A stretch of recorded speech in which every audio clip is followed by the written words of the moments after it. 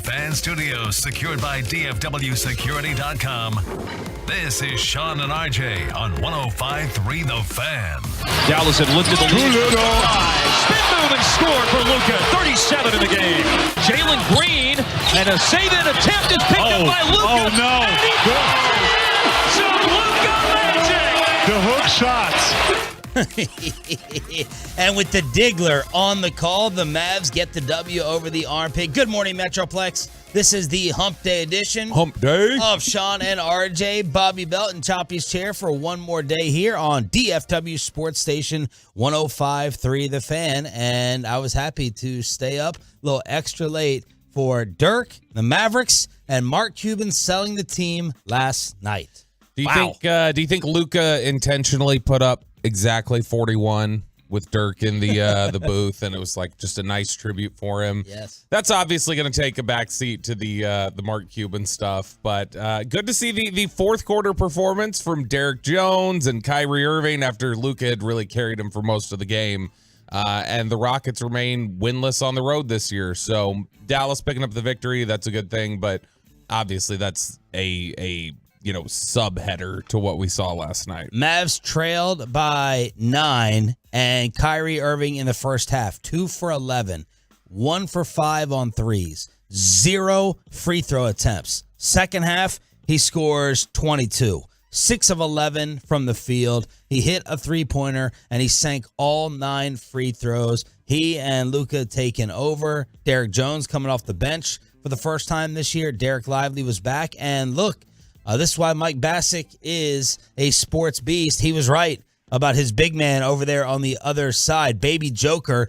Dirk kind of laughed at that comparison early on, like from Brian Damaris upstairs with the Bally pregame. He's like, Baby Joker, I don't know about that. And is it Şengün? Did we get the clarification? Şengün. Yep. Sagan. I know, it looks like Şengün. It's Şengün.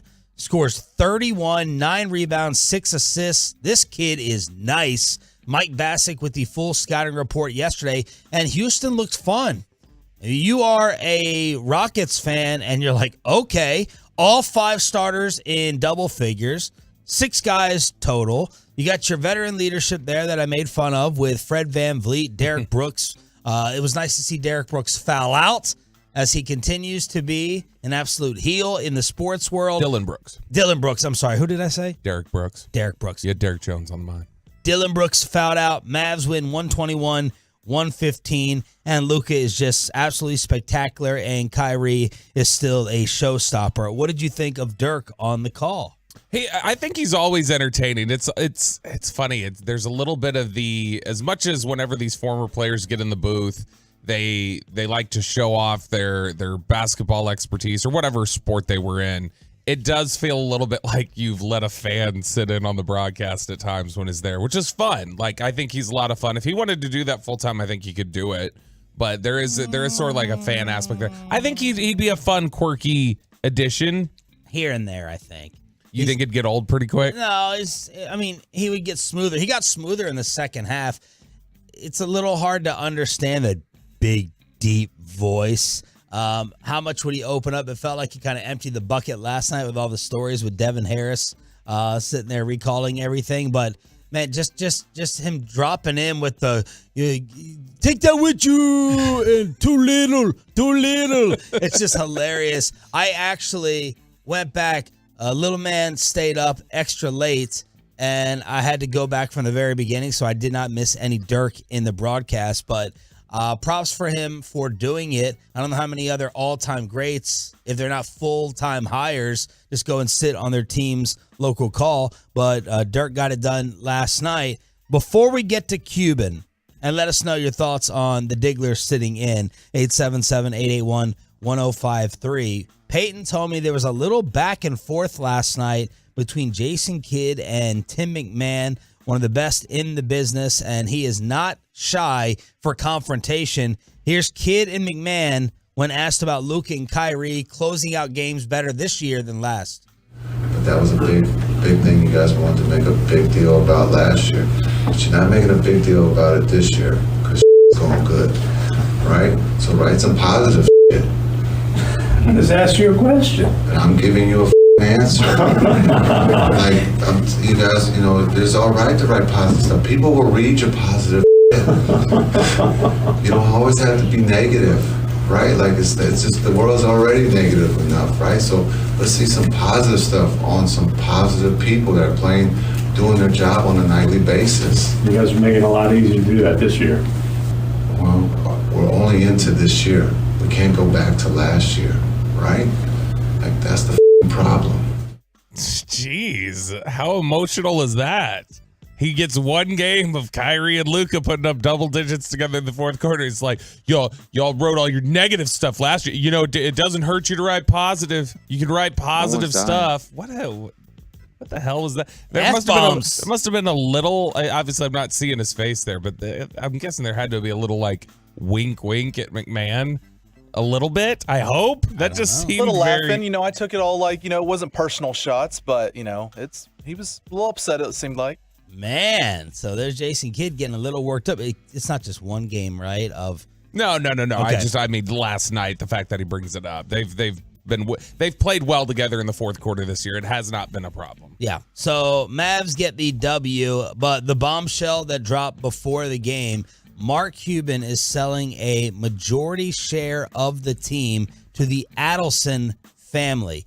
And this is a family. Miriam Adelson is the new face of the Dallas Mavericks, a medical doctor and widow of a casino monster who had passed away. She sold $2 billion worth of her stock in the Vegas casino life in order to get into the sports world. So the deal ends up with Mark Cuban selling for what they're saying $3.5 billion, but he still maintains control of basketball operations, and all the conspiracy theories are out. Your immediate reaction to Mark Cuban giving up a huge chunk of his team.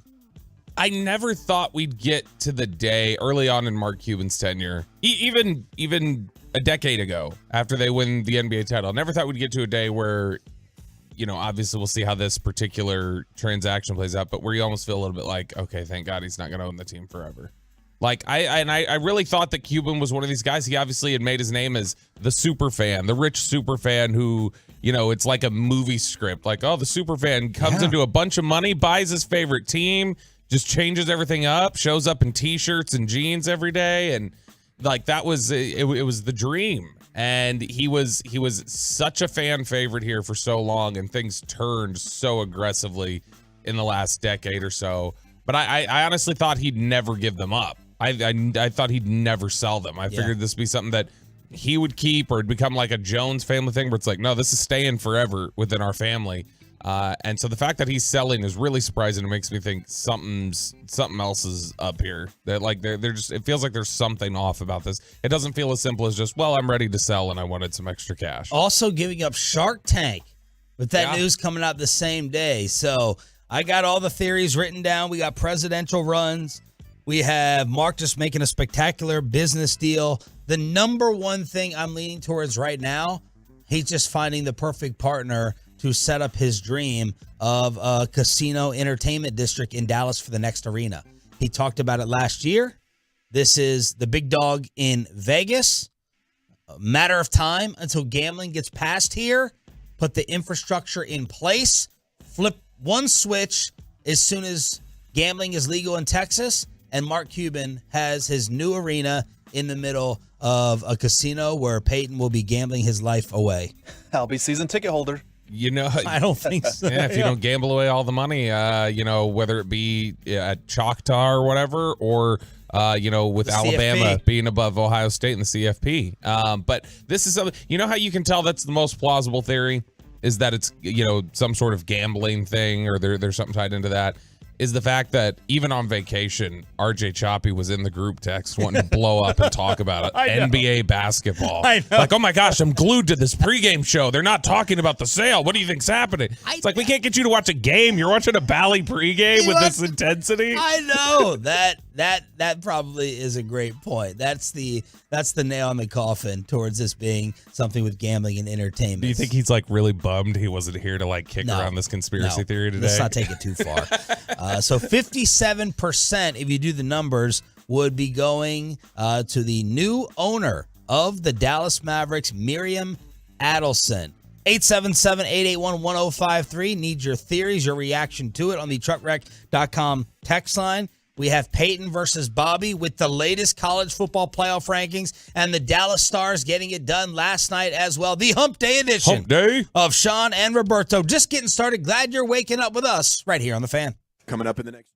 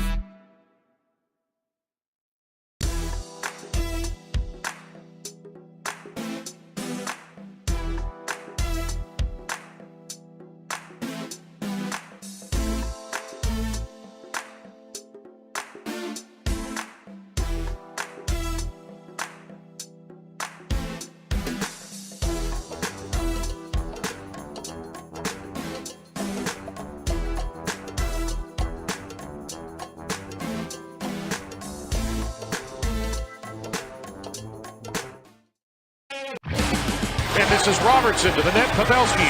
He shoots it, following up, hits out front, and Pavelski scores. That first line opens the scoring. Pavelski's 10th, 1-0. That was the call last night on Jets TV. The Dallas Stars make it 2-4-2 with the 2-0 shutout victory over Winnipeg. So Mavs get their W, and the Dallas Stars scoring in the second and third periods. Winnipeg, a very good team. They came in with 12 wins as well. Pepe, your toes, go Stars.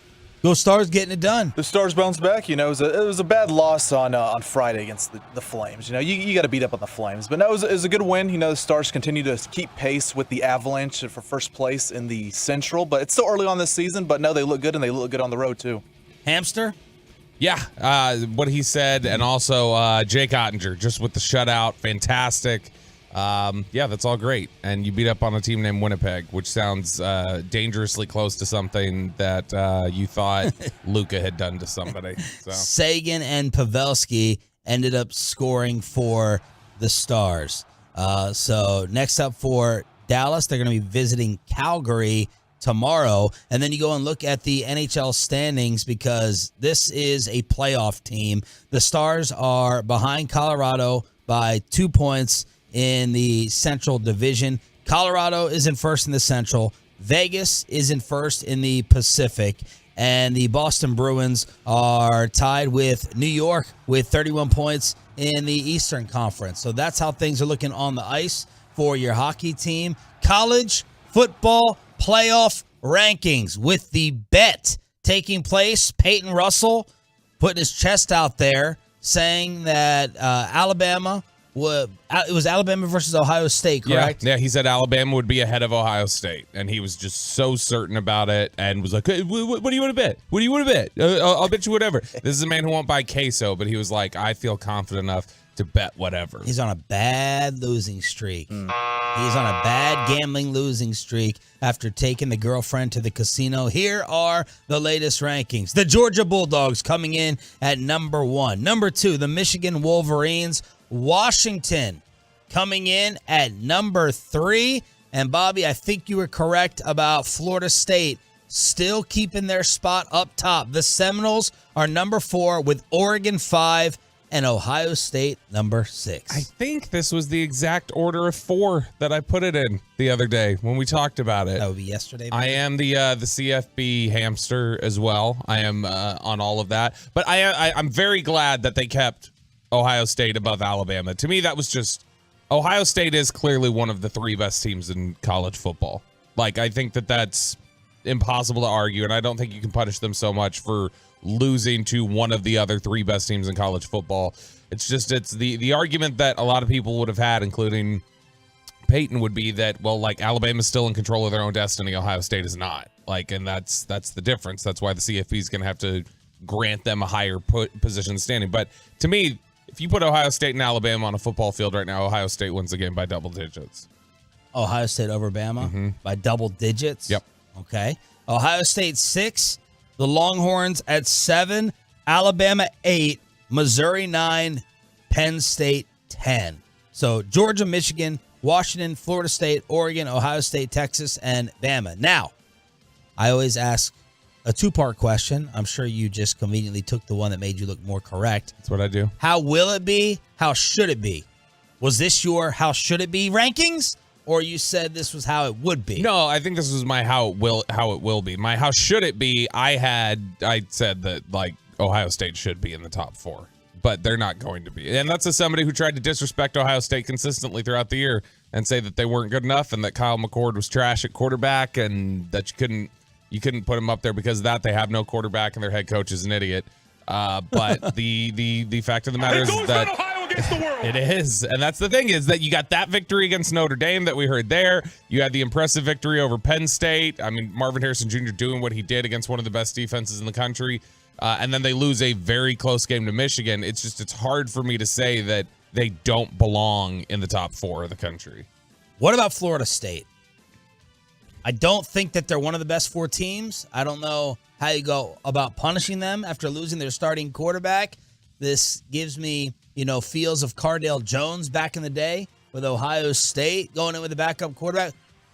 What do you do? What's the right decision? You thought they would be left up there. Yeah, and I mean, this is something that, you remember Chop last year was just, like, appalled that they would hold Tennessee lower. Just because Hendon Hooker got hurt, that doesn't make sense. Like, I mean, well, it kind of makes sense because Hendon Hooker's not playing anymore. It changes the makeup of the team. And, Jordan Travis has been a big-time player for Florida State all year. I think the biggest thing there is just people look at Florida State and say, that's still an incredibly talented football team across the board. Even if it's not just, the quarterback position, even though Jordan Travis is a huge part of what they do, and he is a clearly the engine there for them, and losing him is massive. I think that's just a lot of deference to Florida State's built a really talented program. They're still undefeated. We can't just take that away from them. Would you like to give Bobby his flowers? Yeah, Bobby, you want roses? What do you want here? Dandelions? Verbal flowers. Dandelions. Bobby, Yeah, that would be Peyton picking dandelions out of the ground here. Bobby, congrats. You can make college football kegger intros, and you know how to pick the top 6 in college football. Thank you. Very nice. Yeah. No, and you want to go ahead? Yeah, I just wanted to say it's clear you don't know college football at all because you can't make the open, you can't pick the games, and this is probably why you shouldn't bet on it either. 877-881-1053 is the truckwreck.com text line here on Sean and Bobby. Speaking of Choppy, man, what got into him? He must be missing the show. He was tweeting about Mavericks. He was tweeting about stars, and he said the most stunning stat that he's ever heard on the news. And this applies this morning. North Texas averages more days below freezing per year than days over 100. 29 freezes to 20 over 100 on average. And RJ says, I am shooketh. That's stunning to me. It's freaking freezing this morning. I know that. It is cold because I had to start up the car again this morning and thaw it. And so that took a little bit of time. You don't have your automatic starter? No, I do. I don't know what it is. Whenever you automatically start it, like we have 2 new cars and on both of them. If I got to get this transmission fixed on the Explorer today. But you automatic start it and it won't like kick on no matter what like setting I've left it on, it doesn't kick back on and leave on that. I'm sure it's a setting that I'm just too dumb to figure out and have ready. It's like you trying to program the VCR or whatever growing up, like you talked about yesterday. I don't have a handle on it, but it doesn't leave on the last setting that I put it on. And so when I remote start it, I go out there and it's not been heating up the car the entire time. And then the belt marriage continuing to just completely falter as this morning, Bobby had to be dropped off at work pay. I was wondering, I was like, he's late. This is very weird. This is later than normal. He sent a really weak prep email.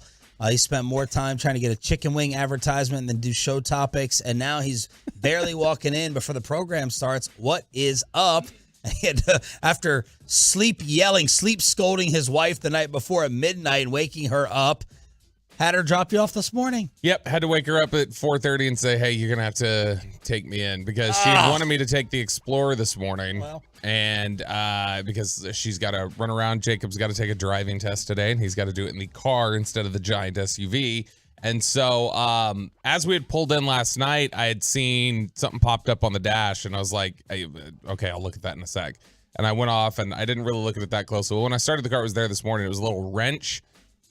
A gold wrench, which is apparently like it's a powertrain transmission malfunction. There you go. And so this is a car that we bought in February. I mean, we're talking about it's been around for 9 months at this point, and it's already got some sort of issue, I guess. So we got to go get it looked at, and so she was a little stressed this morning trying to figure out, all right, we got to take it to the dealership, have them look at it, and figure out if this is just a stupid light malfunction, or if this is, it could be like maybe the transmission fluid's a little low, I don't know, or it could be that everything's just shot. But I would hope it would still be under warranty. You need Choppy to go ahead and fix your vehicle like he did his fiance's brake pads, really with the assistance of the neighbor across the street. But Tolo Mike, it's my answer for everything. Tolo Mike Osmond, who Chiafalo worked for, he's a beast. He's the only one who could get my Jeep fixed in the Metroplex. Hit him up, man. I'm telling you. And anyone else needs the information, you got a car issue, Tolo Mike's your guy. I'm gonna hit up Tolo Mike. I also, one of the things, that's what we were talking about this morning driving in. It's like, well, who do we take it to? We're trying to think of who we could call. And we were both like, yeah, we should probably take it to the dealership first just because we don't want the claim of, well, you took it to somebody other than us. Somebody's already messed with it. That's no longer under warranty. We can no longer cover you. And so I at least want the dealership to like take a look at it. But yeah, could be a transmission problem, which of course those are like, $3,000 or whatever that is. There's no way it can be a transmission like 9 months in. I wouldn't think. It's not like I drive the car that hard, and Kristen drives it around usually. Why is Mark Cuban selling? Why did Shaq Leonard leave Frisco without a deal? And Aaron Rodgers audio praising Dak Prescott that will not allow Bobby to stand up. You will fall in love with this quarterback praise for number 4. And why isn't Shaq Leonard officially a Cowboy visiting Philadelphia today? Inside the Star, Hump Day edition with Sean and Bobby next. Always a welcome sign for this.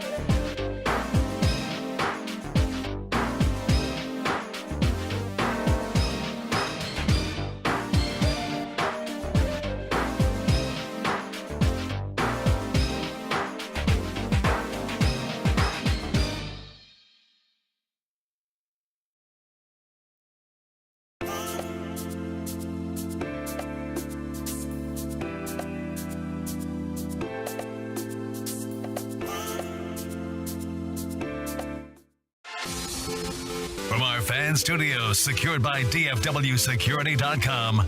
This is Sean and RJ on 105.3 The Fan. From news and notes to the coaches and players for America's team, let us go inside the stars on 105.3 The Fan. Shaq Darius Leonard is not a Dallas Cowboy. Damn it. He's in Philadelphia, according to all the reports. Good morning, Metroplex. Shout out to the 6 a.m. Club. This is your home of America's team. Tomorrow night, you'll find out why. If you don't know already, pregame, play-by-play, and the postgame of Cowboys Seahawks on DFW Sports Station. This is Sean and Bobby with our Cowboys insider Roberto Belts on 105.3 The Fan. Why is Darius Leonard in Philly and not signed in Dallas? So even though we have the don't let him leave the building threshold, and that's supposed to be, if Jerry's got him cornered and is the negotiator that he says and is the salesman that he says, why did he leave the building? And I understand that as an inclination. It's not common that you see a lot of guys leave a building and come back and say, okay, yeah, I'm ready to sign my contract. Typically, if they want to sign, they'll sign here.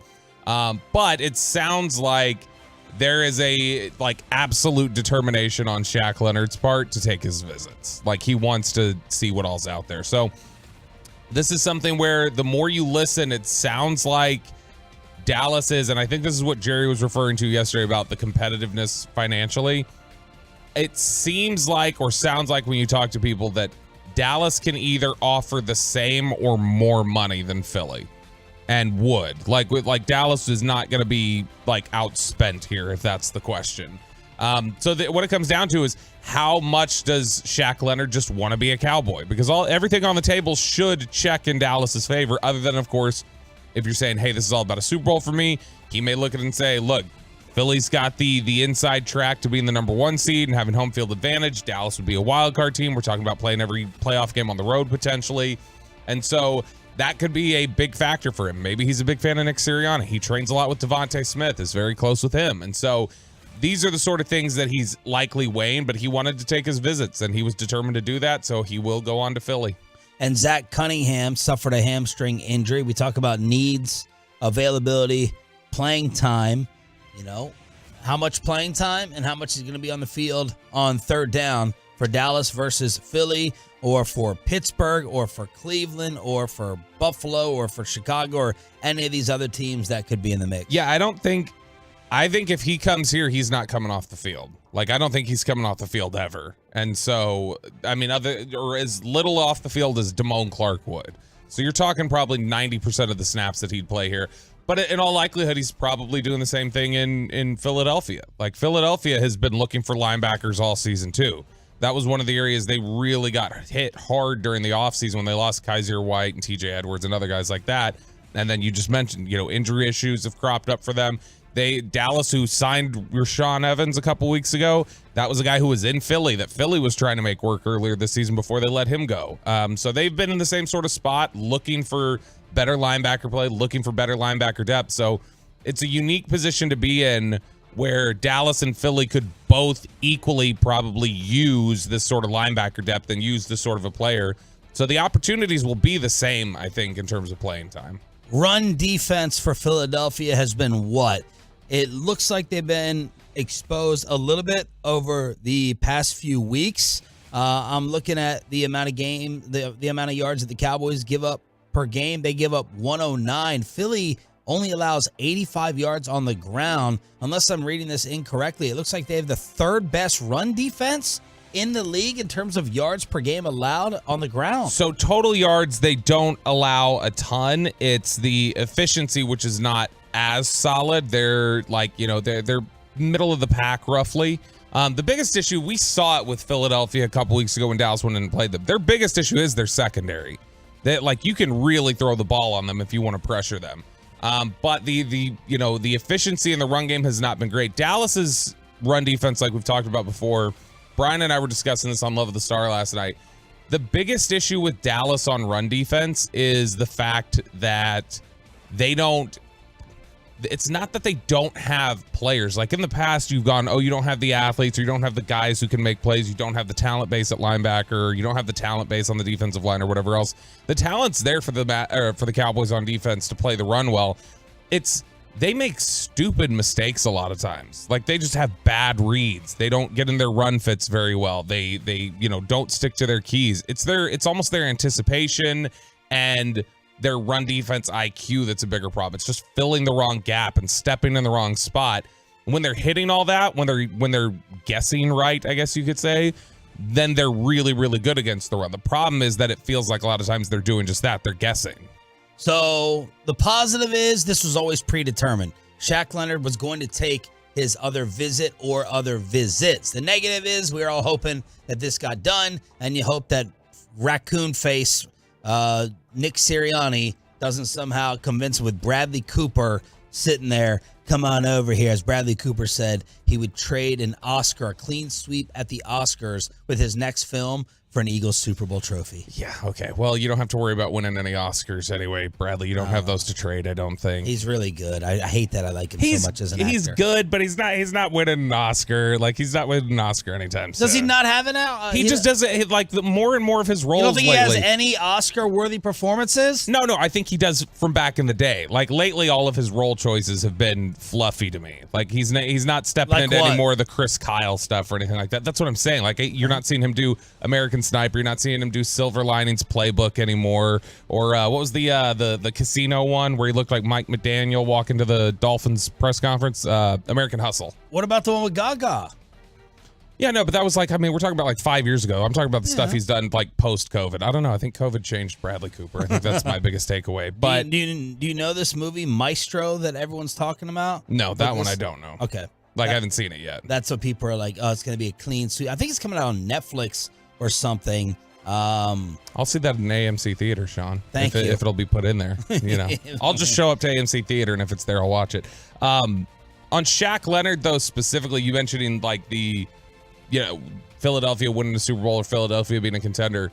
So Devontae Smith, like I had mentioned a little bit earlier, they've got a really close relationship. This was one of the Philadelphia reporters had this yesterday for Eagles.com, that Devontae Smith and Shaq Leonard have actually during the offseason over the last couple of years, it's those two and Yo Murphy, the old Rams receiver who's now an athletic trainer, those three together have 5 a.m. workout sessions like every day during the offseason. So he's really close with Devontae Smith and works out with him pretty consistently. So I think there is a little bit, it does feel like anyway, there's a little bit of a competitive uphill battle that the Cowboys have in that sense, in terms of just the relationship. They do have Stephon Gilmore, who's close with him.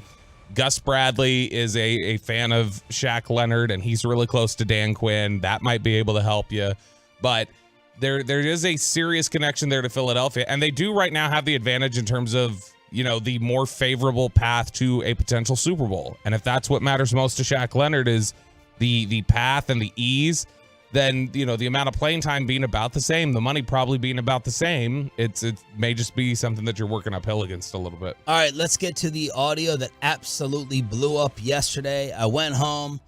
Before I get ready to nap, I'm just going up and down through the channel guide, and I see Aaron Rodgers on McAfee, and I'm like, okay, I don't need my COVID update, whatever. And as soon as I'm about to turn it off, I heard him say CeeDee Lamb. Lamb in the back of the end, or something about Lamb, and I was like, is he talking about the Cowboys? And I went and recorded this audio, put it out there, and this took over amongst the Tolos. Listen to, this is just a different, unique, awesome football breakdown of Aaron Rodgers wanting to stop down the Pat McAfee show to give credit and praise to the Cowboys quarterback. First, I want to talk about Dak because he's become one of my favorite quarterbacks to watch. I just love that he's really playing the position.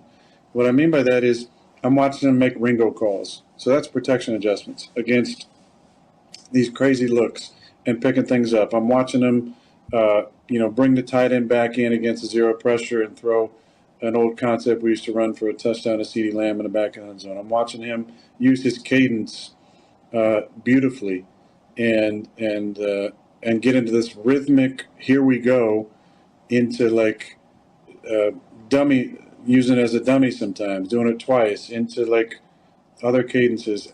I mean, the last 4 or 5 weeks I've gotten to see more of their games, and I just want to say, like, he's playing a position in a really impressive way, And for whatever reason, maybe because he's the Cowboys quarterback and it's one of those premier positions in sports, like I feel like the Green Bay quarterback has been for a long time, and some other, positions in various sports, he might take a little more than he deserves, or maybe it's deserving of the position, I guess. But I love the way he's playing, and I love the way he's playing, like really playing. I'm not talking about just like, making good throws. I'm talking about like it seems more rare that guys are actually really playing a position where you're making adjustments, you're handling everything line of scrimmage. Now you're doing this crazy cadence stuff. Like, I love it, and I just want to shout out Dak for like really impressing me. Wow. Sounds like me up there. It That's does. like if I sat there and was, I mean, it would not be that football brainiac, but in terms of just drooling over the guy and his performance. That was awesome. And Dak needs that. Dak needs somebody like Aaron Rodgers to step up, because I can sit up here and I can tell you what I see all day long, or like what I think of it. It doesn't matter. Even somebody like Broadus, if Broadus steps up and says something like that, moves some people, but it doesn't move the needle in a like national conversation way, obviously. Oh, yeah. Stephen A can step up there and endorse Dak. It doesn't matter. When Aaron Rodgers goes on McAfee and tells you with his big football brain, like, hey, this is exactly what I'm seeing and this is exactly what he's doing, and he's playing the position at a really elite level, that changes conversations. Like, I think there were probably people who had their mind change yesterday just hearing Aaron Rodgers talk about it. Well, there's a lot of people who changed their mind about Aaron Rodgers. The amount of Cowboy fans who hit me up and go, God, I hate this guy, but I got to give it up. Man, can I do anything to help your ACL recover? Man, you just exercise. You exercise the demons of torturing us over all the years. Man, I'm not going to get injected either. I mean, people were just changing their entire lives based upon this clip and this audio talking about protection adjustments, tight end, zero pressures, cadences, dummy calls. And what I think Aaron is really trying to get across is the difference between just being a quarterback and just being a master of he's a maestro right now. Yeah. That's what Aaron's trying to say. It's not just like a cook. This guy's a chef. He's not just an instrument player. He is a maestro up there. And it's kind of like what Tony Romo talked about clicking at the very end of his career. I think RJ always references Steve Young saying, man, or Phil Simms, one of them, man, I'm so ticked off my career ended because it all just had made sense to me. It all had just clicked. Yeah. Now, if you want to argue the other side and not fall for this and play devil's advocate, you could say, wow, he's putting up these numbers against these crappy teams. And Dak was asked about that yesterday, and he said, quote, the teams we've played, the records have not been great, but I can promise you everybody that we play, we do get their best shot. So that was Dak responding to the scrubs that they've played. Bill Barnwell also put this out there. Dak has an 80.7 QBR since week 6. 80.7. Nobody else is over 68. And Barnwell also put up the numbers against these scrubs that other quarterbacks have. And Dak is still blowing the rest of them away. Yeah, when you look at it and say, okay, it's Chargers, Rams, Eagles, Giants, Panthers, Commanders, what's the big deal there? And Barnwell said, he's like, yeah, that's not the stiffest. That's true. He's like, but non-Dak quarterbacks this year facing those teams combined for a QBR of 54.8, and Dak's QBR against those teams is 81.8, which is massive. That is a high number. Yeah. And he's playing really, really well. Things are slowing down. I can't remember if it was in that clip. I've listened to the Aaron Rodgers clip so many times over the last 24 hours. It's just been on repeat. That's how I went to sleep last night with my headphones on. And it's something that, so I don't remember if it was in there, but he even said at the beginning of that clip, I know when he was answering McAfee, he's like, Brady said recently, he was talking about that clip we played where he's like, Brady said recently that, there's a lot of watered down play at the position. He's like, I can tell you this, he wasn't talking about Dak. That's one guy I know he's not talking about because Tom would see that and Tom would recognize that. But this is, I don't think it's hard to tell. Like anybody, even if you can't put into words what Aaron Rodgers said, I think everybody watching Dak over the last 6 weeks can say he's playing the position at a different level than we've seen. Like he's playing at a really high level right now. Even if you can't put into specific words what it is that you're seeing, you can absolutely tell he's playing at a different level. Why is Mark Cuban selling the Dallas Mavericks? Next on Sean and RJ 105.3 The Fan. But first, we will be out at Market Street in Frisco later.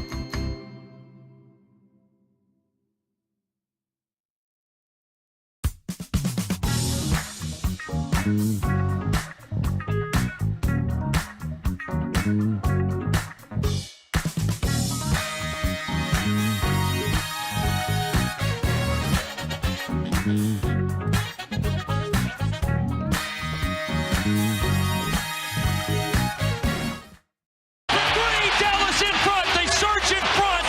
Three-ball Derek Jones Jr.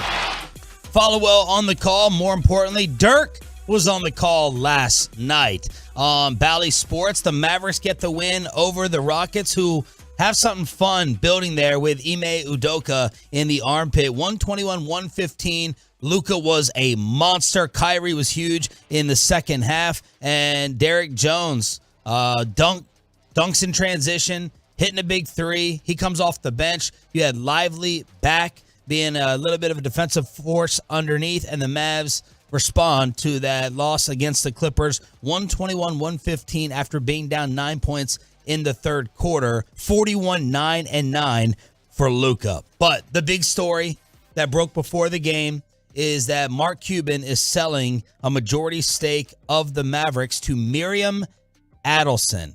Now, these are big dogs coming on over from Las Vegas, and they had previous conversations about working together. Mark Cuban had stated a year ago that he wants the Mavs' new arena to be in the middle of a resort casino.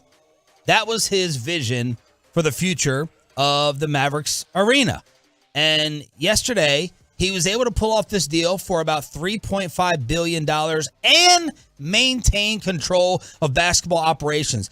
That took some of the wind out of the sails of Mavs fans who were like, yes, Cuban's finally gone. When did you ever think that you'd be celebrating Mark Cuban being gone when he first took over this team? He was basically one of us, sitting courtside in a jersey and being the absolute model for new school in terms of locker rooms, technology, and everything that he was doing with the endorsements, the advertisements. And it was like, oh, that's the cool kids club. That's the new place to be. And now you're like, oh, how do we get Mark Cuban out of here? He's a bigger control freak than Jerry Jones in terms of having his fingerprints on the actual operations of his sports team.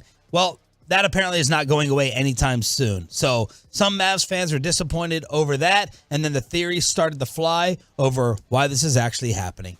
Yeah, and that theory I think is a pretty good one right now about the idea that this is somehow related to some sort of gambling setup or some sort of casino setup for the Mavericks arena. The concerning conspiracy theory that was thrown out there, though, because a lot of people think it's just, okay, well, it could be that he's found his casino partner. He's trying to work things so that they can get in the new arena, set things up, and they'll be good.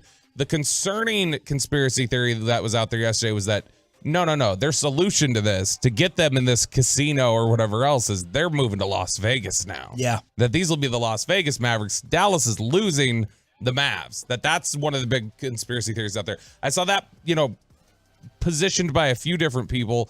Nobody really massive, but then you did get Mark Spears, who just tweeted Las Vegas Mavericks with a question mark. And then it's like, well, it's a little bit more concerning. It seems a little less fringe when somebody like that says something. Because not Mark Stein, who originally broke this story, Shams. It was Mark Stein, who I don't even particularly like, but it was him who did it. So give him his credit, Shams, instead of stealing it and blushing over Kay Adams. But it was Mark Spears who tweeted Vegas, not Stein. Yep, Mark Spears had tweeted Las Vegas Mavericks, and that's something that was kind of being kicked around yesterday by people because they looked at it and said, well, look, the Adelson family, they're based out of Las Vegas. Vegas has been trying to acquire a number of different sports teams. The NBA has seemed more open to the idea of putting a team in Las Vegas. So why not that one? Mavericks have wanted a new arena. If Cuban finds the right partner for it, he can get his dream, his megaplex. I would have there's such a connection with Cuban, and he always talks so glowingly of the city of Dallas. I just have a little bit of a difficult time thinking he'd want to be the most hated man in this city to NBA fans. And it would be, I mean, we've never experienced anything quite like that in modern sports media era here in Dallas is the purge. But I mean, like, look how upset people still get. It doesn't matter. You've put the Texans in Houston. Look how upset people still get when you talk about the Oilers down there. People are still bitter about that. Or the Browns moving to Baltimore and becoming the Ravens. Or, I mean, gosh, the Colts moving to Indianapolis is still a big deal to people. And so that would be that'd be a pretty tough pill, I think, for a lot of people to swallow. And if they were to ever go from here, I can't imagine it'd be very long before the NBA said, well, we got to put another team back in there. So who is Miriam Adelson? She is the largest shareholder of the Las Vegas Sands. Sold about $2 billion worth of stock earlier Tuesday with the goal of buying into a sports team, according to CNBC.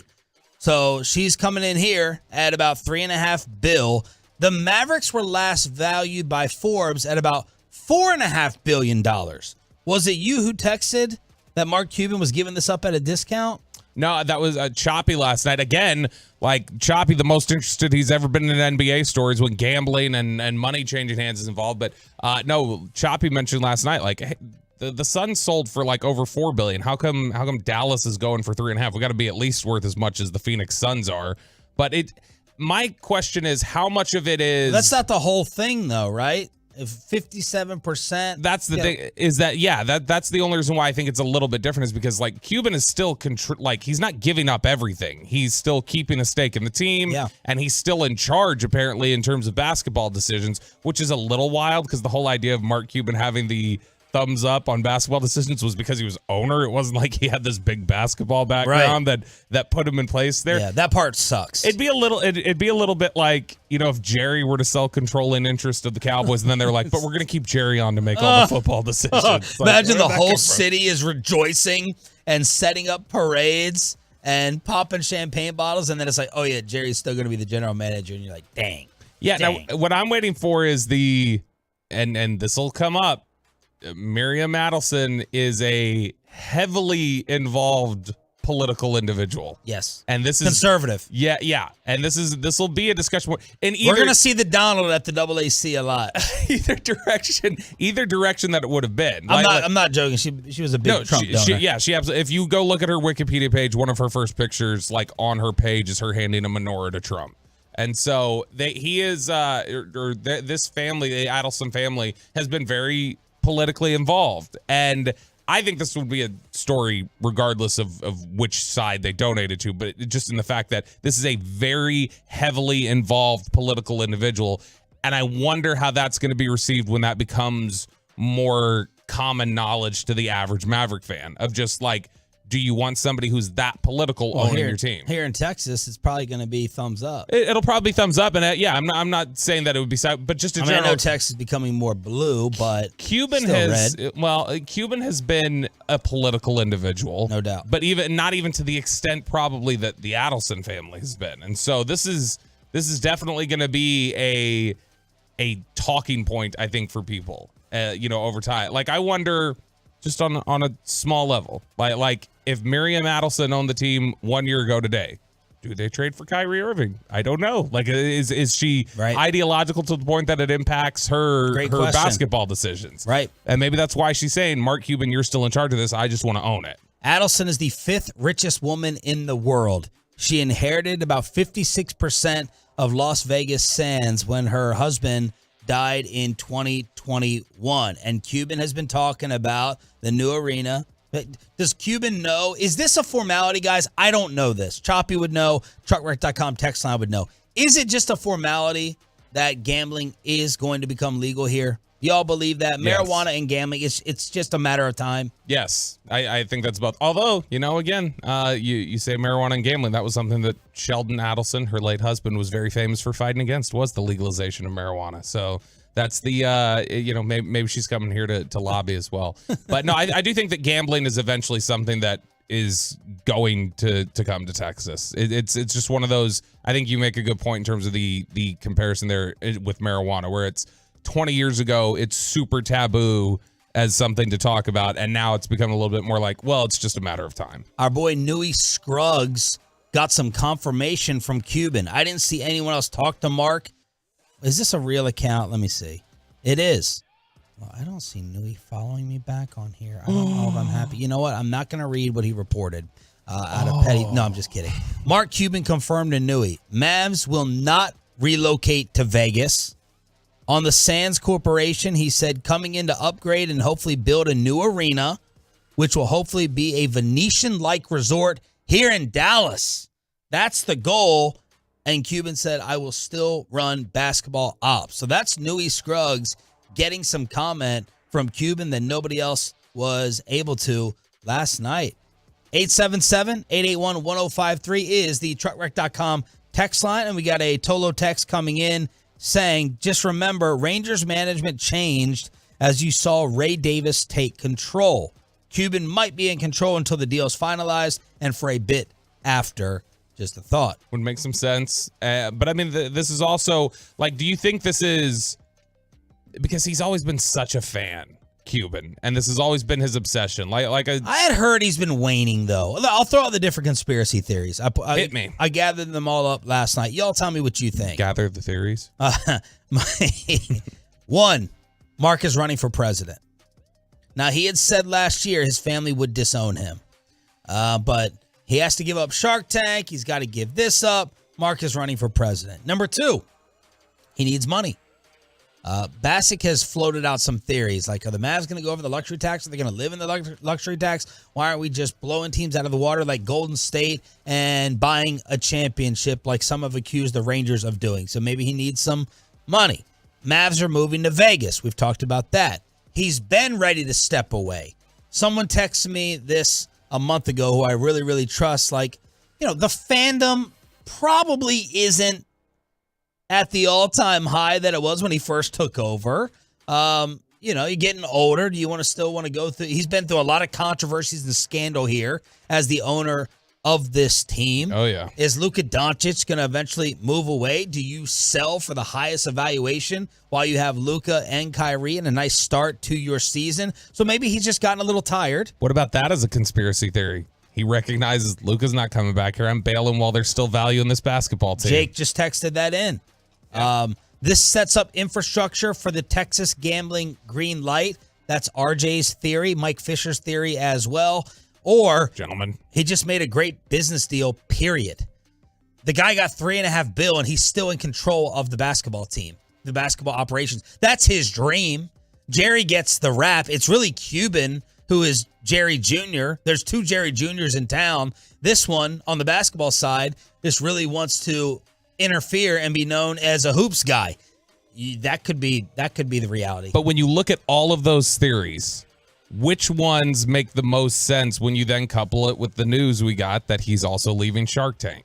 Like, the fact that he's also leaving Shark Tank feels like... he's been on there for 16 years. I know, but like, you're also leaving Shark Tank. That has become such a big thing for him. It feels like, okay, what are you getting all these affairs in order for? This doesn't feel like just a Mavericks decision. This feels like a Cuban decision on a mass scale. And so when I start looking to check those boxes, I go, okay, does the Shark Tank thing work in with it's setting up gambling in Texas? Maybe he needs more time to lobby, or he feels like that needs more of his attention. Does it set up the theory of, Luka's leaving? Probably not. That probably wouldn't fit with Shark Tank news, but that's how I would try to look at it, I guess, to say which one of these also fits with the idea of there's something going on that you're having him leave Shark Tank and he's selling, majority stake in the Mavs. Everyone is trying to put out their Shark Tank statistics. I just gathered one I just grabbed one that sounded the most reasonable.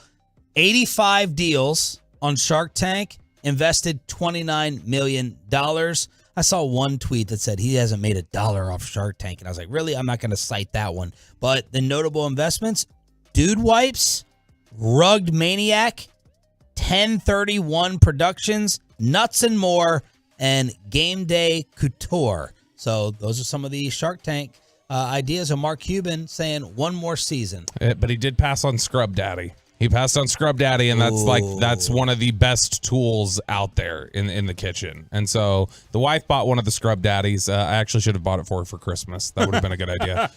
But the wife had the Scrub Daddy, and she's a big time proponent of those. I know those are very popular. All right, you want to get even crazier with the stories? The NHL story of the number one pick having this veteran cut because he slept with his mother. Did this actually happen in the National Hockey League? We got some Zach Wilson type allegations in the NHL. We'll also tell you about the Stars win last night next on Sean and Bobby.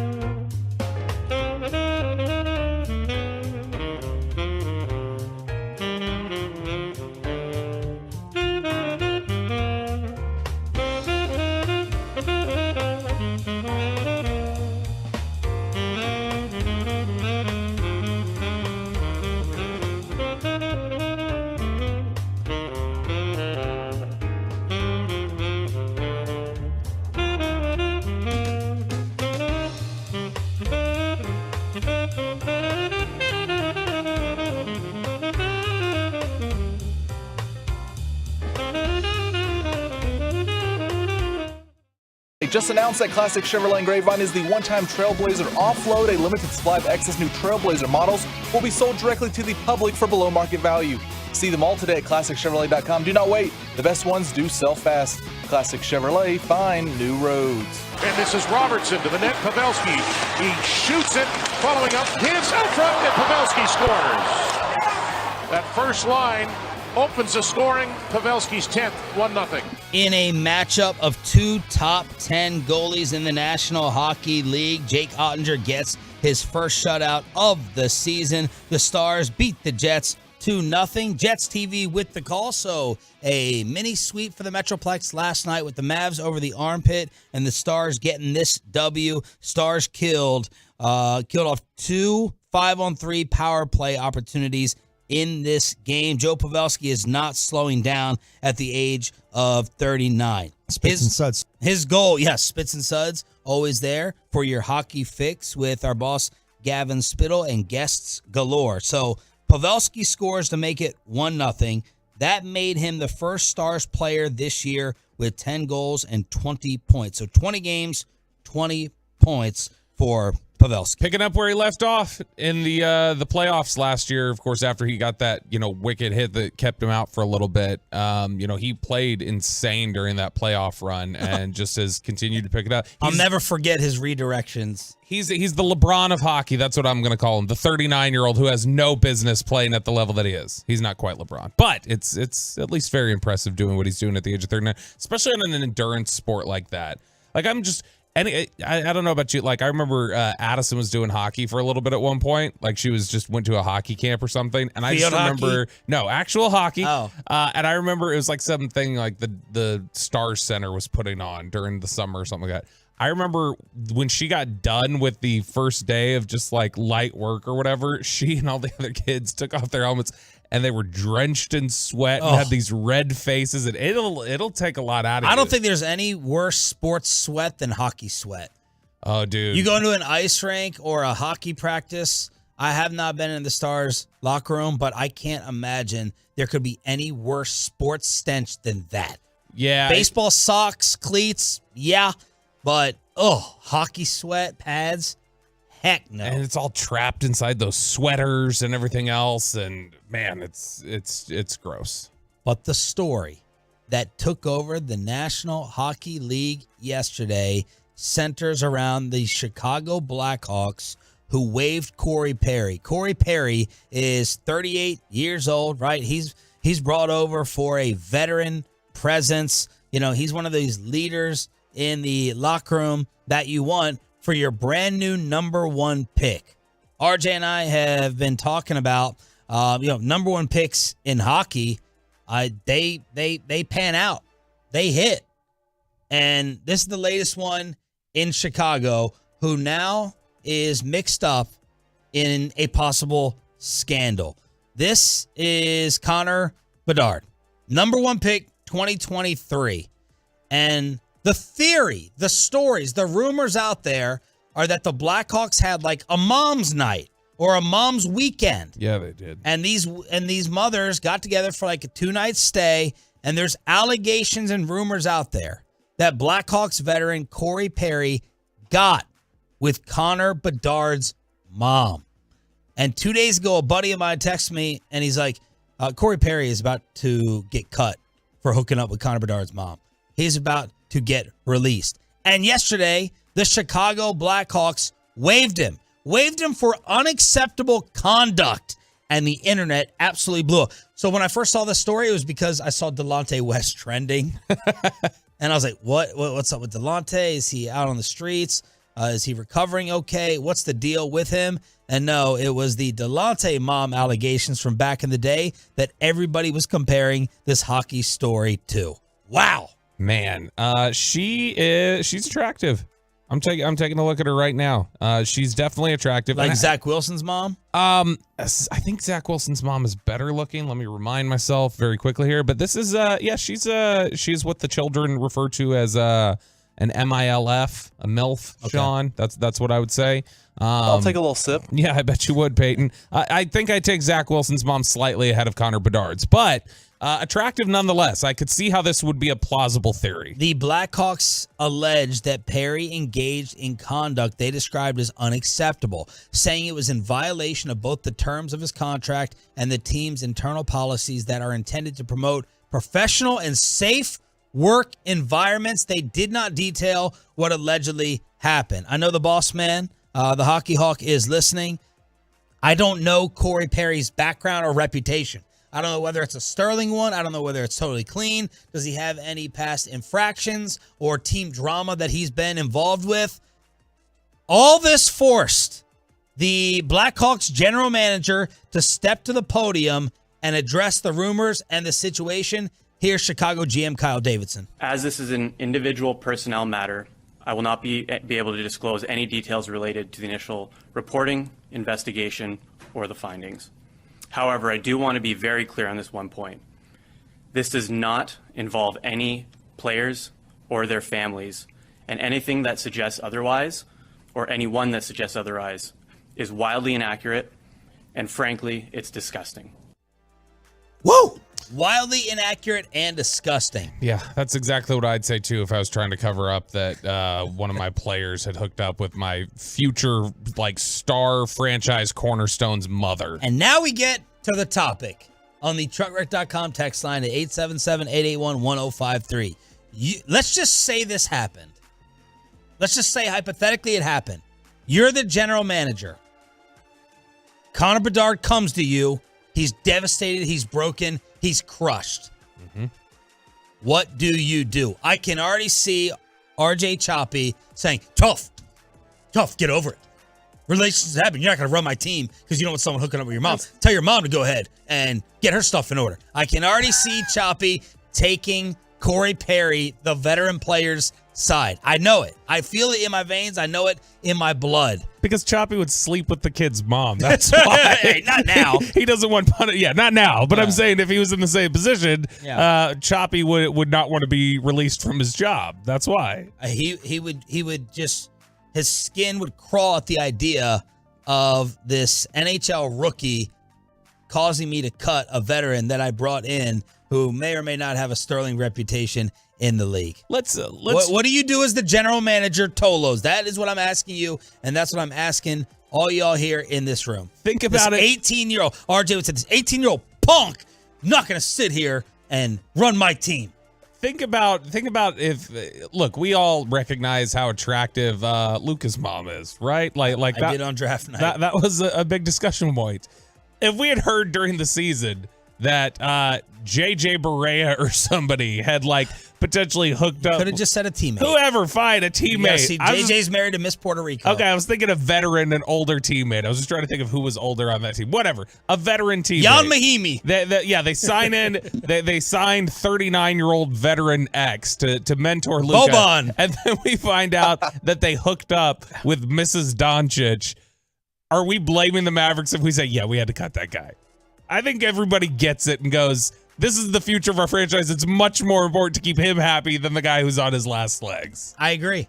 I think this is that's totally why it would justified. It would be a humongous fight if Choppy was in here because this is reality. This is the way it works. You take your most important person and you elevate them and they get more say.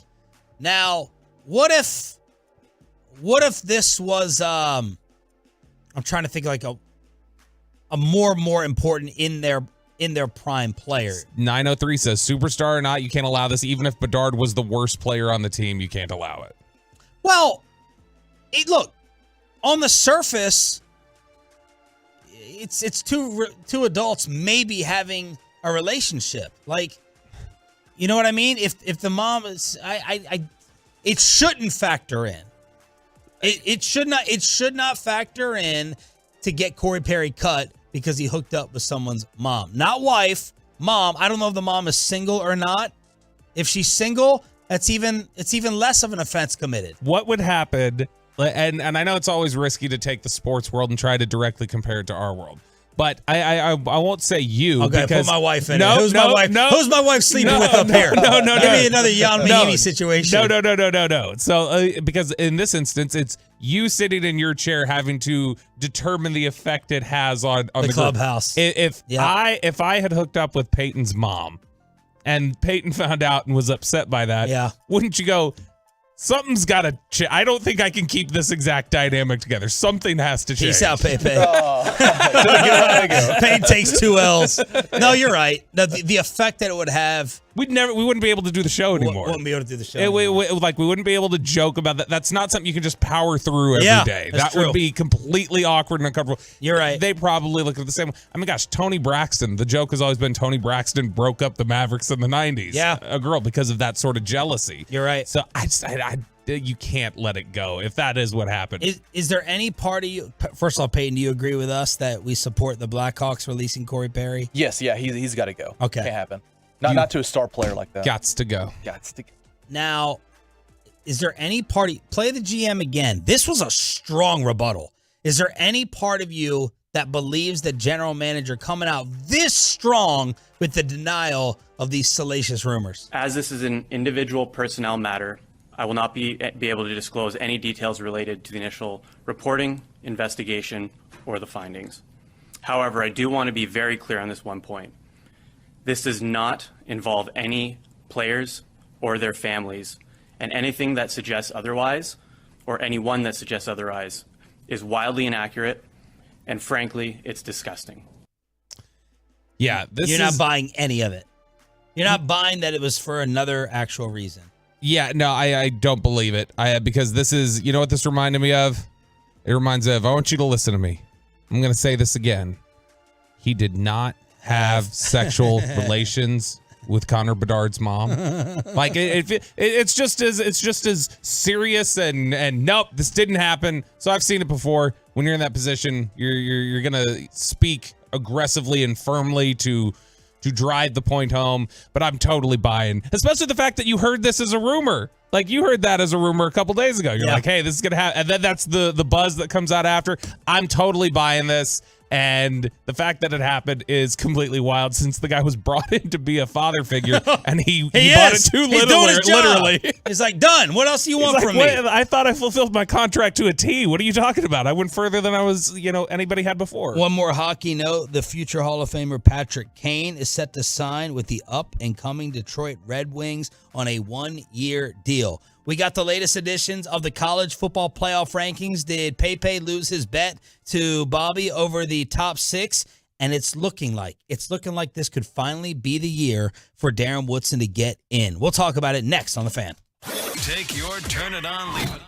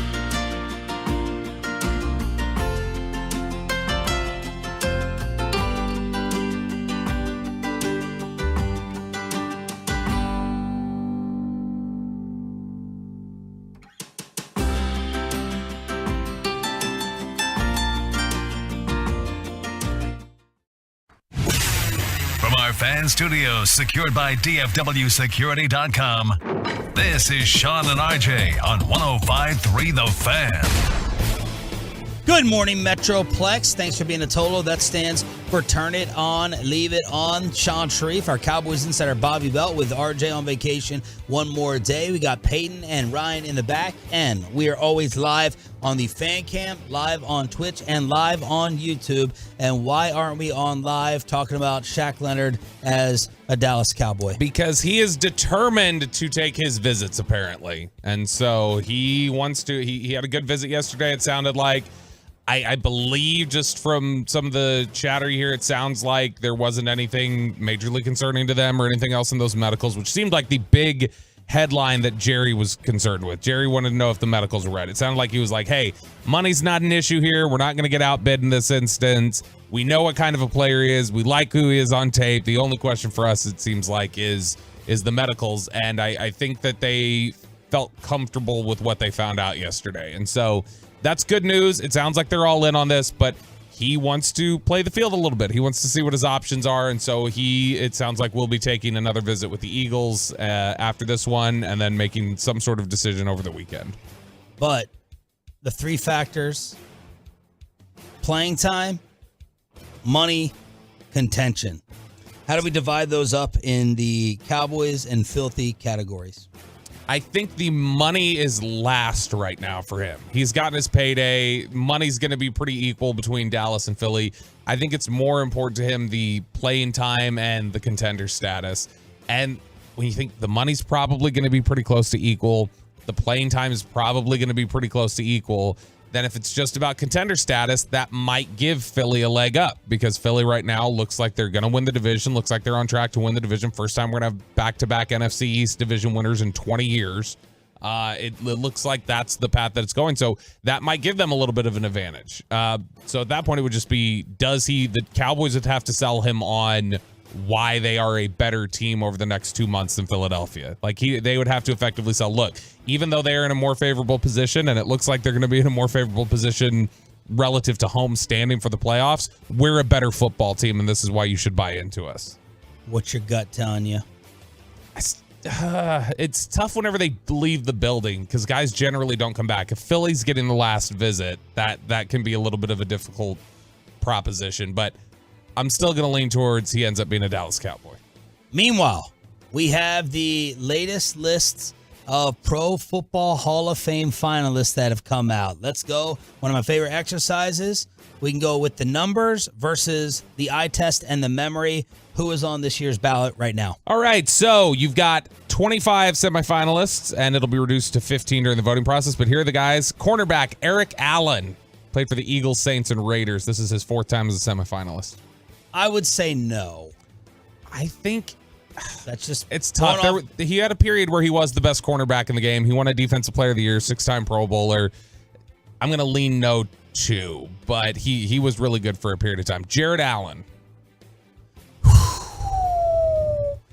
I'll lean no, even though I'd like to line his numbers up against DeMarcus Ware. I think he's pretty close to where I would say Allen. I would put Allen in. Jared Allen was really dominant for an extended period of time. Willie Anderson, old tackle from the Bengals. He played on some bad football teams. He was really dominant. And did he have all-pro? How many all-pros? Let's look that up. I think he had 3 or 4 of those. But all he was pros? I'm not talking about Pro Bowl. Yeah, no, all pros. He was a very good tackle. Yeah, he was a very good tackle. 3-time All-Pro. Sure. Why not? I don't care. All right, next one. Tiki Barber, first-time semifinalist. No, absolutely not. No. Anquan Bolden. Fantastic receiver. Would have loved to have him on my team. Not a Hall of Famer. Jari Evans. Do you agree? Yeah, I agree with you. I agree on all these so far, except Jared Allen. Jari Evans, the old Packers and Saints guard. No. Nope. Agree with you there. Next name. Jari Evans is on the Hall of Fame ballot? He is. London Fletcher, linebacker. No. Dwight Freeney. I think Allen should be in ahead of Dwight Freeney. Okay, I was just about to ask you, Allen versus Freeney. I would say Jared Allen over Dwight Freeney. So if are it's his numbers that much better? I would. Now Freeney was all decades team. So in what was it, 16 seasons, Dwight Freeney had 125 sacks. So 125 sacks in 16 seasons, and Jared Allen, 5-time Pro Bowler, 4-time All-Pro, in 12 seasons had 136. Oh my. Okay. Lean yes on Allen, no for Freeney. Antonio Gates. Gates is one that's interesting because when we've gone back and looked at the numbers, they were not as impressive as we remembered them being. And he's got a substance tag on him. Have we had a football player go in who has actually factually been tagged with a substance thing? I don't think we have. I don't remember. Because Gates got in trouble. Maybe some 70s guys that we just don't remember that they were tagged with it, but I can't remember. Yeah, he had 2,000-yard seasons, Antonio Gates, over his career. I can't believe it. 2 of them. I could not believe it. I'll lean no. 2,000-yard seasons, 2 seasons with 80 receptions, which is wild. I cannot remember that. Does Jimmy Graham blow away? I'm sorry for putting you on the spot with all these questions, but does Jimmy Graham's numbers blow away Antonio Gates? So if you want to just talk about, like, obviously Jimmy Graham had the injury issues, but he had 2,000-yard seasons as well, but both of his seasons were 1,200 and 1,300. Gates barely went over 1,000, and Jimmy Graham had 4 seasons of 80 receptions or more. My heart is telling me Antonio Gates, Hall of Famer, one of the best 5 tight ends that I've ever seen. But my mind, brain, the numbers say no. I'll say no. Yeah, I have to say no. Eddie George. No, he was a compiler to me, and not in man. like He got the Curtis emasculated. Martin. I'll never forget the emasculation by the Baltimore Ravens. Poor Eddie. James Harrison. No. Nope. Nowhere close. Rodney Harrison. No. I might put Rodney Harrison in. Really? Yeah, Rodney Harrison was. Because he's on TV with Garrett? No, Rodney Harrison was, I mean, won several Super Bowls. I thought he was more than that. He was just a 2-time Pro Bowler. Yeah. We know Rodney because he's he's dirty. He was on the Patriots. Devin Hester. Oh. No, I say no. Just because of the return aspect? Yeah, I wouldn't put Eric Metcalf in. I wouldn't put Dante Hall in. Like, I'm not putting Devin Hester in. Okay. I agree with you. I initially agree with you when people were talking about Devin Hester. So you're not putting in a kicker? Or is a kicker have more of an argument or a punter than a returner? So let's just keep it a kicker. Kicker versus returner. A Devin Hester versus a Vinatieri. See, maybe, yeah, I would put in a kicker before I'd put in a kick returner. I would too. Next name. I'll say no to Hester. The one that is. Oh, since you are Mr. Football History, according to Babe Laufenberg, do you have any major disagreements or agreements with these guys so far? Or you don't have Babe in your ear telling you who they actually played for? Yeah, Babe's not awake yet. No, I mean, I've always leaned Devin Hester to be a Hall of Famer. He's the best at his position. I mean, he's an electrifying player, and so I would lean yes, but I get the argument of no. It's not like, a major yes. That's why we don't throw it to Peyton for his football takes. Good. But Eddie George in, yes, I would put Eddie George in. Ooh! Okay, see, Never mind. The most deserving person on this list, not Darren Woodson, most deserving to me, 10-time semifinalist. It's ridiculous he's not in yet. Torrey Holt. Torrey Holt needs to be in. You've been a major. I would say no. Man. Yeah, man, I never thought of him as like true dominant one. Maybe I'm dinging him because he played with Isaac Bruce and Marshall Faulk, but he's like tied for the NFL, or he's second, I think, behind Jerry Rice for most consecutive seasons of 1,100 yards receiving. Dude, his numbers I'm looking at. They're absurd. 1,600, 1,300, 1,300, 1,700, 13, 13, and almost 12 and 12. Woo! He was great. Oh, my. He was really good. Andre Johnson. I would say yes. Andre Johnson versus Torrey Holt. And Andre Johnson played with bums. He did. Absolute bums. I wonder how do their numbers stack up. I would put in Andre Johnson, but not before Torrey Holt. So Torrey Holt had more 1,000-yard receiving seasons than Johnson, even though he played one fewer seasons. 14,000 career receiving yards for Andre Johnson, 13,382 for Torrey Holt. Yeah, and you have to heavily weigh on scale Andre Johnson's quarterbacks. Yeah, absolutely. I'll probably I would put say both yes of them to in. both. I would put both of them Okay. in. Robert Mathis. No. Nope. If I'm not putting Freeney in, Mathis can't get in. Julius Peppers. How are Peppers' numbers? If you can get me in Peppers, Jared Allen range, Peppers was a beast. Peppers 160 career sacks. And Allen was 136? 135 or 136. 11 career interceptions, too. How many years? He played 17 years. Oh, he played 17 years, so he played 5 more years than Jared Allen? Yep. 160 career sacks, 11 career interceptions, scored 6 touchdowns in his career. I'll lean yes. I think he's a Hall of Famer. 9-time Pro Bowler, 3-time All-Pro. He was the All-Decades team in the 2000s and the 2010s. That's really hard to argue against. Yeah. So Julius Peppers in. Steve Smith. No. My first inclination is no. Fred Taylor. No. Nope. Thanks for coming on the show in Oxnard, Fred, but no. Hines Ward. No. Ricky Waters. No. For Loved who, him. for what? Loved his style, but no. Reggie Wayne. No. Is Reggie Wayne similar to Torrey Holt Yes. for you? He is exactly the same, basically. Vince Wilfork. Ugh. I don't know. How many All-Pros? I mean, I love him because he does barbecue commercials. And he wears those and overalls. He wears those Oshkosh Bagashis, and he almost murdered a talk show host in Houston. I think it was, who's that Payne? linebacker? Seth Payne? No, not Seth Payne. Seth Payne would have never. Ted Johnson, maybe it was. Oh. Anyway. 5-time Pro Bowler, 1-time All-Pro.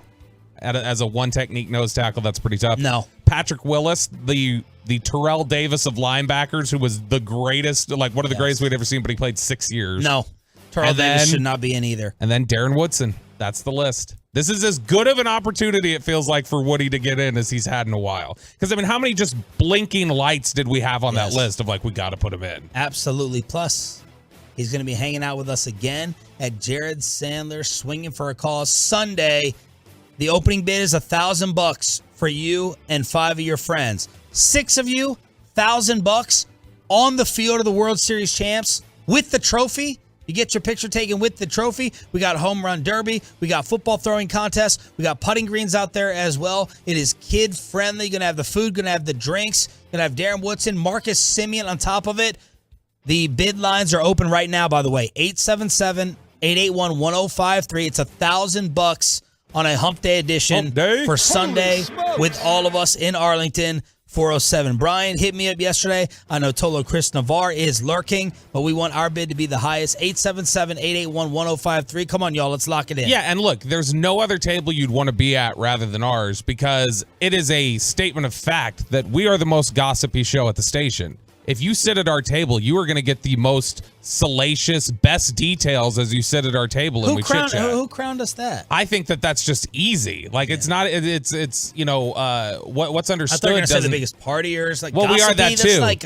It is kind of true. It is 100%. If you want the best stories about DFW media or like, hey, you want to hear this crazy thing that happened with the Cowboys behind the scenes? Like, you're going to want to sit at our table. We're all in relationships, we all know women. That just seems like a really forced attempt to let us know that you're dating somebody. Woody hangs with us. You're going to have a future Hall of Famer right there at your table if you win the Sean, RJ, and Bobby bid. Hit us up on the phone line right now. Is that it for the list? Yeah, that's it. And so Darren Woodson, I think, should get in this time. College football playoff rankings from last night. Bobby wins the bet over Pepe. In order: Georgia, Michigan, Washington, Florida State, Oregon, and Ohio State. And obviously, someone's going to get knocked out with that. Man, that Pac-12 championship game is going to be fun. I don't understand why Oregon is just this slam dunk, the best of the best when it comes to the one-loss teams. Like, I mean, Texas does have the best victory on the schedule. Like, Oregon doesn't have a victory on their schedule that's as good as Texas beating Alabama. And so I don't understand it, but I mean, they're going to give Oregon that until Washington beats them here because that's what's going to happen this weekend. Washington beats Oregon too. Washington beats Oregon. Mm-hmm. Any other hot takes for the conference title games?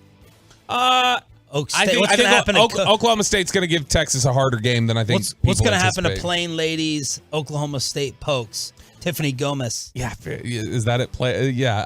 I think that Oklahoma State is going to give Texas a harder game than people anticipate. Really? I think Texas wins, but I do think this will be one of these games that, like, we're in the fourth quarter and people are like, okay, this game's in question. What's going to happen here? But ultimately, I think Texas wins. And screw you, Cody. That's our sales correspondent who has not sold me jack squat for my new house, and he wants some meat church rub. I'll trade you a couch for some salt and pepper. Probably because you don't refer to him as marketing consultant. That's right. I got a little surprise because we got to figure out what Mark Cuban is really up to. Our boy making his return to the morning show. Look at Bobby looking at me. I don't know what this is going to be. The one and only Mike Fisher joins us to talk Mark Cuban selling the Mavs next. But first...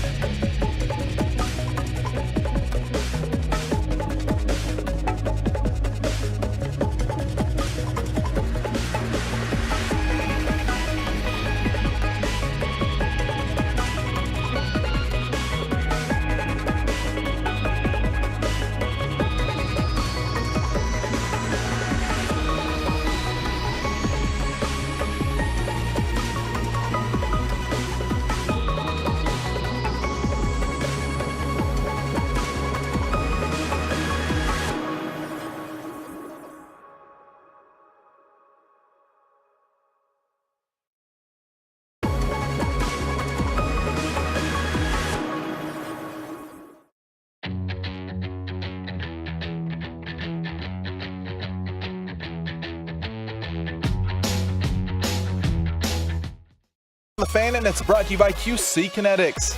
Dallas had lifted the lead. Spin move and score for Luka. 37 in the game. Jalen Green, and a save-in attempt is picked up by Luka. Oh, no. And he some Luka magic. The hook shots. Too little. And how about the Kareem? Lucas says I'm 2 for 2 with those hook shots. Dirk, a surprise analyst for the entire game last night on Bally as the Mavs take down the armpit 121-115. And Dirk was like, this guy's an unfair. Him and Brad Davis. Dirk threw Luka and Brad Davis as his all-time horse players that have the bag of tricks to throw out there. But obviously, the bombshell that dropped before the game that had all of us researching, calling, texting with each other is Mark Cuban selling a majority stake of his beloved franchise. Is he setting up a Las Vegas scene here in the Metroplex? I wanted to hit up our guy, Mavs Insider, the one and only Mike Fisher here on Sean and Bobby 105.3 The Fan. Good morning, Fish. How are you, buddy? Good morning, man. Outstanding. Thank you. Michael, what is going on here? Why is Mark Cuban doing this? Yeah, the initial knee-jerk, understandably, is Mark Cuban selling the Mavericks, so he's getting out of basketball. And the fact is, he's getting into basketball. It's just that he's also getting into something else, which is the casino and resort business. And he's going into business with the Adelson family, Miriam Adelson, who is part of a family. She's the widow now of Sheldon Adelson, who built this gigantic empire, the centerpiece of which is Las Vegas Sands. And the vision here is that the Mavericks will be, and the Mavericks' new arena in about 7-8 years, will be the hub of the wheel of Las Vegas, Texas. Cuban's not taking the Mavericks to Las Vegas, and he's not dumping the Mavericks. He's bringing Las Vegas to Dallas. And so this is really not just a basketball deal. This is a real estate deal on steroids.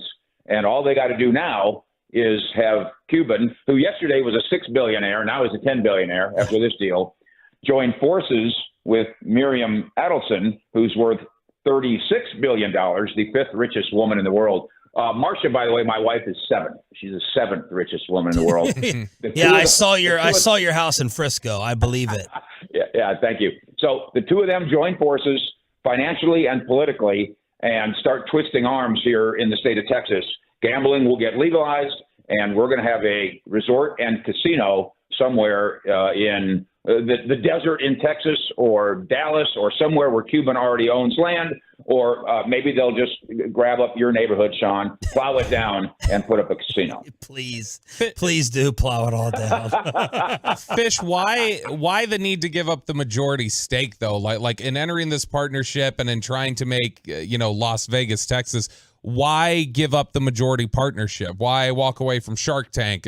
It feels like, or at least the initial reaction thing from a lot of people yesterday felt like there's some other domino here that's going to fall that's relating to Cuban just kind of walking away from things. Why would he need to sell the majority stake to make all that come to fruition? Yeah, I don't think the domino to fall is that Cuban's walking away from anything. Shark Tank, I mean, with all due respect to Mark Cuban, I don't care if he's on Shark Tank. In fact, I always found it kind of irritating that he was on Shark Tank when I wanted the Mavericks to have free agents go to dinner with him, and he was a little busy. So Shark Tank can kiss off for all I care. Hey, Bobby, my suggestion here is that the Adelson family wanted to get into the sports business, and so he makes that sacrifice. Okay, come on in and take this chunk. But Bobby, imagine how much he's going to make, so much more money than $3.6 billion when he is the king of gambling and casino and resort in Texas, and he will be the king of it, and she'll be the queen of it. That it's a tiny sacrifice to allow her to have the majority stake in the team, especially when he's still going to run the team. I do understand the speculation about, well, get away from this, get away from that, run for president, all that. I think Mark Cuban's going to be really busy in the next 8 years building this new empire. So his $6 billionaire bank account yesterday just jumped up to $9.6 billion, and it's going to go through the roof. And by the way, so will revenue from casino and resort business in Dallas and in Texas. And that's a factor here too, which is why the government eventually here is going to either see the light or be forced to see the light. Mike Fisher here on the Fan. So you believe also it's inevitable that they'll flip the switch on gambling here? I think it's inevitable because more and more, despite the fact that the Bible Belt may object to some of this, more and more it's simply a fact of our everyday existence. And we do it in our business every day with fantasy and gambling and FanDuel and all the rest. Yep. Jerry Jones in business with the Texas Lottery, which once upon a time would have been seen as criminal. Now it's just good business. And, of course, it raises money for the state, raises money for the government, it increases the revenue. So we all live better as long as the bright lights of Las Vegas, Texas aren't shining on my front door. That's all. Well, and specifically when we talk about that inevitability, is the greatest sign of that inevitability the name that's attached to this, Adelson, that this is a name that has built an empire in Las Vegas, and they wouldn't, even though they're in the gambling business, they're not going to come here to gamble with, $3.5 billion. Is that the greatest sign of inevitability, that somebody who's in this business, established it in Las Vegas, says, I'm going to get this started in Texas, and I have the, not to get too politics, as Kevin Hagelin would say, but the greatest sign that being that this is somebody who is a massive political donor in the party that is of power here in the state of Texas. Yeah, Bobby, you're right on. The Adelson family could have bought or bid on any team in the world, in any sport. The Mavericks are the crown jewel of any team in any sport. Well, of course they're not. But this is fertile territory here. This is fertile ground for the Adelson family to do its business in Texas. This is unplowed territory, and obviously the money here and all the rest. And then I know that Sean doesn't do politics on this show, I know, but this is impossible to ignore. Cuban is not necessarily buddies with that side of the aisle, right? Not buddies with former President Trump, not buddies with Governor Abbott. Well, she is. Yeah. And so she is, as Bobby mentioned, she is a gigantic contributor in every way, not only financially, but intellectually to Trump's political work, and same thing with Governor Abbott. So can Mark Cuban get Governor Abbott to sit down with him and break bread and see the eye to eye? Maybe not, but she can, and she will. That's fascinating, though. I'm like looking here at the Texas flag, and I see all the red and all the blue, and I'm like, there's Cuban and there's versus Adelson. Is it a good or a bad thing that Mark Cuban is maintaining control of basketball operations? I do think that increasingly in the post-Donnie Nelson era, that Mark isn't quite as hands-on in saying, I like that player, and that player. I really do think that Nico Harrison, the general manager now, has a great deal of authority to do those sort of things. I also think that some of the silliness in that front office, where, speaking of gambling, we got that Bob character, and he's over there with this authority, and he's telling Luke what to do. I think they've cleaned out some of that junk. But I would reemphasize, as much as we all love the Mavericks and all love basketball, Sean, this is so much more gigantic than that. That the Mavericks, I mean, the new arena is part of this, but it'll just be one of many shiny, glitzy buildings that we're all going to hang out in late into the night and forget what time it is. Who do you think puts their hands, nose, brain, who interferes more with their team between Cuban and Jerry from an operations, from a team standpoint? Yeah. If first of all, we accept that you can actually meddle when it's your own company. Right. I've always defended both of them by saying, well, that's like saying Sean Sharif is meddling in the Sean and RJ show. How can you meddle? It's your show. Yeah. But I would say Jerry is a better listener. So Jerry isn't going down the hall telling Will McClay who we like. Mark Cuban has certainly done that. When you talk about the Adelson family wanting to get involved in sports, was that strictly just as a business venture that they wanted to get involved in sports, or is there any inclination for them, even though Mark Cuban has the control and interest, is there an inclination from them that they want to be involved in some level on any basketball decisions? Yeah, or, Miriam Adelson, I'm assuming that she's not a big hoops fan. That's just my assumption. Given her incredible background, and I'm sure you guys have looked it up, she's what an unbelievable resume she has. Separate from the money, just an extremely accomplished woman. But I think this is about all the little ties that bind. I'll give you a little tiny one. So between their adopted children and their shared children, he, of course, passed away, Sheldon. She's 78 years old. One of her daughters is a big shot entrepreneur in Israel. And guess what Israeli TV show Miriam's daughter stars on? Wheel of Fortune. Close. Shark Tank Israel. Oh, wow. So I'm telling you, Mark Cuban hasn't missed a move here. He's taken all these loose threads and tied them all together to the point where his new business wife is on Shark Tank in Israel. That's how detailed this is. Cuban's, I think, been working on this for 2 years. This is going to be another 7 years before we get it done. By the way, he's 65. And so do this project for the next 7, 8 years. And now he's 73 years old. And I would think that he would say, no, I'm not interested in being the president of the United States at age 73. I just built a resort and casino. I think I'll sit back like Scrooge McDuck and just lay on my gold coins. Is there anything else you think we need to know about this story before we get to the Cowboys? Really? Get to the Cowboys with me? Yeah. Of course. Oh. Just if Gavin Dawson's listening, beer me. That's all on that. NA. It's got to be NA, though. Mike Fisher on the Boomer Jacks Bar and Grill Hotline here. Oh, look, I'm getting a call from Vegas. Maybe this is her. Oh, you've got the connection. By the way, somebody just pointed out on Twitter that the owner of the Rockets is also the owner of Golden Nugget Casino. So now you have the two majority owners of the Rockets and the Mavericks are both casino people. Yeah, the government's going to need to get out of the way here. I'm sorry, government. Are you also endorsing weed with your future, like fish gummies, the fish edible gummies you could market? One of these days, Marcia and I are going to smoke pot. It's never happened in our lifetimes. You but too, and Bassick. I'll set up a live webcam. I would pay. I'll pay and set it up to watch you, Marcia, and Bassick smoke together. We're so scared and we're so dumb. We think it's going to be like some wild acid trip and we're going to lose our minds. So we really don't know. We're very frightened. I'm such a paranoid individual. The last time years ago that I took part in anything like that, I literally stood with my back up against a wall for 2 hours so that no one could get me from behind. That's what I told There people. you go. Mike, what burning Cowboy topic have you been talking about on YouTube?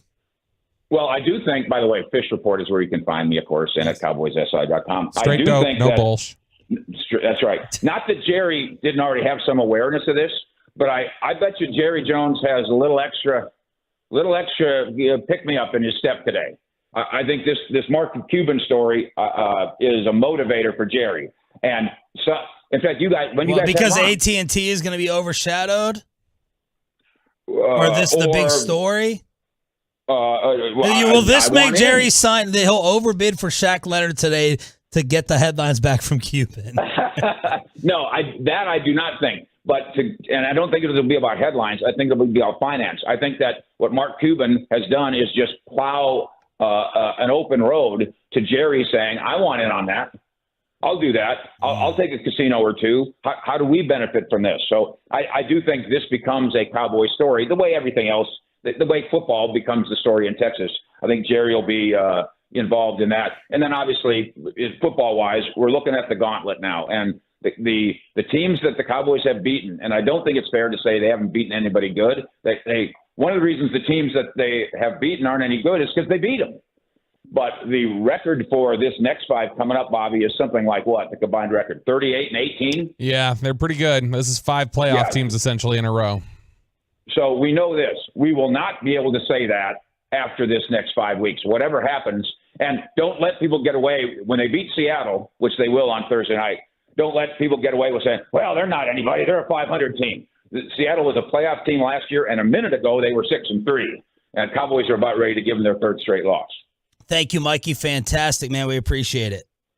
By the way, that prediction, that's as much as I know about guys. That's my gambling for the day. I just made a prediction. Mike Fisher at Fish Sports on Twitter via the Boomer Jacks Bar and Grill Hotline. So that's Mike saying, no, this is all staying right here, and this is just waiting for gambling and a resort to be built around it. Where? I'm looking. I'm trying to pick out the best spot. I know he bought up some desert area. He said he was doing a favor for a friend. out and for a friend bum something. But I'm like, where is that gonna be? Is it gonna be downtown? I mean, didn't they have enough problems like trying to figure out where to put the Cowboys stadium that ultimately they're like, all right, we're going to Arlington because you guys can't figure things out in Fair Park or wherever else. And I don't know, maybe they'll put it over, in your neighborhood. Then you'll have a spot to be able to go over there and gamble. I do have, I'm moving to Sunnyvale. So I don't know if I want all those, I don't want all those Peytons driving around and filling up even more traffic there. I moved to the woods. I don't need no arena over there. Although maybe I could get bought out. I would rather, You definitely have a price. Yeah, especially on my HOA policies and fees that these crooks are taking from me. All right, 877-881-1053 is the truckwreck.com text line here on Sean, RJ, and Bobby. It's DFW Sports Station 105.3 The Fan. NFL Power Rankings are coming up at 8 o'clock. Let's see if there's any. What are you rubbing your hands for? I'm just excited about Power Rankings. So you can be wrong for like the 9th straight week? I'm never wrong. Hot seats, or actually, you know what? I want to get this out of the way. Let's do some of the hot seats in the National Football League. Now, Adam Schefter has speculated that 10 coaches could be gone or more. He said, or more, which is absurd to think that a third of the league's coaches would be overturned. All right, well, let's go through them. McDermott, 1. Belichick, 2. Saleh is a possibility as 3. Dayball is a possibility at 4. Rivera, we know, is going to be gone. That's 5. Cleveland? So wild card? Ooh, I don't think Stefanski's in trouble. Okay, Chicago is another one. We good on the floor? Yeah, I think so. He's shown enough. This is a year of transition for them. I think he's okay. Houston's good. Indianapolis is good. Jacksonville is good. Vrabel, maybe a turnover. Not fired, but maybe leaving is a possibility. Arthur Smith, I mean, they're in first, but they're 500 or under with that whole division. Yeah, I mean, that entire Dennis Allen in New Orleans is a possibility, I think. Okay. Tampa? Maybe possible, yeah. If they get a little impatient, we already know Carolina has given us one. That whole NFC South, in theory, could. We know Brandon Staley, so I'm up to 10 already without even getting to the NFC West.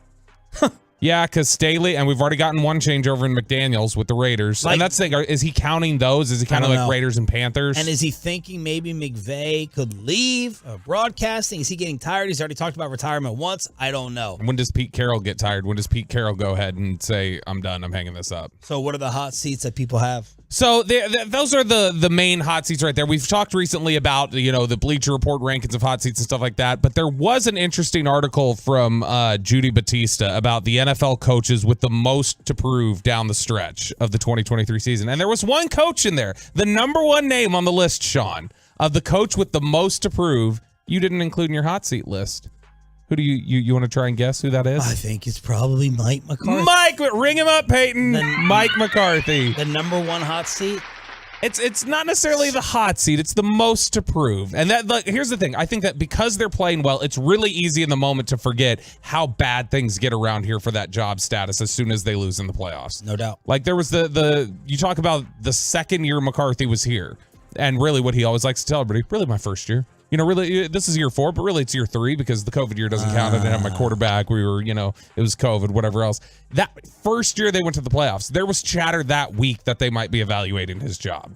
And so if they were to lose in the playoffs again, one and done, or if they lose in embarrassing fashion to a San Francisco, there is going to be chatter about his job. But Judy Batista says McCarthy only has something to prove in relation to the outsized expectations for the Dallas Cowboys. At 8-3, the Cowboys have the league's top scoring offense and a top 5 scoring defense. They are clearly very, very, very good again this season, but they also have yet to beat an opponent with a winning record. After the Thanksgiving rout of the Commanders, owner Jerry Jones said he believes this team is, quote, certainly capable of winning the whole thing. And I think that that's fair. And because those are the expectations that Jerry is clearly putting on it, is that we're capable of doing this. If you're one and done, if you lose to San Francisco again specifically, doesn't that disappoint your owner and general manager pretty significantly? Yes. Are we eliminating Sean McDermott from this list? Like that because they're already out of it? Sean McDermott, I think Sean McDermott is somebody who needs to be on a hot seat, and Sean McDermott is on this list of the NFL coaches with the most to prove down the stretch. Because if it's down the stretch, These are all basically hot seat names, except if you consider McCarthy not on a hot seat. Everybody else on this list is on a hot seat. Okay, well, I would fight back on the list and say, what about Kyle Shanahan? Why doesn't Kyle Shanahan have in the same ballpark amount of pressure as Mike McCarthy? Now, they've advanced past the Cowboys. What do they need to do? Doesn't San Francisco need to get to a Super Bowl? San Francisco's made a Super Bowl while he's been there. They've had a lead in the fourth quarter of a Super Bowl. You look at last year. I think if Brock Purdy's able to play in that game, they beat Philly. Okay, so last year, given a pass. What about Doug McDermott? I'm sorry, Doug Peterson. Oh, yeah, I was going to say. Doug Peterson, you could argue that he has something to prove in this one. And Jacksonville has played well down the stretch. They've held off Houston to this point. They had their big game this past weekend. They were able to do that. I would say that there's more pressure, not in terms of job status or anything else, but I'd say there's more pressure to me on Trevor Lawrence than Doug Peterson right now in Jacksonville. Although it's really hard to divorce the pressure that's on a quarterback and the pressure that's on a head coach typically. Usually those are tied together. Yeah, there's nothing unfair with that. So run down the rest of the list. All right, rest of the list of guys who have the most to prove down the stretch. Ron Rivera with the Commanders because his job has been on the line since the season opened. He's already done. Robert Saleh, even if Aaron Rodgers torn Achilles in the season opener, ultimately gives everybody a Jets season. Nothing left to prove. Their season's done. Sean McDermott on this list. Can you rally from 6-6? Yeah. This is a big stretch here. Fair. Bill Belichick. No. Belichick, I think. Done. What's there to prove? Do you think his legacy's been damaged? Topic for another day. Long discussion. There's a trio of coaches here that she's grouped together. Everybody in the South, pretty much. Bowles, Allen, and Arthur Smith. So that's Saints, Falcons, Buccaneers. Basically, who can separate themselves down the stretch. Brandon Staley from the Chargers. All right, we're done with this list. Antonio Pierce to see if he can secure the job, and then Matt Eberflus. Okay, so this topic went viral, and I'm dying to see how Pepe feels about it. Someone by the name of Savannah Vicario is a health, wellness, life, and spirituality coach. Our boss may need to weigh in on this as well. And she had this viral post about the ideal man that took over the internet the other day. Here's what she said. To me, a physically, mentally, emotionally, and spiritually healthy man does and does not do the following. Does not vape. Does not smoke weed. Does not get vaxxed. Does not watch porn. Lift weights weekly. Prioritizes his sleep. Eats lots of steak and eggs. Doesn't drink tap water. Doesn't use AirPods. This sounds like Chiafalo's wife. Would choose a podcast over music. Cooks with butter, ghee, tallow, and evu. I don't know what that is. What's ghee? Ghee is like I saw it in our pantry yesterday. I didn't know what it was. You have ghee in your pantry? I don't know what it is. I had to ask Chris, and she's like, it's like blah blah blah butter. It's or like something. the Indian form of butter, what a lot of Indian cooking uses. Does not eat and drink out of plastic. Uses fluoride-free toothpaste. Doesn't douse himself in sunscreen. Doesn't wear aluminum deodorant. What is aluminum deodorant? Okay, so it's what's in a lot of deodorant, and it's become a like holistic doctor like touch point of just like, hey, all these people are getting sick from the aluminum that's in their deodorant, and then they're applying contact to their skin. Kristen was trying to really sell me on this holistic doctor she was seeing at one point. Like, hey, he's really good. Blah, blah, your blah. wife was seeing a holistic doctor? No, he was technically a chiropractor. Is he Indian? That's why he got the ghee in the pantry? No, he was a chiropractor, but he also considered himself a holistic doctor. And she was trying to sell me on, hey, he's not a quack. Listen, there was this friend of mine, her daughter was sick. Nobody could figure it out. And then this doctor is the one who figured out it was the aluminum in her deodorant. And as soon as she said that, I saw her face change. Like she realized, oh crap, I didn't convince him that he wasn't a quack. I just convinced him he was a quack by telling him this. Oh, I was wow. like, yeah, I don't think that at all. The ideal male capability, or requirements, I should say, from this health, wellness, life, and spirituality coach that went viral the other day. It's not over. Wears 100% cotton underwear. Doesn't trust the government. Doesn't black out every weekend. So Choppy's out. Utilizes cold plunging in the sauna. Gets daily sunlight and grounding. I don't know what grounding is. Oh, gosh. Knows birth control is poison. uses natural remedies when sick. So this is a hippie, basically. Yeah, she said she was anti-plastic. I'm not surprised she's against birth control. Has some type of daily spiritual practice, isn't stuck in a soul-sucking 9-to-5, has hobbies and passions in his life. This is my word. I no longer blame is you. what it is. I haven't been on the market for like over 10 years, and so Peyton, I no longer Since Oxnard. I no longer blame. Relax. I know. Kristen was in on that joke the other day. I no longer blame you for being single as long as you were, Peyton, because this is more and more common what I'm finding. Not this specifically, but there is a massive checklist. Like you've got to check all these boxes, and if you're off on one, it feels like a little bit of CYA for the ladies. That the ladies are like, all right, let me cover myself. This will be my excuse for not getting into a relationship is, he doesn't check. He drinks out of plastic bottles. He drinks Aquafina. He doesn't drink it from the, he can't drink tap water either. I guess she doesn't like water. She doesn't want you drinking bottled water. She doesn't want you drinking tap water. I don't know, but this is a ridiculous list. I thought it was starting out okay when she said no vaping. I'm like, all right, fine. I could see you thinking that's the sign of a mature adult. So your son's out. Yeah, clearly. And so, but the more that list went along, the more it's like, she's doing this for a bit. She wants to go viral. She deserves to be single for the rest of her life. This is ridiculous. You cannot pick that many flaws within a guy. What she needs to do, she needs to get in a spaceship and go as far away as possible to any other planet to find some guy that may be out there in a different universe. Because maybe they exist out there, but on Earth that man does not exist. Maybe she needs to go on SpaceX because it sounds like she may have been describing Elon. Although he smoked weed on Rogan, so that's not true. She's not describing. Did you have a checklist at all when you were single? I just wrote mine down. I wrote down like a basic 3 things. One, let me decide if I want to put these in order. Okay, no particular order. You got to understand my job. Every night I'm going to be watching games. I wake up when I do. Weekends, NFL Sundays. I'm not going to fight and argue about it. Like, you just got to understand this is what I do. I put that even over family in the past. It just has to be understood and agreed to. Are they kind? Are they a good person and cool / fun? Like, you got to go out with my buddies and you got to see. That's the good thing that you did with Mackenzie, taking her to the casino, seeing you, in your real element, how you really are when you're giving away $300 and hanging with your friends.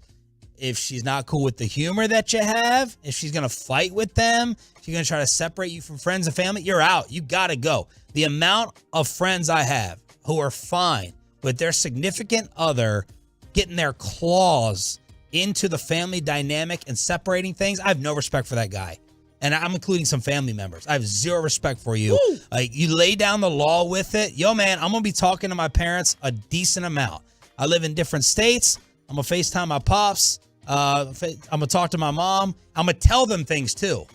Like, there's some people out there who get so mad that you share your own life. I'm going to talk to my brother about my marriage, good and bad. I'm going to talk to my best friend about it. You got to share things about that. If you can't understand that and be cool with my family dynamic, you're out. You got to get along with my parents. Got to. So I got that on there. Even if you don't like them, you got to act. And I'll do the same with you. I would prefer not to have like big political wars. That was never high on the list, but in these times, it's kind of gotten up there a little bit. And you obviously don't want someone who's a mooch. So there you go. That's my list of 4. I don't know that I ever had like a list of things that it was like, I need somebody to understand. The biggest thing to me, honestly, and I've said this before, and it's gotten me crushed by some people. About half the fan text gets it, half the fan text screams at me for it. I don't want to be in a relationship with somebody who likes sports. My whole life is sports. I don't want somebody who then our social conversations away from work are going to potentially dive into that too. And I like, honestly, like, man, us at the table the other night while we were eating, the birthday dinner, God, and my wife can't stand it. That's why I'm going to set up a guys' night, because sometimes you just got to vent.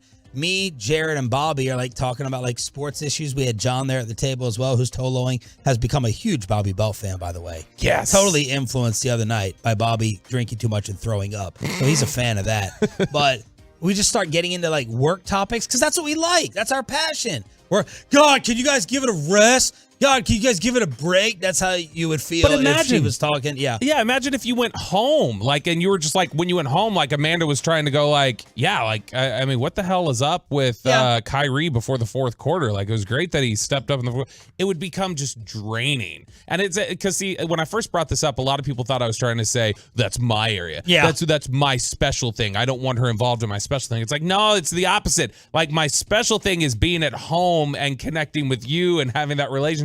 And I don't want sports and what is essentially my work to have to bleed into that. And it naturally would if she was a sports fan. So I actually love that she's not a fan of it. She likes going to games. She likes, hanging out and having fun at the games and attending those. But she's not going to sit down and watch a game for 3 hours. And I like that.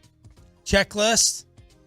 And more importantly, what was y'all's most unreasonable thing? It's a lot easier to admit to on the TrekRec.com text line, your list of requirements, gotta be cool with your kids. I don't understand people who get in these relationships and you have not, again, done the pre-screening of, you got to hang out with my kids a lot.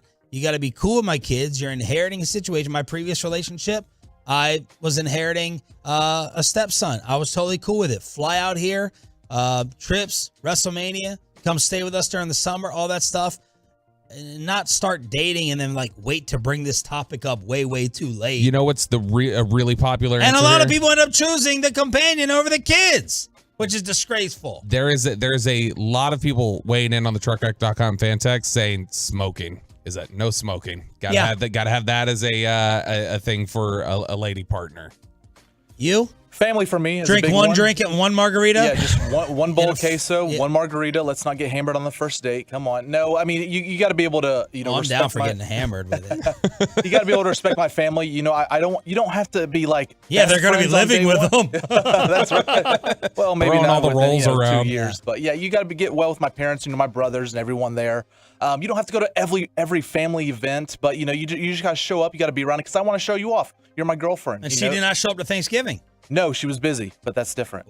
It doesn't sound much different. Yeah, what was it? She was shopping. She couldn't come to Thanksgiving dinner with your family. I will say real quick, one big thing is just I don't want to call it alone time, but just, if I want to be with my friends, let me be with my friends. If we want to go golfing, go on a little guys trip, whatever, that's fine. You don't always have to be right next to me the whole time. Your wife is the number one seed with this. You go out and meet random listeners and go watch high school football games of kids that aren't even yours while drinking and tailgating, and she's cool with it. Yeah, she's great. Awesome. My wife is she is pretty much perfection, and I love her for it. I will say, him mentioned Mackenzie. I forgot I was out when this happened, so we didn't mention it. I did get the follow back on Twitter from Mackenzie, and then I immediately unfollowed her because it was all about power, and that's all I wanted to show. And Peyton. She hates you. Yeah, she 1 does. through 5, 5 through 1. TruckRec.com text line for this week's edition of the NFL Power Rankings. Are the Cowboys finally back in contention at the top of your list? NFL Power Rankings next.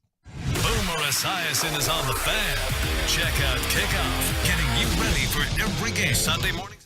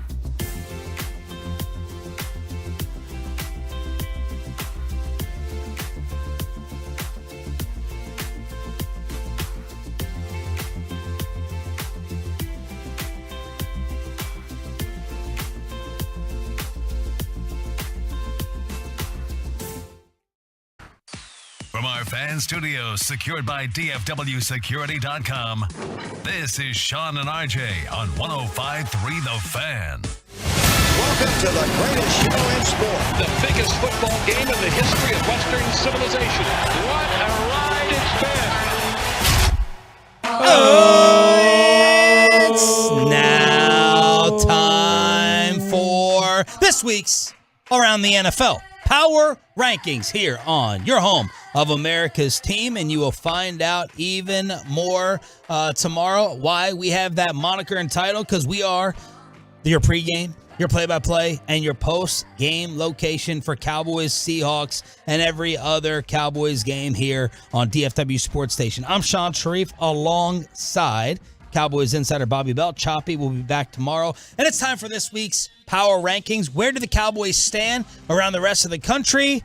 I'm glad you didn't ask. Power Rankings compiled by Blogging the Boys. Last week, Blogging the Boys had the Cowboys at 4. This week, 3. NFL.com, last week 7. This week, 5. ESPN went from 6 to 5. USA Today kept them at 5. Yahoo kept them at 7. CBS bumped them from 3 to 2. They have the Cowboys as the second best team in the National Football League. Athletic from 7 to 5. And then Sports Illustrated with fake AI writers kept them at 6. What was that SI story real quick? Yeah, so they were apparently generating, Chat GPT stories over at Sports Illustrated. So, these randomly generated articles, which is not totally unusual. We've seen this and we've heard about this, but they were going the extra mile and creating like AI generated images and fake bylines. So they made you think that these writers were real people instead of just SI editor's desk or whatever else. Like you did to try to fool KNC yeah, with Barry Bonds. They were doing this with like several writers. And as soon as this website reached out, the reporters were like, hey, is this what y'all are doing? Then all of a sudden SI scrubbed all of these accounts and got rid of them. How could they think they would not get caught? I don't know, because they didn't have any social platforms out there. But like they included bio lines and they're like, I love hunting and spending time with my family and blah, blah. And these were not real people. What? Yeah. Were they opinion pieces or just like game recaps? Like lists or game recaps or stuff like that. Not a lot of opinion pieces. But the SI writers banded together and released a statement that was like, yeah, this is garbage. Signed the humans of Sports Illustrated. Wow. Okay. Should have asked Fish about it. Pepe, if it's a real person, he's probably just a big mermaid, like sitting there typing with his fish fingers on all his gloves. Merman. All right, Merman. Pepe, let's get last week. We have to turn this over to you because RJ, for some reason, every hump day, standing Ryan, blanks out at this time and butchers the show and the tracking and the recaps and everything. So let's get our grades in. All right, Sean Sharif. Last week, 1 through 5, you had San Fran 1, Genius. Philly 2, awesome, Kansas City 3, brilliant, Detroit 4, awful, Baltimore 5. 4 or 5.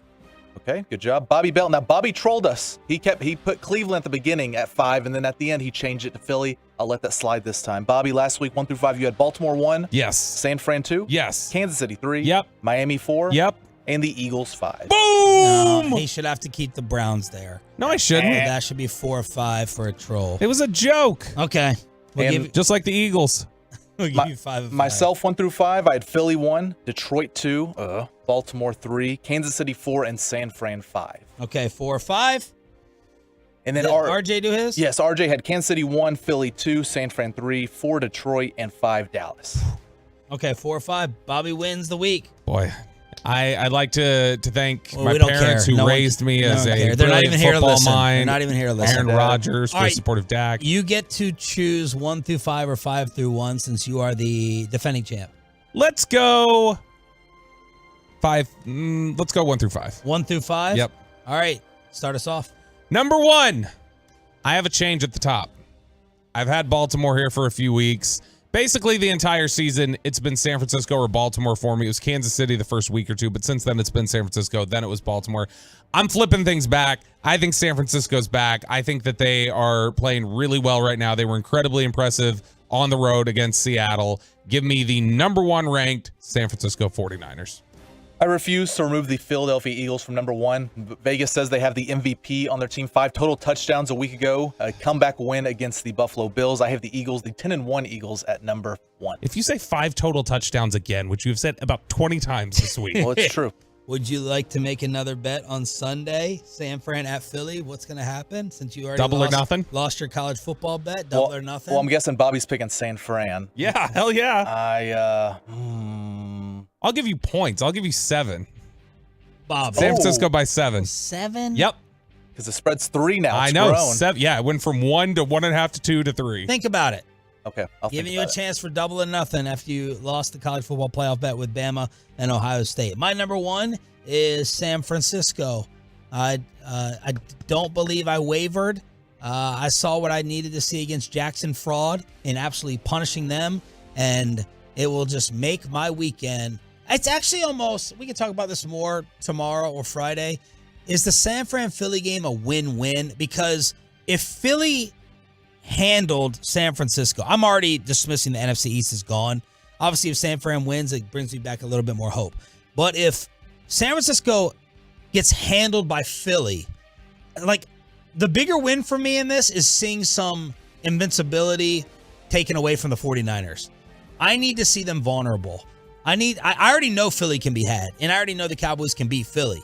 So I have to weigh NFC East realistic possibility of catching them versus needing to see some holes in San Francisco's game.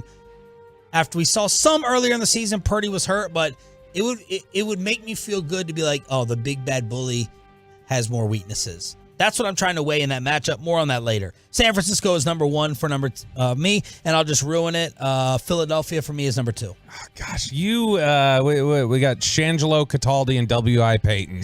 That's the 2 of you Philadelphia lovers. Number 2, the Baltimore Ravens. And this is not any sort of a slight to Baltimore. They pick up another victory over the Chargers. They've been impressive this year. I think 2 of their 3 losses, it was like a loss. It was a game they lost in the final. Shannon 2 Sharp minutes. says they should be undefeated. They are a really strong football team. And we already know because of the script, there was that controversy or that conspiracy theory early that the Super Bowl logo color scheme reveals like that proves the script. Because the last couple Super Bowls, the teams that have played in the Super Bowl, they match the color scheme of the logo that was picked before the season. And the colors this year are red and purple. The Ravens and the 49ers, my top 2 teams. Peyton Russell.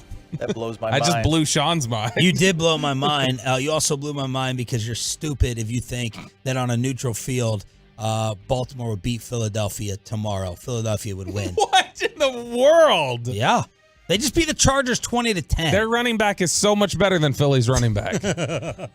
Now, last week you guys clowned me because I had San Francisco at number 5. I understand that we're a little low, but, a great win on the road against Seattle. I have the 49ers at number 2. They've moved up. I respect them now. So you proved us correct then. Yeah, well, because you guys watch more football than I do. No, I mean, the last 3 weeks, Brock Purdy is back. The offense for the 49ers and the defense for the 49ers is back. Big test in Philly, like we've been saying, but I have the 49ers right now at number 2. Look at that. Look at how far we've come, Sean. Look at that headline on ESPN right now. Is Dak Prescott the best quarterback in the NFL? Wow. There you go, Marcus Spears. All right, I really struggled here with 3 through 5. I don't want to put this team here. I really don't. They don't deserve to have the MVP given to them, and I just don't want to fall in line with everyone else. Oh, they're chips and they're on top of the mountain. Kansas City, though, is going to be my number 3. Okay. They work the Raiders, whatever. I just have a lot of respect for their defense right now. I still think this wide receiver thing is an issue. I was wrong last year, but I'm going to be right this year. Kansas City coming in at number 3 because of their defense.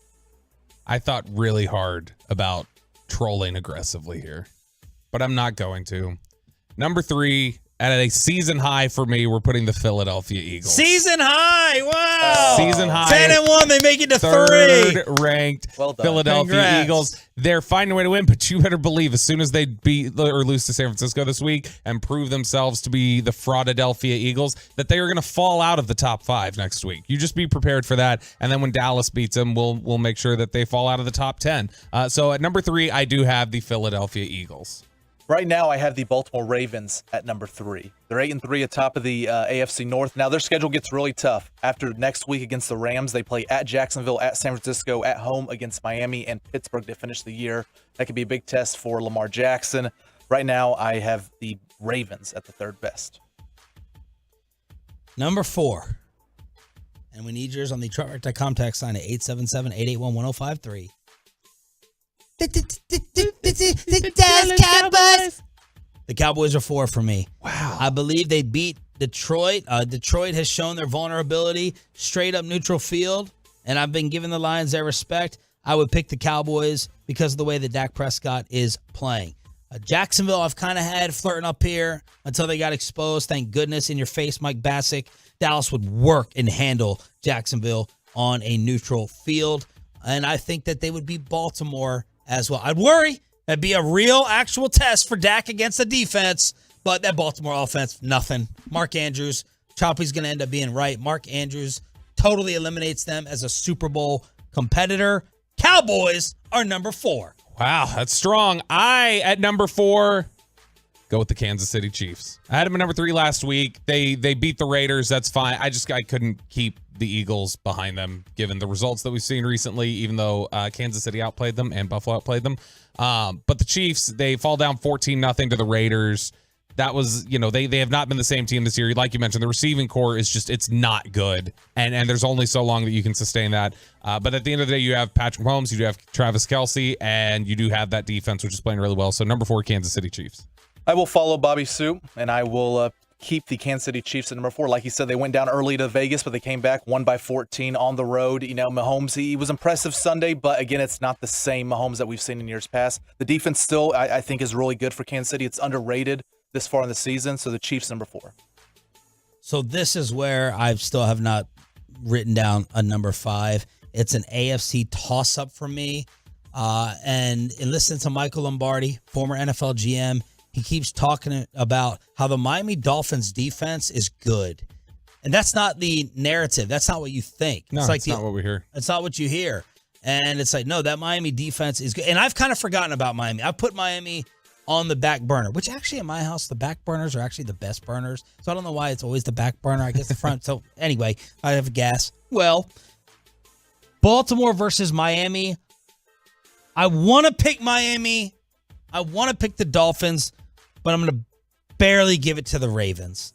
I'm going to keep the Ravens at 5. I want to get back on the McDaniel bandwagon. I want to get back with the Miami Vice. I want to feel cool and sleek and sexy and the high Tyreek MVP and the funny gun, throw it all around. But I just have this doubt. I have this doubt of softness about them, so I'll put Baltimore 5. Boy, the Ravens for you are the 49ers for Peyton and Chop, and the Eagles for me. You begrudgingly give them their respect. Number 5, back in the power rankings for the first time in like 5 weeks, 6 weeks for me.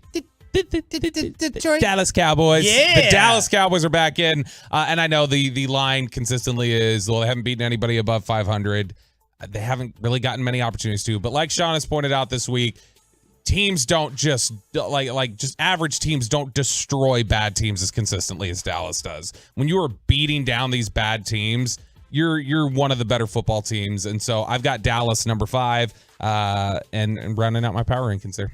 Yeah, this one was tough for me too. I agree with Sean. I mix in Miami here, but I had to put Dallas in. And the thing is that they're kind of the same team. Great offenses, a good defense, but combined they have one win against teams over 500 this year. If you combine the Dolphins and Cowboys records, they have one win over a team over 500, and that's the Broncos, who finally got to 6-5. But I have the Cowboys at number 5 for me.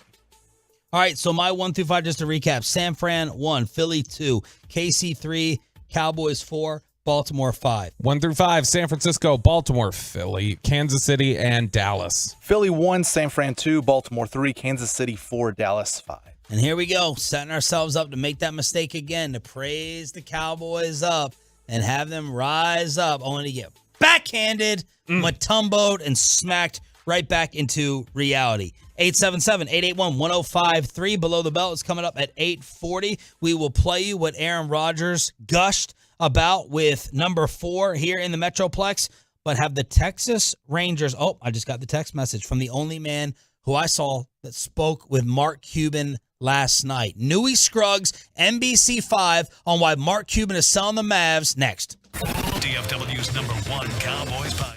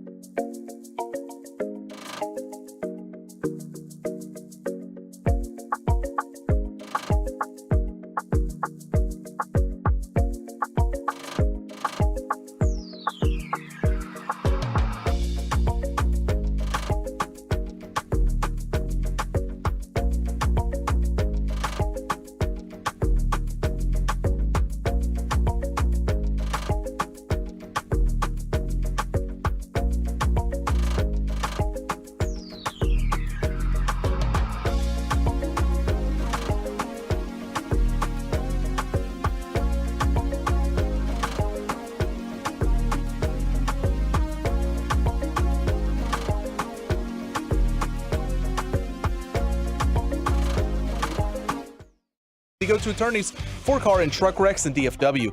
If you or a loved one have been in an accident, contact the Frankels for free at 214 or 817-333-3333 or go to truckwreck.com. Especially with young players. Great pass, wide open three. Dallas in front. They surge in front. Three-ball, Derek Jones Jr. Jones coming off the bench for the first time this year. Derek Lively back. Dirk on the call as a guest analyst on Bally. The Mavs trailed by 9 in the third, and they get the W behind 41-9 from Luka. Kyrie had 22 in the second half. Mavs over the armpit, 121-115. This is Sean and Bobby Choppy back tomorrow here on DFW Sports Station 105.3 The Fan. Aaron Rodgers loving Dak Prescott's season coming up at 8:40 in Below the Belt, literally for Roberto. But the only guy I saw that made contact and got quotes from Mark Cuban last night after the bombshell story that Cuban is selling a majority share of his team is Neie Scruggs from our TV partner NBC5. Well, you wake up as late as Babe Laufenberg. You just woke up? I woke up because I got to take this cleanse medicine, so I'm doing a detox. Oh. So that's why I was up doing that. But my kids are normally up. I just try to ignore that they're up. you guys know. Sean, you'll know that feeling very well. RJ, you know it already. Like, yeah, everybody just stop making noise. But, now, last night, of course, you also had to stay up late at the AAC. What did you find out from Cuban and others, Neie, on why this sale is happening? The man has been wanting to build a new arena, and he wants to partner with the Sands Corporation because he doesn't just want to do an arena. He wants to make an attraction. He wants to make a casino-like attraction and have it in Dallas and make Dallas a destination. You do it with people who understand the casino business. I know, number one, people are like, hey, it's not legal here. But this man ain't about to sell 50% stake in his team if he doesn't think this is going to happen. He's also spoken about it because of the lease over at the American Airlines. It may take 6 to 7 years to get this whole thing done. So there's moving parts there. Mark has been active already in terms of, talking to legislators to try to get this thing done.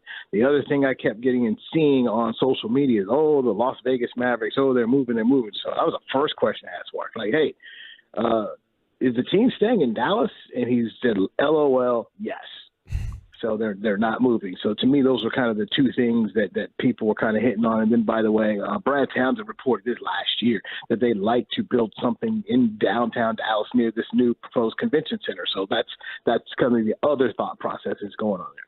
Yeah, and that's kind of what we were kicking around is like we're trying to figure out what makes sense for like where this would go, like whatever this grand vision is. I mean, this was a city that had problems trying to figure out where to put the Cowboys and the Cowboys brand, and the issues with Fair Park, and eventually they just said, all right, fine, see you, we're going to Arlington then. Whenever this gets cleared, do they expect, or if the path clears for gambling in Texas, do they expect that this would be, hey, we've got a location in mind and this is an easy sell, and we don't expect the same sort of red tape that the Cowboys once ran into? Yeah, I mean, Laura Miller's no longer the mayor. I don't ever expect them to be the Allen Mavericks. I don't expect that to happen. Now that Mayor Eric Johnson decided to become a Republican, I'm sure the Adelson family can help finance him and where things he wants to do, and he can go ahead and help Mark Cuban and the Sands Corporation figure out what it is they need.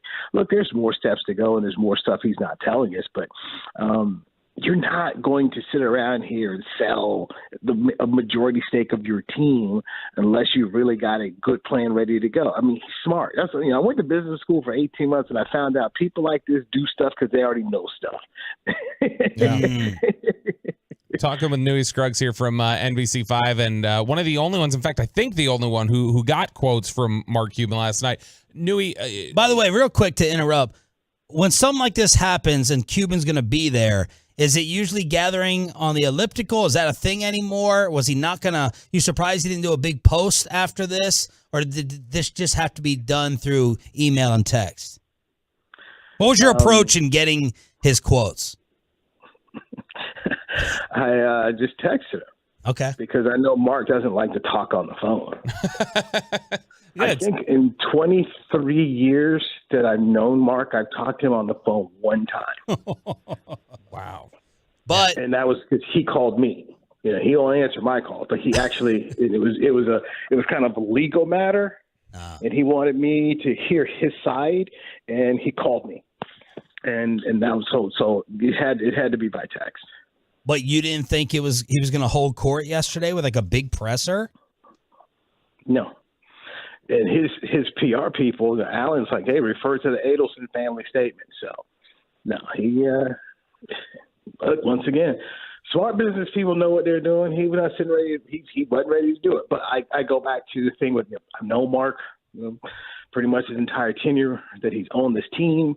I used to be a season ticket holder, and I just went ahead and just, all right, hey guys, let me just try and confirm some stuff up. My biggest thing at the time was just because even now I still got people who got these Vegas ties. Like, they're moving the team. Gambling is not legal. They're moving the team. They're going to be coming to Las Vegas. Because Maverick my favorite team used to be Charlotte Hornets, and they moved. And I used to cover the Cleveland Browns, and they moved. So I'm very, very sensitive to when people talk about moving teams. And if you're a fan of those teams, I've seen the pain of what it is. So while it was just a little thing, I did want to make sure I addressed that because, like I said, I've been a part of those things, and he assured it like, nah, they're here. And I think the rest of this stuff does get figured out. But guys, there's too much money in gambling. There's just too much money. It's going to be coming here. And when Cuban does this, I mean, Lord knows what, Jerry Jones raises the stakes. I mean, for all of us, this could be some good stuff coming around here. I was in Jerry's office about 2 weeks ago, in Jerry's office for 50 minutes. And Jerry told me, he said, our town, this area is going to grow and explode. Like, he says, I've never seen anything like this. And he said, if you weren't in this market, Neie, I would tell you need to get to Dallas-Fort Worth. Wow. Good place to be. We're talking with Neie Scruggs from NBC5. Neie, so what it sounds like here is that, all right, this is a grand vision that Mark Cuban has, something that he wants to accomplish, and that this is just the means that he's going about accomplishing it. Is any of it, though, do you get the sense that there's any sort of a sunset date in mind for Mark Cuban? Like, because that was the question yesterday. Is people were wondering, all right, is he setting this up to eventually get out? Does he do this? Yeah, like does this look at like, hey, I've got a plan here to achieve this, but once that's achieved, I'm done. Do you get that sense at all from him? No, I don't. And once again, I want to make sure I go back and get Brad Townsend of the Dallas Morning News. My boy Brad had a whole story on this last year. A lot of us just didn't pay that much attention to it, but he wrote about this. So it talks about 6 to 7 years in order to, you got to. You got to get the gambling pass, but you got to get the arena built. You got to get all that stuff. It's going to take a while. So that's there. I don't anticipate Mark selling. If anything, think of the beauty of this deal. I mean, Mark he's not a real estate guy who sits around here, deals with the politicians and all that kind of stuff. The Adelson people do that. They've built casinos all over the world. This is what they do. So you partner with people who know how to do that. You're going to make $3.5 billion, and you're going to have a minority stake, and you get to run the team, and you're going to get to be a part of them owning an arena and a mixed-use development, because that's the other part of this. This ain't about owning a team. Owning a team isn't that anymore. You want to own a team, stuff around it, the hotel space, all the mixed-use development. That's the whole play. Jerry has shown everyone what to do. From the time he bought Texas Stadium, and NFL owners and sports people say you're stupid for buying a stadium, you don't want to own a stadium.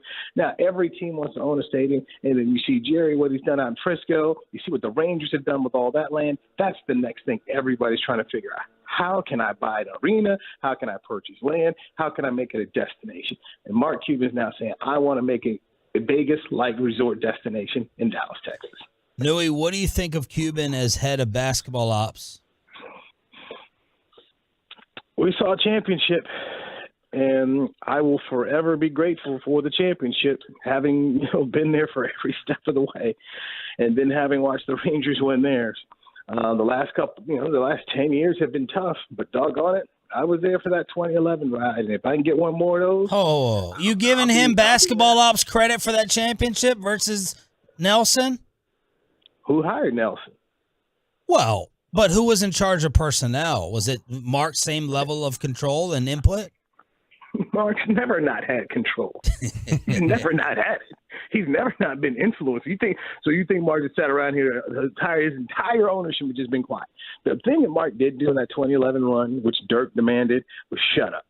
Wouldn't talk. I remember that loss they had in Portland, had a double-digit lead, and they blew it, and there were some questionable calls at the end. And Mark was ready to talk. He was ready to explode. And we had the cameras ready to go. I come on, baby, go ahead. And he didn't. He didn't. And he never did that entire way. But he's involved just like Jerry, man. These dudes are not going away, okay? They can't help it. They can't help it. They like it. They're not going away. And he's going to continue to be a part of this. And so, hey, we'll see where it goes. But, when you talk about Donnie Nelson, who, did an incredible job as being the general manager of 2 teams, he's the one who fired his daddy and gave him the job. What happened last night, in your opinion, between Tim McMahon, Mavs reporter, and Jason Kidd? Tim McMahon did his job, and Tim McMahon does what Tim does, and Jason just didn't really want to hear it. So there you go. I mean, it's to me, that's nothing. It's funny because it's McMahon. I think all of us who've dealt with McMahon at times like, damn it, you're getting on my nerves right now. But at the end of the day, you know what? Jason and Tim will be fine. But this is just a part of the job, and there's just certain days where you just don't want to hear it. As a coach, you don't want to hear what the media is saying, but Tim is doing his job. But, I laugh at it. But if this is vintage Tim. Tim has never backed down. He's going to press you. And Jason didn't feel like it. And just kind of, he write some positive stuff, man. Tired of this bullshit. And I can't tell you how many other guys are the same way at times. I've seen McCarthy be that way at times. Now, he's not out here cursing at us like Tim was, but like Jason was at Tim. But, these guys, they're all, at a certain point in time, they all get frustrated with us. And Tim snapped back. That's your thing, Tim. Tim was just going to sit and lay down and take it. A lot of folks just going to lay down and take it. I take it. Oh, you got that. I got to come back for you. And it's entertaining us. But any of us that know Tim know that's who he is. That's why he is damn good at his job. I remember Tim was covering the Cowboys, man. He was the same way. Dudes didn't like it. I actually wish he covered the Cowboys because that was some fun stuff. But Tim's always been who he is. And Jason is Jason. Everything is going to be fine. We'll play it. We'll play it up. We'll laugh. But, and you talk to Tim, he'll be, Tim like, oh, that. Yes. It's so, hey, it's early in the year. It's fun. And this is good. Hey, look at the Mavericks trying to take a little distraction away from the Cowboys here, Enjoy it because tomorrow we ain't going to be talking about it. Thank you so much. Congratulations. Great job getting the Cuban reaction, and we appreciate you waking up with us. Go deal with your kids. No, they went to school, man. I'm about to go back to bed. Cholo, baby. Bye, man. Neie Scruggs, the great Neie Scruggs from NBC5. Y'all want to lose your football minds? Wait till you hear what Aaron Rodgers said about Dak Prescott playing the quarterback position in Below the Belt next. Coming up today on the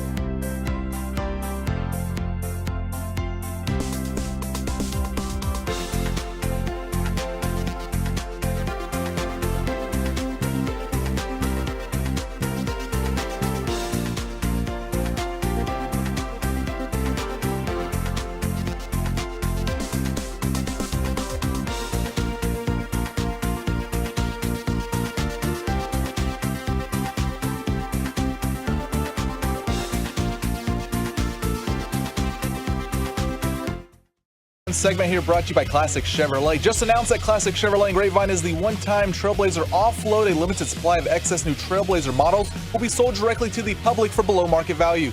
See them all today at ClassicChevrolet.com. Do not wait. The best ones do sell fast. Classic Chevrolet, find new roads. The great Bobby Belt. You ruined the morning show. Don't make me take off my belt. Don't make me take off my belt. We're not. Here we go. It's time for Below the Belt. Why is Aaron Rodgers a freaking genius? The great man. I've switched so much on so many people. Yeah. Pro Aaron Rodgers, pro PFF, pro anybody else who's loving on my quarterback. Who ESPN asking the question today: is he the best quarterback in the NFL? My, how 6 weeks can change. Man. Sean Sharif. No. Yeah, stop it. Peyton, why don't you go away? You know, by the way, I've got a real problem with one Zach Wolchuk right now. Oh. So yesterday, David Hellman had tweeted out that, man, it's really nice for those of us that have followed Dak for a long time and really respect him and, you know, the way he handles himself. This is really enjoyable for us to see him getting his flowers today. And then Zach Wolchuk quote tweeted that and said, "Let him know, Dave. Here we go." And I replied back and said, "You're going to have to go through a serious screening process again before we let you back on the bandwagon." Yeah. You completely jumped ship. You don't get to claim this as a great day for yourself. Right. Because you bailed. And just because Aaron Rodgers has endorsed it now doesn't mean that you get to jump back on. Aaron Rodgers was on with Pat McAfee on Tuesday. And before we get into that, I know that you want to see what was this? This was the Cowboys impersonating. No. We'll play the impersonation after. Okay, all right. So Aaron Rodgers joined Pat McAfee yesterday, and I think did a good job. Everybody can recognize over the last 6 weeks, Dak is playing different, and he's playing better than we've really ever seen. You know, there have been periods of his career where we look at it and say, man, that was a great stretch, whatever else. But this just feels different and looks different. And Aaron Rodgers put into words and football terminology as best he could why it is that Dak is playing so well. First, I want to talk about Dak because he's become one of my favorite quarterbacks to watch. I just love that he's really playing the position. What I mean by that is I'm watching him make Ringo calls. So that's protection adjustments against these crazy looks and picking things up. I'm watching him, bring the tight end back in against the zero pressure and throw an old concept we used to run for a touchdown to CeeDee Lamb in the back of the end zone. I'm watching him use his cadence beautifully and get into this rhythmic, here we go, into like dummy, using it as a dummy sometimes, doing it twice, into like other cadences. I mean, the last 4 or 5 weeks I've gotten to see more of their games, and I just want to say, like, he's playing a position in a really impressive way. And for whatever reason, maybe because he's the Cowboys quarterback and it's one of those premier positions in sports, like I feel like the Green Bay quarterback has been for a long time, and some other, positions in various sports, he might take a little more than he deserves, or maybe it's deserving of the position, I guess. But I love the way he's playing, and I love the way he's playing, like really playing. I'm not talking about just like, making good throws. I'm talking about, like, it seems more rare that guys are actually really playing a position where you're making adjustments. You're handling everything line of scrimmage. Now you're doing this crazy cadence stuff. Like, I love it. And I just want to shout out Dak for, like, really impressing me. There we go. That is unique, pure, golden football audio. Say whatever you want, think whatever you want about Rodgers personally, and this is something we have not dissected or thought to dissect when it comes to the here we go stuff, because McAfee was asking him about Russell Wilson. They were doing like go ones or set one, set two, hut set one, three. hut two, hut three. Hut three. Well, there's something in that. Mm-hmm. There's something inside the here we go that's beautiful to Rodgers that I didn't even think of. Why are they doing it? What does it mean? And now he's given us a football project, and that's why I love listening to Aaron Rodgers break down football on that show. I love listening to him. I'm just not capable of it. Aaron Rodgers talking X's and O's is always really, really engaging and really interesting. Really, quarterbacks in general, when quarterbacks start talking, when they let that wall down, like if Dak were to sit down and talk X's and O's with you and really explain everything, I think a lot of people would be really fascinated by the way he views it, because it's just the way quarterbacks view the game in general, the way they have to view it they have to know everybody's assignments, how everything comes together. And so they see it at such a different level. Do you know what he's talking about? About the cadence? Yeah. Yeah, like because he's leading into dummy calls. He's using it as stuff where it's like manipulation. Guys get used to, they think they get a read on the cadence, then get a beat on the snap, and then he's using it to basically, manipulate the defense, get them to jump, do different things like that. And we all know that like Rodgers is the king of the quick hard count, draw people off sides, do different things. And so that's what it is. Now, one of the interesting things there, he mentioned that the protection calls that he said, I'm seeing him do all these things. We had talked about this, I know, a little bit this offseason, that one of the things you were hearing last year, a little bit of the buzz, was that Dak was having to make all the protection calls because they just refused to let the left side of the line do it. That Joe Philbin did not want Tyler Smith or Connor McGovern to make calls, and so that ended up being Dak's responsibility. So I wonder if just part of that is also carrying over from that experience last year and making all those calls that it, led to him doing some of that this year. But he is in complete control of the offense. He's in complete command of the offense, whether it's from the here we go to the throwing the seam routes. I know when you talk to people with the Cowboys, the sense is that his willingness, aggressiveness, and ability to throw that ball between the hash marks right now and throw up the seam is what's made them really difficult to cover in the passing game. And so if you're able to do that, take advantage of that like Dak has, then that makes them all the more dangerous. And that's what I think it is more than anything else, more than any sort of tweaks or anything that we can talk about the Cowboys could make or, running this concept or doing this. I think the biggest thing here is that Dak is just playing at the most comfortable level we've seen. And Bill Barnwell tweeted he's comfortably been the best quarterback in football for half a season now. His QBR is an 80.7 since week 6. Nobody else is over 68. Mina Kimes on some of the splits on number 4. First in QBR versus man. First in QBR versus the blitz. Second in QBR under pressure. Second in QBR from the pocket. First in QBR outside the pocket. First in QBR on third down. Are you interested? Mike Renner or formerly of PFF, I can't remember where he is now, but Mike Renner had an interesting tweet yesterday that he said it's hard to believe Dak Prescott playing the way that he is. He's still only 4th in the MVP odds at plus 800. Is that surprising to you? Do you think Vegas is just waiting on a shoe to drop with him? That, hey, we've seen these 6-week stretches before where he plays out of his mind.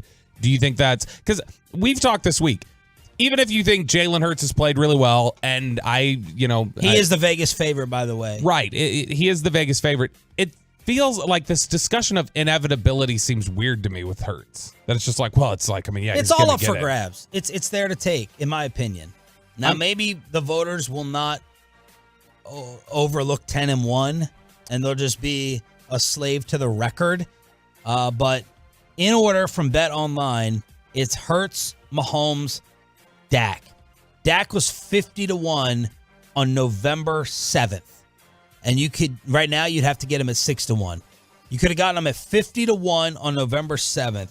Now 6-1. So Hurts, Mahomes, Dak, Lamar, Tua, Purdy, McCaffrey, Josh Allen, CJ Stroud, Trevor Lawrence, Tyreek Hill. Now, and that's the funny thing. Oh my gosh, I think Dominic Foxworth is about to put Dak as his number 1 quarterback right now on this list. The interesting thing is that I'm just saying it's a movement, Sean. Okay, it's a movement. He does have CJ Stroud ahead of Jalen Hurts, so I love this list from Dominic Foxworth on TV right now. But it's the interesting thing. I think the reason why he's plus 800, the Cowboys' odds of winning the NFC East are not great. In fact, I think the last odds I saw said they were plus 700 to win the NFC East. Philly is 1-14 to win it. The Cowboys are 13-2. And there it is. Foxworth just put Dak number one quarterback in the league, Sean. But now you got to love ESPN. I know. What is this? I'm so conflicted. What you have here, though, is that Dallas being plus 700 to win the division, I think is directly reflected in Dak's MVP odds. Because I think I saw something yesterday that said in the last 20 years, there's only been one time that a quarterback from a non-division winner has won MVP. That it's not like baseball where they'll go, yeah, Felix Hernandez, you went 500 essentially, but you were the best pitcher by far, so you get the Cy Young. That it is very much a results award. And if you don't win your division, you're not going to get it. Because I think right now, I don't think it's much of an argument that I think Dak has clearly played better than Hurts this year. Is that just bias, do you think? Hey, you tell him you're the Jalen Hurts MVP #1 voter. Clearly, no, but I mean, I would still lean Jalen over Dak right now. You think Jalen has played better? Yes, I do. For the whole season? And I think the numbers show it. I don't. Okay. I mean, I don't think it shows that at all. What is it? Where does it show it? Because touchdowns, Dak's #1. In fact, the only thing I think Hurts hasn't beat on right now is interceptions. And that's because he has more. Are you factoring in total touchdowns? I need to look real quick, but I still don't think that's any different. I think Dak hasn't beat there. While we look at it, with Aaron Rodgers, that golden audio that blew up yesterday from McAfee, just blown away and in love with the intricacies of the game that he's pulling off, the here we go cadence. DallasCowboys.com went around the locker room and asked everyone for their best here we go impersonation. Can we get your best, Dak? Here we go.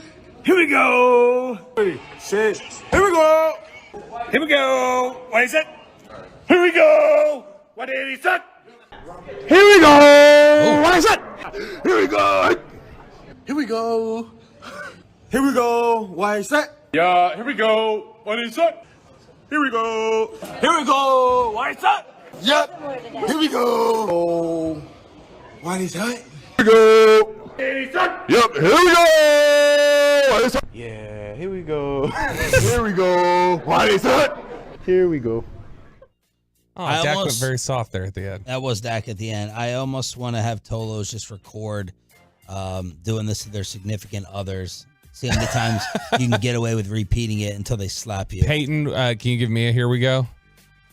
Here we go. Oh my gosh! If you did that at the Stars game, we would have given you credit for that. Oh man, let's go Stars, baby. Cowboys, baby. Dak has 23 touchdowns to 6 picks. 25 total. Okay, Hurts has 18 and 10. What's his total? His total's 27. 27 or 29. 29. Yep. So he's got 6 more. Oh, I'm sorry. 4 more total touchdowns? Yep. Then Dak. He's also, I believe, lost like 4 more fumbles than Dak. Dak's, well, that's going to happen, I guess. Dak's QBR is 12 points better. And Dak has actually thrown for, he's got 300 more yards, basically. He's the GOAT. What can I say? He's got less touchdowns. It's going to be touchdowns and record versus all the other passing numbers. I mean, the record is the biggest thing right now, and Jalen Hurts had a clutch performance. The biggest thing is honestly he's had clutch performances. That's the biggest thing is that people are like, they'll love the clutch factor. The biggest thing is just how he's performed late in games, because overall through 4 quarters of games, he has not played better football at the quarterback position than Dak. Below the belt with a lot of love from Aaron Rodgers, making Tolos fall in love with the former Packer quarterback. I want to take some Maverick phone calls. Are you excited about this sale?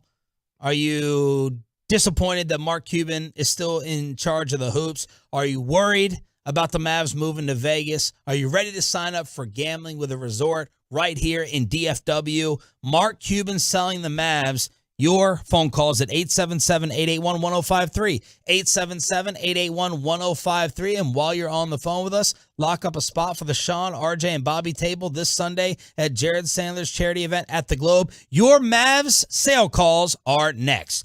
But speaking of all this money today, I got to talk about Trajan Wealth and the markets just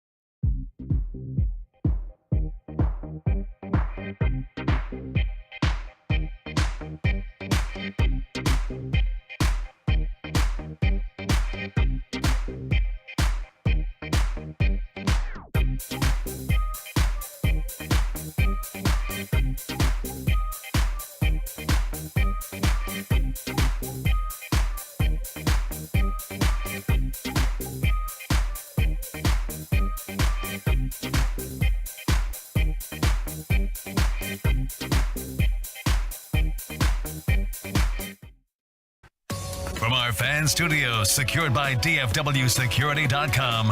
This is Sean and RJ on 105.3 The Fan. Dallas had lifted the lead. Spin move and score for Luka. 37 in the game. Jalen Green, and a save-in attempt is picked up by Luka. Oh, no.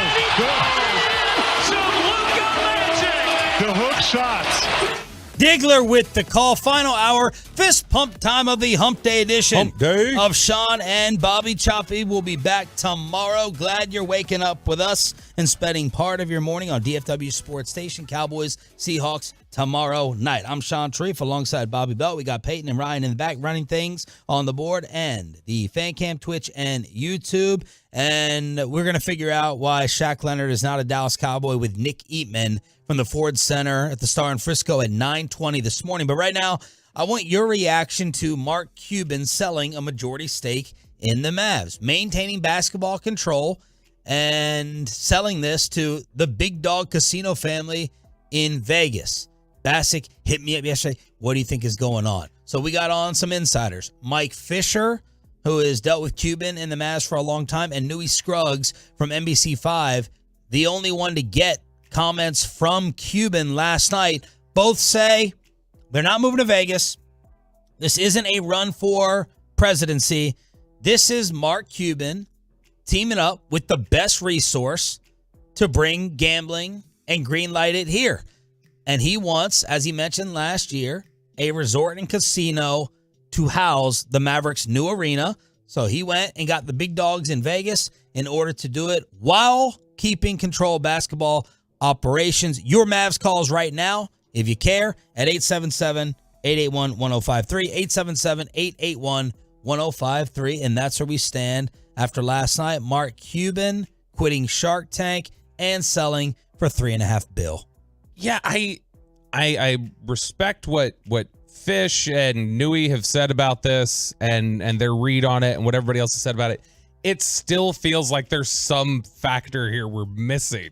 Like not to me, it's only to off. you. I know. I'm just telling you what that's why I said it. Like I'm talking about for me. It feels like something is missing here because I don't understand. I don't think the Shark Tank thing is just a coincidence. Like I think there's some other aspect to it. Now, if you're telling me like it's a that's the only thing that's not lining up for you is yes. it's quitting Shark Tank after 16 years. Yes, honestly, that's what it is. Because that dude's always been obsessed with TV. He tried to make The Benefactor a show for a year before he got Shark Tank and everything else. That's he had HDNet, the channel that he owned. That's always been his big thing. But all of a sudden you've got, the Shark Tank thing happen, then he finishes this deal. It just makes me wonder how those two intertwine because I don't think it's just coincidental. I don't think they're separate from each other. Something there doesn't totally line up to me. I think that's the majority of what it is. It's related to gambling, getting something going here, but it does feel like maybe there's some other angle here that we're not figuring out. You have a theory?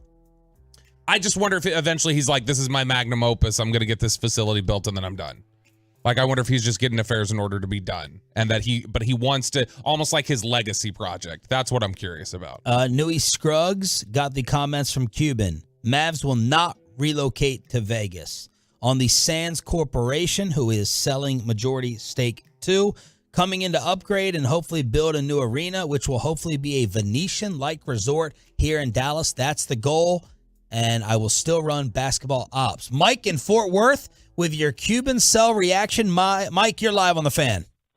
Yeah, how's it going? Yeah, he's got some other business opportunities he's thinking about. Maybe put a little bit more time into that Vegas casino deal. But I have a more important question for both of you, and I'm thinking that this is my theory. See if you guys agree with it. In the next 5 years, Cuban won't be associated with the Mavericks because the Adelson family and the Sand Corp will probably buy him out. Because if the Mavericks start losing, if they're winning, it's fine. But if they start losing, and there's a disagreement on, let's say Kyrie wants out, let's say Luka wants out, let's say they need another head coach. I'm saying like in the next 5 years, there's going to be a discussion between Cuban's going to want to do this and the Adelsons may want to do that. Cuban has a strong personality like Jerry, not quite as big as Jerry, but he's very strong opinionated. I think that if Mavericks start losing, there's going to be some kind of disagreement, and they're going to buy Cuban out, which I'd like you guys to opinion on that. Thanks for the call, Mike. That's interesting. I mean, that's some people are trying to speculate, sell before Luka possibly leaves.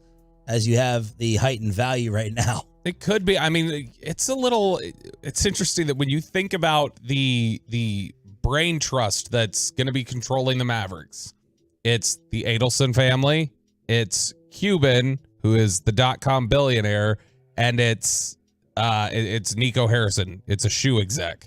Like, there's not a whole lot of basketball people like really running things in Dallas right now. Yeah. Which, does that become off-putting at some point to Luka or to Kyrie Irving or to the guys that are there? I mean, ultimately, the only basketball person right now in charge is Jason Kidd. Like, it feels like that he's the only one. And so they could absolutely have some sort of a hostile takeover, I guess, where they're like, hey, we're buying you out, Mark. But it does feel like everything we're hearing so far sounds like they just want to be involved for the business aspect of it. It doesn't sound like they want to make basketball decisions. The different conspiracy theories out there last night from the Tolos. Mark is running for president. He needs money. Mavs are moving to Vegas. He's been ready to step away. This sets up the infrastructure for Texas gambling being green lit. He just made a great business deal, period. The man sold for $3.5 billion while still being in control of basketball operations. Just a flat-out great business deal, or trying to sell before Luka and Kyrie, some type of blow-up. The different conspiracy theories that are out there. But, man, this woman, Miriam Adelson, sold $2 billion of her Sands stock, and it was like nothing. Like, it was like nothing in terms of the shares that she still has left, and it got her $2 billion worth. Donnie in Greenville. Donnie, you're live with Sean and Bobby. Hey, guys. So basically, my view on this is what Mark Cuban is doing. I'm not a big fan of it, but I think he needs to be either in or out. Either you're fully in or you're fully out. So I think this is kind of a waste of time, and just I don't know. He's going to either be out later or like the last caller said or whatever. But I really think he needs to either be all in or all out, not partially in. Thanks for the call. I got a text from a former local TV executive saying Cuban is getting out with the collapse of the cable bundle because team values have peaked and he knows it. And this was RJ kind of comparing some team values last night in the group text. Which maybe that's the way he looks at it. Maybe he looks at it and says, I love the game. I love this team. I love this franchise, everything else. So I still want to be involved in this as long as I can, but I'm getting my money now. So I'll make a deal, I'll make a swap, maybe see if I can turn something profitable into a super complex, this gambling angle of it. That wouldn't be a bad idea. I mean, because there is a question, I think, for a lot of people about how sustainable the TV deals have become. The Bally thing does feel like it's terrified a lot of baseball and basketball teams in terms of their local revenue deals. NFL doesn't have the same problem, but it does feel like it's made guys a little gun shy. RJ texted, Suns were sold for $4 billion in 2022. I assume with our market size, we're at least equal. Yeah, because now, and how much, I guess that's the thing we don't know totally. We know it's a controlling interest, but how much did he purge? How much does he retain on his own? Because if it's $3.5 billion and he sold 51%, then that doesn't make sense. Amount. Yeah, that doesn't make sense, right? That would mean that the value of the Mavericks would blow away the Suns. Yeah.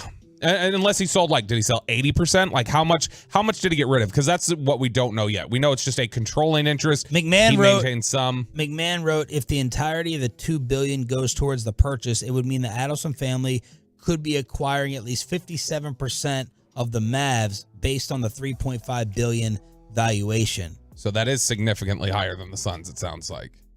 Charles in Grand Prairie. Charles, you're next up on 105.3 The Fan. Go ahead, buddy. Hey, everybody's missing the point, man. Hey, this is all about eventually moving that team to Las Vegas. That's it. He's partnering in with the casino owners. He's getting his ducks in a row so that he can make a quick exit when the time is right. I mean, that's just face the fact. But you think Cuban would want to be You think Cuban would want to be hated and despised here for moving the Mavericks out of town? I don't think he cares. I really don't. You know how arrogant Mark Cuban is. Yeah. I mean, he does what he wants to do when he wants to do it. I mean, he could care less about what everybody thinks.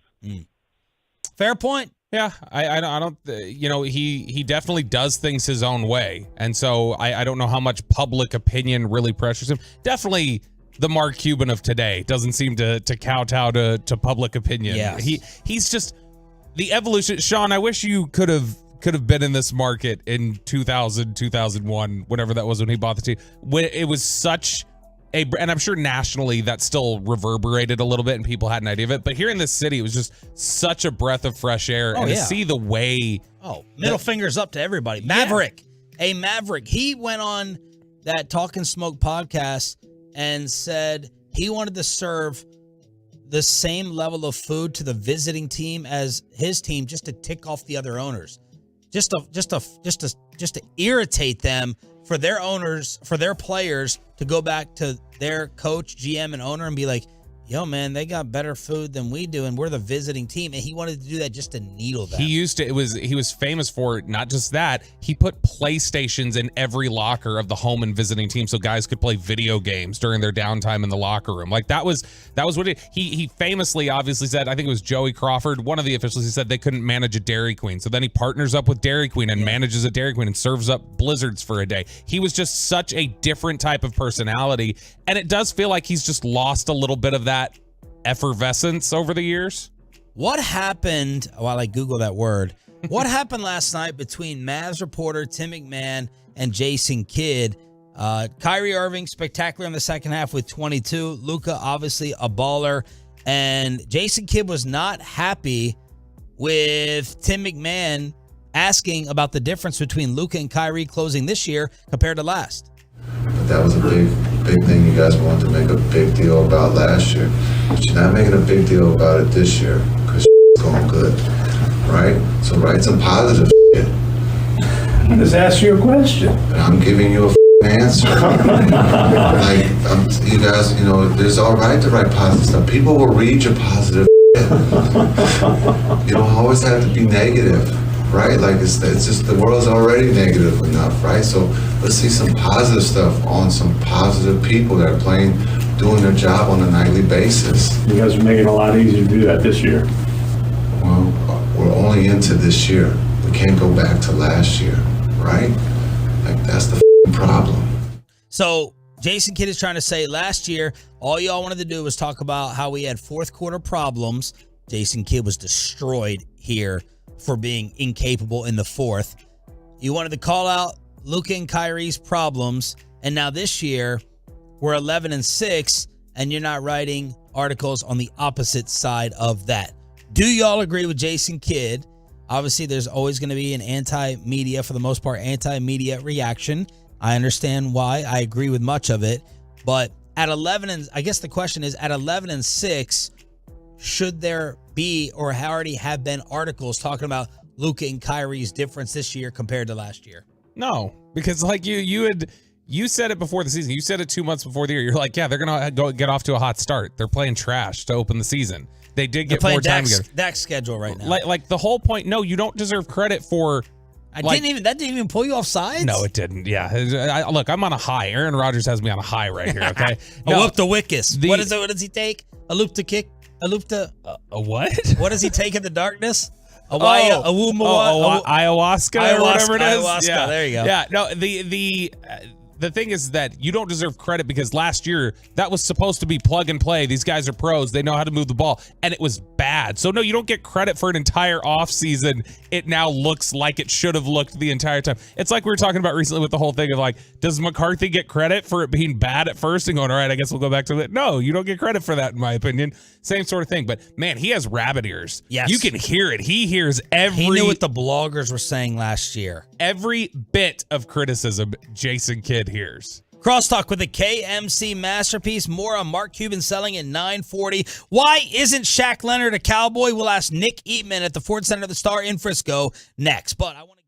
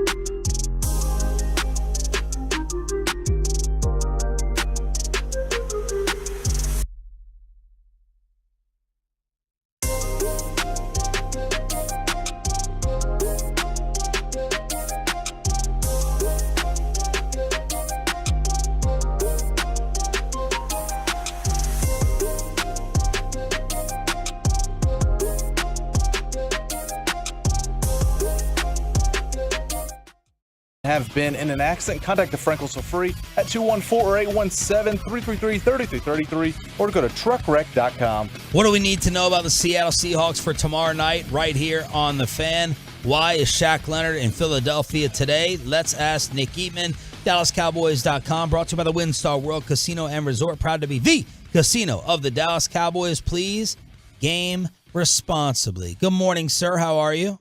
I'm good. How are you guys doing? Doing well, thank you. Were you surprised that Shaq Leonard did not get done and finalized yesterday? No, I'm not surprised. I mean, I got the sense that, the Cowboys were certainly interested and wanted to see where he was and, physically, mentally, all that stuff.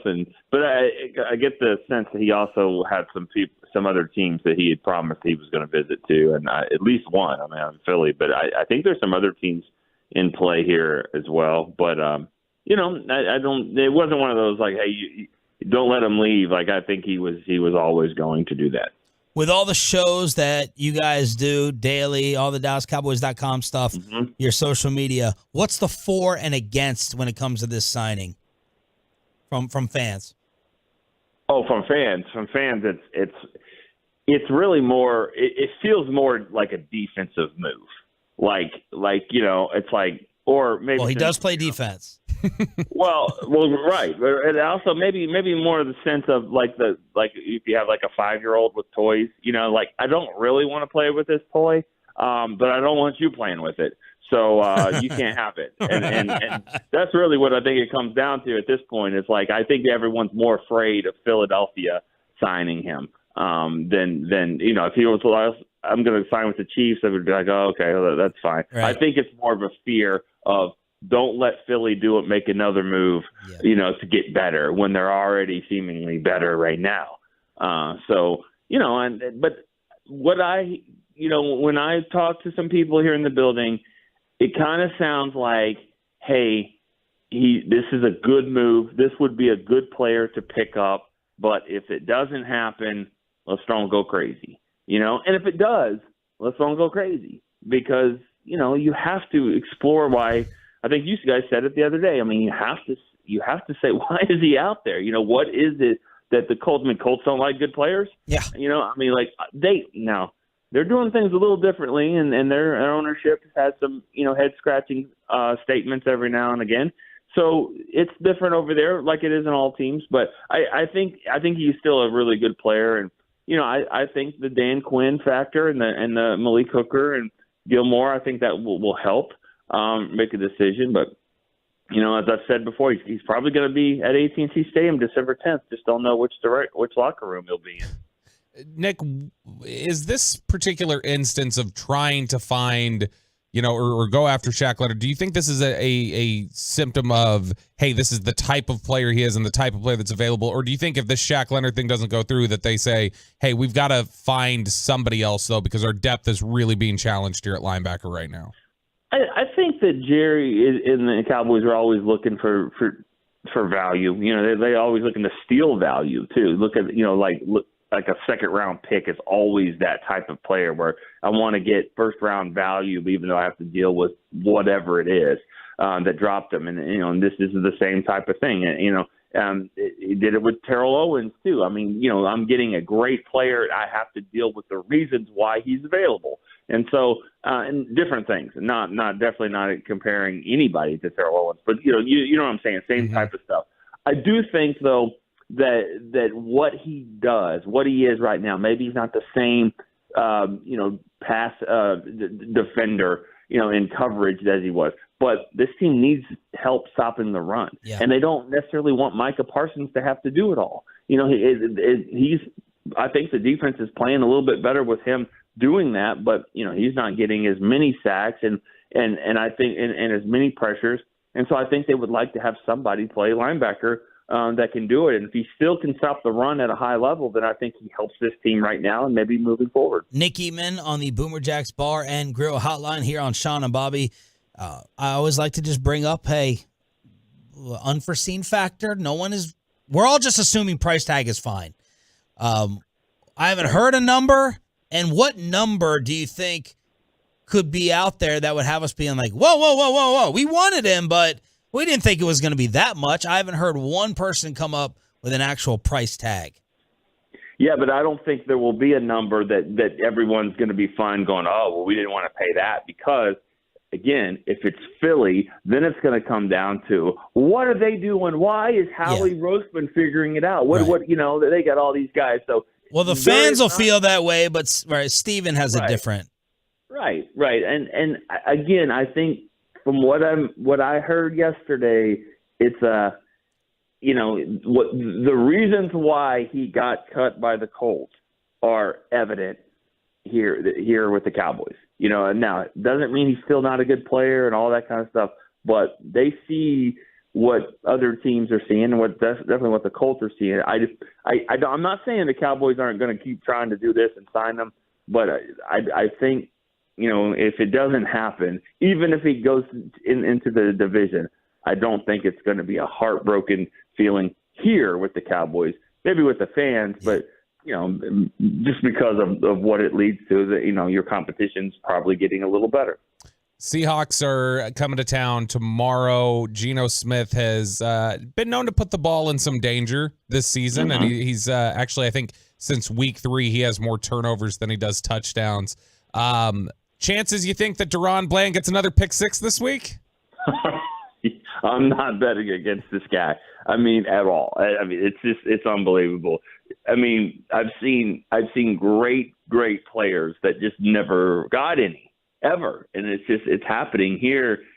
And it wouldn't surprise me if he didn't get another one for the next 2 or 3 seasons. But at this rate, sure. I mean, he's figuring out not only how to jump the route, but the last 2, he's had to make moves at the end zone. I mean, if he gets one more, I think he needs to play offense. I mean, what's happening here? He scored points. It's unbelievable. I have no more words for this. I'm not fighting the Defensive Player of the Year argument. If it happens, it happens. If they vote for him, that would be great. I'd still be surprised if he's Defensive Player of the Year, but I don't know how you can ignore it. When did because we know they obviously were big fans of Byron Jones, and Byron Jones was never a big turnover machine, but he always shut things down. And we've heard a lot lately about Steven talking about, we really want that ball production, we want things like that, because they went a long time without generating many interceptions. When did that become a big thrust for them, do you think? And who's most responsible for that change of philosophy? Is that just what Quinn wanted in his defense? He wanted guys who took it away in the secondary? I think, it's hard to say exactly when, but that cornerbacks or that defensive backs coach, Al Harris, that was the type of player he was, a very aggressive, go get the football, even at times taking chances. He won a playoff game, if I remember, by doing that, intercepting a pass against Seattle. So, he's that type of player, and think about it. That type of coach, because that was the type of player he was. And Trayvon Diggs has had that mentality. But, another thing is that these guys have great hands.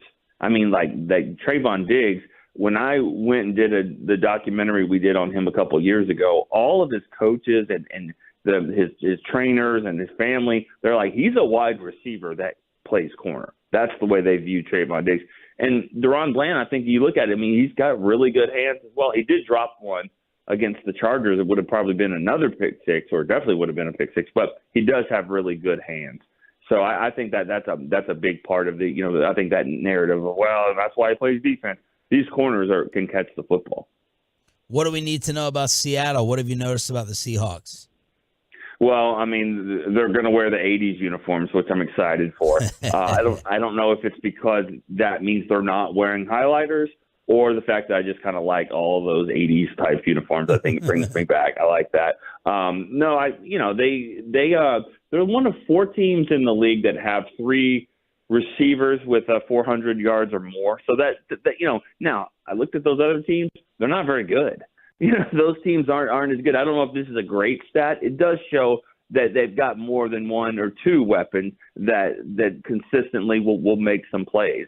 And so obviously with Metcalf and Lockett and Jackson Smith and Jigba, those 3 guys. So anytime you have more than a couple of weapons, it's going to stretch your defense a little bit more, make sure that, Jordan Lewis has to make some plays and things like that. But, I do think it's going to be an interesting matchup there with those receivers.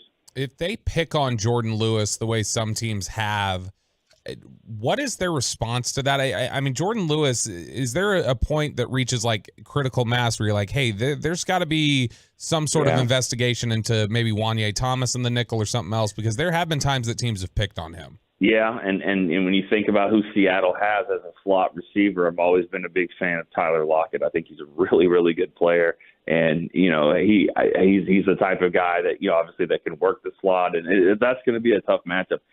Who do they have behind him, like that will be active in the game? The options are very limited. I mean, now what you could maybe move Deron Bland inside. I don't know. I wouldn't move him for anything right now of where we've seen him make these plays. But, that would be an option because I don't see Nashawn Wright being a guy that would do that. He's more of an outside corner, if that. So, yeah, Neie Thomas, I think you're right about that. That's probably the best option. But it's really the best option is Jordan, you're a veteran, go make a play. Stop the bleeding, if that is the case, because that's probably still your best option. Nick Eatman here on The Fan. Have you made your official pick for this one yet? I haven't, but I'll go for it. I mean, I think this one's going to be, the Cowboys have scored 30 points in every home game this year, which I think is amazing. I'm going to keep it right at 30.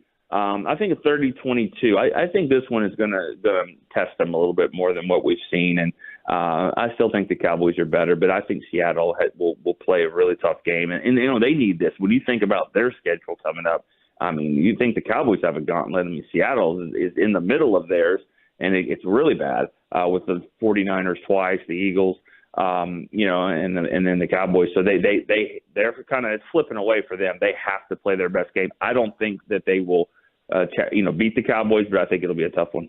Fantastic. 30-22. 30-22. So that's right there at that spread of 9 points from Nick Eatman, DallasCowboys.com. Thank you, brother. We appreciate you. Have a good one. Okay.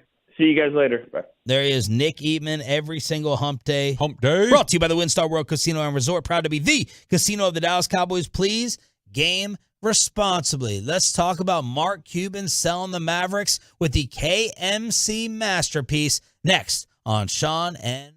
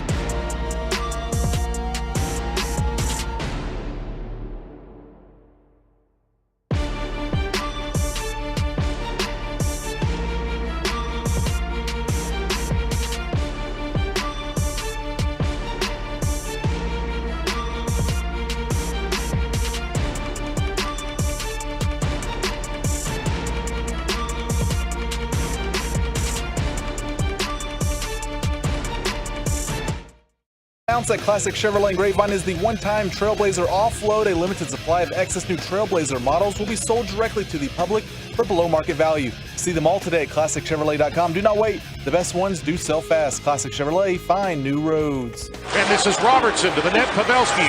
He shoots it. Following up. Hits out front, and Pavelski scores. That first line opens the scoring. Pavelski's 10th, 1-0.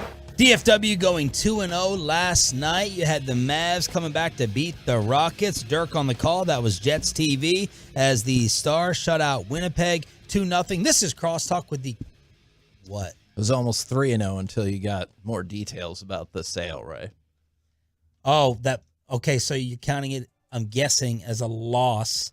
That Cuban is still in control of basketball ops. That part's a bummer. Well, it's 1-0 for the city of Dallas because the Mavericks aren't going to be the Dallas Mavericks anymore, right, Mike? They're going to be the Las Vegas Mavericks. They're moving in a year. No, I would say I was listening coming in, and there was the caller going, he doesn't care about Dallas, and he can do whatever he wants. He literally can't. Like, do you think the Oakland Athletics ownership wanted to be the Oakland Athletics the last 20-plus years? Do you think Tampa Bay really wanted to stay in Tampa Bay? Do you think that every owner that's owned the Sacramento Kings are like, I love Sacramento. I definitely want to stay in little Sacramento, like the 61st market in the United States of America? Like, I'm not sure. It's not top 30, you know.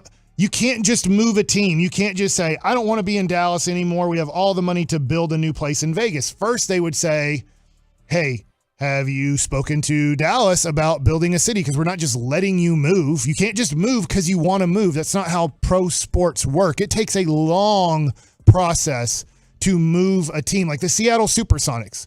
How did they move? For at least 5 years to 10 years, they're like, we need a new stadium.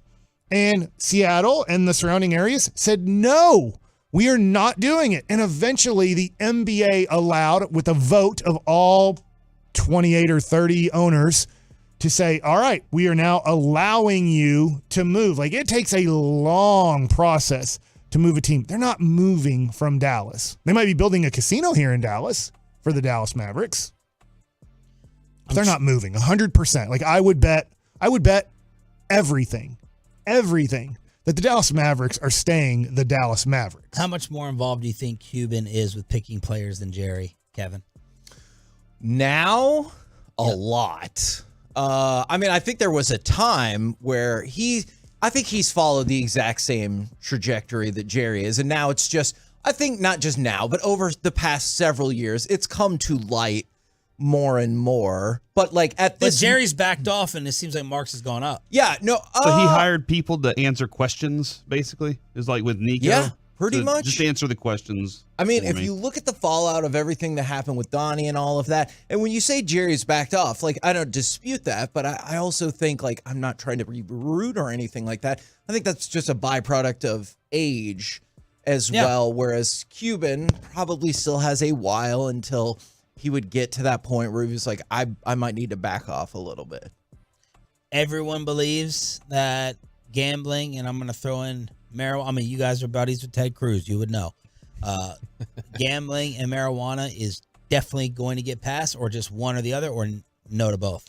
Ooh, what are your Senate sources saying? So I do remember we're going to Cancun, baby. I do remember the governor tweeted out that Cuban? Texas would never have marijuana legalized on his watch. So if he's going to back off that, which I don't understand why he would. The thing that's interesting about that, though, is Rick Perry, when he was the governor, was also like, we're never going to have legalized gambling. And now he's one of the advocates for legalized gambling. I think one more likely gambling gets passed than the other. We're just a slow-moving state, a very conservative state. What? And politics. I don't feel like, I don't mean that in terms of the like typical conservative versus liberal, but this is a slower adopting state. I would be surprised if they did them both at the same time. And which one would you put ahead of the other? I think gambling is more likely to get passed. Gambling. Yeah. Okay. And I mean, because there's a lot of money behind it. There's a lot of money behind it, and a lot of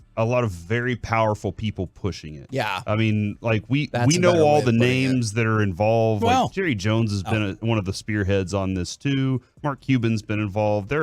there are lots of names that have been trying to get this to the Capitol to get that all taken care of. And now, Kevin, the question I have is, can they convince them that the infrastructure and everything that has to go into building it and policing it and all that is going to be more valuable than the money they get from Oklahoma and Louisiana and the surrounding states that already have it? I think they can. I've been dying to look at those numbers forever to no avail. And it's not to say that there's not a lot of money in marijuana.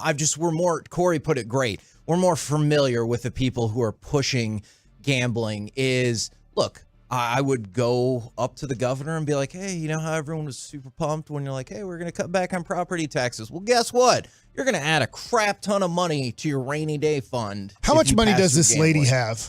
Like, how much is she? $25 billion. Yeah. So this is the thing that we'll talk about during the show is if you needed her for this to happen, wouldn't Jerry Jones now sell a stake of the Dallas Cowboys to her too? Like, if we really need this person, I'm not saying we don't, but if we really needed this person, shouldn't now Jerry have to sell half of his ownership of the Dallas Cowboys, and Ray Davis needs to sell 50% or more of his Texas Rangers? He needs her more specifically because he already has a lot of business interests intertwined with her, whereas Jerry and Ray Davis do not. But this from is what my I question understand. to Mike in the break. Like, does Mark Cuban really need her expertise to build a resort casino around his arena? Does he really need that? Is she that much of an expert that he couldn't find somewhere else? So I'm trying to figure out another reason why he would be doing this versus, all right, Cuban wants a Vegas feel here for the stadium,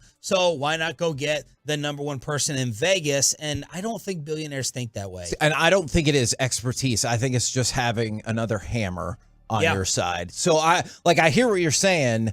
I think it's having the clout and the money on your side. Is it the expertise and the money, or is it's probably just as much like we were talking about earlier with Neie? It's probably just as much about the political connections, too. I can see that. Yes, like to be able to change legislation. She's very political. Her family has very strong political opinions that kind of are opposite in many ways of Cuban. Yes, her money has been here much longer than she has. Like here in she's been in Texas for a while. Corey, what else do you guys need to tease? All things Mark Cuban right out of the gate. So that's what we'll hop into immediately. Stars and their nickname at 10:20, and baseball nuggets with Mike Bassick at 10:40, and Coop and Chuck Cooperstein at 12:20 today. Ooh, hey, I was listening to y'all's segment on how great Dak is and how he should be the MVP. So good. Here we go. I was just wondering. Did you hear our segment on how baseball's a bad sport? I didn't know this or not, but who's the head coach and also the offensive coordinator of Dak's greatest season of his life? Ooh. Kellen Moore. Just kidding, Dak. Dak is the head coach, the coordinator, the quarterback, the everything. Goodness. I think that's amazing. Give McCarthy the credit. If we're going to go with this is Dak's greatest year, and I'm not disagreeing with Give that. him the credit. He's calling the Mike plays. McCarthy is the offensive coordinator and the head coach of Dak's greatest year ever. Who did Brandon Cooks go to install if that's play? the case, if we're Let saying me Oh, ask you a question. Hold on. Yeah. No, that's a great point, who though, did actually. Brandon Cooks go that's to a great install point. play? Did you hear the sounds from the sideline this week from the Cowboys? No. Brandon Cooks' touchdown. Do you know who called that play?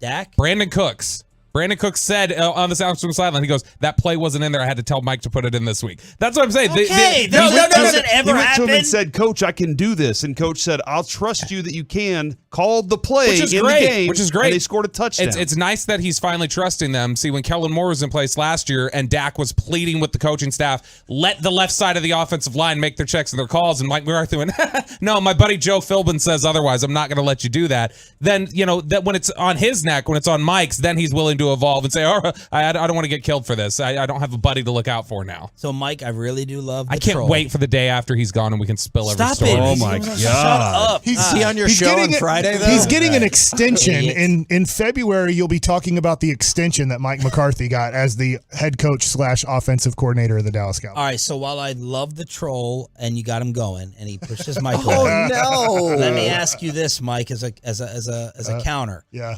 So, Mike McCarthy, if he next year became the head coach and coordinator of the Chargers, Right. you believe Justin Herbert would take a significant leap?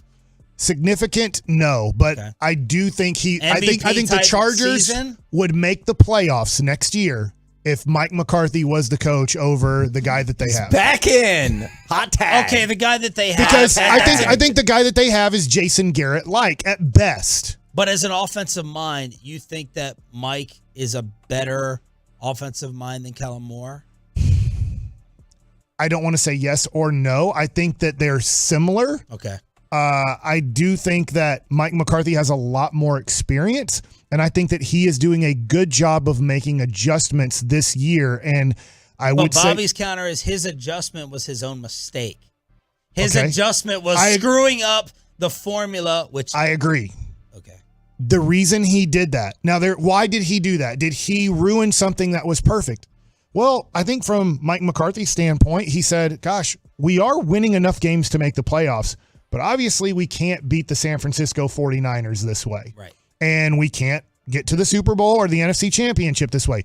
Let me try it this way and see if it's better. I agree. And then he made the decision that it's not better. Yeah. And I think that is really big of a coach to do that. I'm not saying Mike McCarthy's the greatest coach in the NFL, but I do think he's a good coach, and he's better than the Chargers head coach. He's better than the Giants head coach. He's better than Washington's head coach. No doubt better than Garrett? No doubt in my mind. Garrett had a decade to make the playoffs 3 years in a row. And this is going to be the third year in a row the Cowboys make the playoffs. Jason Garrett had prime Tony Romo. He had a young and upcoming Dak Prescott. And I get that Dak wasn't what he is today. He could never do it. He could never consistently get the Cowboys to win. Mike McCarthy is consistently now, I'm assuming they're going to win 10 or more games this year. That's a pretty good bet. Yeah. 3 years in a row. And when he did have Andy Dalton, he went 5-6 with Andy Dalton. That ain't that bad. And Cooper Rush. And he went 4-1 with Cooper Rush last year. Yeah. He's a good head coach. He really is. He has faults. He's not perfect. Neither is Dak. But I think that at this point, Mike McCarthy is the best we can hope for with a Jerry Jones-led organization. And I think he's good. I don't think he's the best, but I think he's good. So let me give you this scenario. You're not going to let Bobby respond to any of that? No. I love our Friday conversations with Mike McCarthy, sponsored by Black Rifle Coffee at 6:30. Smart. So let's say they lose to San Francisco again, and there's McCarthy being retained, Dan Quinn elevation, or Parcells 2.0 and Belichick. How would you vote? Oh, Belichick, my opinion real quick, I don't think Belichick would ever take this job under these standards. Okay. Yeah, he wants control as much as Sean Payton would. I prefer McCarthy over Belichick, honestly, because I think Belichick would come in and immediately try to change over a million different things. I think it'd be. I'm fairly stunned. I think it'd be the say same that. first 5 weeks of the season. It's not about McCarthy. It's about he'd come in and try and overhaul and egomaniac fix everything, and I think it would set him back. What I really wanted to talk about was this hockey player allegedly sleeping with the number one pick's mom. What? And getting cut. Bedard? Yes. Bobby and I support the general manager and the team getting rid of the player just for having a possible relationship because this player is too important as the number one pick. If Bedard said something, then he's got to go. Yep. Okay, because I can. Man, that's crazy, right? Oh, It was enough of a thing that they had to address it yesterday at a press conference and say, "Well, that didn't actually happen, but we don't believe them." Yes. Corey? Is this Corey Perry that Yes, we're talking about Corey here? Perry. Former star player? So when they had said, because I had heard that he got cut for like unacceptable conduct or whatever, but I didn't know what that was. Holy it's for moly. allegedly messing with the number one pick's mother during like a mom's hockey weekend. That's one thing, but that dude is also an irritant. Yeah, that's true. He's an irritant that you like having on your Doesn't team. the I mom think. take responsibility too here? She's a grown adult. Took a lot more responsibility. You're right, but Bedard is Wendy. She wanted to sleep with that guy? Yeah. I mean- Allegedly. I mean, Well, God, I okay, hope like, so. yeah. That's a whole different- Then he's going to prison, I think, if she No, I'm just against saying her if will. they slept with each other, not with the other But, like, thing. she's a 40-year-old woman, I'm assuming, or a 30-something-year-old woman. The GM did say, however, I want to be very clear, this does not involve any players or their families, and anything that suggests otherwise is wildly inaccurate, and frankly, it's disgusting. Perry did not have sexual relations with Connor Bedard's mother. And if you were that 18-year-old, I don't think you would be like, Oh, Mom, just her own free will, as she found him attractive, and She's- being able to I'm go into that assuming- locker room every day with that player, having done that with your mother, that'd be hard, especially at 18. I agree. Here's a tough assumption. Can't have sex with my I'm mom. assuming that the mom is not still married and she's divorced. Or maybe she never got married. She just had a child out of wedlock. It happens to the best of us. And then I'm going to assume this. I'm going to assume that this isn't the first person she slept with since having the 18-year-old number 1 overall pick. I think she is married. Allegedly. Yeah, So 'cause she's having she does a- have two. Like Is the she picture, married? the pictures that are out there man. are Connor, his sister, and a guy with her. Like that's all the family photos they If keep. that's showing. his dad, I could really see why he'd be like, you need to get him. I'd be I mean, really we talked about it here. I would like, be if really some- mad, but the woman has to take responsibility too. She wanted to sleep with this guy, and Allegedly. she did allegedly. Yeah, she allegedly. So they didn't have Well, a. it's So not a crime. You don't have to say that every time. I guess you're right. It could be slander though. Allegedly. So, It could be allegedly. slander. Yeah, allegedly. hey, McCarthy, man, he's getting great. the most out of Dak. This Fridays is awesome. at 6:30. Thanks yeah. to Black Rifle In fact, Coffee. I'm going to give. Hey, real quick before you guys go, here we go. Did Dak ever do that like consistently All right. without Mike McCarthy? Yeah. Never heard it before. Aaron until Rodgers Mike never McCarthy. praised Dak like this Yeah, until Mike McCarthy took over. Because Aaron Rodgers respects that another quarterback also thought Mike was dumb. Let's do it our way. He made it sound like Brandon Cooks made a call in the huddle, by the way. Did you notice that? Scrap McCarthy. Corey Thanks Corey for had that, to correct him and like, no, Brandon Cooks did not go in the huddle, and everybody gets to call their own plays because they disrespect Mike McCarthy that much. During the week, a player went to the coach and said, I believe this will work. And then the coach said, I believe in you. I'm going to do it. Friday at That's 6:30. good coaching. Choppy back tomorrow. The KFC Masterpiece is next on The Fan. Bada bing, If bing, you're bing, a boop. new listener to Sean and RJ, thank you.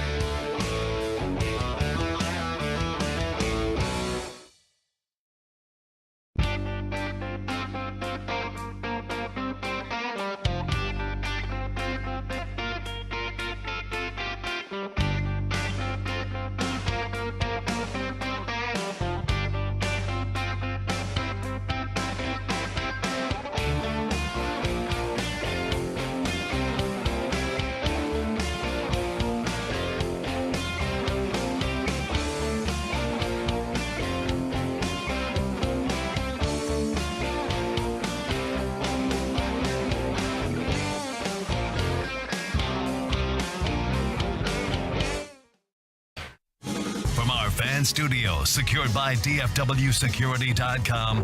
It's the KNC Masterpiece on 105.3 The Fan. KNC Masterpiece right here on 105.3 The Fan. We got me, Kevin Hagelin, Corey Majors, Mike Bassick, and joining us today, Alec Medford. He needed some time off from Peace-a-thon. He needed to distance himself, but he has decided to come back for today and today only. I think he's working on the get right too. What? Yeah. Yeah, that happened last night and the night before. You know, Mike, if you haven't learned this about the KNC Masterpiece, we appreciate and applaud anybody trying to make a name for themselves in this industry. It would take you a 30-minute segment to name every producer you've had for the KNC Masterpiece, and that might just be the last 2 We're years. a talent factory, Mike. I will say this, and I think we could ask Alec this right now. I say most because there's at least one, but most of the people who have been in that chair have gone on to have great successes, for one, but two, have never held any ill will against us. There might be one, true, but that's his own damn fault. But double true. Alec, like, would you say if you were to go on and be the greatest at whatever it is you decide to do, all right, would you look back and go, time with them was well spent? Yeah, no, there's been a lot of great laughs. You've given me some good opportunities. I mean, you guys were the first people I met when I got the job here. So, yeah, it's been a great impact. Yeah, I remember that conversation. It was great. No, you don't. Yeah. No, you don't. What I really think is like, hey, That's who's good. Red over there? What's that guy's name? What does he do? Little Red? Yeah. Upside down Dallas.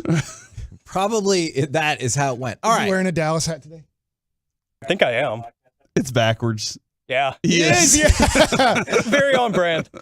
So 877-881-1053. I guess one of the questions I have is, do you think anything is actually going to change from this Dallas Mavericks sale, which it evolved pretty quickly through Stein's initial report last night? Mark Stein kicked off this entire thing. At first, I believe he said Mark Cuban is going to retain majority control, but will sell off a significant portion of the team. And then it became significant portion as in more than half. And then it became, but Mark Cuban will still maintain the head of basketball operations and all of that. So it evolves really quickly, but it still felt like pretty stunning news. Totally shocked.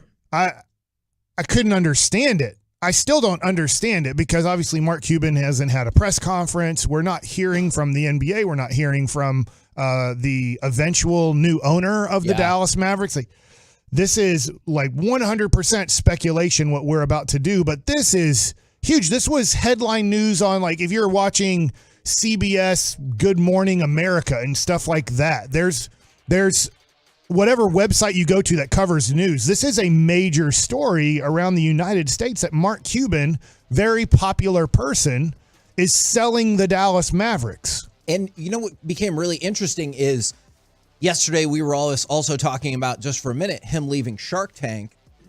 And it seemed like that was just a thing that was happening. You know, he's been on Shark Tank for a really long time. And then when you combine it with he's also going to sell the Mavericks, it feels like he's clearing the slate on a lot of things, which I know has led to speculation about, you know, a political run or something like that. I personally think it's more gambling based than anything, but I understand the people who think that believes this is the start of a political run. So the reason I discount the political run, because I was thinking about this, right? I have no clue, but political run. Biden is the president of the United States and pretty much has the Democratic Party secured, as in he's the person running on the Democratic side. Whether they like it or not. Whether they like it or not, that's what's happening. Trump looks like, as long as he can legally run, he is going to be the candidate on the Republican side. So if Mark Cuban wants to do this... Whether they like it or not, too. Whether they like it or not. So if he was going to do this, he'd have to run as an independent. There's just no way in our society, in the United States of America, you can win as an independent, especially somewhat this late in the game. Yeah. Like, they're already having Republican debates on who's going to be the candidate, and most likely it'll be Trump, like you said.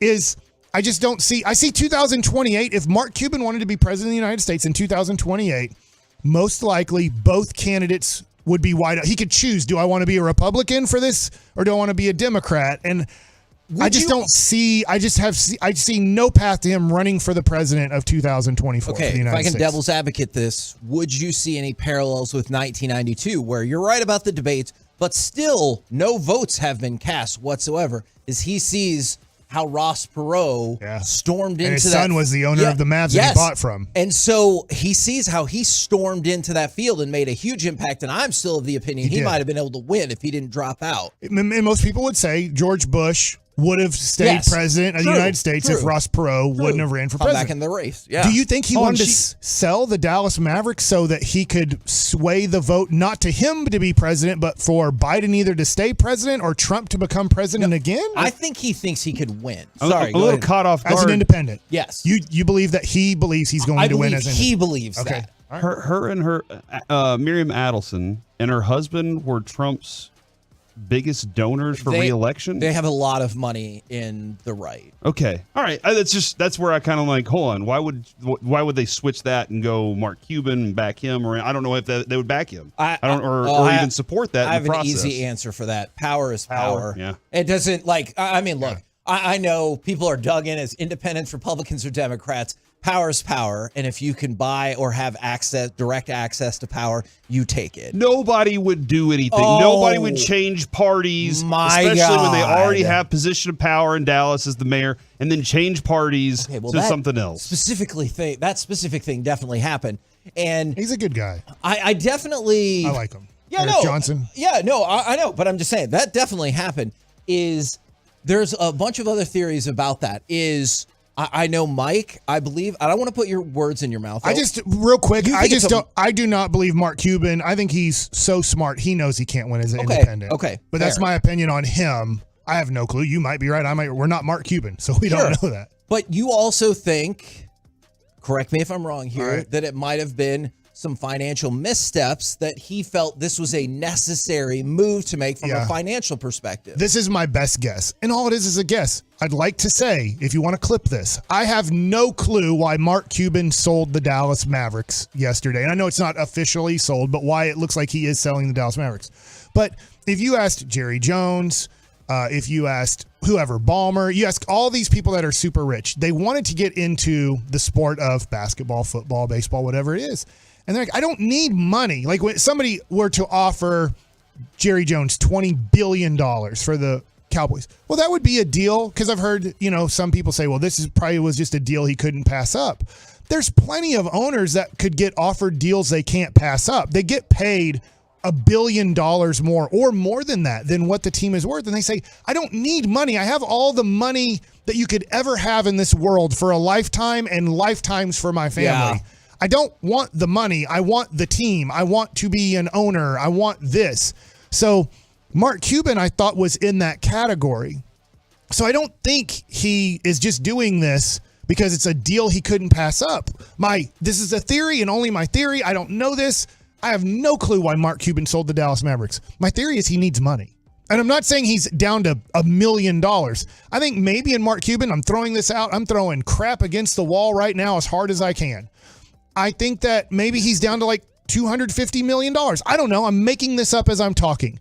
But to him, $250 million is like I only have $20,000 left in my account, like if we're thinking about us. To a number that is alarming for him. Yes. He's at a number that's alarming because I just don't know why he would sell the Dallas. I never thought that he would. I thought that this would be passed down to his family, to his kids. And so I'm just assuming that he is, in a way, in a world that we could never understand, in his world where he lives, he might not have as much liquid funds as we think he has. And that's a clear possibility. My thought on this is that he is an entrepreneur still at heart and loves the process of getting things going.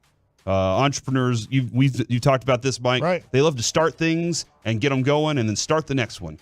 And he loves the idea of a new project.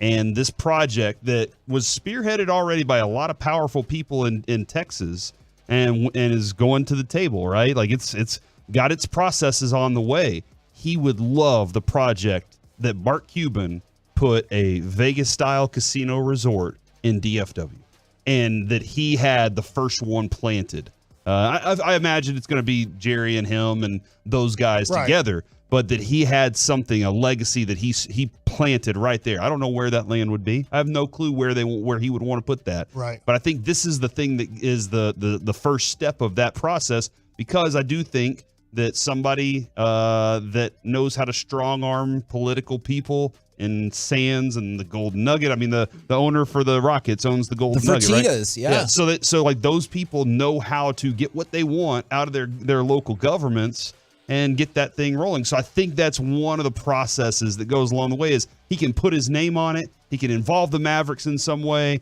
and then he can be like, see, thumbs up, we got you going here, and benefit financially huge from that. Casinos make money, baby. Yeah, and I'm with you. By the way, everything you said, I pretty much agree with everything you just said. And the last thing is, I'm not saying casinos are totally recession-proof, and I know this has turned into like a political roundtable here. I'm sorry, that's just part of the deal for just this specific segment, is if you believe there are dark financial clouds hovering over us, is casinos have frequently shown the ability to weather the storm better than so many other businesses. And so if he's looking at the future, if he's looking at streaming, if he thinks that the NBA is going to take a hit on the next TV contract, and he's like, you know what's going to be a way more profitable stream is for me to get completely into the gambling space. I don't want to discount that either, because you're right with the Fertittas, and I think there's at least one other example. You can be in the gambling space and still own a team. I just wonder if he's like, now I'm going to mostly get out of this, and I'm going to attack the gambling space all the way, including getting invested in the new arena. Because isn't like buy gold one of those standards that we've been told for a long time? Sure. Just, hey, invest in that, and you're going to be fine. I haven't tracked that over the years. I hope it works out. But like casinos seem to make the money that will keep you in that space. And I mean, I think he likes it. I think he likes that part of being around something like that. Then again, Mike said it earlier. I don't know. This is just the theory based on what we're kind of seeing and things we know. Right now, I don't know if you can see this. Mike is currently setting up the security on his iPad that he won from Peace-a-thon. Yeah, Face Congratulations, ID. Mike, for Thank your you. Peace-a-thon purchase. But Kevin, it's facial recognition software. By the way, can everyone now go to My Possibilities to pick up whatever items they want? Yeah, and tons of people have been stopping in, picking up their items that they won as well. And Kevin, I do believe that we are auctioning off a table with us at Jared Sandler's Sandlot Charities, swinging for a cause that's going to be on Globe Life Field. So you'll park outside and then be on the field where the World Series was played this year. The Rangers won the World Series. Take a picture with the trophy. And guys like Marcus Semien, Drew Pearson, so much more are going to be there partying with you on Sunday. I'm thinking about inviting Marcus Semien over for dinner. I think that'd be a fun dinner to have. You just call in right now, 877-881-1053, and make your bid. Minimum bid for our table is $1,000. But if you want to come in, because not only do we want you to come out to this awesome event, we want to scoreboard all the other shows that we did better than them, which we typically do in the auctions on the tables and everything like that. But it's gonna be a really fun night, and I'm really looking forward to it. And the only way you can get in now is to buy one of these tables. So if you're interested, 877-881-1053, give a call in there, get to talk to the lovely Alec, and let him know what your bid would be. And what's the number again? Because I screwed it up. 877-881-1053. All right. I guarantee you somebody's going to call in the next 10 seconds. Wow, the next 10 seconds? Guarantee it. Okay, I hope that you're right about that. We're the KNC Masterpiece right here on 105.3 The Fan. Coming up next, let's talk Dallas, Winnipeg, plus the origin of many of the stars' nicknames. How did we get to these nicknames? We'll do it next right here on The Fan. You are dialed in.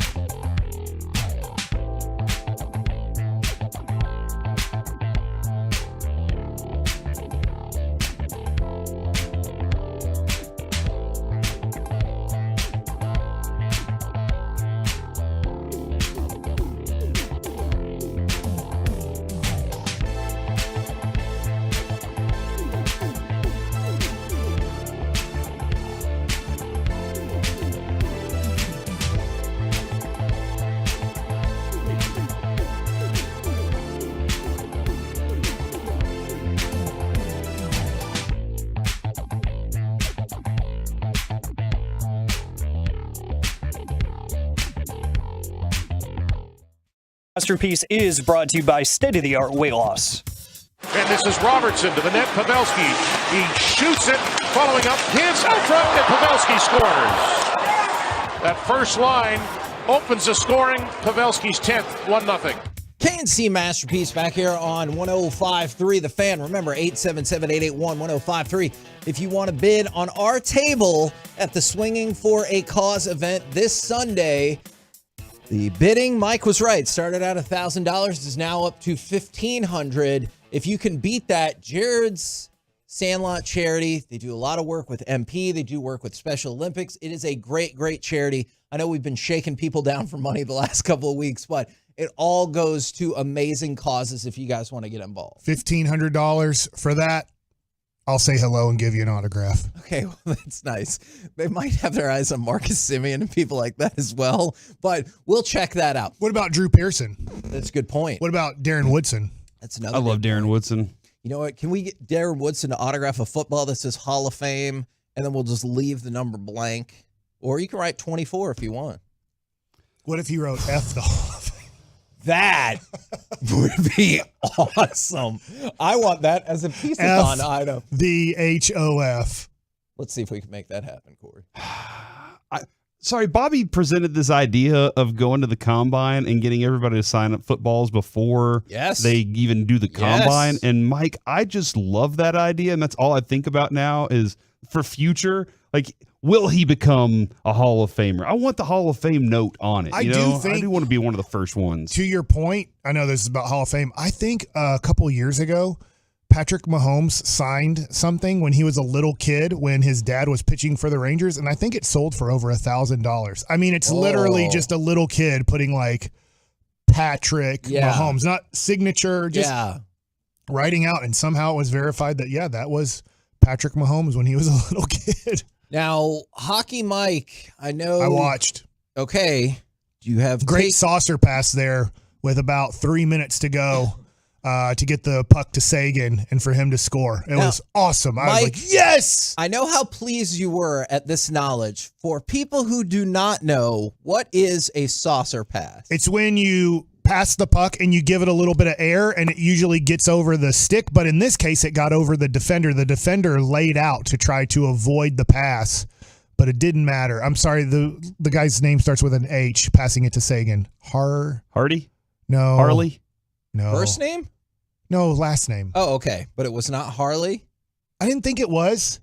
Help me out if you watched the game, because he also didn't have there's like about and with it wasn't Heiskanen? Heiskanen. That's who you forgot? Yeah. No. It wasn't number 4. It was not number 4. Crap. Stop with the H. I don't know. But you just said. I messed Hanley, up. Joel Hanley. I don't know. That doesn't sound right. Wedgwood. Stop. He's the goalie. His brain's going to explode. All right, listen to me, and you listen good. Oh, my God. The same person that made that great pass to put the game away made a bad pass at the end of the first period, because I was watching. There was like a 3-on-1 break. I was like, okay, because the Stars played great. I even texted, this is going to probably hurt our boss's feelings, but I texted Brian Ray, who does the pre and post for Bally's for the Stars, and I was like, man, the Stars are playing great. That was at the end of the first. And he's like, yeah, but kind of like, you'd love to have a goal at this point, how great you are playing. But I just felt like the Stars were aggressive. And he said, this is a great bounce back so far from Calgary, where they didn't show much energy and effort in that game. I thought the Stars played great. I was scared for about a 5-minute period there. It just felt like Winnipeg was going to score, but then you got the turnover and then you got the Sagan goal. Sorry, I'm forgetting the saucer pass guy who got the assist. But I thought that the Stars played great. It wasn't your guy Duchesne. No. And it wasn't Marchment. That's it. You said it started with an H. Sorry. Obviously, I couldn't even remember his name. I couldn't remember the letter that it started with, but it was him. Suter? He already said it. Suter's still on the team. But that was a really fun game to watch from a new fan's perspective. I didn't watch every second of it. I was flipping between Mavs and Stars. They were right next to each other. But the parts that I was watching, I thought the Stars played great. I got to watch most of the first period because obviously the Mavericks hadn't started yet. Now, to go along with the game yesterday, there was a really interesting article in The Athletic where they went through kind of the origin of some of the nicknames. And as you've guessed from talking with Bochy, is you get a lot of, like Ottinger, Otter, where you just throw the ER on there, or you add the Y to the end of it. I know Bochy is a big fan of that. But here are some other ones. Did you know? Is it Benner for Jamie Benn? Oh, I think they just call him Jamie. he might have another nickname. We'll What does get he to have? that in just a second. They call Ty Dellandrea Taco. You care to make a guess as to why that is? He loves tacos. Actually, that is pretty much correct.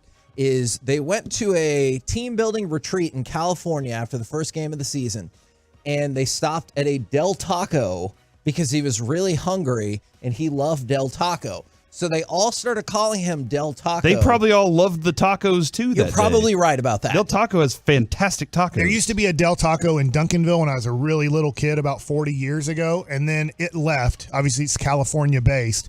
They failed, and then Taco Bueno took over, and that Bueno was very popular, but now that Taco Bueno isn't there in Duncanville either. Oh, no, what's there? I forget. Like a Wendy's or a bank? I was shocked a year or two ago when I was like, what happened to my Taco Bueno in Duncanville? So they eventually dropped the Del from it because that was apparently too much to say.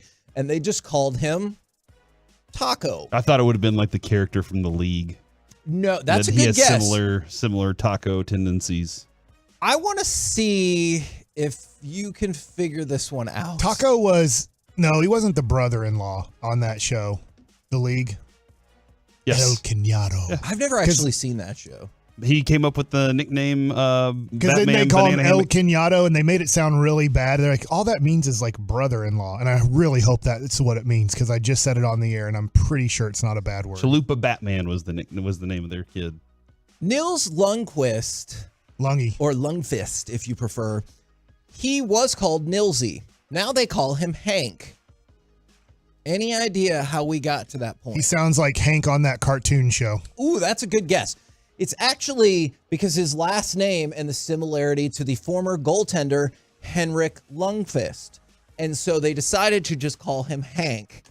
Even though, like, he's Nils, but because of the proximity, this feels like a way Mike would work.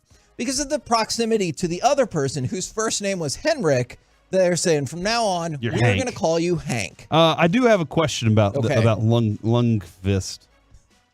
I always thought it was Lundqvist. Lungfist. But there's no fist in it. It's a V. It's a V. But isn't the V pronounced as a U? What? How do you think the U is pronounced? U. Wist. Lundqvist. Is that a U sound? How do you spell quest? How do you say quest? You don't say quest. Exactly like how you said it. I don't know, man. Lundqvist. Okay, thanks for Lundqvist. Let's try to class up our show. Isn't Q useless without U? Is Q used unless there's a U after it? You can, I think, Quaddy, Qadi is a good Scrabble word. Like, do you have to go quaddy, like to a kid? You know what, for the purposes of this, yes. Dude, not really in the American language, man. I think the Q is pretty useless without a U.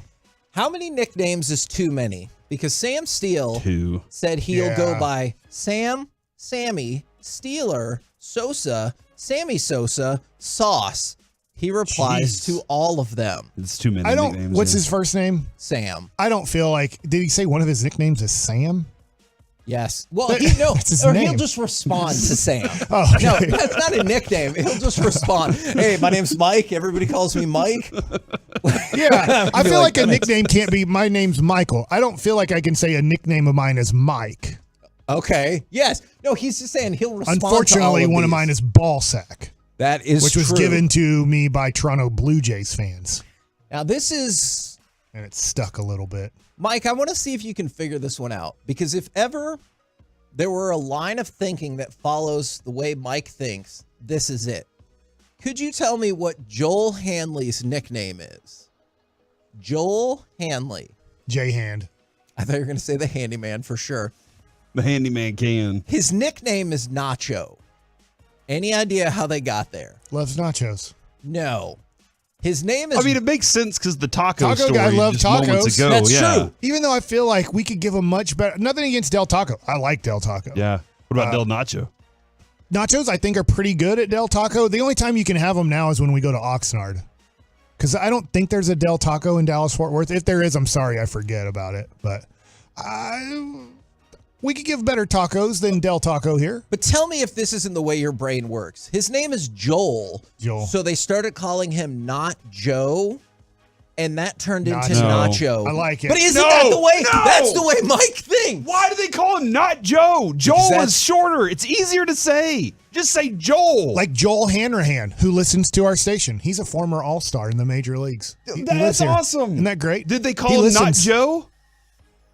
No, we just called him Hanny for Hanrahan. Mm-hmm. And see, Joel Hanley. So J-Han. Never mind. J-Han.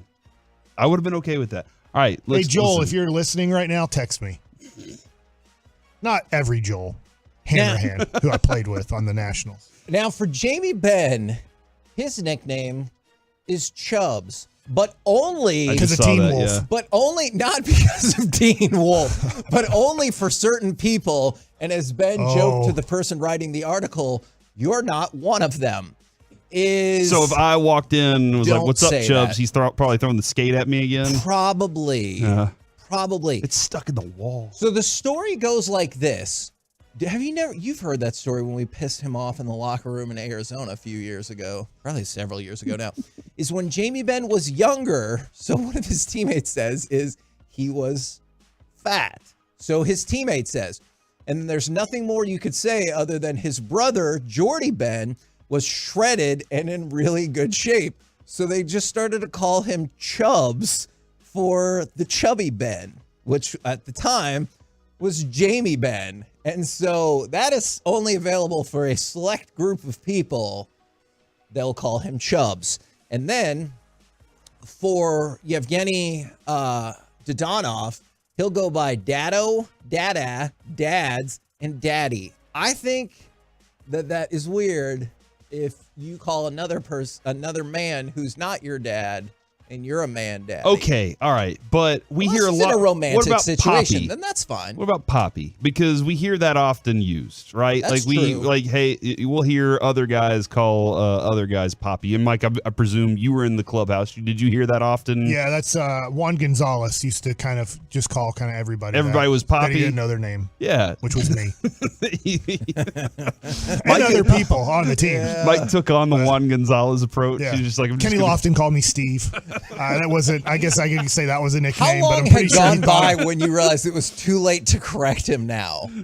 When all the players that knew my name were laughing that Kenny thought my name was Steve because I wasn't responding. Oh. How clueless were you in that moment when he was like, Steve parked in my parking spot? Very clueless. Until David Risky and CC Sabathia and those guys were like, hey, he's talking to you, Mike. Like he's talking to Steve. And Steve Carsey's on the team. That's you. Okay, who is your favorite Dutch? Is it Derek Holland or Matt Duchene, who also goes by the Doucher? Do we have a different nickname for Matt Duchene? Yes. Because Derek Holland is Dutch. I'm sorry, that's already taken here in DFW. They don't know that though. Okay, but you'll like this. He gets called Chummer because he goes the Kenny Lofton route and he calls everybody chum or chummer. And they'll be like, hey, chum, hey, chummer. So they've started to call him Chummer because that is what he likes to call people. I'm okay with that. I'm never calling him Chummer, but I'll call him Chum. How much of a downgrade was this nickname? Thomas Harley now gets called Harles. Yeah, Harley's good enough, man. I call him David. Well, Or but what about Tom. this? When he was in junior hockey, he was called T-Bone. That's better. Pretty dope. For hitting people on the side? Maybe. Right? Checking side checker. He's a good side checker. Cross checker, side checker. T-Bone. And they T-boned him. That sounds like a coach nicknamed him, right? Like T-Bone. Yeah, some coach was like, man, did you see that hit? He T-boned him. And then he was like, that's his nickname. We're the KNC Masterpiece right here on 105.3 The Fan, where if you missed the very beginning of it, possibly the most important part of this whole thing, outside of the nicknames, which is super fun, is the Dallas Stars are victorious over the Winnipeg Jets, 2-0. Ottinger gets the shutout after a rough game against Calgary. We're the KNC Masterpiece right here on 105.3 The Fan. It was. Coming up next, it's time for Baseball Nuggets with Mike Basak. We have the rankings. Where do the Rangers rank on getting the pitcher, Yamamoto? Number 1. Maybe they are. We'll have to tease it, okay? Don't give your... All right, coming up next. This is so easy. Do you want the most money for your used car?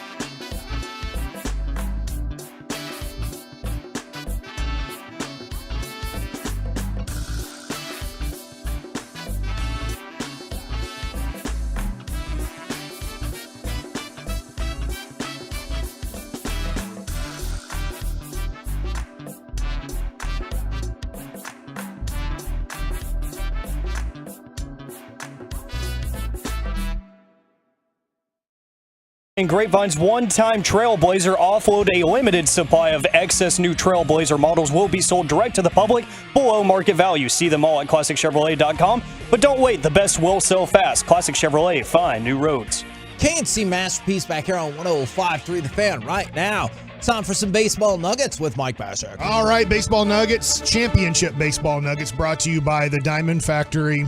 Are the world champs in on Yamamoto? So this is from MLB.com as all these articles are getting ready for the winter meetings, which kind of start Sunday. A lot of people will get to Nashville on Sunday. So next week, there will be a lot of rumor articles and maybe even real deals that are happening at the winter meetings next week in Nashville. Yamamoto's potential landing spots ranked by MLB.com. Number 1, the Yankees. It says, let's not overcomplicate this. The Yankees are the Yankees, after all, a team that has almost never been afraid to go after big free agents. And there's no question that the rotation is very much a problem right now. Japanese players have clearly flourished in the Bronx. And then it says Yamamoto is intrigued by the New York aura and mystique. And did we mention that the Yankees could really use some starting pitching? So it says it's been a stunning 15 years since the Yankees last reached the World Series. So kind of in a way, how desperate, how aggressive will the Yankees be in free agency? They do think they will be most aggressive on Yamamoto. Number 2. Can I ask you a quick question about that? Because they've gone this route multiple times before and it hasn't worked out how you would dream it would. Do you think... Like, give examples. Like Hideki Irabu, and then... I guess Hideki, you're Hideki right Matsua worked out he was better. Good, and that was... And then, who was the last person? Oh, no, I'm drawing a blank. But it feels like they've gone down this path 3 times before. Do you think that causes them any pause, or are they like, doesn't matter? It's a totally different person, totally different decade. Yeah, I think because it was such a long time ago. I think, let's just say, I know Shohei's the last guy, and I know hitter pitcher, but let's just say you signed who you're bringing up, Dice K with Boston didn't work out. And that would have been 4 years ago. And they're like, here's the next greatest one. They'd be like, yeah, we believed in the next greatest one 4 years ago, and it ruined us. Yeah. So I think because it was such a long time ago, we're talking about the 90s, that I think that they look at it and go very different. And then, honestly, probably the success of Yu Darvish. And you can vary his success, but Yu Darvish has been a good pitcher in Major League Baseball. Absolutely. Is that they look at it and go, hey, these Japanese pitchers are coming over here and making a nice positive impact. And so 25 years old, they think that this guy's going to be a stud. But it says number 2, Corey, is the Mets. And they say they haven't had a good New York showdown in a while for a free agent. And they do think that this could be a New York showdown between the Yankees and the Mets. All right, here's where my personal feeling on this, Kevin, is I felt for a long time the Rangers had to go get guys like Yu Darvish because they had no other options for free agents. Nobody wanted to play in the stadium without a roof. And now I don't think they have to do something like this. And while that was a JD way to kind of get around navigating free agency and having a lot of control over a primetime player, I think the Rangers have better options now to do it, and I don't mind. I think he'll be good, a quality starter, but I don't mind the Rangers kind of hands off on this and going to some other things. Yeah, it'll be interesting on the Mets. Obviously, they have an owner backing them that in Cohen, who's not afraid to spend the most money, right? He gave Verlander and Max Scherzer the contracts. Those are the 2 highest paid players in baseball per year. So the Mets could just go to $35 million a year and be like, we don't care. Your guys are at 25 or 28 million. We'll just blow this out of the water and go to an 8-year deal at $35 million a year, and all the teams are like, well, we're out. Even the Yankees, I think, at that point might go, we really want Yamamoto, but do we want to go to $35 million a year for a guy who hasn't pitched in Major League Baseball at all? We're basing this off of his Japanese stats. Number 3 is the Red Sox, which is an interesting team because they're not really in it. They're kind of a 500 team, but maybe if they do the right things in the offseason, they can be more competitive. That's such a tough division. You talk about this year, Baltimore won it. Tampa made the playoffs with the second best record in the American League as the number 1 wildcard team. And Toronto is a good team. And that's not even talking about the Yankees and the Red Sox. That's a very tough division. So Dodgers are number 4. It's obviously they say they can be pursuing Ohtani and Yamamoto simultaneously. Thank you. I got you, dog. Okay, good. Number 5 is the Cubs. Number 6, the Giants. Number 7, the Texas Rangers. So I misread this earlier. Yeah, I'm because fine I told with you that. guys They dropped in the rankings as we went along. But it says here, the defending champs aren't expected to rest on their laurels, and while the Rangers are already spending plenty on starting pitching right now, thank you very much. Having a 25-year-old pitcher around would allow them to address their present and their future. Can you imagine a playoff rotation next year of Max Scherzer, Jacob deGrom, Yamamoto, and Nathan Eovaldi?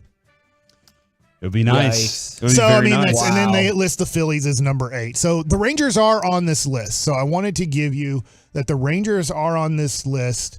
It'll be very interesting. I know they put the Dodgers in major play for Yamamoto and Ohtani. I do think the Rangers are in on this too. Number 6 is the Giants. Now, I'm going to click on another article here because it does talk about the Giants being very disappointed with last year's free agency. Remember, they thought they were going to get Aaron Judge. They didn't get Aaron Judge. They thought they were going to get Carlos Correa. Then the medicals came back. They were the ones that I think bid the most on Trey Turner, but he decided to go to the Phillies. Like, they lost every time they tried to spend big money last offseason. They pretty much lost, whether they even offered sometimes the biggest contract, and players just said no to San Francisco. Did it remind you at all of that Knicks offseason when they were like, we're going to get Zion in the draft and Kevin Durant? And so they got RJ Barrett. It does say really watch out for the Giants next week, just going over the top on teams to try to win the bidding that they lost on last year, that they thought they were going to get Aaron Judge. They thought that they were going to get some other guys,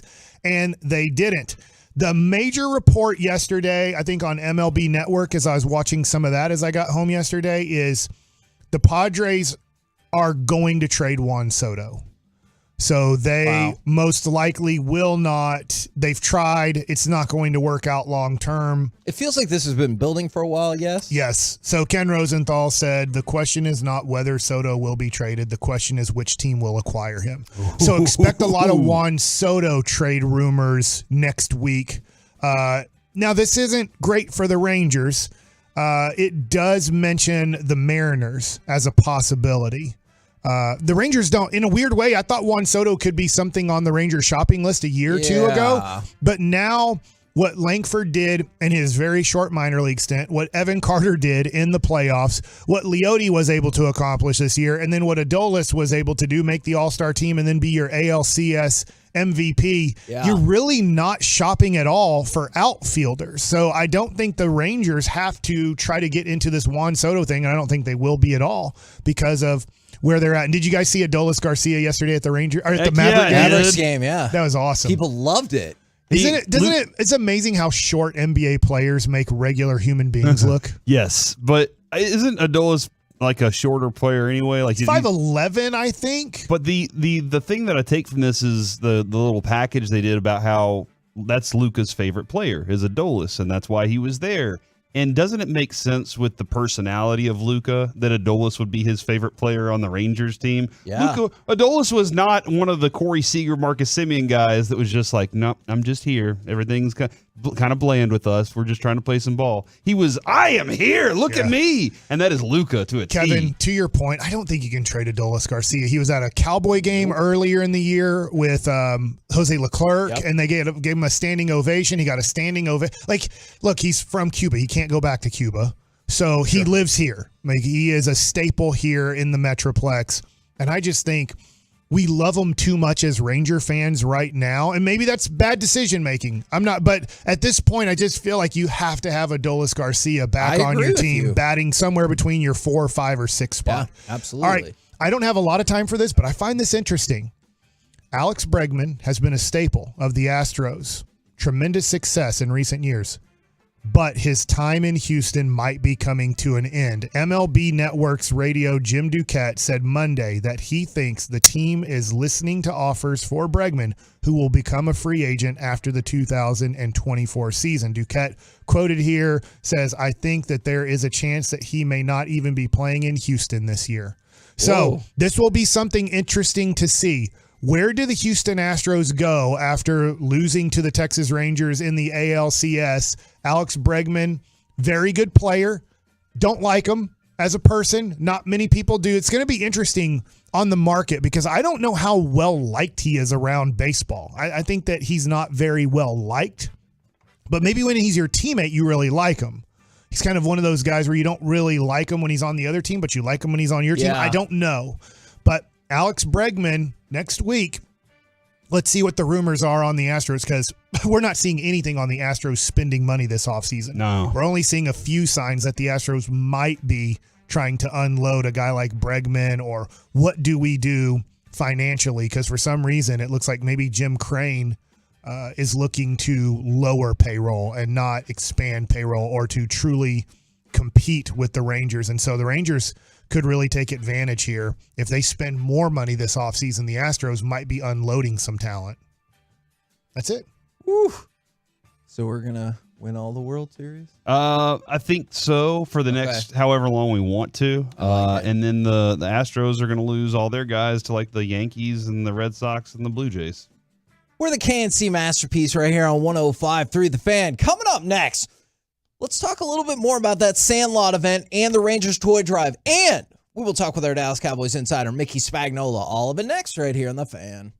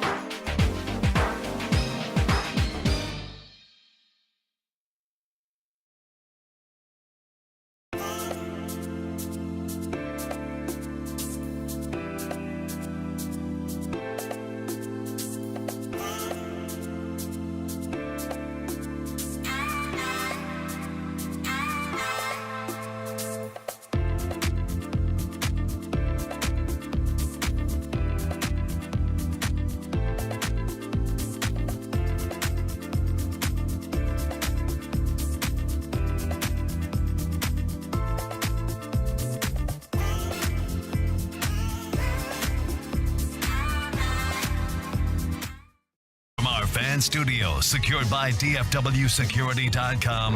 It's the KNC Masterpiece on 105.3 The Fan. KNC Masterpiece right here on 105.3 The Fan, where Corey Majors has single-handedly bid our table up to, is it $1,500 or $1,600? It is at $1,600 right now to hang out with us at Jared Sandler's Swinging for a Cause on this Sunday, by the way. Correct. On the field at Globe Life Field. If you would like to up that bid, all you got to do is call in and talk with Alec and tell him, hey, I want to go to 17, 18, 19, 20, whatever it is.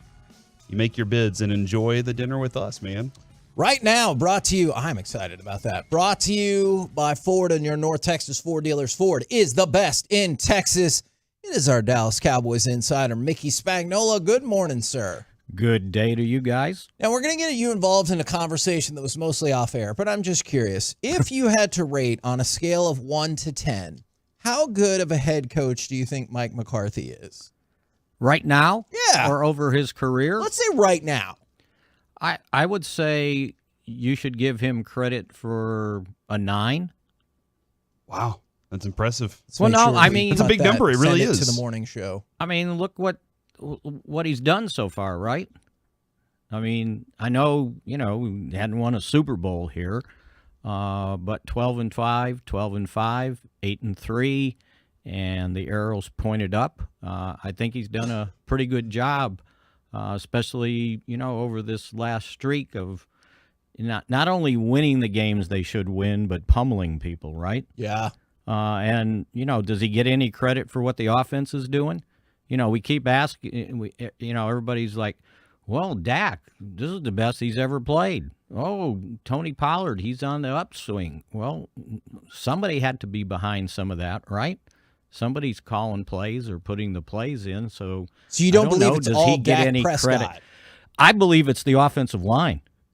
Okay. It's huge. When the offensive line's doing their protections right, it changes everything. I mean, and not only protections, blocking but how about downfield. blocking for Pollard? Yes. I mean, two things have taken place, right? And everybody's trying to figure out, well, what happened? Well, to me, some consistency and continuity on the offensive line is what it's all about. Go look at what these other teams are doing that have either poor offensive lines or a bunch of injuries. Your offense goes downhill. So I think the more this offensive line played together as a starting 5, I think you've seen the results, especially in the last 3 games. Dak hasn't been hardly touched, and Pollard all of a sudden is scoring touchdowns. So I think that's the common denominator to me, because both guys are flourishing. And why all of a sudden, right? So I think that had a lot to do with the offensive line. How much of that was just being healthy again? Well, or they're was it healthy. The learning process? No, I think they're healthy, and they've had some continuity playing together. Okay. Yes. I think, they weren't together in training camp. The majority of the season, early in the season, they weren't together. Now in these last 3 games, I'm trying to think last 6 games. So that's 30 starts, right? They've had 29. Only Tyron Smith has missed a game over the last 6. So that means they're also practicing together. But more than that, playing together, because you only get 1 practice in pads for the offensive line a week, right? Yeah. And so it takes a while, I think, for that group. And I think they've kind of hit their stride. And again, I keep pointing out, what they did on Dottle's screen pass touchdown on Thanksgiving. You had 3 great blocks out there, and that included Jake Ferguson, Tyler Biotish, and Zach Martin getting out in space. And so I think there's some continuity getting going there. And if that's the case, then the offense is going to flourish and benefit from the offensive line playing better. I did a little digging also, and they had 7 false starts to before the up to the Niners game. And they've only had 5 since. And I do think that has a lot to do with the continuity as well. The trust, the understanding what their jobs are as well. Well, and and kind of playing together, Yes. playing more. Not thinking and a too lot of much. times, sometimes the false starts are not just because, you don't know what you're doing. Sometimes you're trying to get a jump on who's ever in front of you, right? How many false starts do you think Micah Parsons has caused? Lots. You're right. Yeah. And so sometimes the false starts are, okay, I need to get going here because this guy's going to get a step on me. Sometimes a piece of ice gets stuck in your pads and then melts and goes down your butt crack, and then you false start and you're the center, and the coach is like, well, how did that happen? And you're like, I'm just a high school kid. Here we go. You need to get a hold of him. That was me. I will allow that, but that's the only acceptable false start for a center. For a center. I always think about it like this. Did you snap the ball yet? No. Then you should not be moving. Me. You have control of your false starts. Now, if the ice thing happens, I get that. The rest of the offensive line, I get it. If you're the center, you should not be having false starts. Well, and the greatest center of all, false started, twice? Monday, in the Eagles game against Buffalo? Yeah. Right? Because he Yeah. started moving the ball. Yeah. And they caught him. Busted. Right?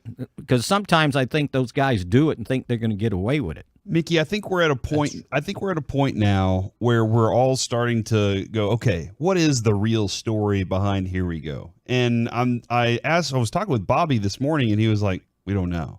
And I said, has anybody ever asked me? He said, somebody should just ask him. Do you have a different story that you've heard from or around him about Here We Go? I think it was just kind of a cute little thing. I mean, what was it last year? Well, somebody is saying that he was doing a little bit of it last year. No, too. there was another key word to start things. Omaha. Maybe it was Omaha, right? Something like that. I don't remember, but there was something, and I think they just changed it this way. Here we go, and now here we go, right? So so I have this theory that it's a mantra to kind of get guys. It's almost hypnosis to kind of get guys into that mental. Everything's been taken care of. Now we focus on the next, like on the play, instead of setting up and all those things. That's pretty deep. I think there's a deeper meaning to it, Mickey, and I think I need you to ask Dak that now. I think Okay. You got to be the guy that stands up and goes, all right, Dak, here we Here are. we go. Here we are. Yes.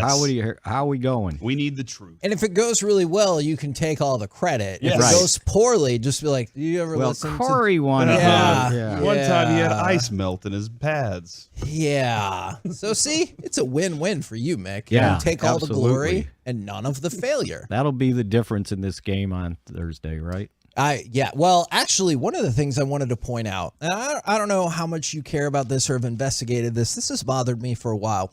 The Cowboys struggle pretty mightily in the third quarter compared to the rest of the game. Now, I know there's multiple factors at play, and one of them is obviously they take the ball a lot to start the game. I'm curious, have you seen anything different in the third quarter, or is there anything slow out of halftime about this team that you've noticed? Because they have the best point differential in the league, but they get outscored in the third quarter, which seems odd to me. Yeah, it does. And I don't know if there's a correlation by how many possessions you have in the third quarter, because if the other team's getting the ball first, right? Which I believe they have 7 of 11 times. So there's something to that. But then I just looked back at the game this past Thursday, and I was like, well, we shut them down and got the ball back and then did nothing with it. Well, they did, because they drove the majority of that drive that they scored like 3 plays into the fourth quarter. Sure. And was that their second drive of the third quarter, though? I didn't bring my play-by-play down with me. Hey, Kevin, why'd you I got everything else here. Okay. but I know that the majority of that drive was in the third quarter. They just scored in the fourth quarter. And it was probably their only second possession. Of the third, yeah. Right. Yeah. And sometimes, you blame it on the defense for giving up long drives, and then you don't have the ball very much in the third quarter. That was actually their third drive of third quarter. They'd run 7 plays and punted twice before that. Okay. All right. Well, maybe the other team made better adjustments. See, that's the soundbite I was looking for. No, Are you going to use that later in the week? No, I'm kidding. I really am curious, because they score a ton of points at the beginning of the fourth quarter. They score a ton of points every other spot in the game. But in Right. the third quarter, they're averaging 3 points per quarter. Well, maybe they're playing. Well, not this last game, right? Because it was 20-10. Yep. Did you look at what the halftime scores were in those games? Yes, and they're not all as lopsided as you might think. Okay, very good. Because that's a consideration that, okay, we don't have to do much. Let's just not screw up. Right? That is true. Wouldn't you think, though? I mean, I would make a pretty strong argument. Like, obviously, the other Giants game where they were winning 6,000-0. But I would make a pretty strong argument that 20-10 is a game where you need to make something happen in the third quarter. Right. No, I absolutely agree with you because you're one mistake away from a 3-point game, right? Yes, absolutely. So the first Giants game, it was 26-0 at halftime. Yes. I mean, and there are definitely a few in there where they were just rolling that team. But like the Jets game, that was close. 18-10. Yeah. The Cardinals game, obviously, that was losing 21-10. Yeah. And so you need to do something there. The Patriots game, I get that because that's another one where you were absolutely rolling them. The Chargers game was close. Like there were a lot of games along the way where it was pretty close at halftime. Losing to San Francisco. Yep. 21-7. Yep. Yeah, they got beat up in that one very early on. They were beating the Rams 33-9. So I think there's at least 3 games in there where you were like, it's probably a wrap. Right. But in the other 8, it's been, They got to go to the whip after halftime. Or the Neie. Get them going. That's probably not a topical. Butterfly's old. Probably not a topical Maybe like a Tootsie Roll. Kevin's talking about dance moves, Mickey. That's he probably thinks he's not hilarious. the most topical reference in the world. Giants the second time around, 28-0, and they actually scored 14 points in that game. So the best third quarter they might have had is they were dominating. So much for that, right? Yeah. All right. Thank you very much, good sir. We will catch up with you again tomorrow. Remember, tomorrow's It's game prediction day. That's Yes, right. Absolutely. Thank you very much. All right. Mickey See you guys. Spagnola from DallasCowboys.com. Another easy win tomorrow for the Cowboys. Well, I mean, I think it's going to be a physical game, but I think the Cowboys will have just enough to edge it out there. You can talk about it with us on Sunday.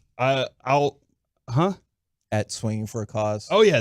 I can also talk about it Friday at Buffalo Wild Wings. Buffalo Wild Wings! Thank you very Rockwall. much. In Rockwall, we're going to be hanging out, and there's going to be some Cowboys-Eagles tickets available thanks to Miller That's Lite awesome. there. I saw this Desperado. a moment ago, Kevin, and I wanted to bring this to the table. Rangers 2023 Team Award recipients. Do you have this already? No. As selected by the DFW chapter of BBWAA. Buffalo Wild Wings of America. Of America, yeah. Player of the year. No, that's not really Who what would you it give is. Player of the Year to, Mike? Corey Seager. Corey Seager is Player of the Year. Pitcher of the Year. Corey Seager. Jacob DeGrom. Because I want him to win Are you it. really Evaldi. going with Corey Seager? No. Nate Yes. Evaldi. Give me a guess. Evaldi. Dane Dunning. Oh, Pitcher of the Year. love it. I know, and that's your guy. I You were love all over it. Dane Dunning all Remember when year. he called me Mr. Mike? Yes, When I I interviewed do. him for the first time. I was like, hey, Yes, man, I think you're do. going to be a good pitcher in this league. He goes, thanks a lot, Mr. Mike. That was a good moment. And so there you go, Kevin. Like Nathan Evaldi because he was so great and he was But he so got dominant in the playoffs. But yeah, he got hurt for a stretch. And Dane Dunning was amazing, man. Like he filled in the role tremendously. Yes. Rookie of the year. I mean, it's Josh Young. I know you're going to say Evan Carter, No, it right? has to be Josh Young. It's Josh Young. It is Josh Young, even though Evan Carter was the little savior. Harold McKinney Good Guy Award. Who do you think the good guy on Jose that team Leclerc. is? Well, he'll get the Roll Age Relief Man of the award. Do you remember that? The Rollies Relief Man. Good guy. guy. John Gray won the Roberto Clemente. That is true, but that is not the Rangers award. Kevin, you want to take a guess on who the good guy is? Jonah Heim. That's my Austin guess. Hedges. Nathaniel Lowe gets that. And the Richard Durrett Hardest Working Player Award goes to? Jankowski. Ooh, that's an interesting guess right there. Is that your guess also? Marcus Semien. Leody Taveras. Marcus Semien had more at-bats than any player in the history of baseball in a season. I feel like in these awards, they're like, he also makes $30 million. It's not fair to him. Okay. Right? It's not fair, but I feel like it's kind of like at the dinner awards that you have in high school or whatever, they have the MVP, the hitter of the year, the pitcher of the year, and then they have the hardest worker of the year. Nothing against the hardest worker of the year, but usually that's like, let's give the hardest worker of the year award to somebody who probably wouldn't win these awards. Fair enough. We're the KNC Masterpiece right here on 105.3 The Fan. Coming up next, it's time for Mike to ask all the football questions. Oh, no. What? I'm ready, man. It's quarterback time in the AFC. Next on The Fan. You are officially a masterpiece.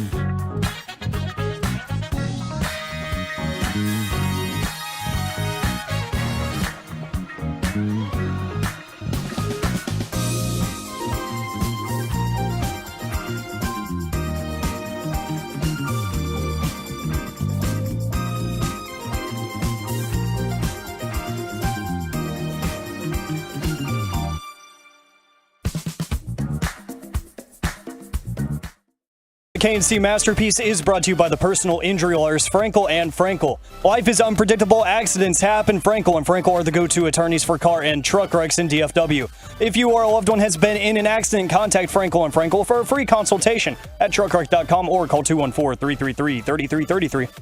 KNC Masterpiece back here on 105.3 The Fan. Right now, it's time for potentially Mike asks all the football questions. Mike, would you like to do that segment? Yeah, I went to CBS Sports to kind of find some more NFL information to ask you guys questions, and I'm not sure if CBS has like some sort of bug going on right now, but it pretty much like shut down my computer, so I'm restarting it because that always solves all the problems. So that's where I'm at right now. I have this football question for you guys, and I guess I've been saving it till now. I was looking at the AFC playoff picture.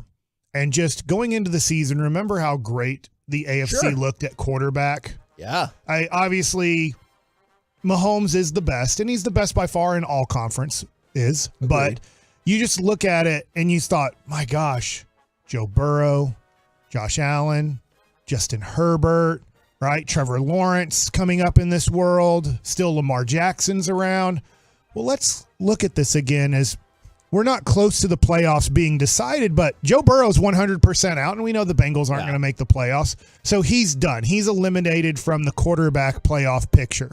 And then you look at the Buffalo Bills, and Josh Allen was considered a top 5 quarterback in the NFL, I think pretty easily.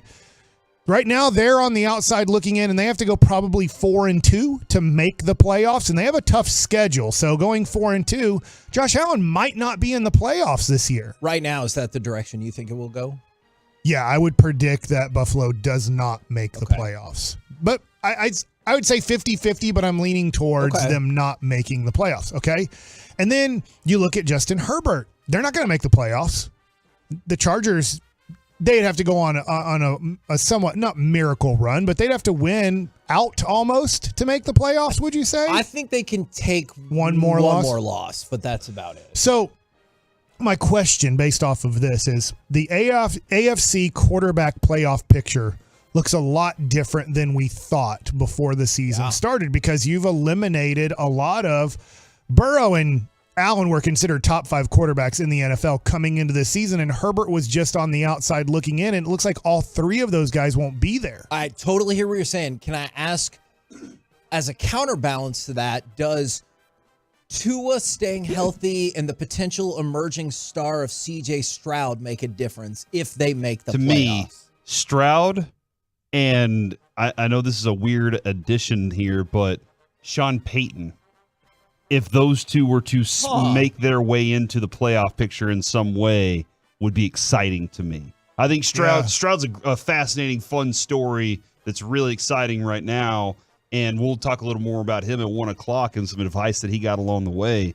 But like Sean Payton and the Broncos, if they were be able to make it, I don't know about Russell Wilson, but Sean Payton's story would be very interesting to see if they were able to slip in there and knock the Browns out. So how surprised are you that the AFC quarterback playoff picture will not look nearly as good as we thought it would before the season started? So surprised. If you told me at the beginning of the year that both Burrow and Allen were probably going to miss, I'd be like, how? All right. Name the top 3 quarterbacks in the AFC that will most likely make the playoffs. I mean, this is pretty easy. It's Lamar, Yep. Patrick Mahomes, and Tua. Yeah. Okay. And probably not in that order, but. Right. Yeah, right, I would go Mahomes right now, Lamar and Tua. Okay. Ooh, I might switch 2 and 3. I don't know. But I hear you. So we know the 3 top quarterbacks in the NFC, and it's really not any close. It's Dak, Hurts, and Purdy. And I'm not, whatever order you want to put them in, those are the top 3. Which is a better 3 quarterbacks? I'm gonna go with the AFC, but I do think it's close. Whereas, man, Mike, last year or even the years before, if you expanded this field out at all, it was just destruction for the AFC in this. Corey, same? Yeah. You think the AFC is still better? Those 3 guys, Mahomes, I think it's close. Jackson, and Tua, better than Hurts, Purdy, and Dak? I get one of the reasons I would say Mahomes sliding back a little bit. I know it's weird to say because at any point he can do his thing, but it does feel like that it is closer than it has felt in a while. All right, so I'm not trying to get the power rankings in here. I think that's later in the show. But if I look at San Francisco, Philadelphia, and Dallas, and that's the order I have them, I'm giving you my order. It doesn't have to be your order. What team in the AFC is going to beat one of those teams if they make it to the Super Bowl? Would all 3 of those teams, my kind of question is, would all 3 of those teams be favored in the Super Bowl versus, let's say, Kansas City or Baltimore? Or Miami. You can pick whatever I don't know team. about Kansas City because Kansas City wins Super Bowls. Okay. It's just the feeling that once that they get that in that game, they have that all taken care of. Even though they didn't against Tampa Bay.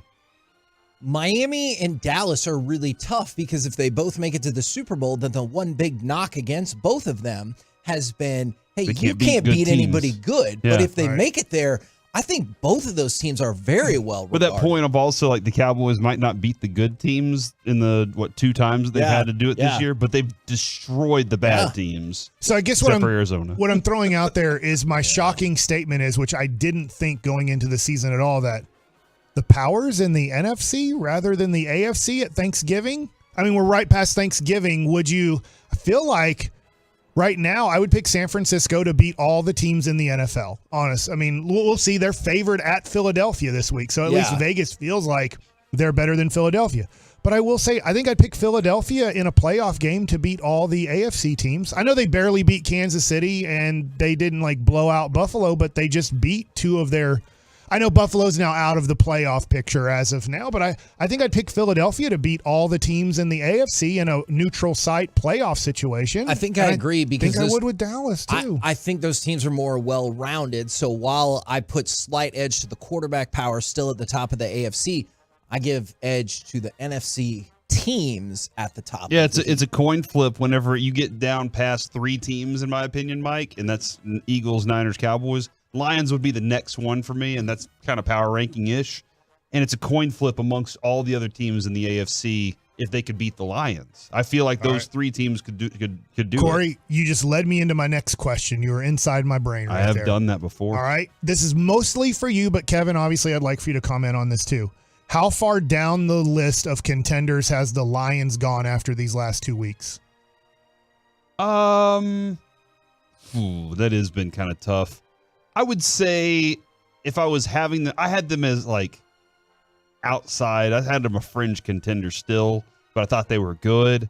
But I still think their secondary is so bad. So I'll still put them in the 7-8 area for contenders for the actual championship. There are only really 5 teams that I think can really rock this thing.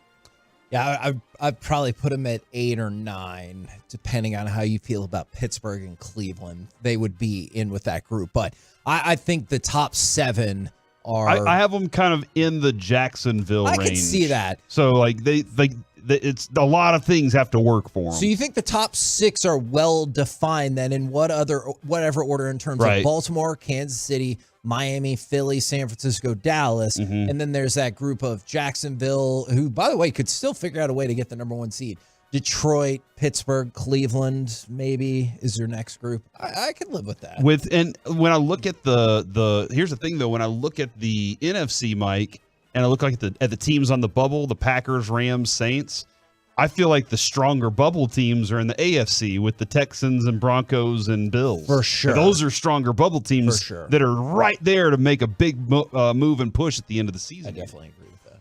All right. Have you guys paid attention at all of Kyler Murray coming back? Yeah, he has 3 rushing touchdowns in 3 games. Okay, so I'm glad you said that. So my question is, who do you think is getting most impressed by Kyler Murray to trade for him this offseason? The Arizona fans, they want to keep him now. Really? No way. Do you think that? I think that I do. I think Arizona's probably looking at it going, you know what? Maybe we do stick around with this guy. You know, the end coming off the injury, maybe we do try to build around him. I was just wondering because I don't have a high draft pick. I don't think Kyler's going to be a Cardinal next year. I know that there's a lot that goes into trading him and the salary cap situation, and I don't know how you manipulate that to make it easier to trade him.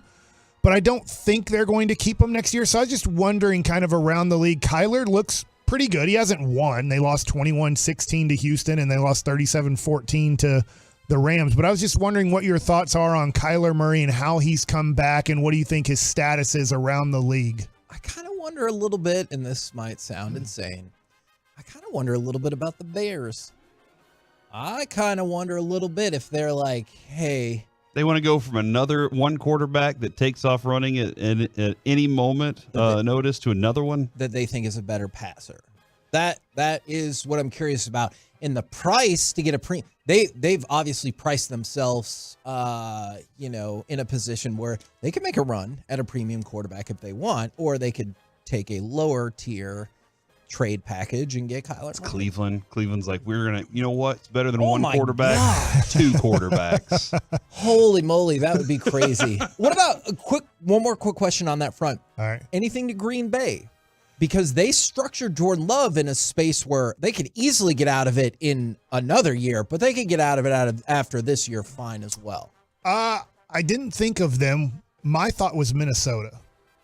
That makes sense too, because they just made a trade for Josh Dobbs. Why not the other one? Who they Do you actually think they were trying to? Do you think they were trying to get Kyler earlier? But then that puts Kirk Cousins out on the marketplace. It's going to be interesting with these quarterbacks that are somewhere ranked between, let's say, 10 and 20. Sure. Wherever you want to put those guys, you put them. They're somewhere in that. Like, they're not a top 10 quarterback, but they're also not a bottom third quarterback in the NFL. Would you rather have Cousins than Murray then? I would rather have Murray because of his talent and what he can do with his legs. I think he has a better arm than Kirk Cousins, but I worry about his motivation to play football. Dude, Jordan Love's coming along, by the way, with the Packers. What about the Raiders? Obviously, the Raiders are going to need a quarterback this offseason. I don't know if they believe that. I think Unfortunately, Aiden O'Connell is going to get a little bit more of a run, right? Unfortunately, the Saints gave up too much money for Derek Carr. Now they're learning their terrible lesson there. All right. No kidding. I know that Aaron Rodgers had some very complimentary things to say about Dak Prescott, but this question is about Aaron Rodgers. Why in the world would he come back now, this year?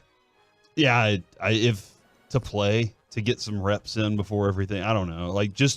Here's one reason: to prove that his body can heal faster than modern science says it should. That's the only reason that Aaron Rodgers. I think he has got enough ego to say, I made it back before. Everybody said it would take me until next year, and I'm already back, baby.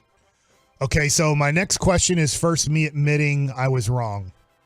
I was wrong about Sean Payton. I was wrong about a little bit about Russell Wilson. I haven't been super impressed watching Russell Wilson, but he's been better than I obviously thought. And I thought Sean Payton was going to be a 4 or 5 win team this year. I would like to second that. And so my question to you guys is how impressed are you by Sean Payton and what he's doing in Denver? Did you see Michael Lombardi's thread about Sean Payton? Oh, I did not. It's pretty interesting because, and I kind of want to go detail it a little more. I want to back off of some of the things and go revisit.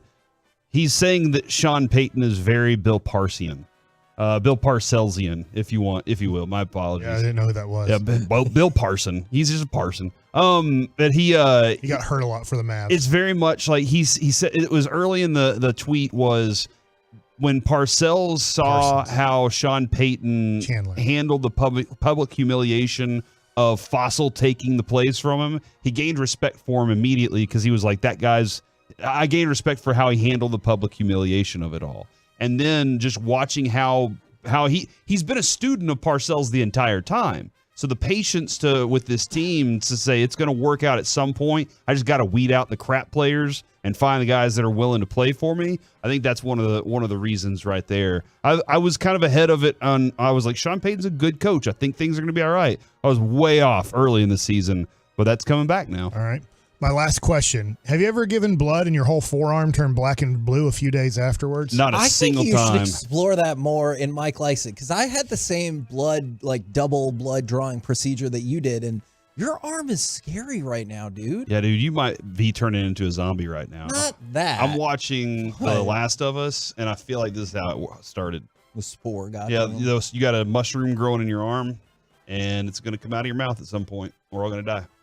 All right. Sorry, That's buddy. my football questions. We're the KNC Masterpiece right here on 105.3 The Fan. Coming up next, Gridiron Gravy. I got a different football question for you. Is this going to be the NFL's next great quarterback rivalry? Let's talk about it next right here on The Fan. Hey, everyone.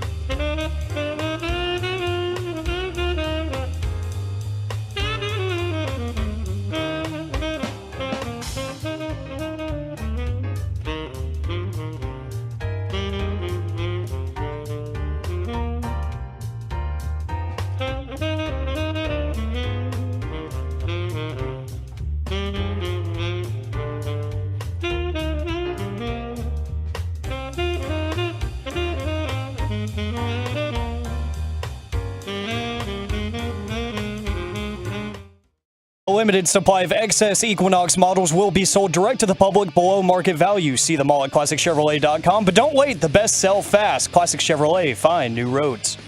KNC Masterpiece back here on 105 through the Fan right now. Time to go around the entire NFL and dip into some gridiron gravy. Deep. And we start with... This is kind of fun. I'm sure you know why, Mike. Both Patrick Mahomes and Josh Allen won Player of the Week awards in the AFC. But it's not Josh Allen, the quarterback. It's Josh Allen, the defensive player, who was named AFC Defensive Player of the Week. He had a big sack for Jacksonville. And I remember he might have had multiple, but he did. I just remember one of them being very big, even though Houston did get into field goal range. Luckily, just not good enough. Yeah, he had 2.5 sacks in that game, and it's the Patrick Mahomes you're thinking of. But Corey, I think you might be more intrigued by the Aaron Rodgers news. Is this really happening? As always. Prepare yourself for the greatest football story of all time. Oh, my gosh. The Jets are opening the 21-day practice window today for Aaron Rodgers. And that means, Kevin, he can start playing today, I think. I don't know exactly how it works. Technically, that is how that works. But the big deal is, this, again, I told you, this dude just really wants to prove that he is better than medicine. I mean, he did it. He's done it before. And so he wants to get out there and show I can do something that science can't because I'm a human and my mind is stronger than science. Something like that. But if this dude comes back, the Jets are a good football team defensively. They have miserable quarterback play.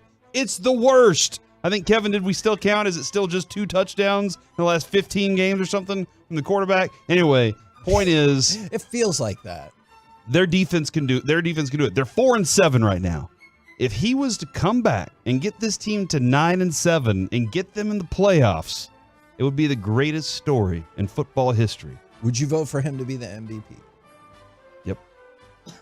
Wow. I'm voting Mike McCarthy just to too. throw it in Mike Bobby's McCarthy face. for MVP, huh? Yeah. Oh, my gosh. I like it. I like that. That's really good. Just to hurt Bobby's He's feelings. calling the plays, man. He's installing it and calling it, like Jerry tells us each week. Deshaun Jackson has announced his retirement. Let me ask you a Good, because serious I was like, question. if he's in the league, I had no clue what he That was going to be my question. When is the last time you 100% knew that Deshaun Jackson was playing NFL football? Like 100% you were sure he was playing. 3 years?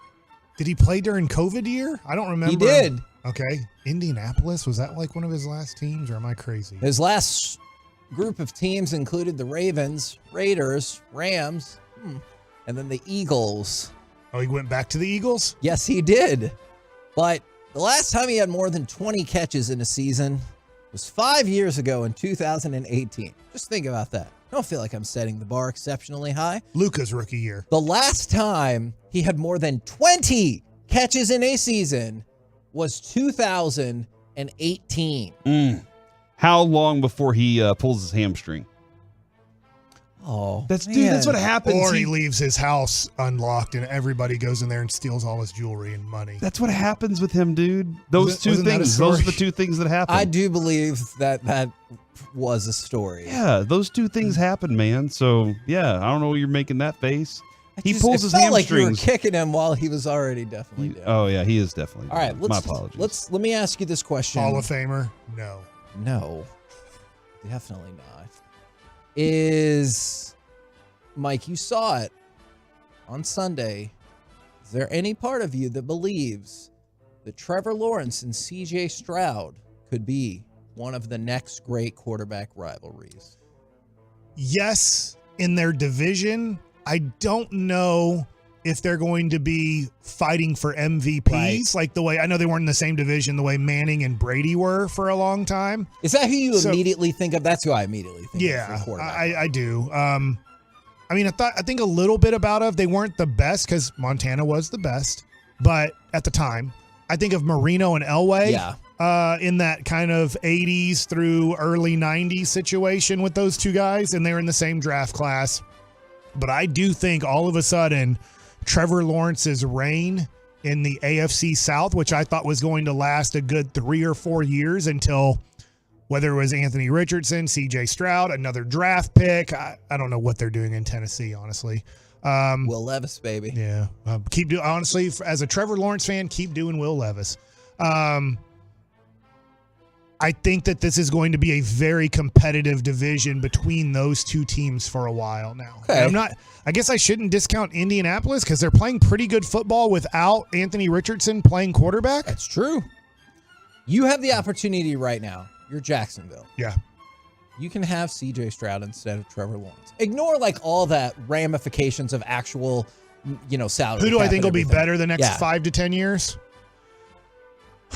I hate saying this. I lean towards CJ Stroud. Oh my goodness! He's playing with all the confidence, man. Like that. Like he throws with confidence. And there have been moments where we've seen Trevor Lawrence didn't look confident. I don't know what reason, but CJ Stroud's playing like a real quarterback in the NFL. Even though Trevor Lawrence threw a bad pick in that game, but it also I'm making an excuse for him, but Evan Ingram, literally, they hooked him and wouldn't let him run the slant he was running. So he threw it where he was going to be, and they didn't call a pass interference. So it went right to kind of I believe it was a safety right behind the play. At the same time, watching that game, I do think right now, this is really tough. Maybe not. I'm wondering if right now Trevor Lawrence is still a little bit better, but Trevor Lawrence is also in his 3rd year in the NFL where CJ Stroud is in his 1st year. Because I can't put some people that are putting CJ Stroud into he's not a top 5 quarterback. He's kind of not close to a top 5 quarterback in the NFL today. But if you want to tell me next year or even 2 years from now in his 3rd year in the NFL, you can see him being an MVP candidate, I'm with you. I think he can be. But I think that there has been a little bit too much of elevation of CJ Stroud into top 5 quarterback status already. But he's a top 10 quarterback right now, I believe. I think so. I mean, obviously, I need to go to CBS Sports if it doesn't then throw a virus on my computer and see the power rankings. He is playing. He is playing right now as a top 10 in my mind. Yeah. Yeah, and then that's what I think. All right, I'm with you. But then 3 weeks ago or 4 weeks ago, he lost to Carolina. I'm not saying that then takes him out of the top 10. That was a really low scoring game too. Yeah, so I'm just saying he does. It's the new toy. We love the new toy, Sure. and I'm even saying I'm saying I think CJ Stroud. I'd pick CJ Stroud over Trevor Lawrence over the next 5 to 10 years. But I do think sometimes when we get a new toy, we don't look at some of the faults that it has. No, I would absolutely agree with that. Name a cool toy. Slinky. Those goggle things that my kids gave up on pretty quickly. Those are pretty cool, and I'm like, what a waste of money last Christmas. Why did they give up if they're cool? I think they're cool. I don't know. I guess they're not as cool as I think. Okay. We might have to pick up toy discussion another time. No joke zone really quick. And this is kind of,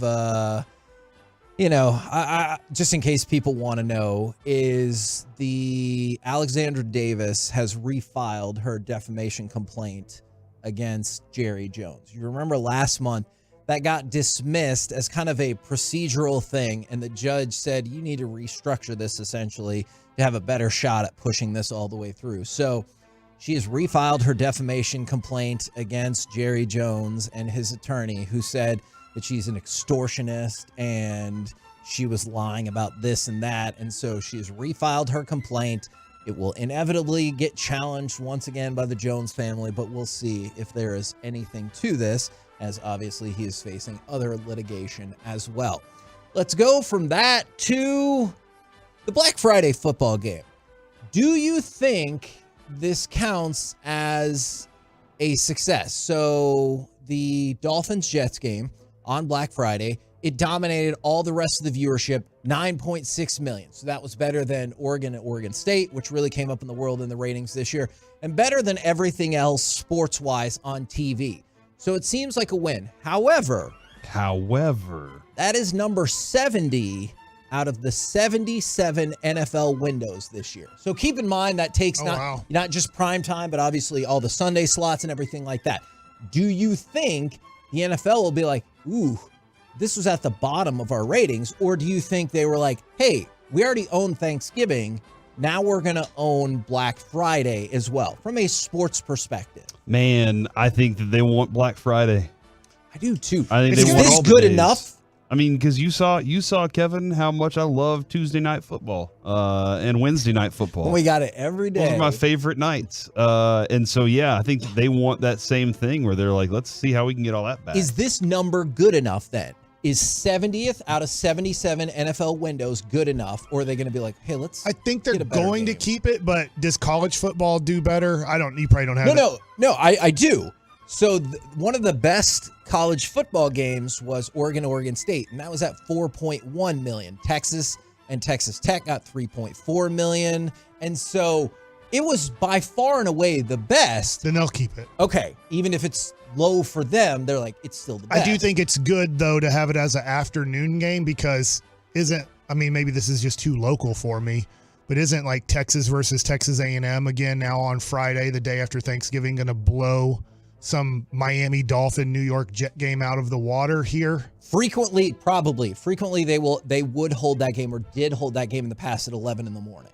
Oh, really? So, yeah. Why did I think it was a nighttime game? No, it switched because for a while it was Thanksgiving night, but then they would also have it in the morning. Like I went to a couple that were Friday morning at like 11 in the morning. And they don't have to worry about Ohio State, Michigan. That's always a Saturday. But I do think the Texas A&M game, you don't want to go up against that one in a weird way. I think nationally, I just wonder if nationally they're like, no, we're fine. We might lose this state or these markets, but nationally we'll be all right.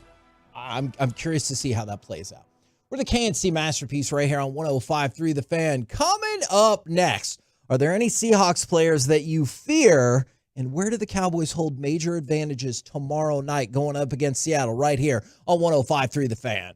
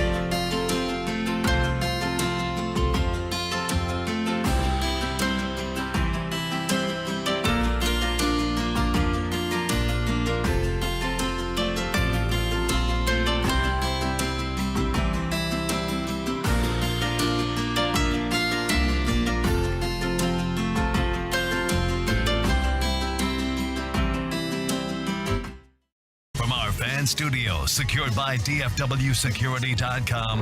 It's the KNC Masterpiece on 105.3 The Fan. KNC Masterpiece right here on 105.3 The Fan. Our question is going to be, are there any Seahawks players you fear, and where do the Cowboys hold an advantage? But I wanted to ask one more bonus question on the truckwreck.com text line 877-881-1053. We beat them.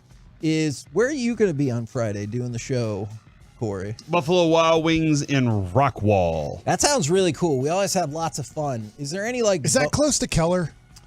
No. Not anywhere close. Rockwall's across Lake Ray Hubbard. Yeah. And that's close not to me. It's the other way, No. Mike.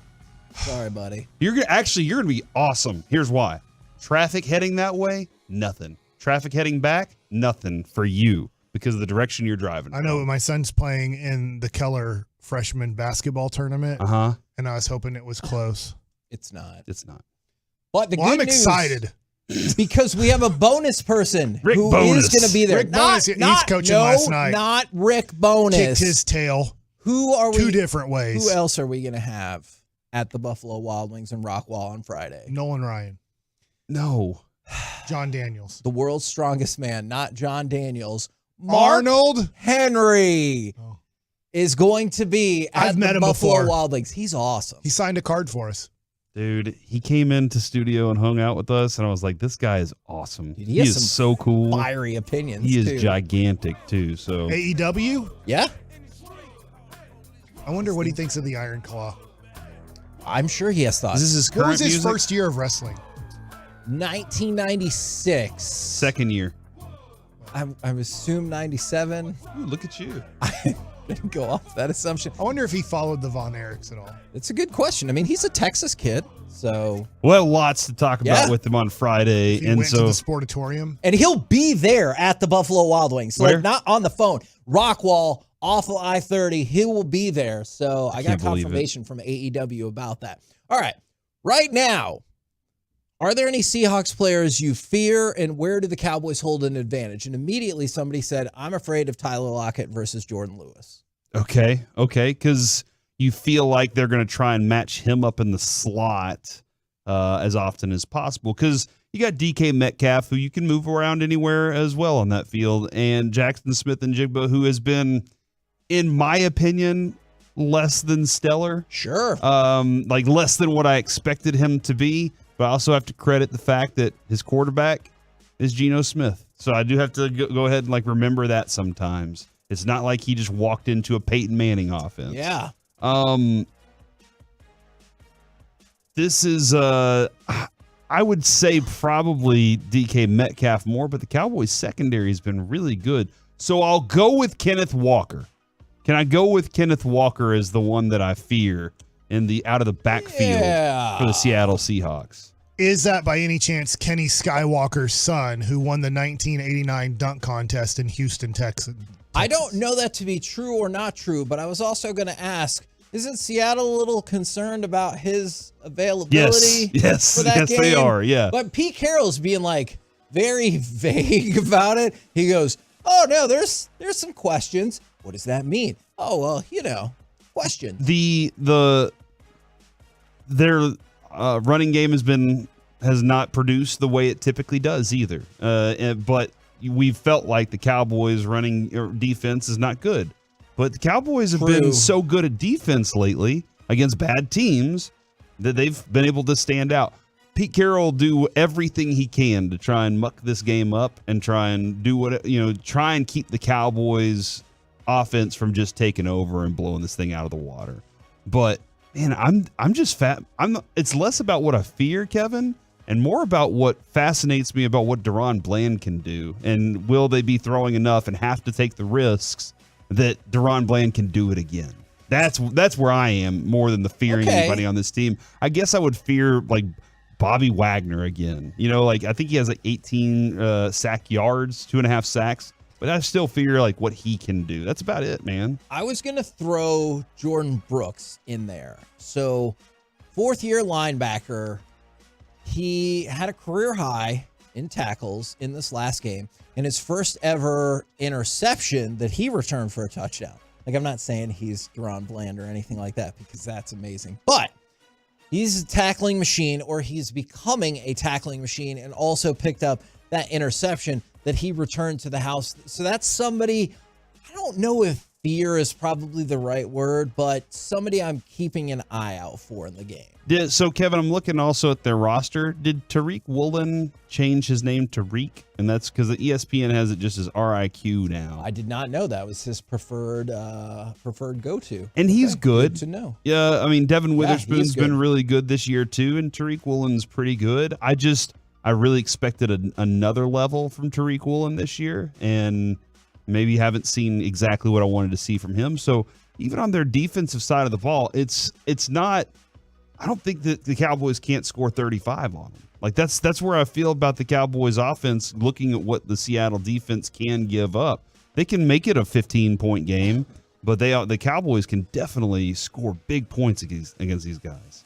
Not worried at all. See, and I had a feeling, you know what, Mike, believe it or not, I actually 38-17. I actually think I'm moving more and more as the week has gone along to being on your side. I think it'll be like 38-10, but they'll score a late touchdown. Because the Cowboys crush teams that are not on their level, and it feels like Seattle. Except for Arizona, which they lost that game, which is super confusing. At home. But at home, they annihilate teams that they do not feel are on their level or just don't match talent for talent. And you're looking at a Seattle team, and it all started going back to that Ravens game.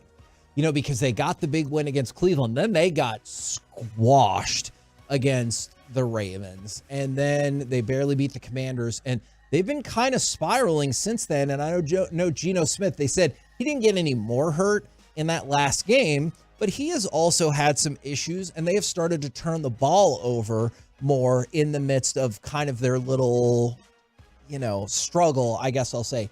And this feels like a team that the Cowboys will beat up. And I mean on the scoreboard, because I know Seattle is a physical team. What do you mean by little struggle that you mean here? Because they've lost 3 of 4. Yeah. Maybe that's not so little. And they lost it badly to the Niners. Yep. They lost a close one to the Rams, and I mean, quite honestly, does anybody think the Rams are any good right now? That's a poor. In my mind, that's still a poor team. They beat the Commanders barely. Was it a last-second field goal they had to get there? They got demolished by the Ravens. I think the Cowboys are right in that same category as all those teams. Now, this is where, Kevin, and I heard Sharif say this morning too, this is where you're afraid to lean that far with Mike, because every time we all lean that direction, the Cowboys smack us in the face with, hey, don't forget we're the Cowboys and we can do whatever we want. Sure. And that includes lose a game that we're supposed to win like that. Like, that is where the Cowboys do stuff like that. But, man, I guess. But not at home. Nah, not at home, man. They're not letting that happen. That's the thing, because I've seen some people have brought up the Chargers game, and I was like, yeah, but not at home. Like, that was a road game. Obviously, both of your losses are on the road. And then that loss to the Cardinals on the road. At home, I don't know what it is. And if you want to just say it's the level of competition, that's fine. I don't think Seattle's a very good team. If the Cowboys lose this game, I do think it is a major upset and a bad, bad loss for the Cowboys.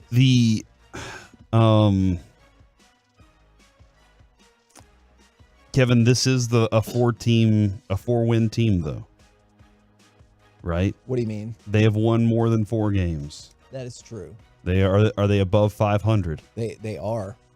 Will it matter on Friday to all the people who have said, if the Cowboys are to beat Seattle, will people go, hey, they finally did it against Seattle? Or will people go, yeah, but it's Seattle? Yeah, and because if Seattle loses, then they'll be 500, right? And so it's like, oh, you still haven't beaten a team who's above 500 right now. Like, I can guarantee that. Or that's what's going to happen. Or people can say Seattle wasn't that good to begin with. And guess what? I agree with all of those people. When we talk about the tough part of the schedule, I do not think tomorrow is a tough part of the schedule. It's the beginning of the tough part of the schedule. And see, I don't even think that. No, you have to win it. You do. Lose it, and that looks bad. You do. But you don't think they're a tough enough team. I think Eagles, Bills, Dolphins, Lions. I'll listen to all of those, especially since the 2 are in the middle. If the Cowboys lose to the Seahawks, I think that is a bad, bad loss. As long as you win tomorrow, which I think you will, you've locked up the 5 seed. That's over. So it's like you've made the playoffs. You'd be the top wild card team. You don't have to worry anymore the rest of the year about losing the 5 spot. You're still competing to be the 1 seed or possibly 2 seed.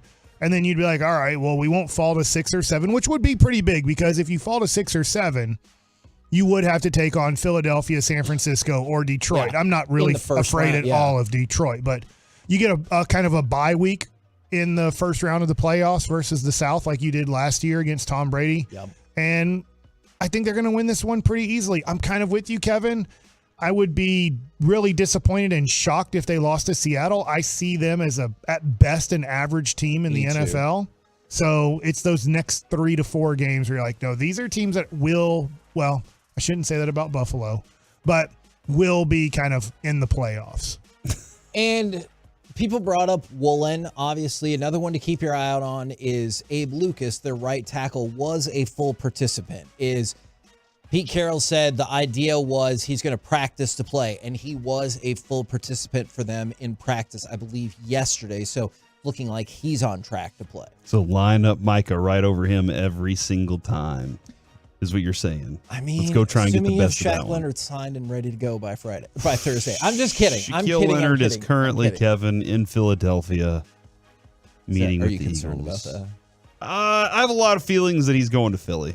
Hey, he's going to think this gives me the best chance to get the championship, an easy one. They're not good at linebacker. That's one of their biggest weaknesses too, Kevin. And so I think that there's a greater than one chance that he does that. I'm over here laughing at the Bobby Petrino stuff right now. I'm sorry. Have you seen the numbers? No, I heard this might happen, yesterday or the day before? He's going to be paid $1.35 million in 24. 1.6 in 25 and 1.6 in 26. He gets a country club membership, 8 tickets to home football games, and $7,200 in car allowance, and $25,000 in moving expenses and temporary housing. Is Arkansas where he did all the bad stuff, Kevin? Is that the place that he did all the weird stuff? That was the motorcycle. The motorcycle spot, right, stuff yeah. and the whole that was Arkansas, right? Not Louisville or anything like that. Absence makes the heart grow fonder. Okay, and so they've decided this is the guy. Is a couple more things about Seattle is get out to a quick start. Seattle has scored 1 offensive touchdown in their last 2 games. 1 offensive touchdown in their last 2 games. That was the opening drive against the Rams. So you're not looking at a team that's clicking on all cylinders by any means on offense, but also they had 2 turnovers in the first half against the 49ers. That's the 5th time in the last 7 games they've had multiple turnovers. So think about this. If this is a team that is turning the ball over a lot and is not scoring offensively, that has the makings to get out to a really fast start against this team and hopefully put the boots to them. Do you ascribe to, because I've seen this text come in, the desperate team theory? As they are the more desperate team in this thing because they just got beaten so badly by the last 2 teams that were in their own division. Sure. And this could be a season breaker for them. And that's because the Cowboys are coming off. They're on a hot streak right now. That's an interesting point because if Seattle loses this game, you know what happens? Nothing. They're still in the playoffs. Like the bottom part of the playoff picture for the NFC is so bad that they can lose and be there. So I understand the desperate team theory. I don't know if I believe Seattle fits that quotient here. According to Bob Nightingale, the Dodgers hired Nelson Cruz as a front office advisor. Ooh. That's pretty nice. Good for him. I know that's changing everything up there. And finally, and this might be my most definitive reason that I'm oh my gosh on Team Mike for why we're going to dominate. Not only are the Cowboys 5-0 at home, they're 5-0 against the spread. So they just chomp teams out. I view this as a double-digit win. They're 5-0 against the spread? Yeah, because they've won all their games by at least 20 points. Dang, dude. So home. Should I just go ahead and start making all the bets there? I do not want What's that the spread right now in this game? It's like 8? 8? They're gonna blow these dudes out of the water. Bet everything. Oh my God. Don't. I'm not betting. Oh, okay. But if you want to, Corey. They're at -7 at the moment on ESPN, according to ESPN Bet, Kevin. Okay. And you feel like the Seattle's going to cover? I don't. Oh. No, I mean, based on everything Kevin just told me, yeah. Oh, regular ESPN says 9. Yes, I don't. It says right there. I'll let you look at it at what I'm looking at. So No, you have to go down. I'm right there. It says -7. Go down. What do you mean go down? -7. Mark that. But also, if you go a little further down on the page, that's got a different number. We're the KNC Masterpiece. -9. Right. I know. Told They you. have 2 different. It says ESPN Bets on both. Corey, This lies. What are you doing over there? Coming up next, we will talk with Dallas Mavericks play-by-play voice Chuck Cooperstein. We'll also do some Mike Likes It as we move into the Expressway commercial free on 105.3 The Fan. All right, let's talk about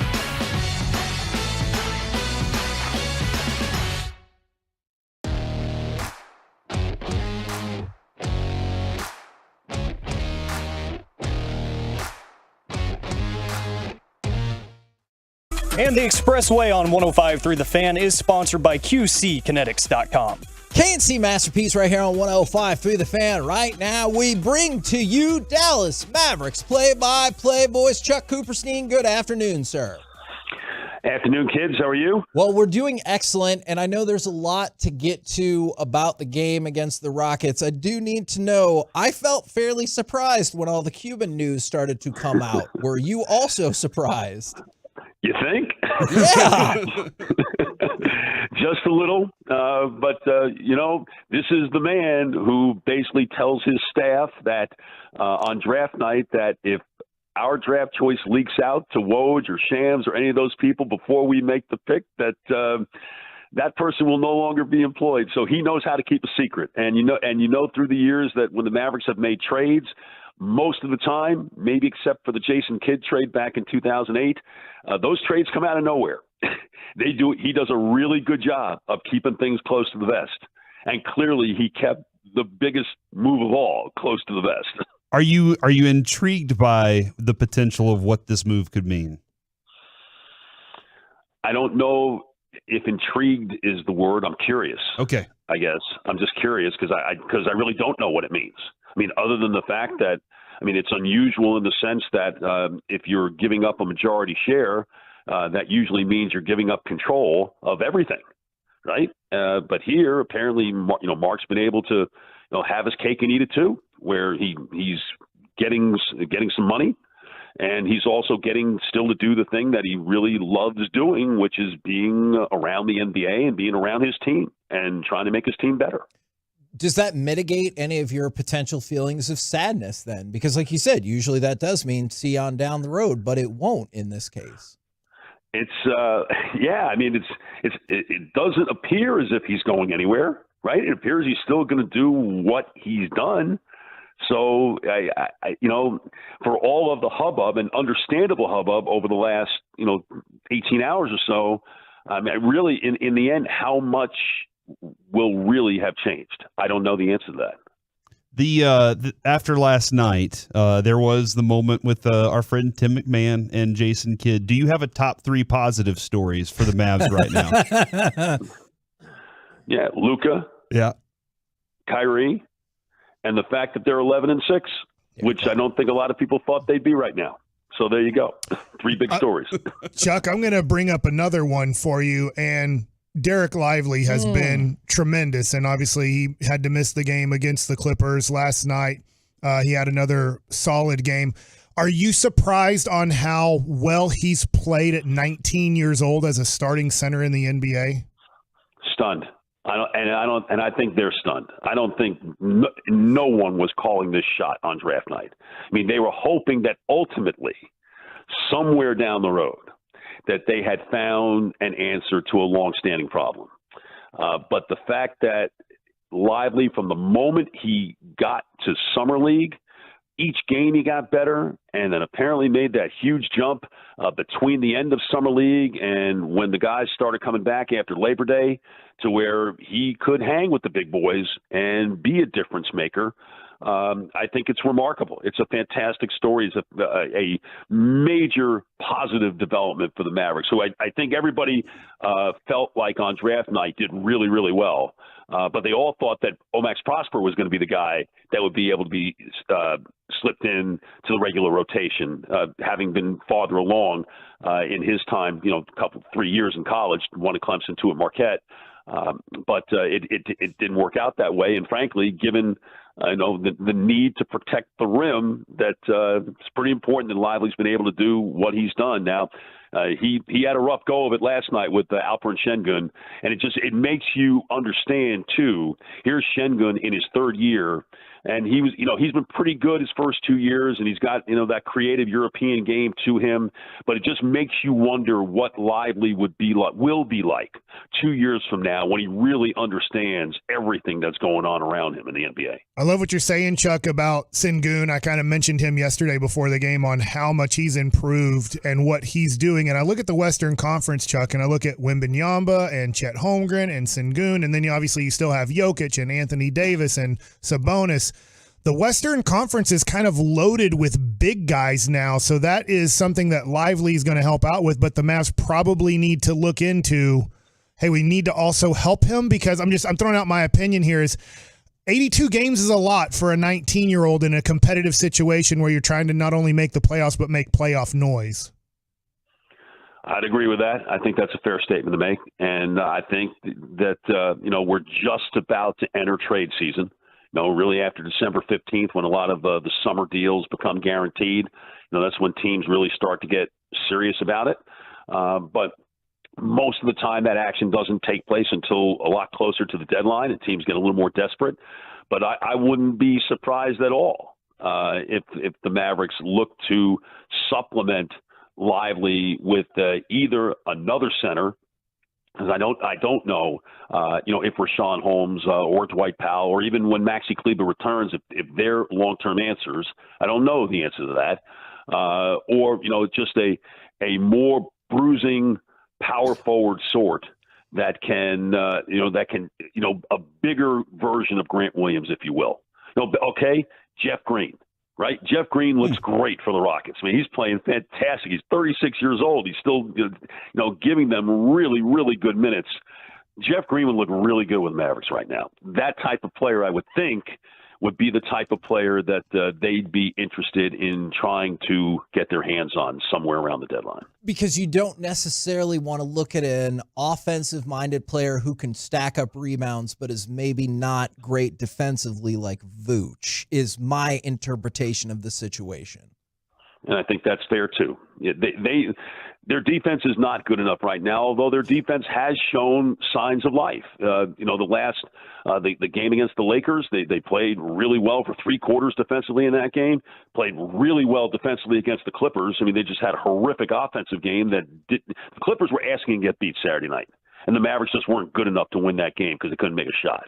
And then, last night, I know the Rockets wound up shooting 50% for the game, but I thought the Mavericks defense was actually, pretty good for a lot of the game. And I think they're making some strides in that area. I think it's been probably their best week of the season when it comes to that. And hopefully that is something that will continue.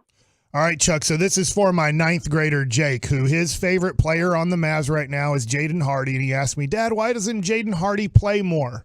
And so now I'm going to play Chuck Cooperstein's answer to my boy Jake on pressure. I do think it's tough for him to get minutes with Kyrie and Luka when they're both healthy. So I'd love for you to tell Jake right now how Jaden Hardy can get more minutes, or if he is going to get more minutes as the season progresses.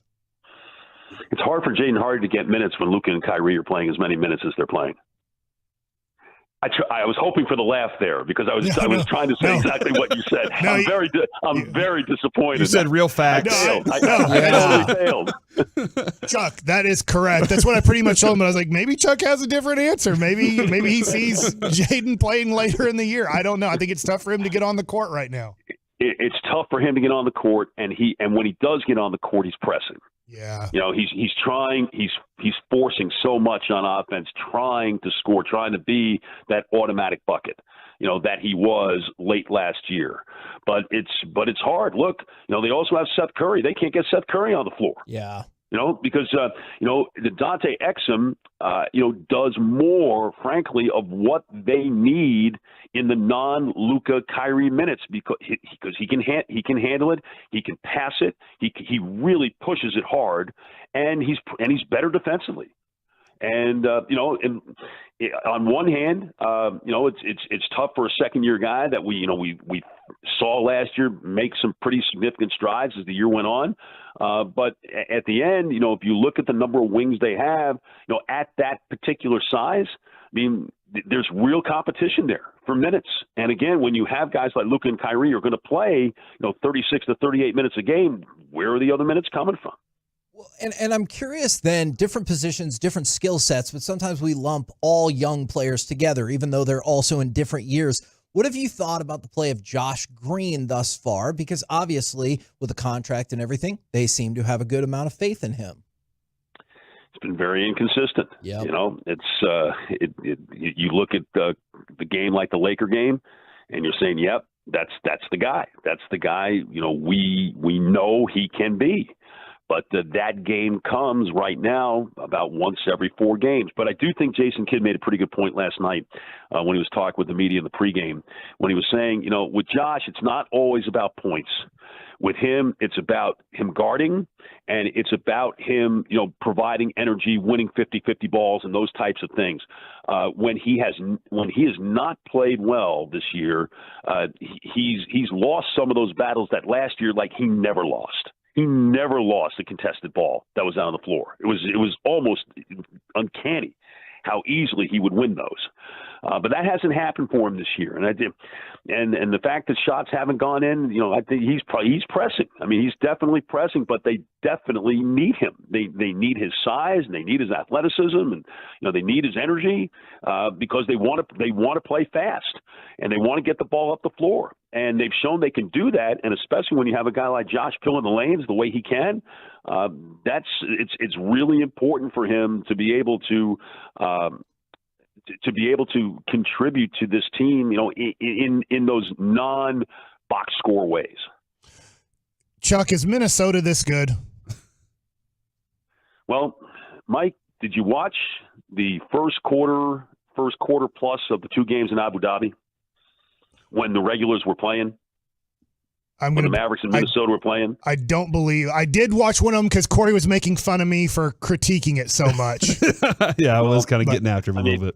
Yes, it was early, but yes, Minnesota was totally dominant against the Mavericks in those minutes when the real players were playing. Mm-hmm.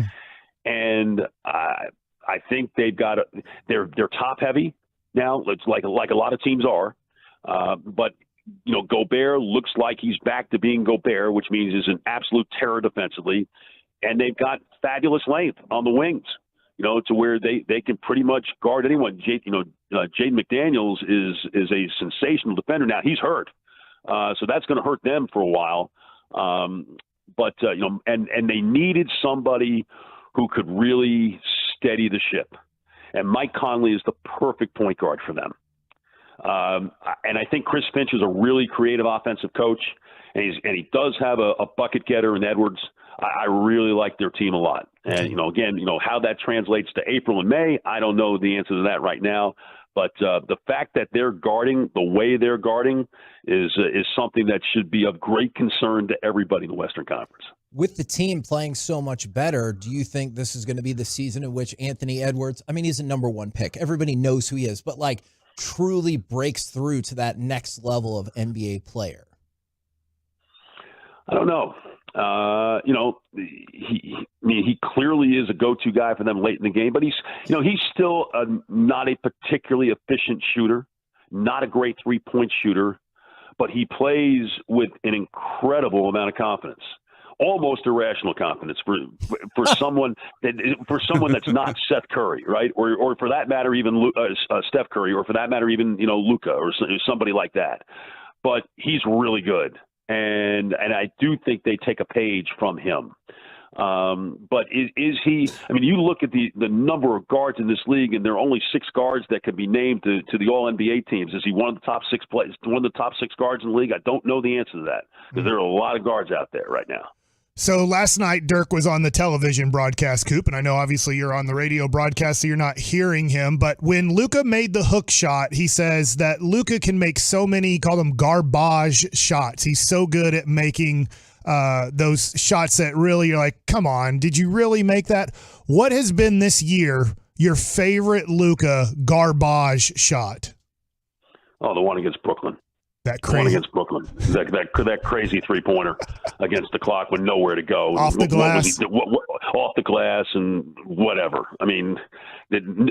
Without question, and especially because it happened when it happened. So late in the game, it basically put the game away.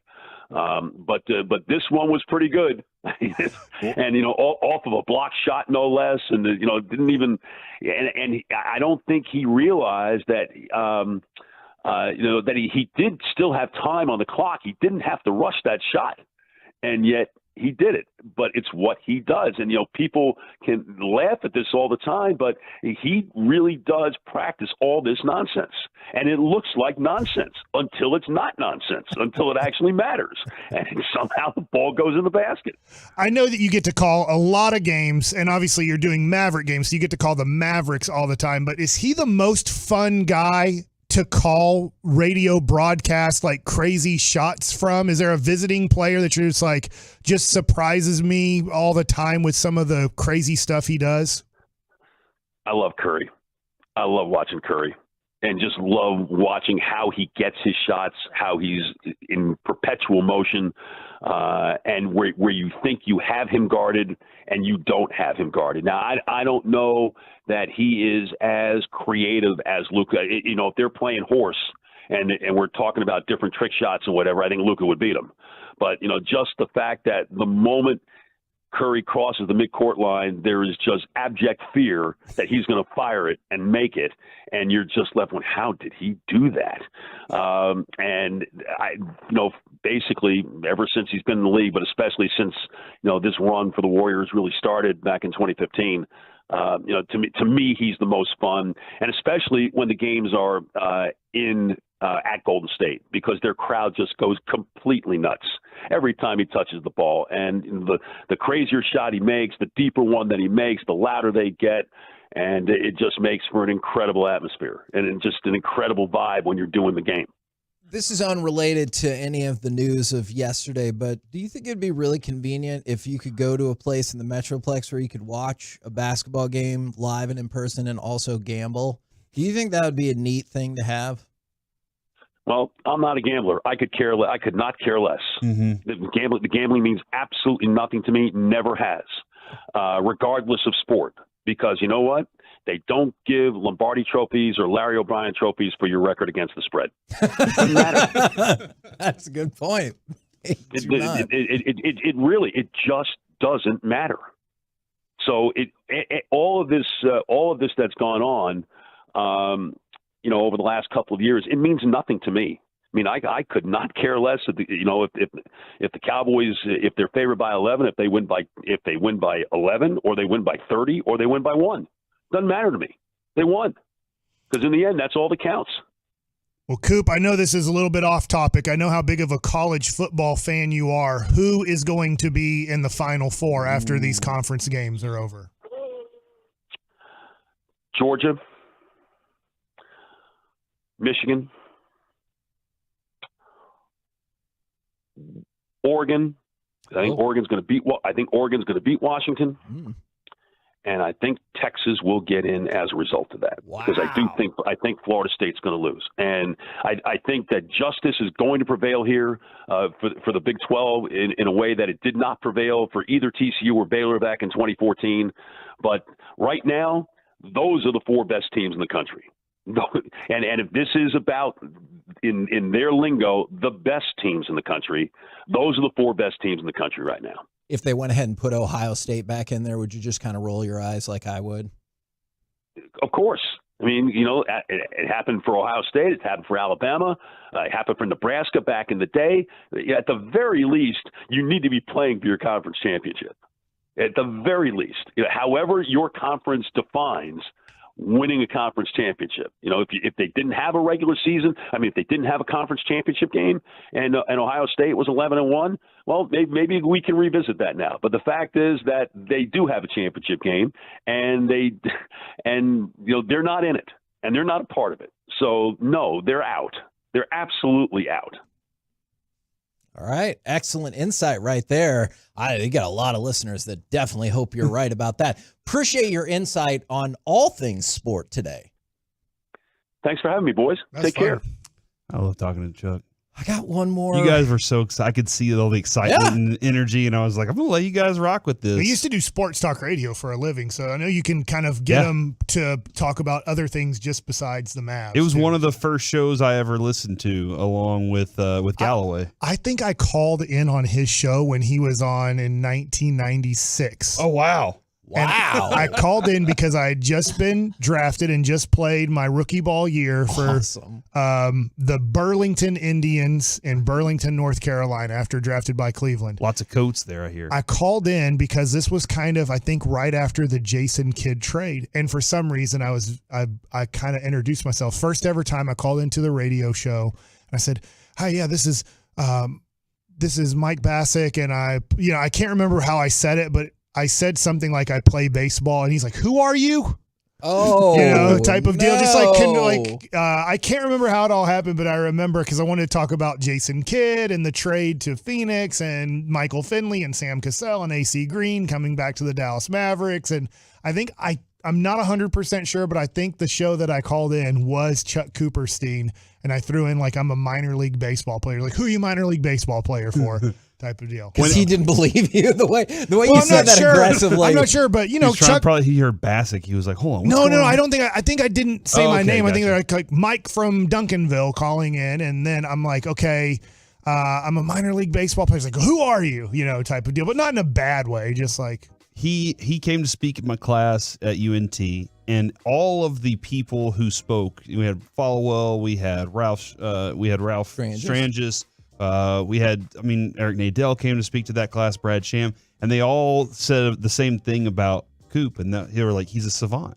He just absorbs sports. He's one of those guys that he didn't even have to think about it. He just absorbs it in some way. And then when he came and spoke to our class, I was like, wow, yeah, that is Chuck. But I always thought that anyway when I heard him. I think it was Estridge, Neie. Him and Neie were my show. That was what I listened to before. That probably got me as interested as Galloway did in being part of this thing. Does that mean you feel bad that we put him out of business? I mean, he wasn't there. Okay.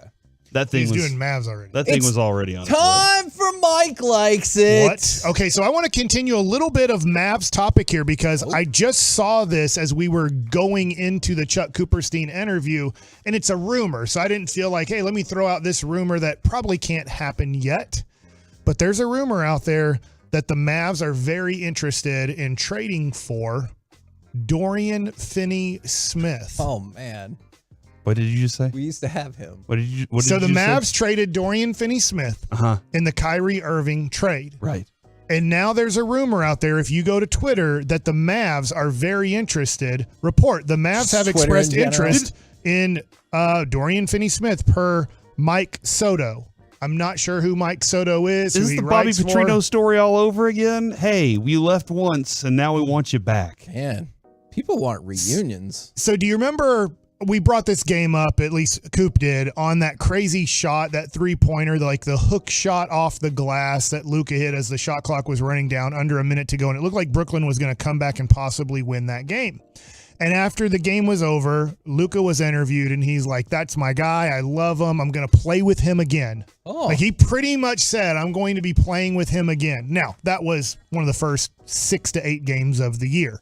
But here we are a month into the season approximately, and there's a rumor that the Mavs are seeing how can we get Dorian Finney-Smith back to the Dallas Mavericks. I'll ask this question to you guys. How much do you think it would help? Let's just say it is either Omax Prosper or Jaden Hardy. I'm going to assume that they start the conversation. It's hard to get Jaden Hardy on the court, because of his skill set. Yeah, and I think it would be easier to find a way to get Dorian Finney-Smith on the court. So if I don't know how to get a pick back in this process. Well, I don't think you can get a pick back. Yeah. If you traded both those guys, if you traded Hardy, Omax Prosper, so those are two younger prospects, and then you had to make the money work. And I'm throwing a name out there, because I don't think that they would, but Dwight Powell. Like, I don't know if that immediately makes the money work or not. I think he might be a little bit short there. But if you had to trade two of your prospects, Hardy and Omax, to get Dorian Finney-Smith back, would you do it? I would not. I would definitely pass on because that. Why? I don't think he hits his. I mean, I know defensively he hits a need. I don't think he hits enough of a size and rebounding need that you're really going for to gut the rest of your young players outside of Lively. Perimeter defense, though, still like you No, just made good. yourself better there, but you still. All right, let's say there's another future trade, Kevin, down the road that's going to add that. Is this piece a piece that you want? Or do you think I need to hold on to those so that I can? No, I mean, if it was a better piece, then sure, I would make a move. And Dorian Finney-Smith is a solid piece. Would you rather trade one of those prospects I mentioned and your 2026 first-round pick, and now you're out of first-round picks for almost half a decade to trade? No, I just don't. I guess I don't think he's worth it. I hear you. I guess remember the report is that Dorian Finney-Smith, when Brooklyn traded for him, were like, are they going to keep him? He's not like a rebuild player. And they are 9-8 this year. And then the report was, hey, a couple teams offered 2 first-round picks for Dorian Finney-Smith. Now, wild to me. Who knows, right? That's only rumor. Because Brooklyn's like, no, they didn't. We would have taken 2 first-round picks. But who knows? He is shooting 44% from three-point land this year, which is the best percentage in a season for him. But once again, that's really good. That doesn't mean he's going to keep that up for 82 games. Absolutely. All right, so I teased this yesterday, and I was not able to get to this, but who is the Nathan Eovaldi of this free agent class? Now, I'm going to immediately say I don't agree with this, but I understand where this article is coming from. It's James Paxton. So James Paxton in his career is 64-38 with a 3.69 ERA. He has a 1.2 whip in his career. Last year, he was 7-5 with a 4.5 ERA in 19 games started. The reason they're comparing him to him is when he's healthy, he's good. I just gave you his overall stats. His overall record is good. He's 64-38 in 10 years in Major League Baseball because he gets hurt all the time. He's only had, for the most part, in his career, 2019 is the only year that he's been healthy for the whole season. Like literally in a 10-year career, he pretty much pitches about half of the games you want him to pitch. Really what he's known for. Do you guys remember when James Paxton was standing out for the national anthem on opening day, and I think it was for Seattle, what happened to him? No.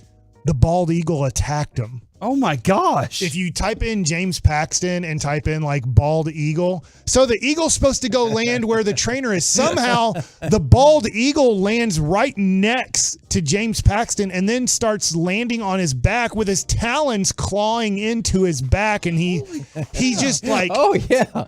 Wow. He just calmly still keeps his hand or his hat over his heart, and he's trying to be as still as possible. But eventually he's like, there is a damn bald eagle somewhat attacking. For some reason, the bald eagle thought that James Paxton was his handler. Are you seeing this video right now?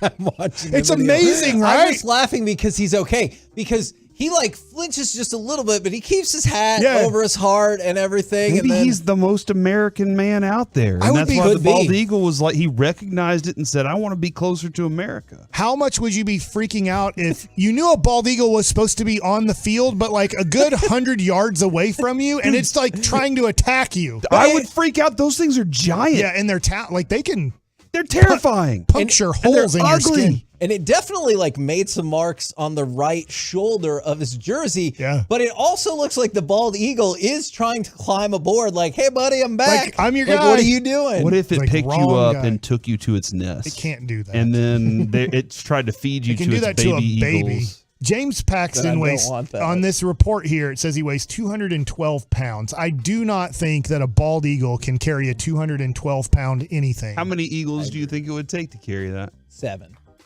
You're saying 7 eagles. Yep. So Together. 50 pounds apiece? Wait, not 50 pounds apiece. Sorry. 30. 35 pounds? 30 pounds 30 apiece. pounds. Do you think a bald eagle can carry I think they could, if they grabbed a 30-pound dog, they could probably do that, I think. And plus teamwork will add a few pounds. I keep getting on my internet's all messed up, so I don't know. I'll look about it up. James Paxton. No. So I will say this about James Paxton. It intrigues me because they're saying that he'll kind of be cheap on a short-term deal. And when I say cheap, around $8 to $10 million. Okay. And I get what he can do. And this is only an if. If the Rangers lost Jordan Montgomery, you wouldn't have any left-handers in your rotation, correct? Everybody would be right-handed, if I have this correct. Martin Perez is a free agent, Yeah. so I can't include him. And I'm not counting him as part of the and rotation. I guess Cody either way. Bradford might be a starting pitcher Yeah. for you next year. But right now, if you lost Montgomery, would you be trying to replace him with a possible left-handed starting pitcher? Yeah, that makes quite a bit of sense to me, actually. I think Evaldi's been better in his career than James Paxton. James Paxton worries me to death because I've really liked him over years. But I'm like, he's never healthy. What's the price point, though, that those worries now become acceptable? Is it 6? Or does it I guess I know you said 8 to 10. I guess 1 for 8, and I would be okay with it. I'd say I see where you're coming from here, but I mean, I would say, look, expect 15 starts. Last year he had 19 starts. Let me just go through this real quick, and then we'll get to Corey's corner with the C block. Sometimes I wonder if you've ever even heard a bald eagle can lift 5 to 6 pounds, but have been known to lift 10-pound objects. So Kevin, it's going to take like 50 birds. We're going to need a lot more 20 plus eagles. It's probably not going to work. All right, wonder. so They're weak. Cowboys he has are made strong. over 20 starts in his 10-year career 3 times. Okay. So, I mean, you would probably be looking at 15 to max 20 starts if you sign James Paxton as your replacement to Montgomery. And I'm not saying, once again, Montgomery's way better than James Paxton, but if they're like, we just aren't going to do that contract for Montgomery. We're the KNC Masterpiece right here on 105.3 The Fan. Coming up next, Mike thinks it's Corey's Corner. We call it the C block. All right, CJ Stroud got some amazing advice from Tom Brady. Next on The Fan. Boomer Esiason is on The Fan.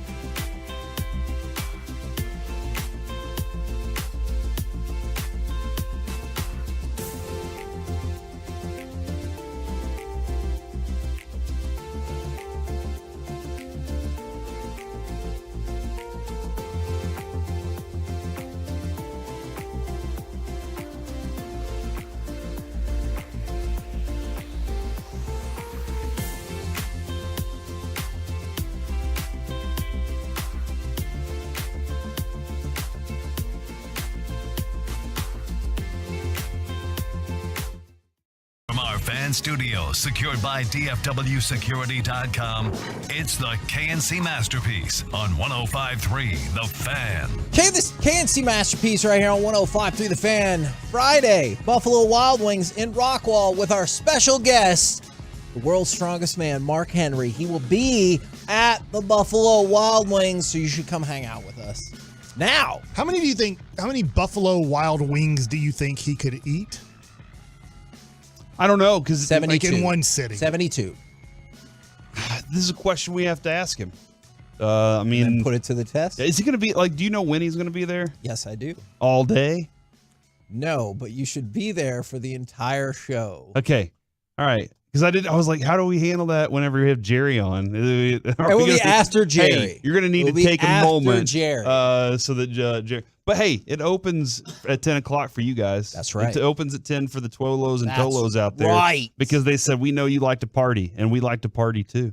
So go ahead and get after it. What? Besides just Friday, when else could people party with us? Oh, man. Sunday night. Sunday afternoon-ish. 4 o'clock-ish. 4:25 area. Mm-hmm. At Globe Life Field.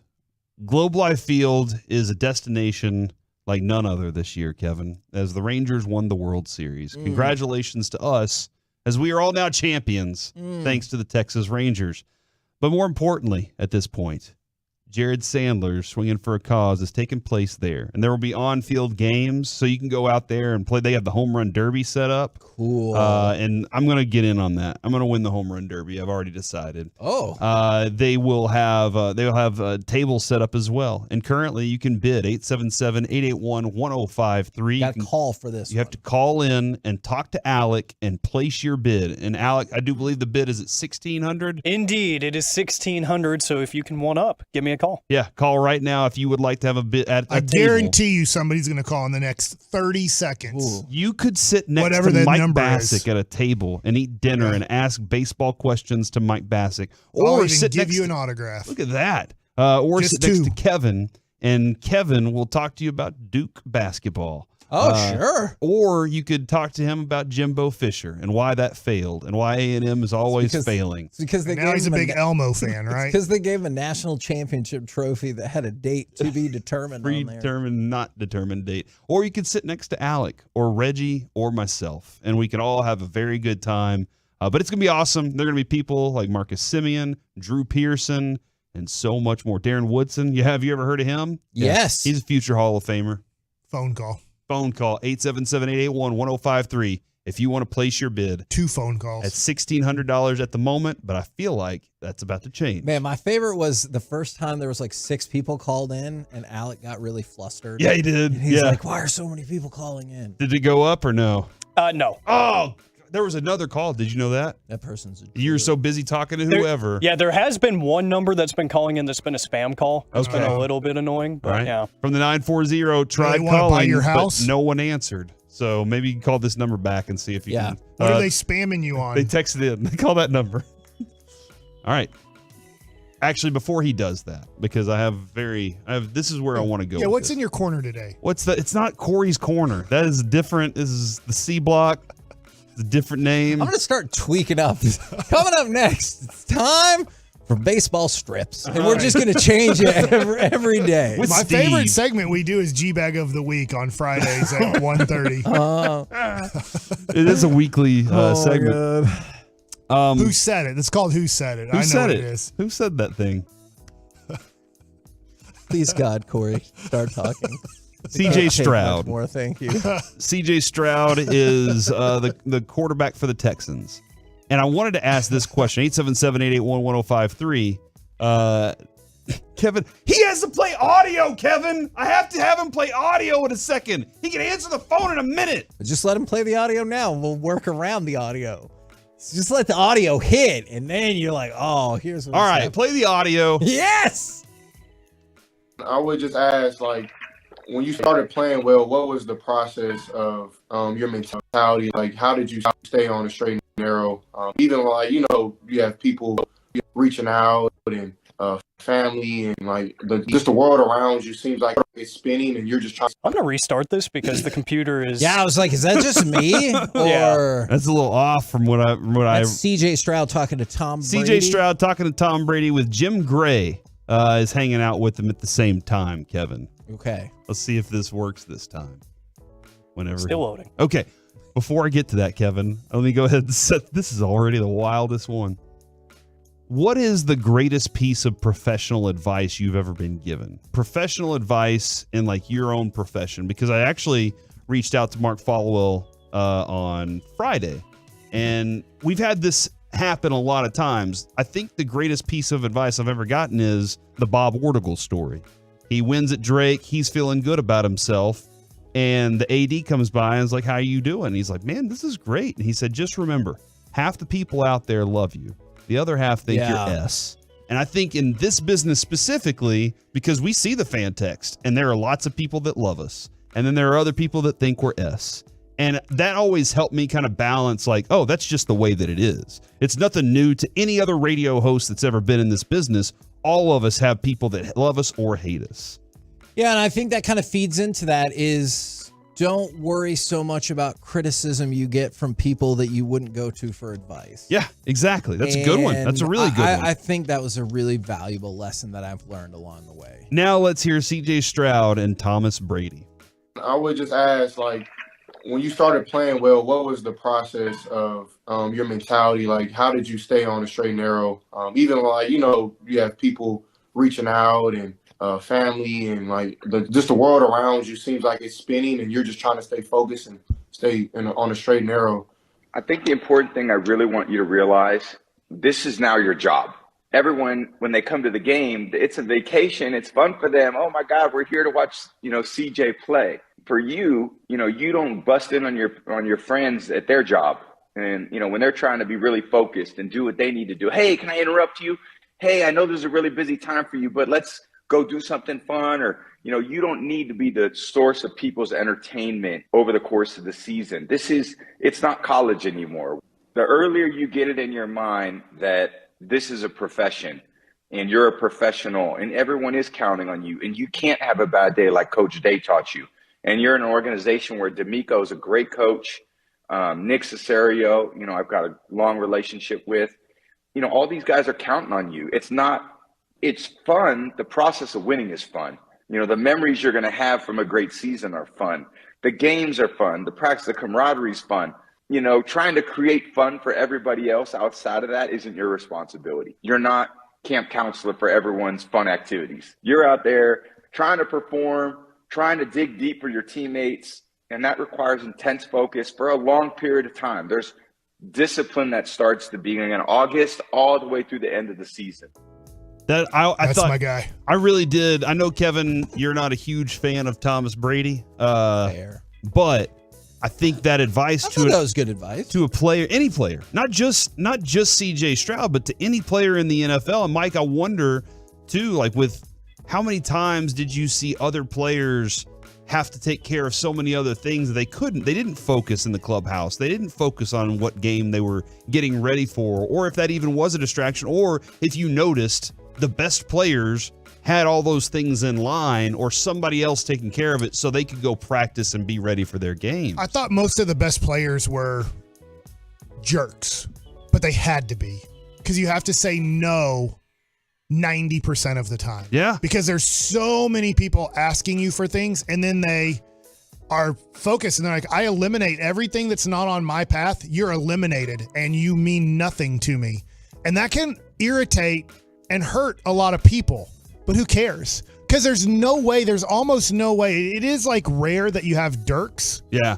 That can kind of I'm not saying entertain those outsiders and stuff, but be able to be so nice when everybody is asking for your time and your energy and your money and your autograph and your everything, that he was able to still be at such a high level while being such a nice guy, especially to people that don't matter, being honest. So, I mean, it's just tough. I played with Mike Piazza's a great guy, but Mike Piazza could be not a nice guy to quite a few people. And I just think that it's really tough to be a leader of an organization, to try to win a championship, to possibly win a championship, and to also be a nice person. I think the you heard the Aaron Rodgers audio today also about Dak Prescott and the way he's playing the game right now. And I think the other part of being the Cowboys quarterback that is the most difficult is everything else that goes into it. Your pressure is magnified nationally daily. Like we talk about these sports shows on a daily basis. They're going after the dude or giving him all the praise in the world. Yeah. And you have that extra amplified version of it. And that's why Dak is very protective of his brand.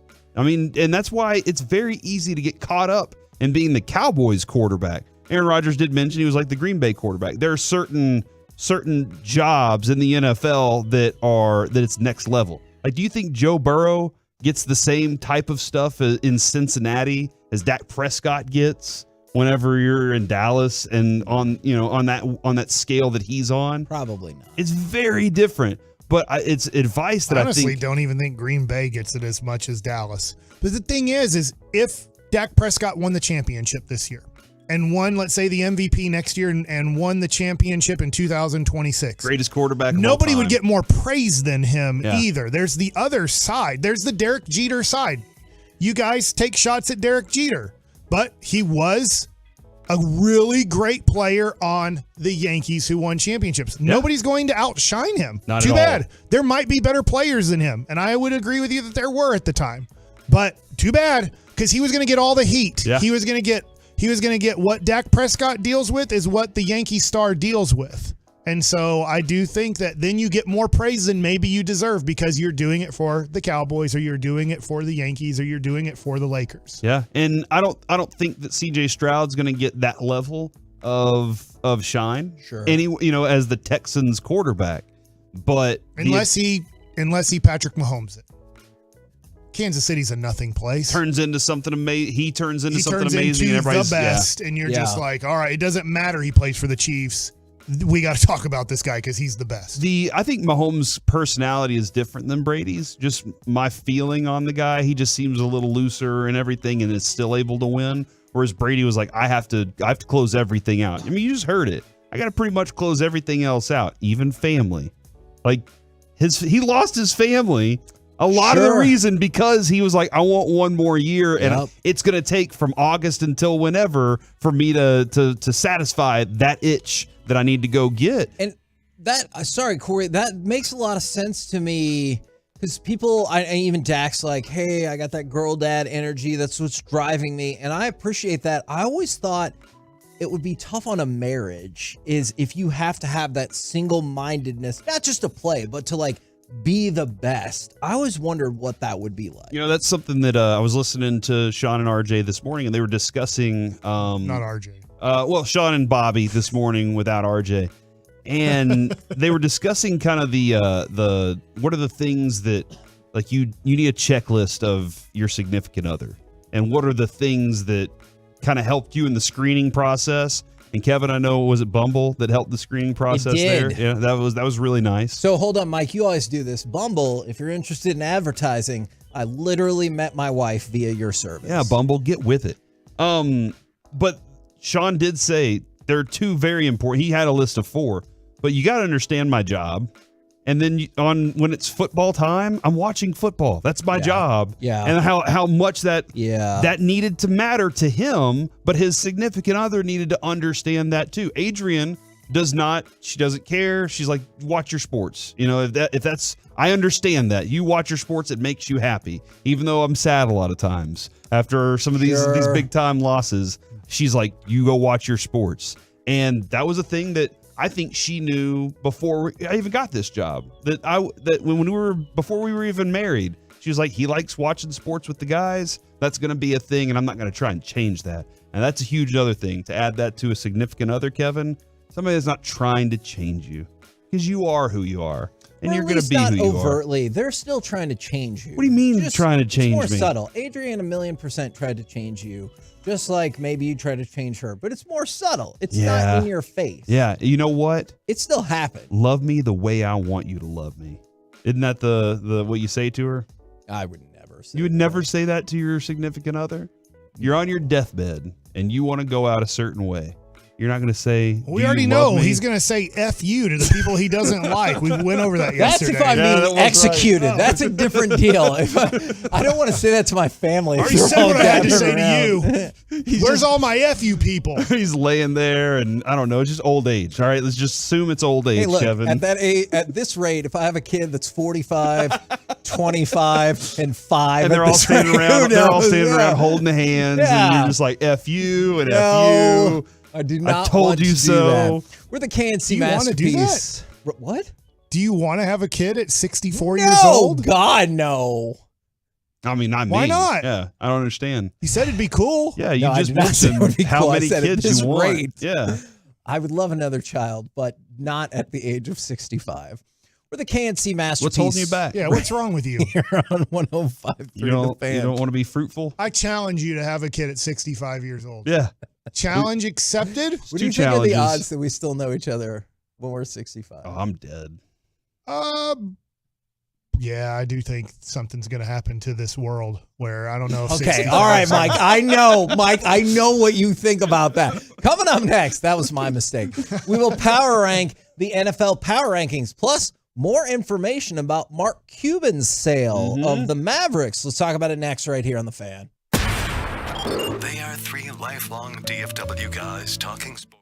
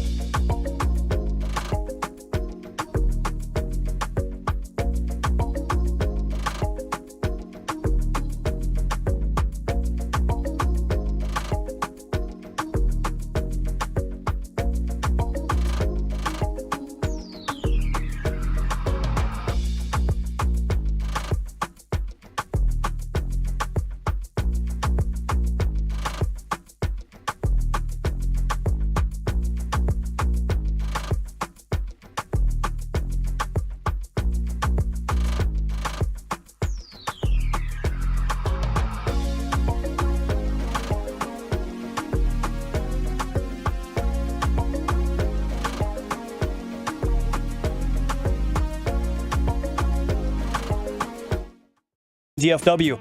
If you or a loved one has been in an accident, contact Frankel & Frankel for a free consultation at truckwreck.com or call 214-333-3333.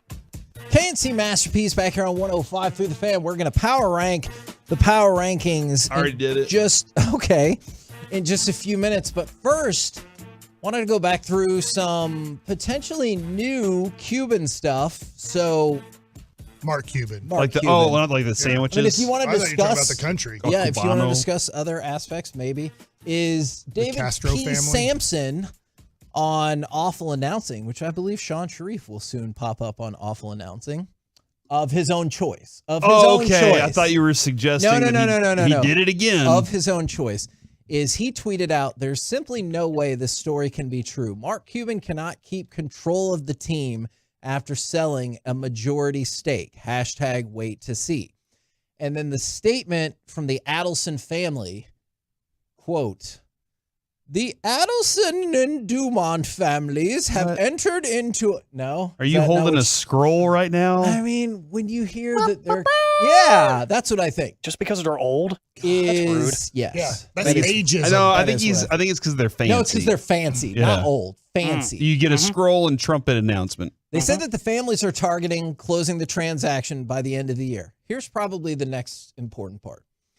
Is the Adelson and Dumont families are honored to have the opportunity to be stewards of this great franchise. Through our commitment and additional investment in the team, we look forward to partnering with Mark Cuban to build on the team's success and legacy in Dallas and beyond. The goal is to win and have a team that proudly represents the DFW area, blah, blah, blah, blah, blah. So partnering with, and that's I am very curious about, because the argument can be made like Mark Cuban's not selling the team if he's not still going to have like that level of control. But is that level of control total control, or is it really going to be a partnership where they're like, yeah, that's great, we own 60% of the team, or whatever the case is? I mean, where did we hear that he was holding on to the rights of the, like, all that part of it? That was part of the Stein reporting, was it not? Or maybe it was Shams. Okay. So I do wonder if that was like Cuban trying to, I don't know, if it was him trying to say, hey, yeah, but I'm going to be running things still. And the reality is, when somebody owns more of the business, they can pretty much say what they want, right? Isn't that? I mean, if you had it written into the contract, it's written into the contract, but I'm also curious. That doesn't sound like it is. Yeah, what else is in that contract that says after 5 years we'll trigger this clause or whatever? I'm really fascinated, because when I first read it, it was like, oh, he's going to sell a big chunk of it, and I thought, oh, he's going to sell like 30% of the Mavs or something. But then it evolved. It was the majority into, share owners of it. Yeah. And so I don't you know say how 57%. I don't know what the exact number. I saw that number today somewhere, and I was like, oh, that's an even more interesting number, because why would you go $2 billion of 3.5 billion, 57%, something like that? I think that's why I think supposedly, but we don't know these numbers yet. I don't think anybody does, that they might be buying $2 billion of a $3.5 billion evaluation of the team. Because some people made that mistake too, because they were like, Mark Cuban's getting $3.5 billion. And I was like, that's not what the stories say thus far at all. It's a $3.5 billion valuation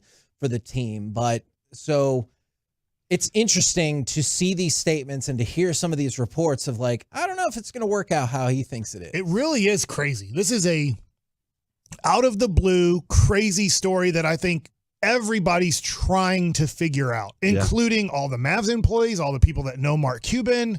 Like, this is very confusing and out of nowhere, this story. Yeah, and I mean, as Coop told us earlier, he's been pretty good at keeping secrets. You know, the Mavs. Yeah. Remember Mavs trades? You were always like, what? How did nobody even was in that place? Yes. And it was always wild. So I think, Kevin, and by the end of the year, we'll have a lot more information on this, because you just said that by year's end, they hope this is closed. The transaction's and closed, so then that's when you'll get all the court documents, much like you got all the court documents for the last big study. We were ahead of the game on that too. So you'll have all the court documents to put it out there. So I just say, just keep listening to us, because Kevin will have the court documents before anybody else does, in your face. And again, even before the courts. I see the same. No. I see the same opinions. Well, that's why they're court documents, or otherwise they would just be Kevin documents.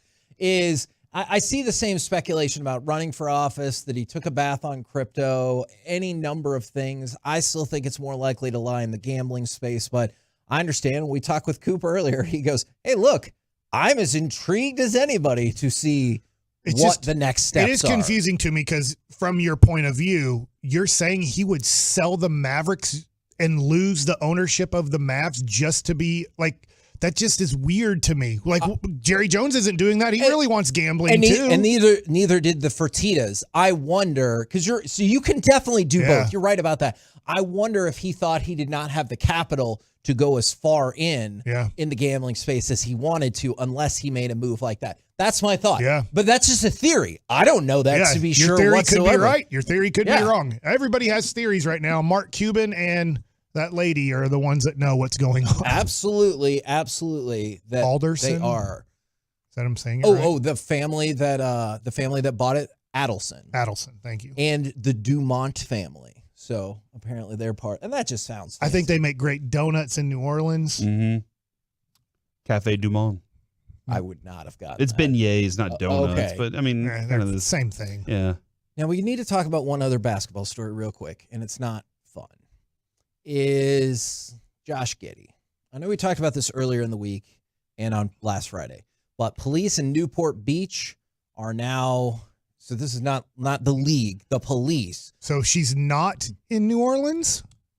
Well, that's what they're trying to figure out. So the police in Newport Beach are trying to determine if a crime was committed in their jurisdiction. In Newport Beach, California. And she lives in, Oklahoma City area, from what I understand. I'm not disputing that. I don't know. Okay. Or I don't remember. From me asking questions, from what I understand, this girl supposedly lives in the Oklahoma City area. Okay. And that very but well. I could be wrong on that, but I'm trusting who told me that. One of the sergeants, Steve Oberon, in Newport Beach this morning said that they are investigating if there was a crime in their jurisdiction involving Josh Giddey and an underage girl. So she could have gone on vacation with him, possibly. Exactly.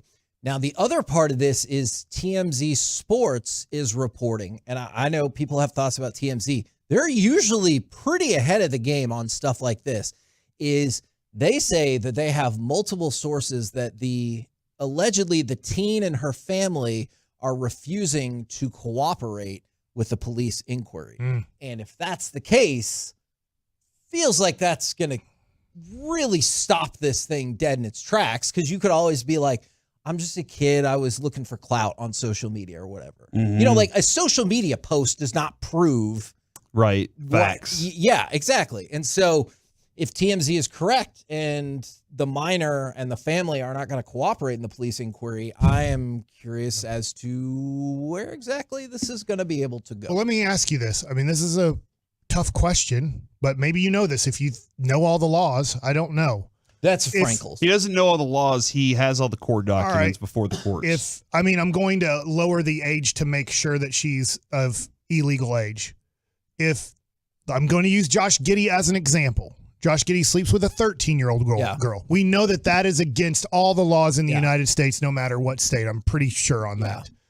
But the family says we are not pressing charges. That I do not believe in this instance, since it involves a minor. I hope I'm not wrong about this. I do not believe that automatically. Like, it doesn't matter, right? Case. Exactly, because think about it. I think the state still goes, we don't care. Yeah, people's kids can be taken away from them, and I'm sure they weren't like, yeah, go for it. So in a way, I don't know. I do know that it hurts the police getting those more are the information. Primary witnesses, but they will keep but I investigating. Still think they could possibly charge Josh Giddey. Absolutely, even though the parents don't want that to happen. But then their sources are her friends, right? Their their conversations and everything like that.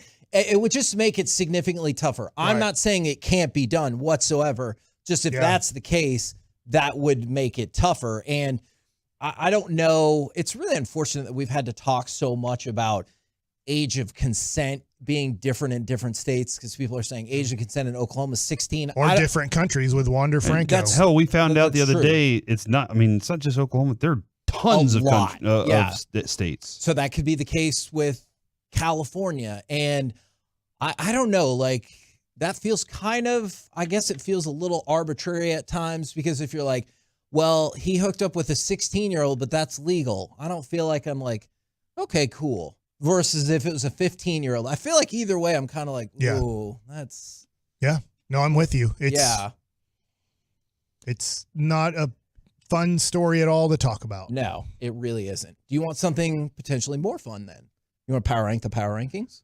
Sure. I have the CBS Sports. You want to do quarterbacks? Quarterback. We can always kick teams around tomorrow. Let's ask Corey, because you're asking me. Ooh. Corey, do you want team power rankings or quarterback power Quarterbacks. Quarterback power rankings. Would you guys like to guess, or would you like for me to give the list and you discuss? I say Jalen Hurts goes 1. I think Jalen Hurts is 1. Jalen Hurts is 1. Oh, we are good at this. All right. I guess keep guessing. Brock Purdy? Oh, he's number 2. Purdy. I should have said number 2. Not Brock Purdy. Let's go Brock Purdy. Purdy At 2. Brock Purdy's number 2. Your face, Kevin. Patrick We're on the same team. Patrick Mahomes is number 3. Josh Allen is number 4. Lamar Jackson is number 6, dropping down from number 1. Because guess who's playing better quarterback because of his new head coach that's also his offensive coordinator? Dak Prescott. Dak Prescott is number 5. I understand that more than Josh Allen. I mean, yeah, it's weird that Josh Allen is still number 4. Mr. Interception. And don't forget about Mr. Fumble. Real quick, do you guys like where Dak Prescott is on this list? Yeah. Obviously, I'm with you guys. I think he should be ranked higher than Josh Allen this year. I mean, 5 in this moment feels correct, and I think there's a lot of flexibility over the next month. If you told me he slid down to 10, I would believe that. But if you told me he moved up to 1 or 2, I think I would also believe that. I could argue 3 other quarterbacks in front of him. Tua's definitely, you know how I've been about Tua. I've been a little bullish about him. CJ Stroud is 7, to give you an idea. I could argue him too. Tua is 8.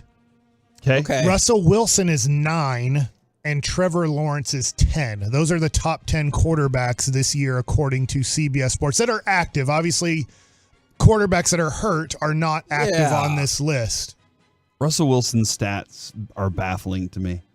There's nothing that just jumps off the page. There's nothing that just makes you go, "Oh my gosh!" Except for his rating. His rating is insane. He's efficient. It feels like he's throwing for like short yardage to pick things up, and then he'll throw a 15, 20-yard touchdown pass. And see, but that depends, again, on which rating you go by. If you go by the old style quarterback rating. Yes, that's the one I go by. But if you go by QBR, which I feel like they should have called it something different to make it less confusing, he's middle of the pack in the new style QBR, like exactly in the middle of starting quarterbacks. So, I mean, I get it. His team is on a roll, and I was definitely wrong about that. He's not throwing a lot of interceptions lately, too, and that's been a huge factor in them staying in games. Okay, that makes sense. I think he's 20-4 interception ratio is where he is. So 5-1, that's pretty dang good. Where would you that's guess really good. Geno Smith is on this list? Did you want to say Petrali, and I say middle of the road? I was going to say Pizza Smith. Geno just sounds like a place where you have an Italian pizza shop. What is the middle of the road in the NFL? I'll say it 16. 15 or 16, something like that? 15 is Justin Fields. Way overrated. 16 is Geno Smith. Hold on. You said way overrated. Name the quarterbacks behind him, because I'm betting that none of them are. Geno Smith is 16. I would have him ranked over Justin Fields, to be honest. Okay. Joshua Dabalina is 17. Baker the Candy Maker, Mayfield, is 18. Mm-hmm. Sam. Do you do this in your regular life? Do you have nicknames for people and stuff? Somewhat, yeah. Okay. Steve. Sam Howell, Art Howell, is number 19. Better manager than this guy as a quarterback. Art. Derek Carr is 20. Kyler Murray, 21. So those are kind of the 5 or 6 guys. There's bad quarterback play in the league, because bro. listen to the Mac worst Jones ones. at the bottom? No, because they have Bailey Zappi as their quarterback. Well, there you go. So worse than Baylor Zappi is one other person. Tim, I have too many boils on my body. Tim Boyle is number 32. The Jets quarterback? Yeah. Bailey Zappi is 31. Dorian Finney-Smith Thompson Robinson is number 30. Mm-hmm. Well, his last name's Thompson Robinson. I just think that it's interesting that our Dorian, who's now in Brooklyn, has multiple last names too. Jake Browning is The way number you lump 29. people together He just creates perplexing to me. And Bryce Young is 28. Those are your 5 worst quarterbacks in the NFL. Okay. He sounds so disappointed. It's a horrible list. Honestly, as people get hurt, it is The a list gets horrible worse. list. Yeah.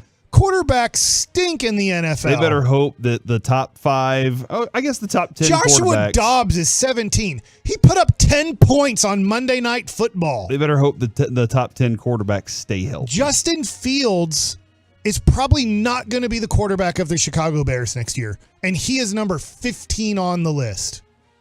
Ooh. Where's your list? I mean, I guess Mike would like it better than that one.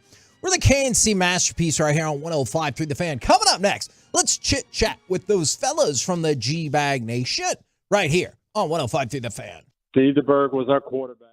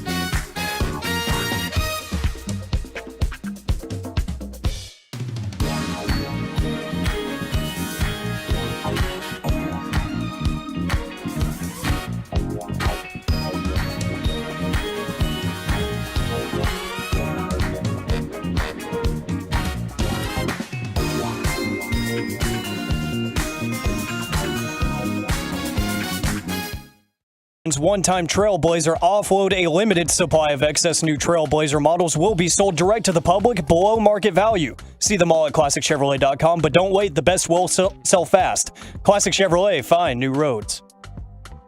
K&C Masterpiece back here on 105.3 The Fan. Right now, courtesy of D&M Leasing, it is time for our chit-chat with those fellas from the G-Bag Nation. Gentlemen, how is you today? Pretty good, Hagee.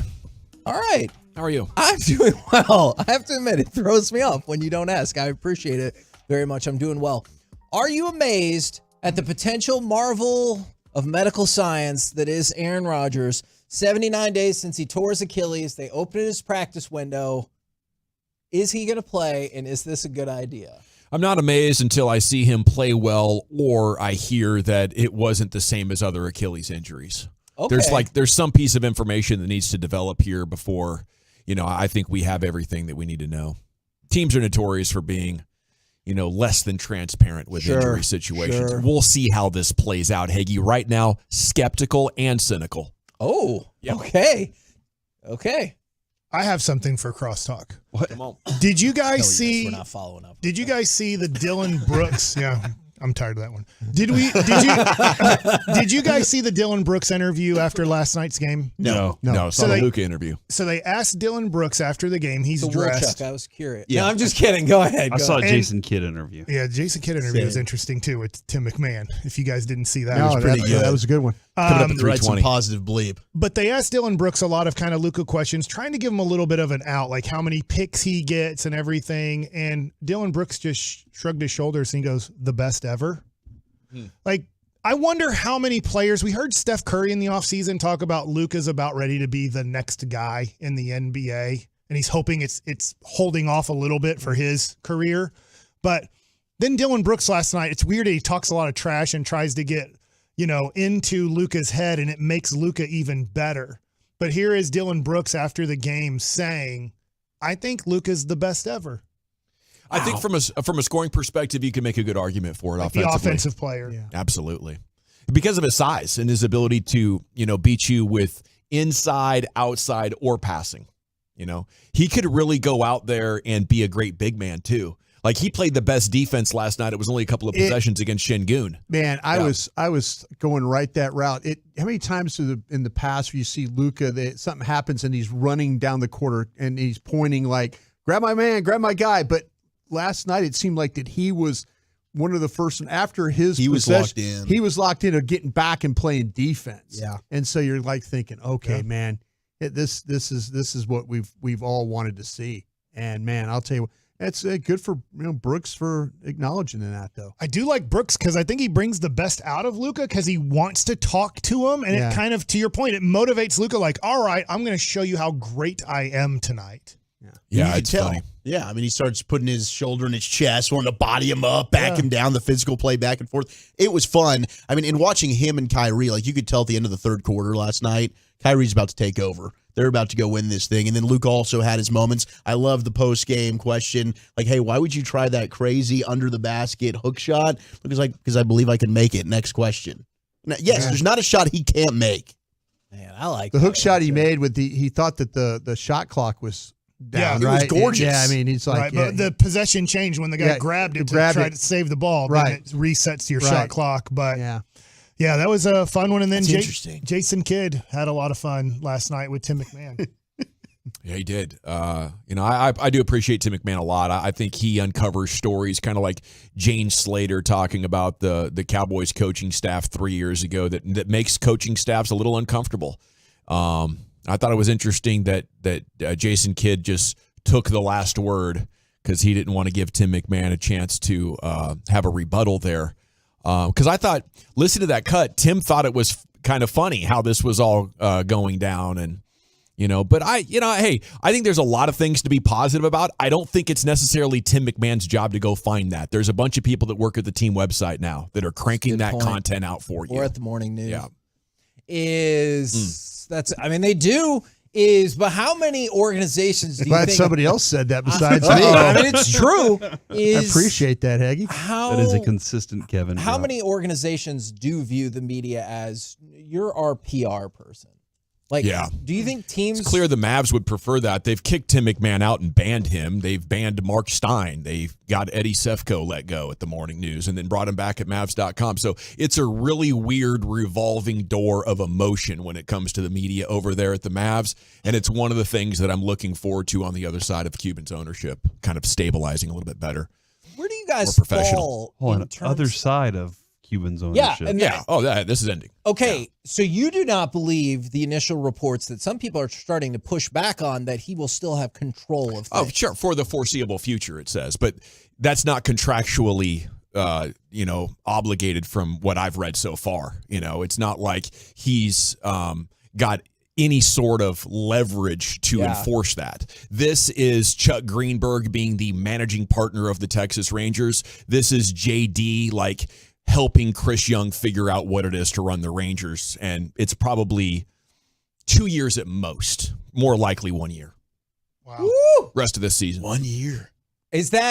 Where do you guys fall on that, and what was your initial reaction when it came out during your show? It seemed like there was a bigger picture play behind the scenes. And then I loved all the speculation. Is he running for president? He said, no, he's not running for president. We know that he wants to get into the gambling business here in Texas. Obviously, I think that is probably more so of the bigger picture behind this. But I do lean with what Gavin's saying. Yes, when it comes to not having the majority ownership stake, like the Adelson family is going to have, as soon as they decide, you know what, Mark, we don't really need you anymore, we can move on. And I do think eventually that's going to happen. Yeah, and it's just so weird because Mark's like, yeah, I'm making all the basketball decisions, but all last year he was telling us it was Nico Harrison's show. Sure. So I'm like, I don't know why the new owners would want Mark Cuban, but they're not paying that much attention to sports. To your point, Chuck Greenberg lost kind of his stake and he had a smaller stake, is when he went to Cliff Lee's house in Arkansas and the ownership was like, no, we're done with Cliff Lee. We've moved on. Chuck wasn't. And they're like, you have no power and authority to go to his house and negotiate a contract that we are the owners of. You're done. And that ended Chuck Greenberg's time with the Texas Rangers. Is he still thought maybe he could have that power. And so to your point, maybe Mark Cuban does something in the offseason. Like, you do not have the power to go do that.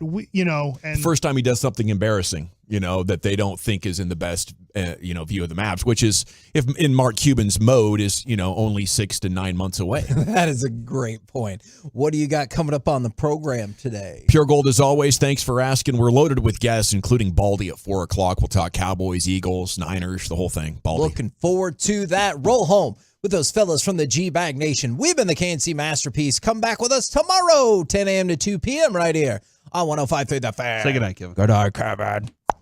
Through your phone.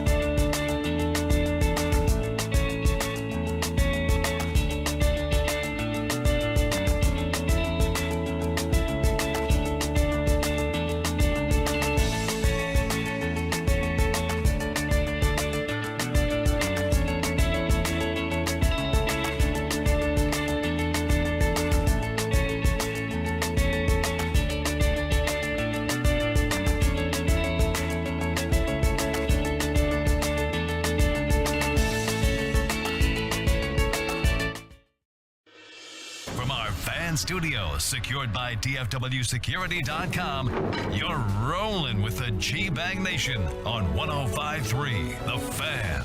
Welcome to the Nation. Here we go. It's hour one of the G-Bag Nation on 105.3 The Fan. Hope you're having an outstanding day as we are off and running here on a Wednesday, and we got a lot of Mavs news. Boy, it's been a lot of fun talking with people since last night's breaking news about what to expect here with the Mavs. But we do have some NFL stuff to get to, and we're going to do that right out of the gates, and then give you our latest thoughts on where the Mavs go from here. General at your service. There's Brian Broaddus, the former Cowboy scout, NFL executive, #1 influencer on Cowboys social media. Follow him at Brian Broaddus on Twitter X. Lucius Alexander's in the Pimp Cup over there at Master Control. You have Zach Wolchuk here.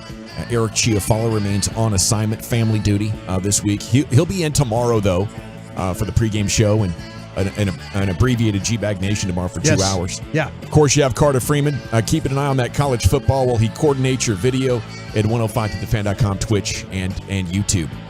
Yeah, Aaron Rodgers moved one step closer to an improbable early return, cleared to practice exactly 11 weeks after the surgery to repair the torn Achilles.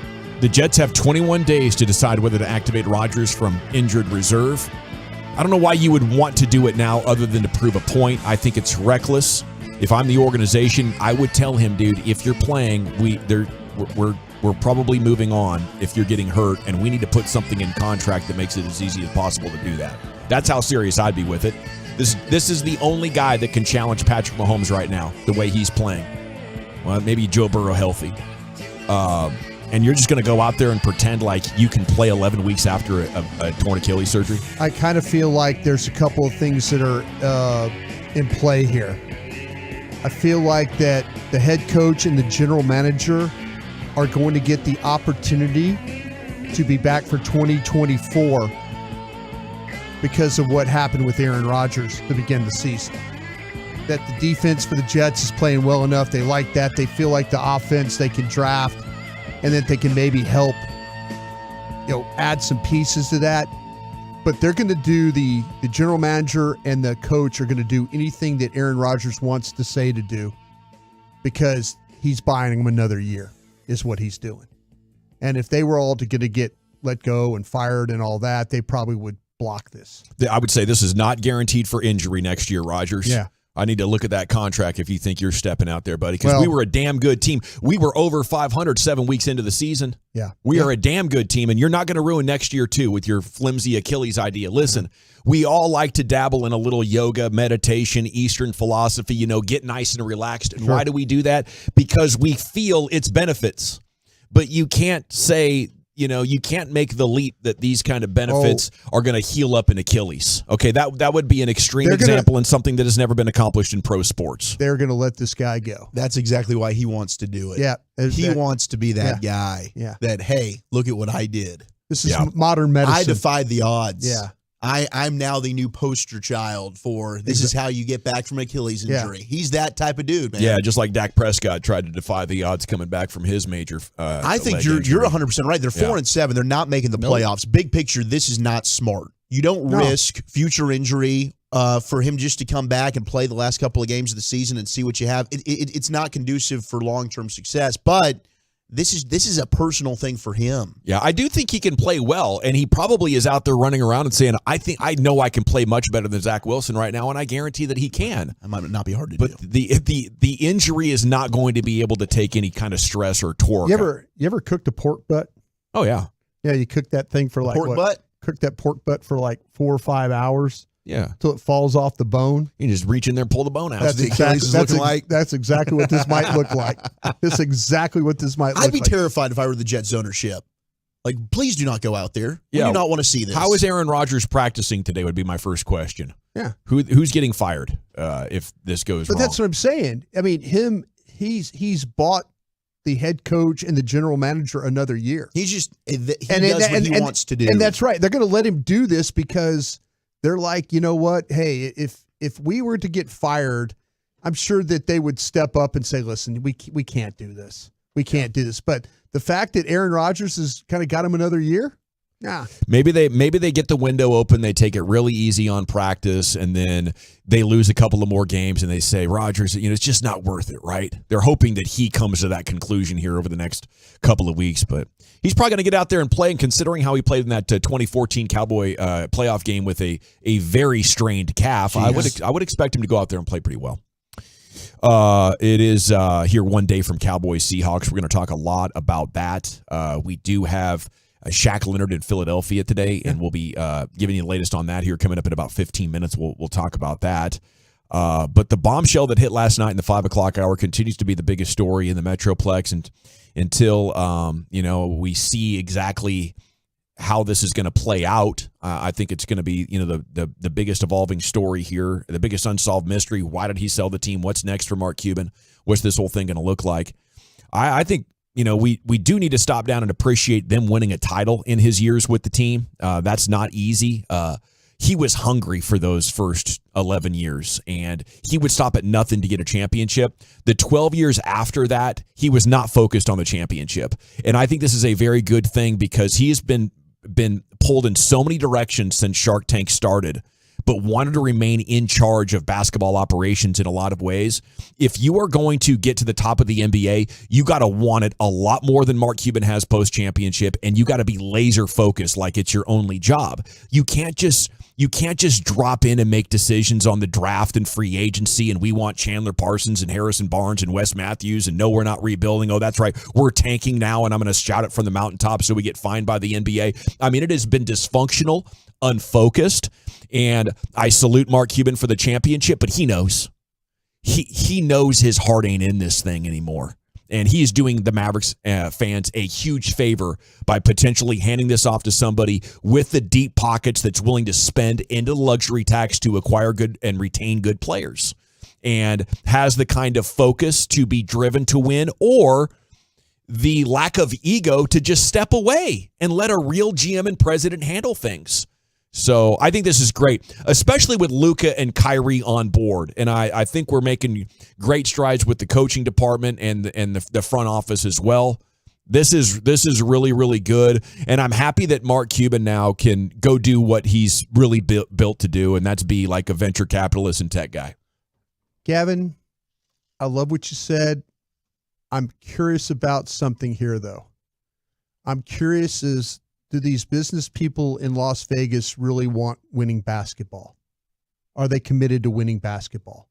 Or are they just using this as a way to try and lobby Texas, Dan Patrick, and get that casino in here? And get the casino and get gambling in the state of Texas. Yeah. I wonder, because we've seen what non-interested ownership does for the Dallas Mavericks. And that's a problem. And the Texas Rangers for a decade. Yeah, absolutely. And then the Perot Group. Yeah. They weren't interested in winning basketball. They were interested in building Victory Plaza. Well, you're going to have to get butts in the seats. You already have Luka and Kyrie. There's not a lot of work to do, but I get what you're saying, but you're going to need people going to that district to get that casino cranking. I think the basketball arena is a big part of that plan. Yeah. But I will take detached business person putting basketball people in charge more than I would Mark Cuban right now. He's only done one right thing in 12 years. I totally understand that. And I think Mark Cuban has a bigger play here. I do too. I think Mark Cuban has a much bigger play here. And, his team is probably worth more than $3.5 billion, probably closer to $4 billion. But he's making a play here to try and get this casino built and try and get this stadium built. Yes. And I just feel like, though, there's probably more revenue for him by doing this than owning an NBA team. I think he's looking at this like, fine. He's looking at these people out in Vegas as being able to come in and lobby and have strong enough, powerful enough people to affect change in the state of Texas. When he moved on from Rick Carlisle, I'm going to follow up on your point, Brian. I think that's a really good one. I think when he moved on from Rick Carlisle, he talked about in 2 different radio interviews how Rick had lost the ability to connect with this generation of players. Yeah. I think Mark Cuban kind of sees that in himself where, dang, I'm 65. I'm not one of the guys. I am 30 years older than our oldest player and 40 years older than the guys in their prime. This isn't as fun for me anymore. This isn't as great, and I'm obviously not as engaged because I'm being pulled in so many different directions. He's way more into crypto than he is basketball. He's way more into being a venture capitalist and doing all this tech stuff, and you can tell because he's always doing interviews in those, business and finance types of worlds. So his work in the medical field has been pharmaceutical stuff has been really good. Amazing. Yeah, Amazing. It's been amazing. It really has been. He's such saving a lives guy. out here. Yeah. Somebody was paying $10,000 a month for medication. He's got him down to $15. Yeah. How about that? He's changing the world for the better. And I think for a guy like Mark Cuban, he looked at himself in the mirror and was honest and said, the basketball is not what's driving and inspiring me anymore. It's very natural and very normal for guys that get older in their lives to be less stimulated and obsessed with the results of sports. And that's where he found himself, and I salute him for being honest and selling the team and giving us a chance now to, I think, have some real stability. I mean, the last 5 years have been a dumpster fire. Luka has saved us from this. When it comes to Vegas, Bob and Donnie Nelson being ostracized, one of the great basketball minds, after you did his dad wrong like 10 years earlier, it has absolutely been a situation where there's been a couple of great people in this organization: Dirk, Rick Carlisle, Jason Kidd, Jason Terry, Tyson Chandler, and now Luka. You got Jalen Brunson, didn't realize what you had. I tip my cap to him for winning the championship, for getting Luka here, and for realizing he's not good for the Mavs anymore, and maybe it's time for his next challenge. I think that's exactly what he's doing, Brian. He is taking this profit, selling at the top of the pro sports franchise market, probably very close to the top. If it's not, it's a bubble. Right. These valuations have been exploding. And he knows that's a top signal, and he's taking that billions of dollars and getting in the casino game. Yeah, he is. Because the casino game is what can send his net business worth is a in. boom. Yeah, I mean it's 6 now. It could be way significantly more. No, I absolutely believe this, and and I think that Mark Cuban is probably in that mode right now where he is trying to figure out where he wants to potentially put this place.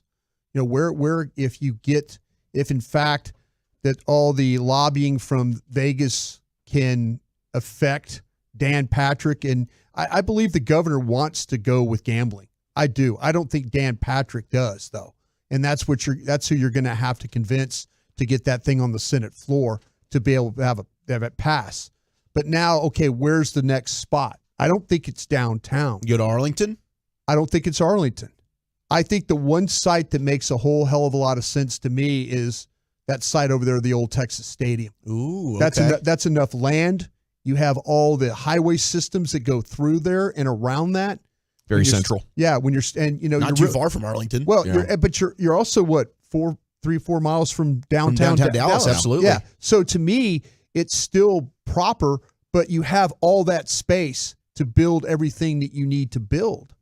So to me, this is him using that family to try and get gambling to accomplish his end goal. That's his end goal. I'm interested to know what they could do south of the farmers market, because over there it's run down businesses, vacant buildings. I think the land is so already much prime cleared. real estate down The there. land is already cleared on that area over there by the old Texas Stadium.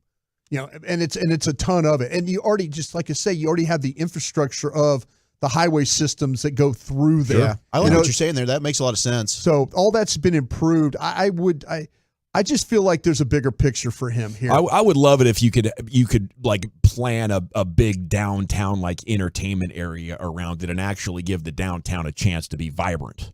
Yeah. Well, they were thinking about that with Victory Park, right? Yeah. They were thinking about all that with Victory Park, and it just didn't pretty work. cool. And the Cowboys couldn't get there. Yeah, it just didn't work out. Well, Laura Miller and Stephen Jones were not seeing eye to eye on that one for sure. A lot of great Mark Cuban thoughts out there, though. Sean posted on Twitter the best theory so far: running for president. That was eliminated. Needs money. That's just not real. The guy's worth a ton. Mavs are moving to Vegas. That's been debunked. Been ready to step away is one I think is legit. This sets up infrastructure for Texas gambling green light. I think that is a big part of it. That's the play. I don't know if Austin wanted to work with Mark as much as they're going to be willing to work with the Adelsons. The Adelsons know how to lobby. Yeah, their background is all about that. They know how to. And by the way, they're very, very close with the Jones family over there with the Cowboys. Yeah. So there's a lot of things going on here in play. So maybe Mark felt like we can't get this casino thing done if I'm still the owner. Not on his own. He needed help. He needed and this help. is a perfect family to partner with. He sold $3 billion, $3.5 billion of his team in order for a big picture play to maybe make much more than that. Mark then watched the Mavs score 121, beat the Rockets. Luka Doncic with 41. It was a great win. Kyrie Irving was scintillating. Houston is a really good team. They're legit. I don't know if they can contend, but that center's great. They're just gritty, man. Yeah, very gritty. Yeah, Şengün, I was really impressed with him last night. The vision, the fundamentals, and he's so damn strong. Like he is. He's a 300-pounder from the waist down. Super wide. It doesn't take Jerry Jones to recognize that.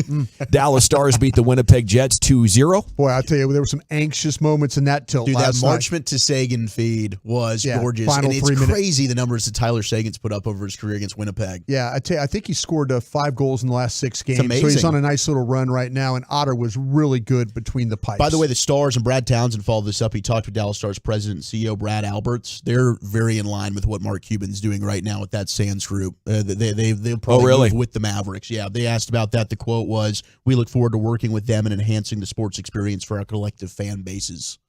Okay. Yeah, the Stars would be with the Mavericks in the new arena. I know Stars fans have been nervous since this news came down because, like, what exactly would it mean? Where is our building going to be? Yep. Could this make anything I weird? don't think that partnership's going anywhere. Nice. Do you think the Mavs though want the Stars with them in this thing?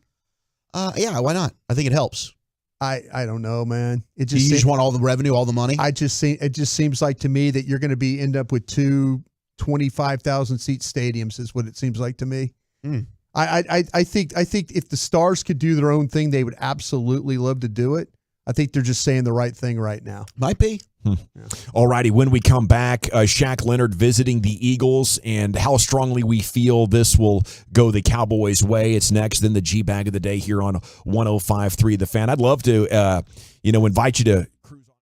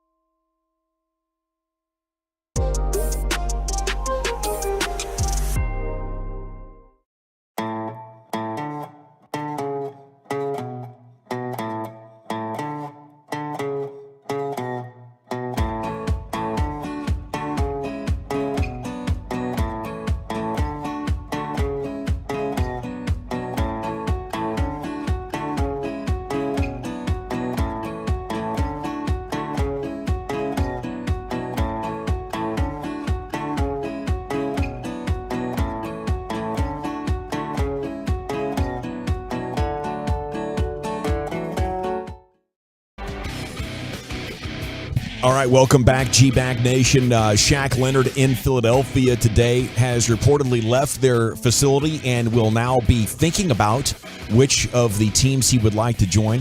Which way is this going to go? A segment of the Nation is brought to you by the Frankels.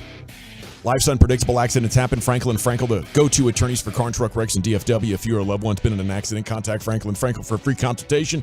It's 214 or 817-333-3333. Go online to truckwreck.com. I turned pessimistic on this, guys. I don't know if it looks good. It's going to be interesting to see what the reaction will be like from the Cowboys fans when he does go to Philadelphia. I think they have a willingness to pay a price to go for it, and that is well documented. They have more cap space, and I just feel like they will be willing to tell Shaq Leonard, sure, we can, guarantee you things for the future. What do you want as far as 2024, 25? We can't honor the contract that you had with the Colts, but we'll do something else. I just don't see the Cowboys doing it. What Howie Roseman did the last two times they've made the Super Bowl is every time there's a situation like this and there's a player out there who could really help you, they figure out a way to get it done. And I think Shaq Leonard and his agent are going to look at that and say, this is a better chance. Okay. What else do the Eagles have going on? A game against the Niners and then a game against the Cowboys. They can't lose both of these because then they would have to worry about home field advantage. Jeffrey Lurie and Howie Roseman are thinking right now, if we have to sweeten the pot, maybe we're going to do that because we cannot let the Cowboys take home field advantage of the next 2 weeks. If they do, we need to have Shaq Leonard. We'll probably still have home field advantage, but if they get Shaq Leonard, maybe it improves their defense in a way that they have more success against Buffalo and Miami. They won't leave these things to chance. It's what the Cowboys do. When the Cowboys are trying to get a Super Bowl, they say, well, can't afford that, can't afford that. The Eagles say, where's our holes? Who's available? We're filling them. I'm surprised Shaq Leonard got out of that building without a deal today, Wolchuk. How about you? Yeah, I mean, kudos to him. He wants to just weigh his options, and as Brian talked about, December 10th, he's either going to be playing with the Dallas Cowboys or be playing against them, right? At AT&T Stadium as a member of the Philadelphia Eagles. I do think you have opportunities not only for this year for playing time, but to be a starter next year with both organizations. Because I don't think you're seeing Leighton Vander Esch again suiting up in the NFL. No, not at all. So the Cowboys are going to have a starting spot next year available as well as a linebacker. So if this does come to something where it's like for Shaq Leonard, I'm weighing where do I want to play the last month of the season into the playoffs, but also possibly next year, I think both teams are very desperate for linebacker help. I would like to think that, I know he's got a relationship with Nick Sirianni from his days in Indianapolis. He's got a relationship with Malik Hooker and Stephon Gilmore from his time playing there as well.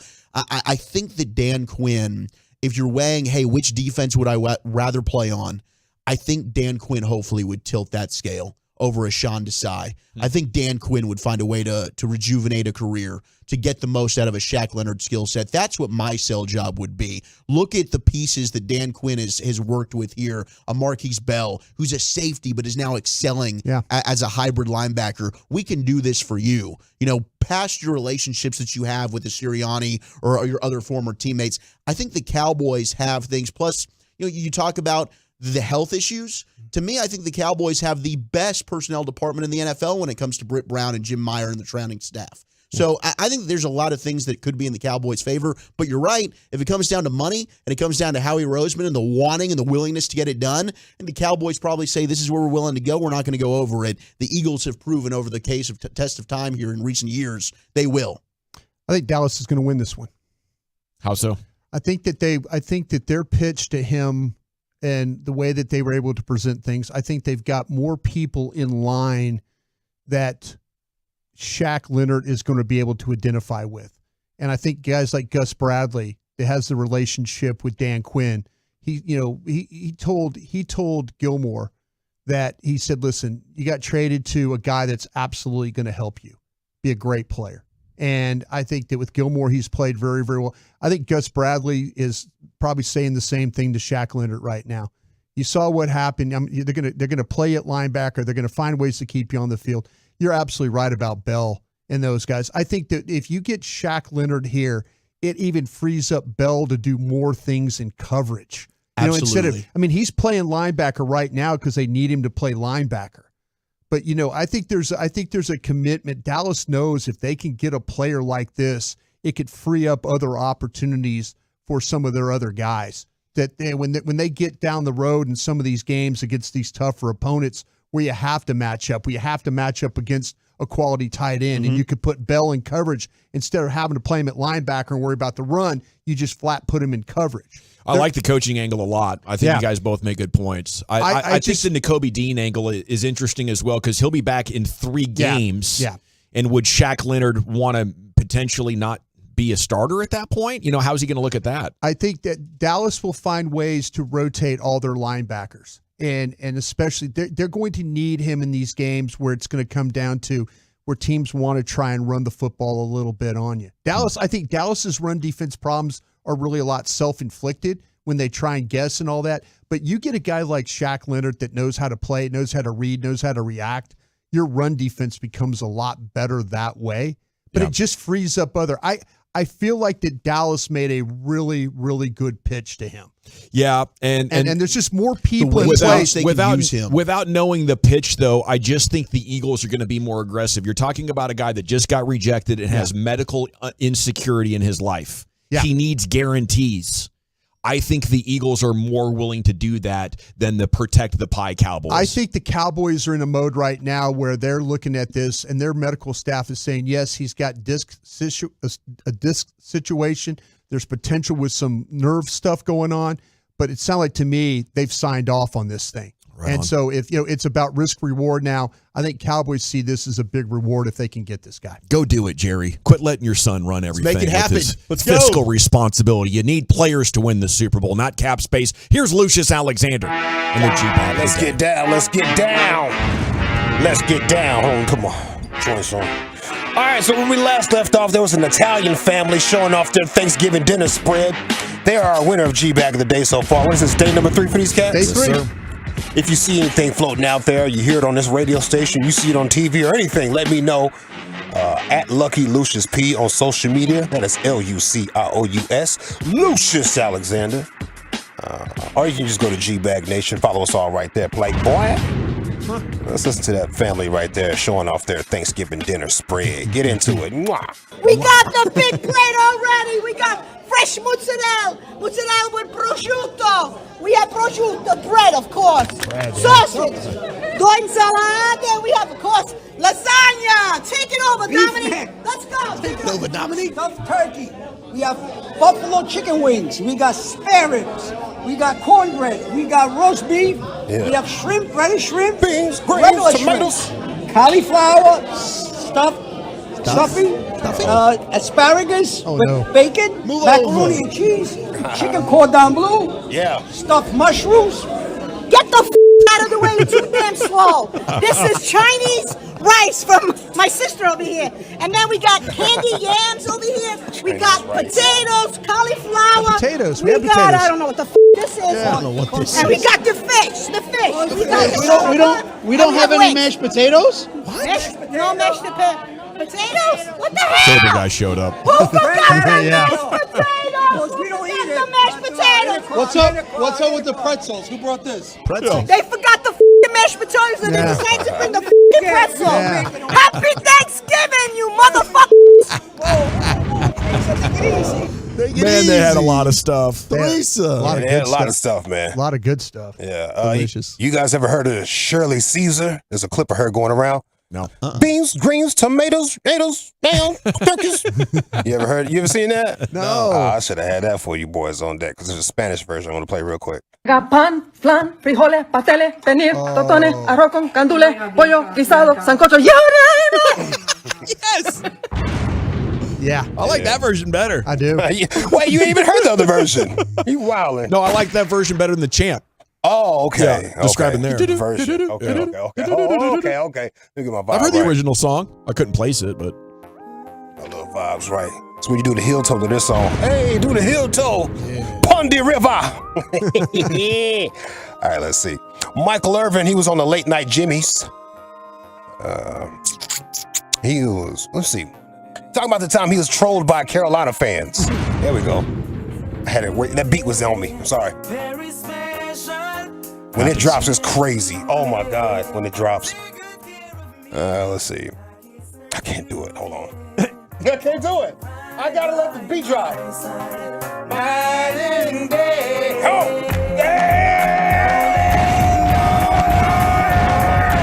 that's a vibe. Look how y'all just standing out still. Y'all boys are crazy. Michael Irvin on the late night Jimmy's talking about the time he was trolled in Carolina. I've never gone up to the fans, but I have had some situations now. Yeah, like what? I think it was it's one year we were playing the Panthers in the playoffs, right? Now, earlier that season, the commissioner had given me, let's call it a 5-game vacation. I ain't want it, but he gave it to me. Okay, let's go. I called it a 5-game vacation. And after I came back, we were getting ready to play Carolina. It's a true story, too, in the playoffs.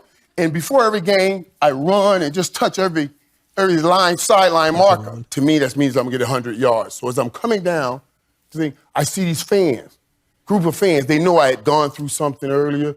They had these shirts on. They all printed Michael Irvin, role model. And I look up, I'm like, appreciate it. And then as soon as I did that, the other guy stood up and they said, Michael Irvin, per role model.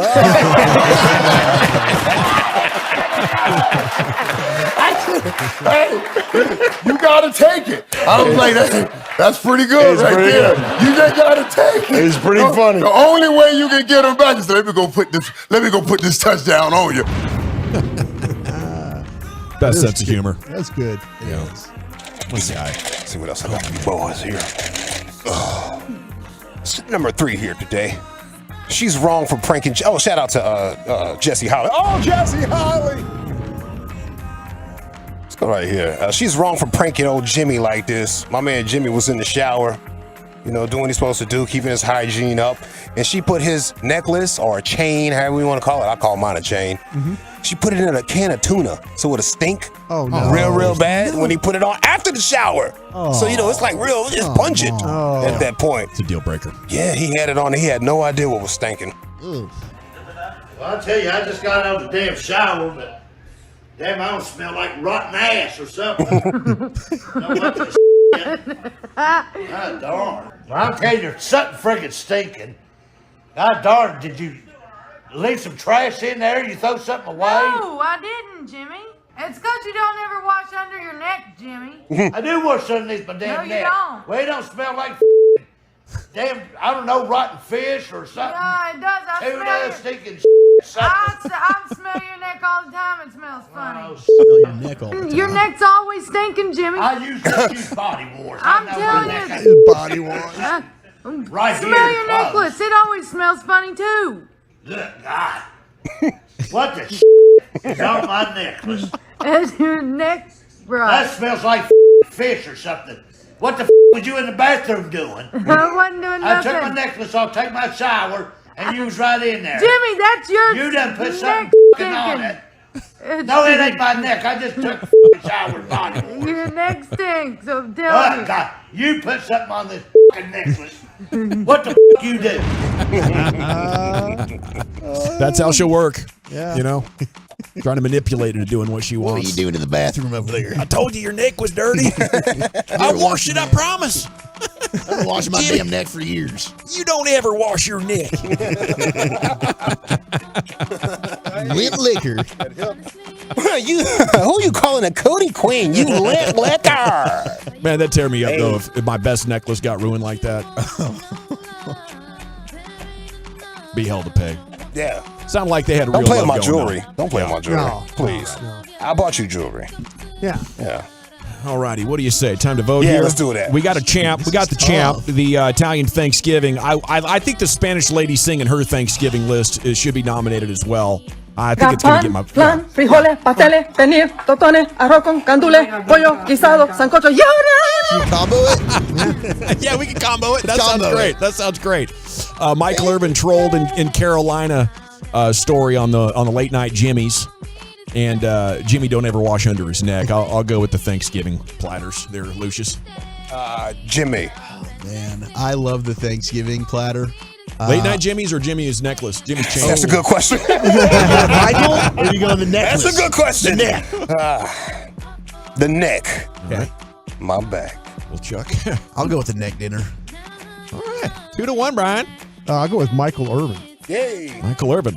So you gotta take it. Jimmy don't ever wash his neck is the new G Bag of the Day champion. Honorary 5-time. Boy, that's a good idea. I think we only have we need some. 3 or 4 nominees. So we'll send in some Thanksgiving love there, and look for that G Bag of the Year in early 2024. We'll have a segment and a poll for you to vote on. Krusty's Corner's coming up next. Brian, where are we going with it? Yes, let's talk about the Seahawks defense. We'll do that next. Coming up Thursday morning on Sean and RJ, it's the return.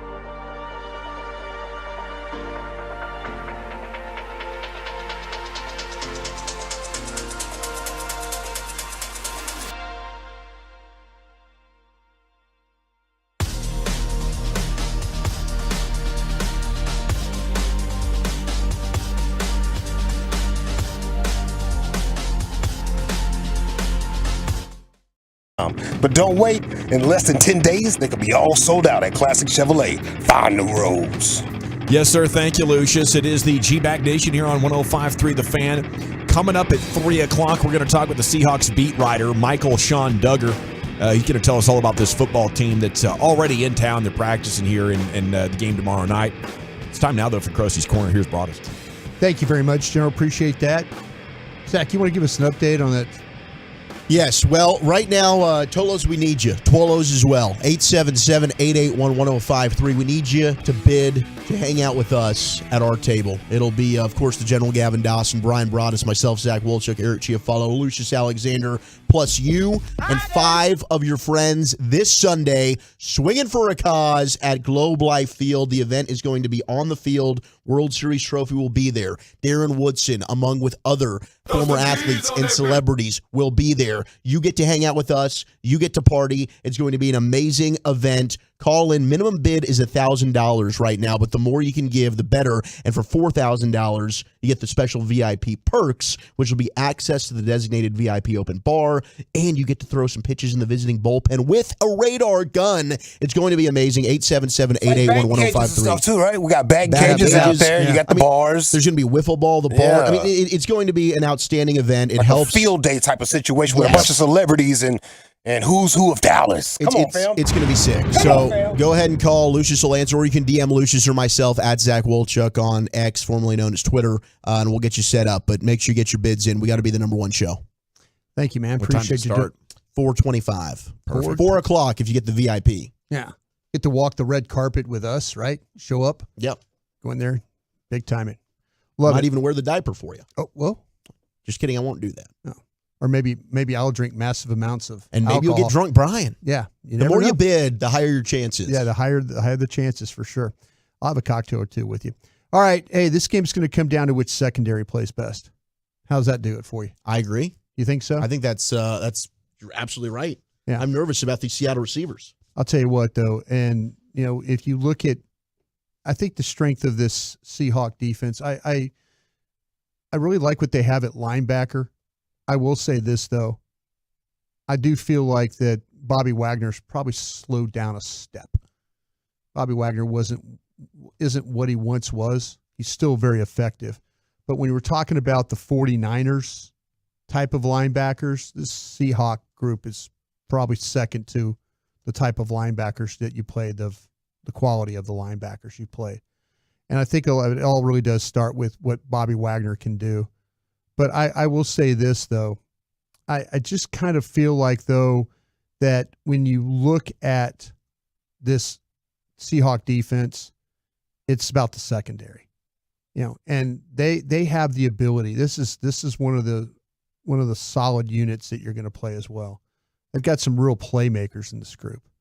Tariq Woolen and Devin Witherspoon are legitimate. And Witherspoon's a rookie out of Illinois. I know in the draft show and all the coverage, we were super impressed by what he was able to bring to the game. Super physical. I mean, it was honestly surprising he didn't have more interceptions in college, but that's now translating over to the NFL. Yeah, this guy,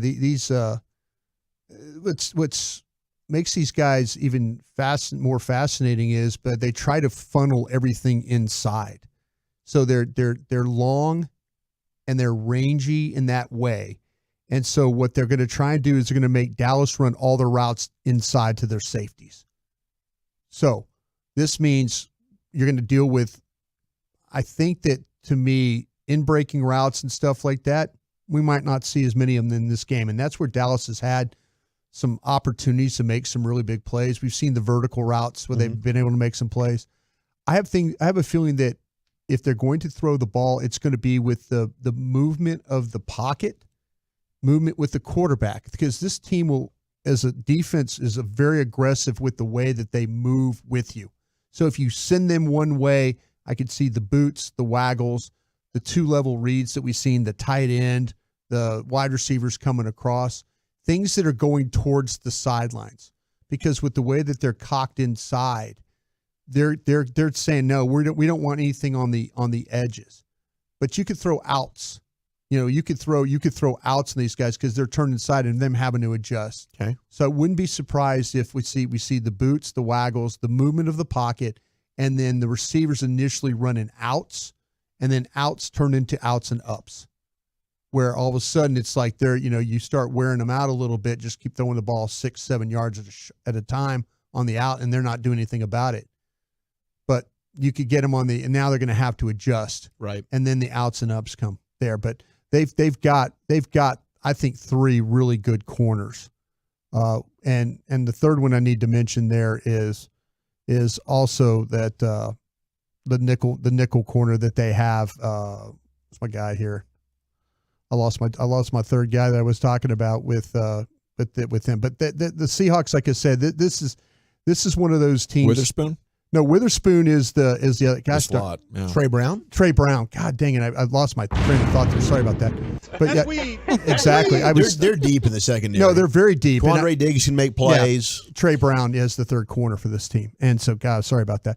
But yeah, because weekend in Oklahoma. I don't know what it was. Sometimes I got too many names in my head. That's the problem. But Trey Brown is part of this group because I remember him being he's super fluid the way he plays. He's smooth the way he turns. He can really break on the ball. They got 3 guys that are legitimate. That's what you need to know going into this football game. Actually, I feel like you can run the ball against these guys. Okay. I know that's probably saying a lot for the Dallas Cowboys, but I kind of feel like that you can run the ball against these guys. And even though they have Leonard Williams and Jaron Reed, I do feel like though that you can take it at these guys, and they're going to have some problems with that. Now, it's one of those, the linebackers, like I mentioned, they're going to flow one way. You got to get them going one way, and then you could run the ball back behind them. And some of the teams that they've played have done this with some success. The 49ers were really good at it. And I don't think the 49ers on the right side of their offensive line is as good as what the Cowboys are. So to me, it's about kind of get them on the move. They're a team that likes to jump gaps. And when I mean jump gaps is slant and angle. So what happens is you get them going one way, the ball goes back the other way, you have chances for big plays. We've seen the teams take advantage of the Cowboys in recent years with that. Exactly. So I think just get them going one direction, try and cut the ball back behind. They could have some success doing that. Now, just running your passing game and all that, I think that you might need a little bit more balance in this game. Yeah, I don't think you could go. I wouldn't try just to throw the ball the whole game. I would try to run the football in this particular game because I think that there's some things that you can do to these guys up front. Man, they've had a lot of success with more passing and kind of fewer runs for Pollard, but 5.5 yards per attempt over the last 25. I'd love to see 3 in a row, Brian. This could be a lot of fun and maybe actually get me a little more optimistic here as we get into December. No, that's the thing. Dallas is going to need to find ways to be better running the ball. They're going to need. We don't know if they can get into a 4-minute offense and completely just kill a game if they had to. And we feel like that. Yeah, that they could maybe come up with some plays, but you're going to need. You don't want to have to go get another touchdown. No, just get a first down and call it. You get in a point and they're down to 1 timeout, and you're trying to find a way to make them burn their last timeout, and then you get to the point where you get that extra first down and you run this game out. Mm-hmm. I'd like to see the Cowboys be able to do that. And I think against the Seahawks, they're a little bit mid-pack or below in the way that they play run defense. But I think a lot of it has to do with movement.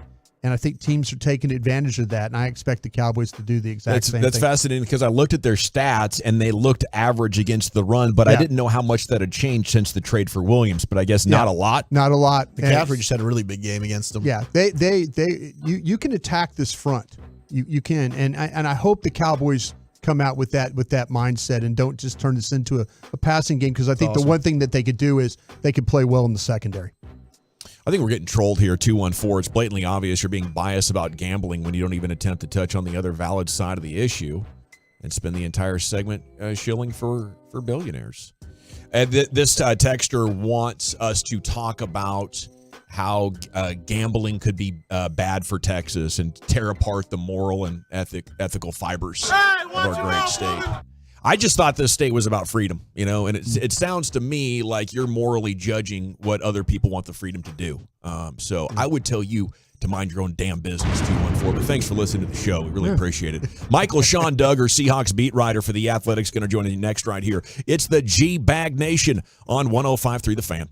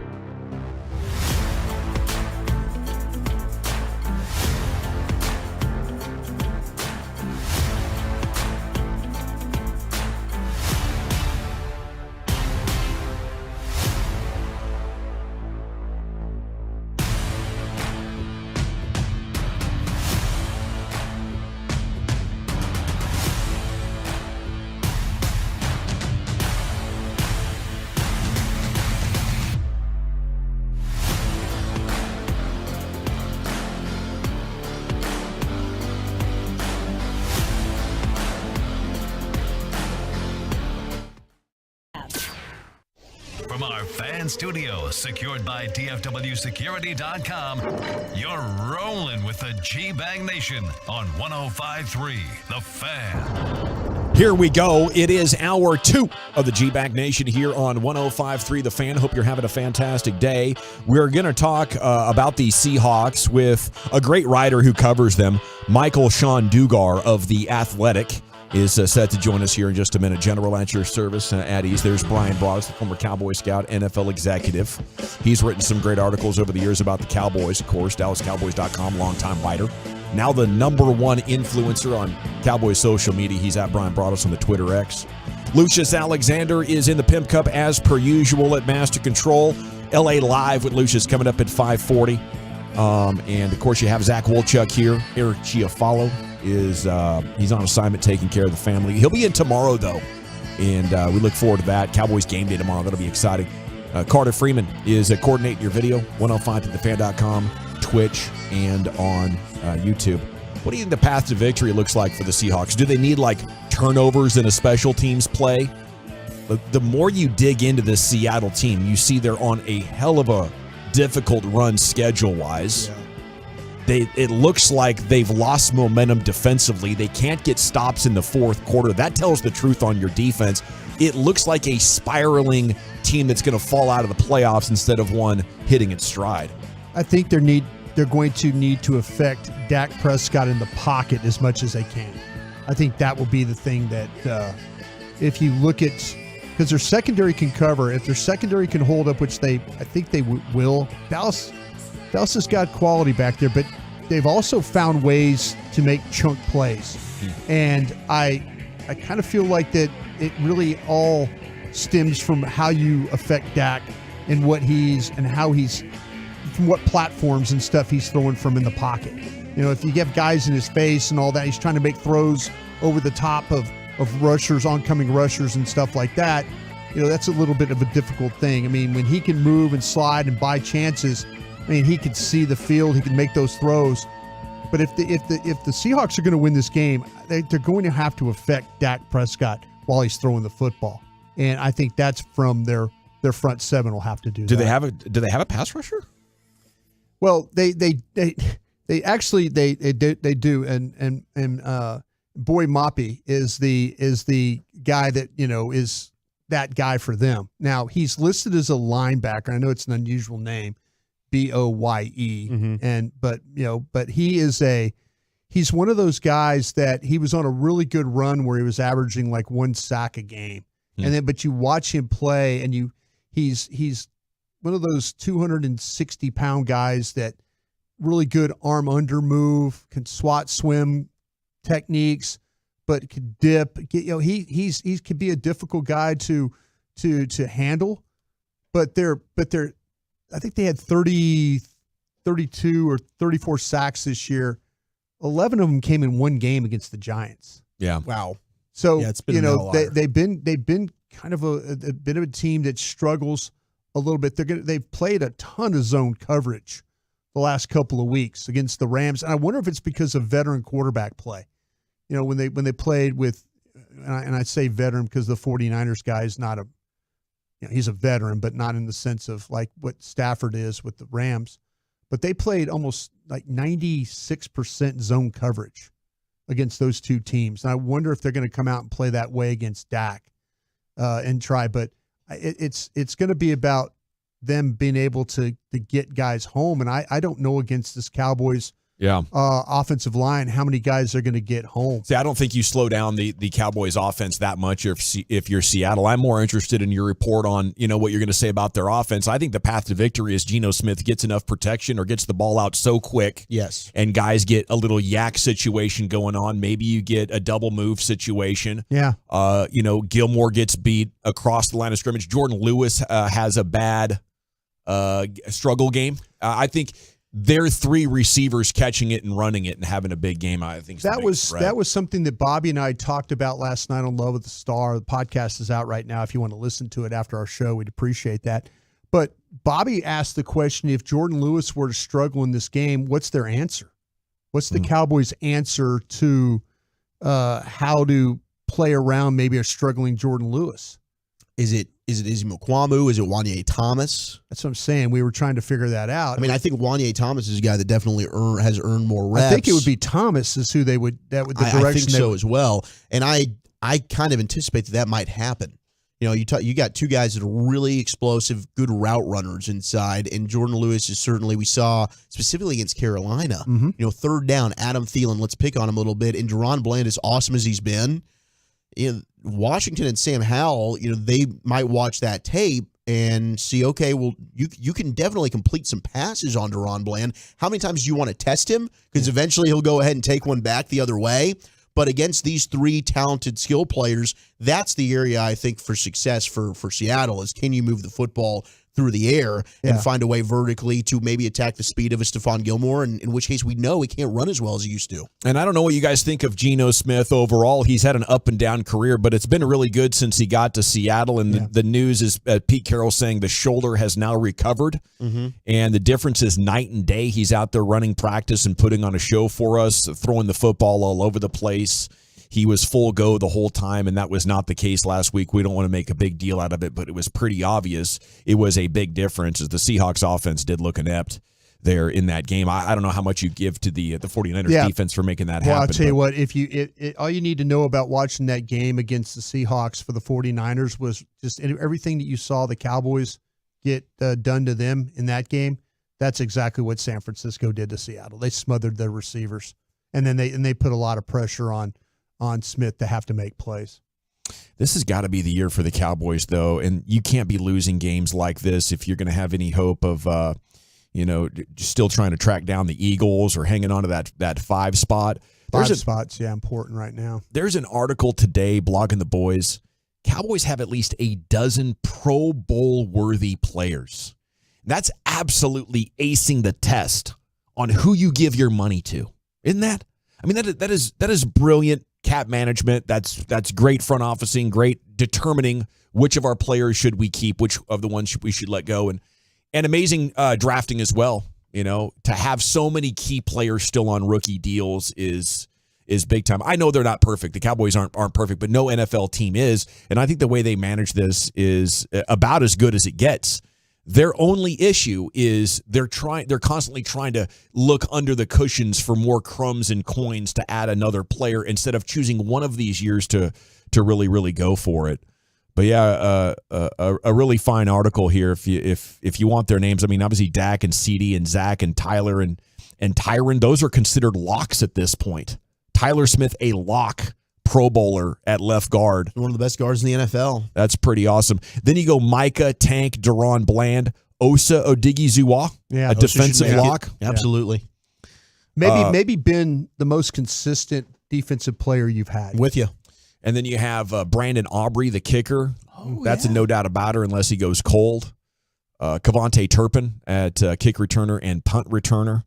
He's having a heck of a year as far as the averages. Not a lot of guys even have big plays. Teams just are, kind of moving on from the whole idea. Tyler Biotish is a possibility still. He's played a lot better the last 2 weeks than he had before that. I think there were some things in the run game that weren't good enough. And he's been put in some tough situations with some of the protections that he's had to deal with, but his play has improved the last 2 weeks. Marquise Bell has been one of the top graded linebackers throughout the year from Pro Football Focus. Sure has been. I don't know how the film agrees with the Pro Football Focus stuff. Is that in line? Yeah, absolutely. And this is the thing about Bell. I really do. This is why I want to get Leonard so bad, because I think it will allow you to take Bell and put him in some other roles that could really help the defense when it comes to stuff going on the back end. He's having to play as a linebacker, as a run defender, but you could put him in space a little bit and let him run and not have to deal with so many big bodies in there. He's done a great job, but if you could put him where he could play in space and cover some guys, maybe you could blitz him a little bit. You keep him clean. I think the guy can make even more plays. He can be a really fun chess piece there for Dan Quinn. And you're right, because of the size. You worry about a player like that being put in that position and wearing down against some of those bigger bodies over the course of the season. You add a Shaq Leonard, now you've got him as a 2-down player. Right. And if you want to, maybe there's certain packages where you do have Marquise Bell out there first and second down, as you're talking about, or third down. Now you sub Shaq out. Right. You put Bell out there. Now you've got a good defensive pass coverage linebacker. All righty, it is the G-Back Nation here on 105.3 The Fan. Obviously, Cowboys tomorrow. Going to talk a lot about that today and tomorrow, and then Friday. The Mav story is going on, and that thing is huge. But can we carve 5 minutes to do a little Big 12 title game? Get your guys' thoughts on that. Let's do it. Truckwreck.com fan text is open at 877-881-1053. I think one of the questions is how good of a chance does Oklahoma State have? Last year, they suffocated Quinn Ewers in their matchup. Ewers was 19 of 49. Coming off injury, though, right? Was Yes, that the he was game? coming off that shoulder injury. I was just trying to remember that. I can't He remember wasn't names. playing. That was one of the worst games he's played. Yeah. And he was still like big man Quinn Ewers, who was not living the straight and narrow. He slimmed down. He got himself a proper haircut, and he started balling this year. Yeah. Gundy was asked about it. How confident are you based on what you guys were able to do last year? And he said they're scoring 35 per game, and they don't play fast. If they played fast, they'd be scoring 50, in my opinion, over the more numbers and snaps they would get. But Coach wants to run the ball. Sarkisian has always wanted to run the football. Said Gundy. And then on Ewers, says he's just playing better with reps. He's like most guys you watch as they progress in the conference. You watch them early, and after 2 years later, you say, this guy is pretty good. How good do you guys think Quinn Ewers is now in the world of college football? Is he a difference maker, and is he a good NFL prospect at the position? I think Quinn is not lived up to the hype of being the number one overall recruit in the country and being the best recruit that we've seen since Trevor Lawrence. But I think he's a good college quarterback. I think he's a top 10 college quarterback. I mean, we've seen Texas fail with this type of hype before. Quinn's finding a way to win some of these games, and it does seem like the bigger the moment, the bigger the game, the better he plays. Yeah. He just has consistency issues. Specifically, I don't think his command of the pocket is great. When he gets a little bit flustered, I think he has a tendency not to keep his eyes downfield. And now he's kind of just worried about what's happening around him, and there can be poor decision makings. The feet, I think there's inconsistency there mechanically as well. But I don't know that he's necessarily a top 10 type of prospect anymore. I think he could possibly be a first-round pick. I don't think he should come out this year. I think his decision to go back to Texas is a smart one. I think he needs more time to refine his abilities. But overall, I do think certainly he's taken Texas now on the precipice of a college football playoff, which they have never been before. Yeah. So mission accomplished. Yeah, he's been definitely the best thing they've had in a long time. Yeah, since Colt McCoy.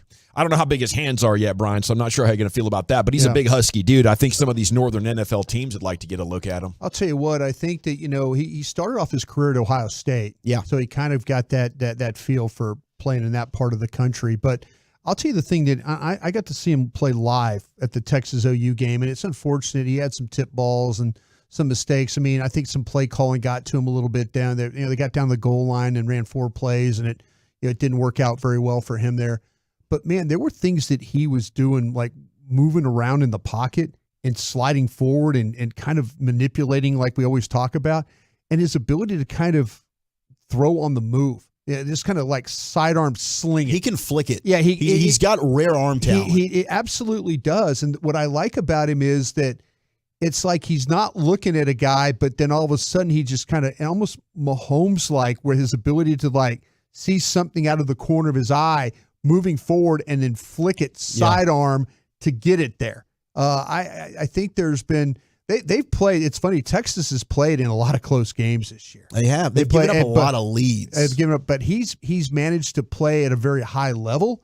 And I'll tell you what, the conditioning, the way he remade his body, and all that, the mindset that he has, he's the reason why I think they're in the position they're in right now, because he's played at a pretty high level. It is weird. Like, to Gundy's point, though, you look at the amount of skill talent that they've got there at Texas, and they're loaded at receiver. You talk about tight end, A.D. Mitchell, Jatavian Sanders, former Denton Ryan Red Raider, Xavier Worthy, who's going to be a first-round pick, Jordan Whittington, who's had one of the best state championship performances you'll ever have prior to coming to Texas. It's surprising to me the lulls that they go through offensively, where it's just 3 and out. Yeah. It's just staticky. And then they go ahead and hit a home run play. I mean, he throws the deep ball as well as any quarterback in the country. There's no question about that. Well, Gundy doesn't have the same defense as they had last year, 111th in the nation in pass defense. It should be a glorious return to the top of the conference for the Longhorns, 15.5-point favorite. How much are you guys concerned, though, that they could get tripped up again? Oklahoma State running the ball, huh, Zach? Ollie Gordon, former Euless Trinity Trojan. That dude's putting up Barry Sanders-like numbers there at Oklahoma State. That's their path to success. And yes, it would be turnovers for Texas. I think Texas is definitely a better team. But Oklahoma State has certainly had their number in recent years. I think Texas finds a way to get this win, and they probably end up winning by double digits. But if Ollie Gordon has a big game, like he just had 5 rushing touchdowns last weekend, yeah, Texas could be in trouble if they can't stop the run. I'll tell you what, Oklahoma State has had some really puzzling losses this year.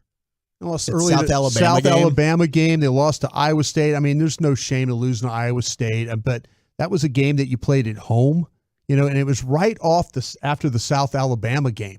They went back-to-back losses there, and then the loss to Central Florida was kind of one of those, kind of a head scratcher for me as well. Right after the Bedlam win. Yeah, it's one of those programs where you've kind of look at them and you're like, man, if they would have just kind of took care of some business, I mean, they might be even in better shape. But here they are in the Big 12 championship game with a chance to ruin really Texas's season if they can. All righty. Well, may the best team win, and hopefully everybody has a great time. Why Jason Kidd went off and walked out of last night's press conference after their win over Houston. It's next, the G-Bag Nation of the Fan. Through your phone.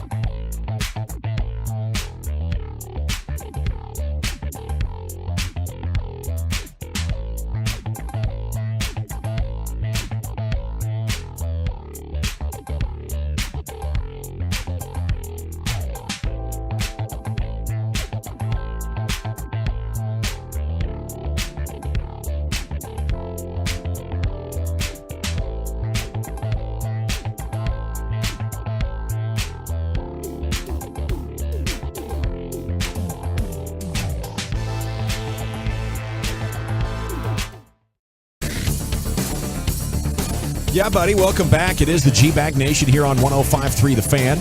And Mavs got a win last night. It was huge. It was just almost surreal to watch Mark Cuban walk out and high-five Luka Doncic after the game with everything going on. And yeah, that's the new reality for this basketball team as we're going into a new era. But the win was great. It really was, to beat Houston, who's got the number one defense in the NBA. And it was so entertaining. I mean, Kyrie Irving went off again. He made some incredible plays. Luka Doncic versus Dylan Brooks is fantastic television, high entertainment value. But we weren't done yet. Things come in threes, I think. Killer news stories come in threes. You had the Mark Cuban, you had the win, and then you had Jason Kidd talking with Tim McMahon afterwards, and he ended up going off and then walking off the set. Segment here is brought to you by the Frankels. Life's unpredictable. Accidents happen. Frankel and Frankel, the go-to attorneys for car and truck wrecks in DFW. If you or a loved one's been in an accident, contact Frankel and Frankel for a free consultation, 214 or 817-333-3333. Go to truckwreck.com. I'll try not to be too biased. I mean, Tim McMahon's our guy. He has done a heck of a job, but he can be a pain in the butt. Like, I had a confrontation with Tim McMahon, both over social media and in person, right? A lot of people have. Did you pin you up against the wall? Brian could tell you stories. No, he could have, but he's he a took big me off. dude. Yes, he is. He's big, and he's very confrontational, and he will get under every single coach he covers skin at some point or another. And then they'll go back behind the scenes and laugh about it or hate each other. Or do you want to catch me outside? But the great thing about Tim McMahon is he goes in for the story and he sticks to his damn guns. And if the coach gets mad, he's like, okay, well, that's fine, but I have my story that I'm working on, so go be mad if you want, sir. So here he was getting under Jason's skin last night, and I'll ask you, would you like more of what Jason Kidd is asking for? Here we go. I think maybe it's the things that you guys thought should have happened day one, is that they should be successful right off the bat. And it takes time. Failing is all right. It's not a bad thing to fail for a pro athlete, because you can get better and learn from it. And those two are the best in the world, and we feel very comfortable with those two having the ball. Sometimes it goes in, sometimes it doesn't, but we learn from it, and I think they've answered that question from day one.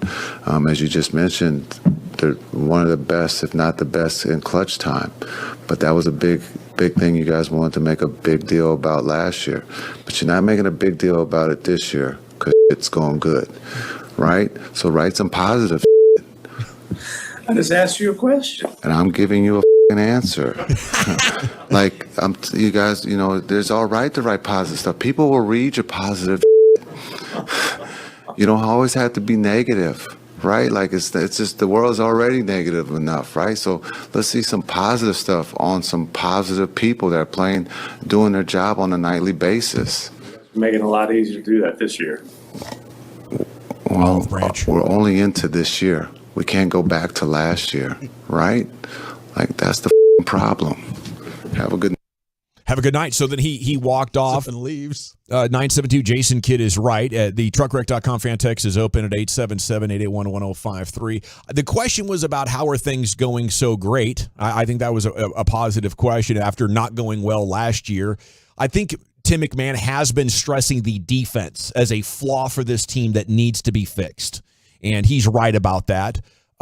I tried to find his articles, though, and these guys aren't writing a lot of articles, so I really couldn't tell you what Tim McMahon has been writing. He's more like doing podcasts and TV shows about basketball than writing stuff, other than the occasional Twitter expose. Was he talking? I thought he was talking about Kyrie and Luka playing. He was talking Kyrie and Luka. Yeah. Okay. And Luka, I think, got a little bit frustrated with him at the end of last season as well. Absolutely. Because I think Tim might have been the first one that was putting out there, the Luka frustration, and maybe there was a fear within the organization that he'd be leaving after this year. Yeah. So I could imagine that, Tim's not the most popular guy around there. He has been kicked out of the Mavs organization before. Jason Kidd is coming into an organization that is adversarial. You want to talk about what are Jason Kidd and Mark Cuban talking about? I think that presser last night is a result of the culture of the organization, which has been very anti-media. I mean, at one point, I think, Brian, you were working for ESPN during their playoff run, ESPN Radio flagship. Yeah. And they were like, if you say anything bad about the Mavs or pick against them, that could be your ass. You could be fired. So Mark Cuban has been paranoid about it, and I think Jason Kidd in that environment empowers him maybe to go after the media a little bit. Yeah, in 2011, the championship run, Mark Cuban was talking about pulling credentials. Yeah. And I'm like, I'm not going to let him pull my credentials. So I just picked the Mavs throughout the whole thing. He made me look like a genius because they won every series on the way to the They're championship. sweep the Lakers. I did. I was like, of course they are. I was the only guy that picked like they're playing, every series. I was the only guy. The Heatles? They're going to win this series for sure. They're going to win the title. I had the only thing that let me do that was Mark Cuban's threat of pulling my credential. So, yeah, I mean, I didn't. It does make you just look a little soft as an organization to have that kind of stance. I mean, that's the beauty of being the home of the Cowboys. We can say whatever the hell we want. There's misnomers on other stations that Jerry, we're in Jerry's. No. We can say whatever the hell we want. And Jerry's, you've talked about it, as long as you're fair. As long as you're fair. I love how Tim McMahon can take that kind of smoke and kind of just be given and taken. I off. would have loved if that would have continued. I'm sure they'll it did. be He seen did eye to extend that eye. olive bridge, as you pointed out, though. He's like, well, you've made it a lot easier this year. Yeah. Tim tells stories about the time that he'd ask Rick Carlisle questions, and Rick would just he wouldn't answer the question right. And then Tim would walk back in his office, he'd shut the door, and Rick would go, "What the hell are you asking me that for? I can't answer that." It was kind of like, well, I just needed an answer. He goes, well, ask it to me this way, kind of thing. I mean, these guys have religion. I'll tell you one thing that I did learn working with DallasCowboys.com, though, is that, when you're positive about crappy football, you lose credibility. You lose credibility. Yeah. You lose credibility and with people. And when you sit there and you're trying to blow smoke up everybody's rear about, no, it's going to be okay and everything's fine, and you lose credibility with people. And there's people out there that want to hear all the roses and sunshine and all that. But there's also people that deserve your best. Mm-hmm. And your best is to be able to say, hey, this ain't any good right now. And when it turns better, then you can say that. That's the whole thing with Jerry about being fair. I'm kicking your ass right now, but you're fair about it. Yeah. And when it turns around, praise you. Yeah. You deserve it. You could be, I'm the first one to give Mike McCarthy credit because I thought in week 6 they were going to change play callers. That's a June conversation we had on the radio. Mm-hmm. Hey, make crazy prediction time. Oh, they just changed the offense. Yeah, they just changed. Yeah, they just changed. Brian was on it. So the thing about it was, to me, I am all about trying to be fair, but I'm also not going to sugarcoat it when it's a bunch of crap. And every organization has stuff that they don't want anybody reporting. And if a reporter would report it, they might lose their job or lose their ability to access that building. And every single reporter on a beat is holding something that the organization doesn't want out. Right. I think Tim McMahon does an outstanding job of finding the things that should be reported and Mavs fans want to know about. Yeah. Is Luka thinking maybe this isn't my permanent home? These are uncomfortable things that the Mavs don't even want being discussed in public, not being brought up by a media member. So when it is presented, I mean, you're not only threatening like harmony, these are jobs on the line. This is the future of an organization on the line. These are $100 million dilemmas and situations for the organization. And obviously coaches are going to get frustrated. Usually they get frustrated after a loss. Yeah. But I mean, how much has Tim been trolling the hell out of Jason Kidd to get that kind of a reaction after a dub?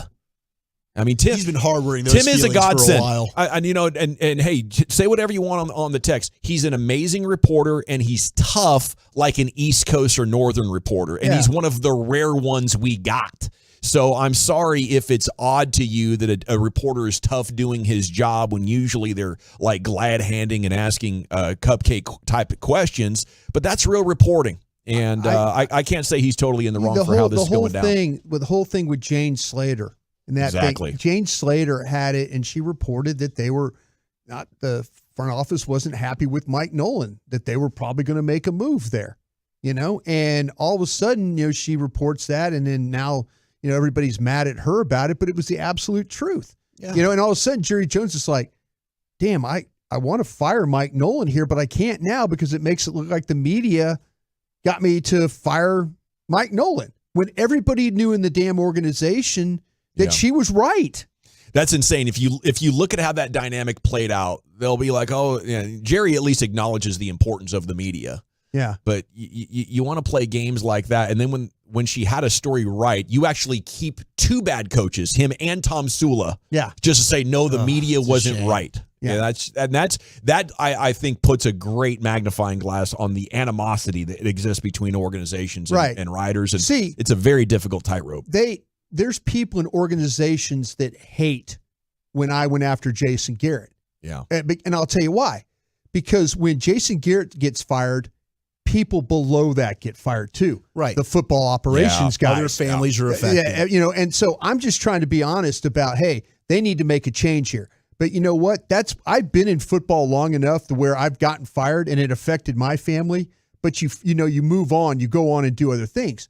But there's people in the organization that wanted me out of DallasCowboys.com because I was the guy that was always saying get rid of Jason Garrett. Yeah. But then everybody in the other departments are like going, well, man, if they get rid of Garrett, that dude might bring all his own guys in. Yeah. And if they bring all their own guys in, we're out of gigs here. 214 asked a great question. That's a great point, Brian, because of how much you're rocking the apple cart and everybody that coach brings along. General, why is it only real reporting when you're a bleep hole or a bleep head? I don't think that is the case. I think that's how Jason Kidd took it. But if you listen to Tim McMahon, he's not being either of those things right now. He just asks probing questions, and I think he was quite polite there. But Jason Kidd had enough of it and is trying to draw a line from that storyline. So hopefully, we should be moving in a more positive direction. I think with the coverage of this team, I know Absolutely. I have. I think it's a hell of a lot easier to cover it when it's winning. Yes. Yeah. Trust me, working at DallasCowboys.com, when that team was winning, everything is good. Of course, for sure. Everything it's is all roses. We could do those memes with Zeke eating cereal and all that. It's all fun. But then you have have a loss, and then all of a sudden, why are you posting that damn video? You guys are idiots. It's not about football anymore. It's about comedy, and you're like, okay, that's fine. Whatever. Here we go. Yeah. Losing sucks. Losing does suck. It's the worst. It absolutely does suck. And I've been a part of organizations that have lost. And sitting in that chair is no damn fun. And when guys like Todd Archer or Tim McMahon or others said that we were doing a horse-ass job, they were right. And you know what? You sit there and you're like, you know what? We could sit there and act all defensive and like, oh, why'd you post more positive things? No. Yeah. It's not good. The Mavs defense is really bad. The cool thing is they've made a number of moves and are coaching this team, and superstars are getting along in a way that paints a very promising picture of the future. Yeah. I think so. You could look at it two ways. This defense is morbid, and you have not completed. You've not gotten back to what you were as conference finalists. But there is so much future promise with this basketball team. It's really up to the individual to choose which side of it do you want to look at. Yeah.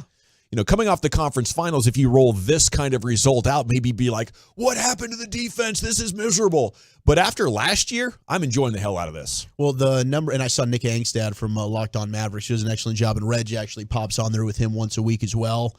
Derek Lively's impact is everything for them. I love watching him play. Yeah. I mean, Lively on the floor with Luka, they're a plus 6.2 net rating. Off the floor, they're a negative 6.2 net rating. Yeah. It's incredible. They go from one of the better defensive teams with him on when he's been out, and he has missed a couple of games due to injury or illness. Yeah, it's night and day, and that's why this is not a completed roster yet. Yeah, they still need to get another big to help him out. He's mobile, smart, and long. And he's only going to get stronger. He cares too. Yeah, you watch him play. He cares. Hell, Dante Exum's giving you 12 last night. Yeah. That's insane. NFL News of the Day is coming up next. Well, Chuck, where are you taking us? We got tons of great audio. Oscars or Super Bowl, the Cheetah's bold statement, and some Turkey Day records. That's next. Shoot, yeah. I want to chat D&M leasing with you, though, before we do anything else, because everybody's disposable income is getting squeezed right now, especially with the holidays coming up. But, I mean, the inflation is just...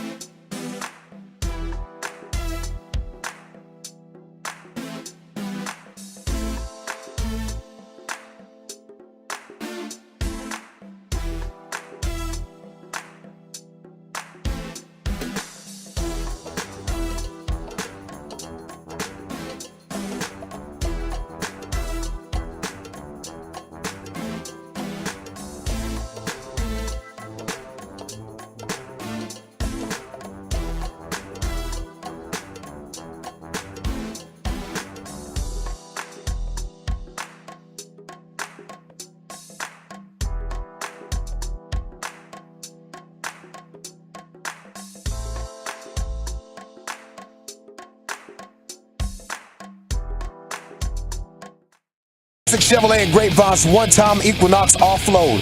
A limited supply of excess Equinox models will be sold direct to public below market value. See them all at ClassicChevrolet.com.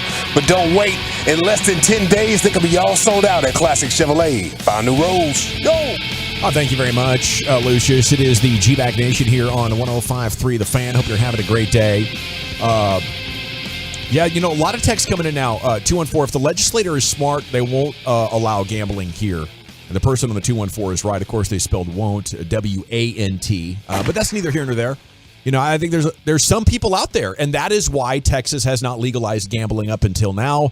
But 214 and others, your population is dwindling, and you have lost this. Local officials will tell you gambling in Texas is close. It's time now for the NFL news of the day. Here's Wolchuk. The NFL remains king as they set another Thanksgiving Day viewership record for the second straight year. They averaged 34.1 million viewers among the three games, as the league announced yesterday.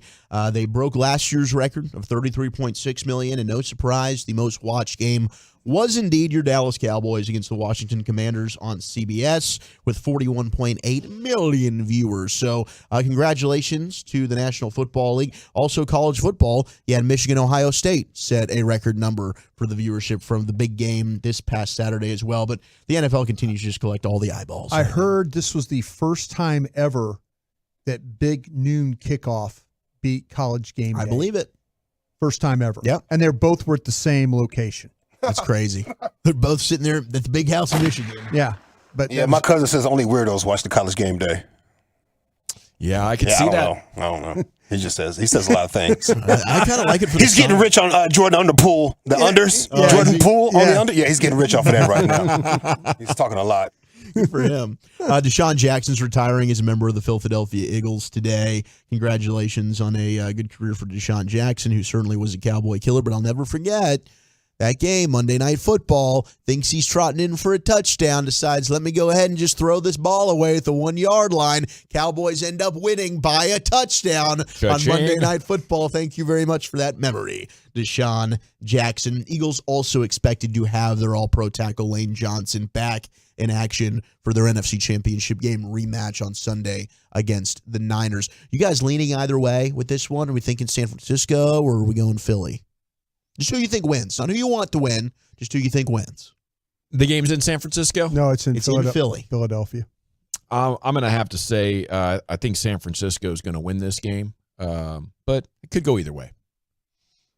I think that Philadelphia, to me, they've found ways to win all these games. Yeah. The Niners are truly dominant when healthy, though. They are. They don't need to find ways. And I'm hoping that happens. Gosh, it's tough to pick against the Eagles right now. Things are just going right, and I hope they just use all their luck out in the regular season, and then it's just they poop on themselves in the playoffs. I think I just think with the way that Jalen Hurts, they find ways at the end of the day to win games. Maybe Christian McCaffrey can just go off. If it's close. Yeah, do you think the Niners front could stop their short yardage? No. Okay. I think AJ Brown and Devontae Smith can make some plays downfield. The only thing that could stop the tush push is Roger Goodell.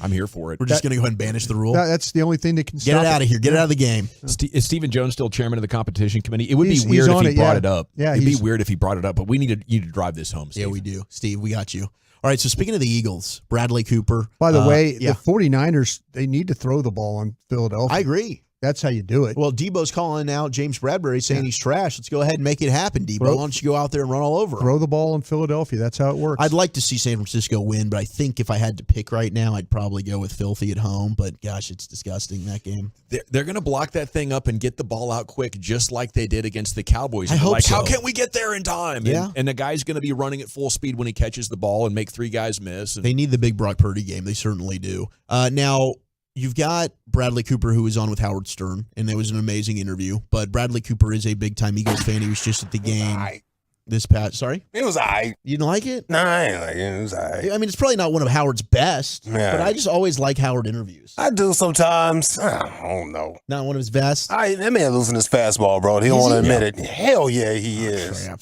Damn near 75 or something. Yeah, well, he is old now. Yeah. So it makes sense that he would be losing his fastball. The money all spins the same for him. How about it? That's true.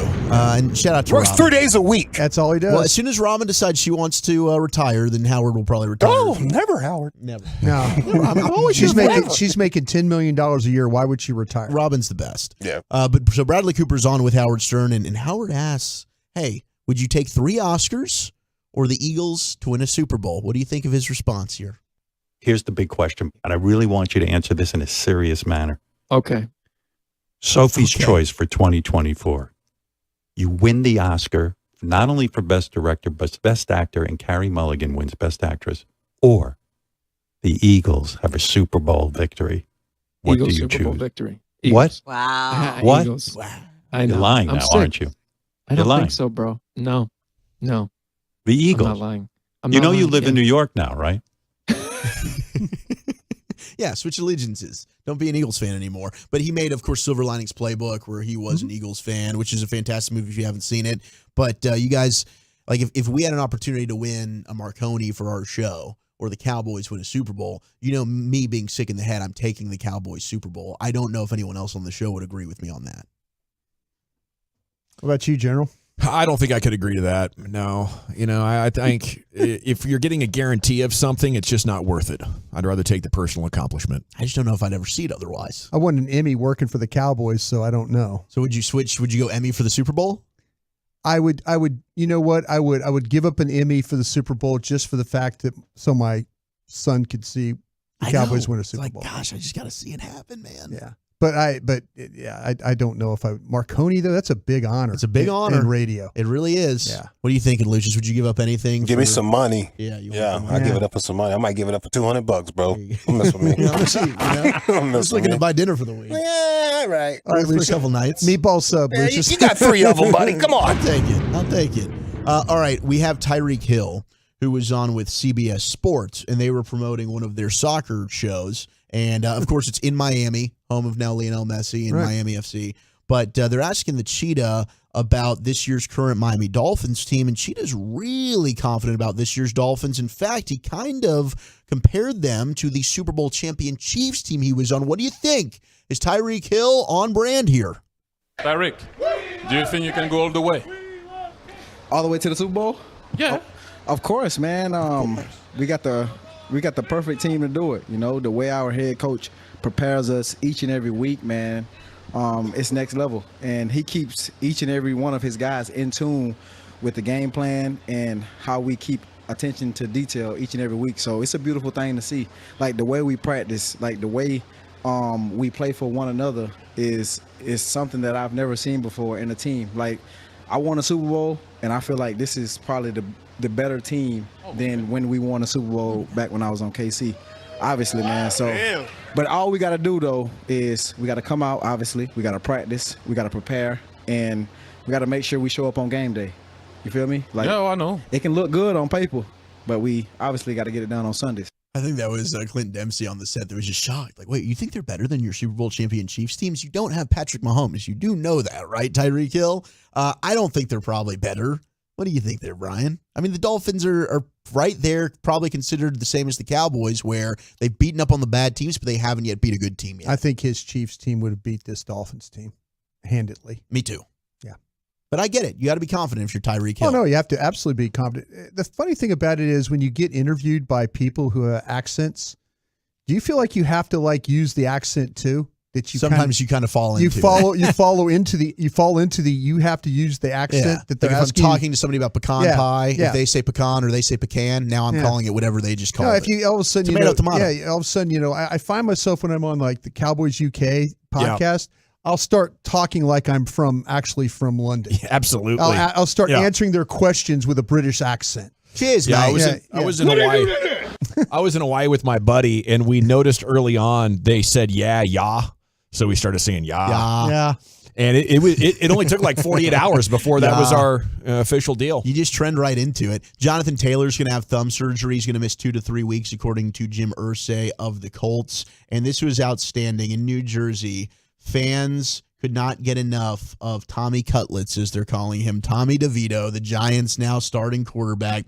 The line wrapped around the building at Primo Hoagie's in Wayne, New Jersey, hundreds deep. People having shoes signed, asking him to sign the name Tommy Cutlets, bringing white tank tops for autographs, and taking endless pics as, of course, he grew up there in New Jersey, now quarterbacking his childhood team. Pretty incredible story that is Tommy DeVito. I'm sorry. You want us to comment on the Tommy DeVito story? I'm just going to sit in this right now. We got Baldy coming up. Baldy next. Let's go. Brian Baldinger is next right here. We're late anyway. It's the G-Bag Nation on 105.3 The Fan. Thanks to our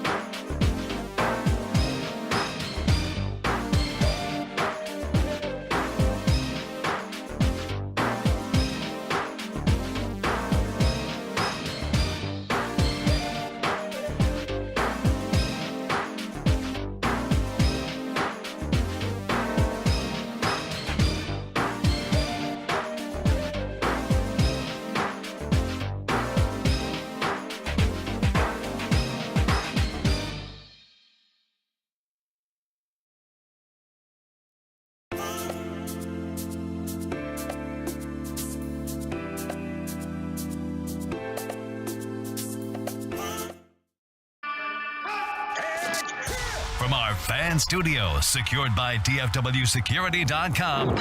You're rolling with the G-Bag Nation on 105.3 The Fan. Here we go. It's hour 3 of the G-Bag Nation on 105.3 The Fan. We're about to talk with this Cowboy special guest here with you, former Cowboy, an NFC East expert, as we're joined by Odyssey NFL insider Brian Baldinger every Wednesday at this time, host of the Odyssey original podcast In the Huddle with Jason Lockenfor and Carl Newts, covering the entire NFL. As Baldy joins you now here in the G-Bag Nation. And a good afternoon, sir. How the heck are you? I'm doing fantastic, guys. Good to be with you. Yes, sir. It is great to be talking about this division right now. It's so much fun to talk about how this might play out. And I guess Eagles haters are saying they've been lucky, Baldy. What do you got to say about that? Well, I saw them last week against Buffalo. I was there announcing the game for national radio. And, you know, sometimes you make your own luck. Their kicker is really good, kicked a 59-yarder to get it into overtime. The quarterback is just irrepressible. Like, nothing can keep that guy down. I wouldn't say they're lucky. I'd say that they make a lot of their own breaks. They've come back from these deficits many times this year, and they continue to do it. The analytics say they don't look like the best team in football. What do you say about that angle? Well, what is it? I mean, what analytics are you looking at? I mean, there's a million of them. There are. So, yeah. I mean, the only analytics really is, you know, they're 10-1, and they're in the driver's seat for, you know, home field advantage. But I mean, you can make these analytics do whatever you want them to do. They've got some great players. They got a good scheme. They're excellent in the red zone. Defensively, they're not very good. They give up a lot of yards, but they're playing a lot of young players and new players. And so you got to allow Jalen Carter and Jordan Davis and Sidney Brown, you got to read Blankenship. You got to let these guys kind of play and, you know, figure things out a little bit. You know, you're gonna go through some ups and downs, but they keep finding a way, and I think that's the ultimate thing that every coach wants their team to do. Yeah, Baldy. I think they're clearly better than the Cowboys. I just wanted to get your thoughts on this, but I think, you know, for me, what it comes down to is their ability to just get first downs on short yardage, and whatever the analytics could say, that's a trump card against those when you are as good as the Eagles are everywhere. Well, I agree with that. I mean, you know, sometimes it's the longest yard on these Sundays, and teams can't convert, they can't sustain, they can't score. But let's face it, I mean, the Eagles are going through a gauntlet right now. You know, you go Dallas, Kansas City, Buffalo.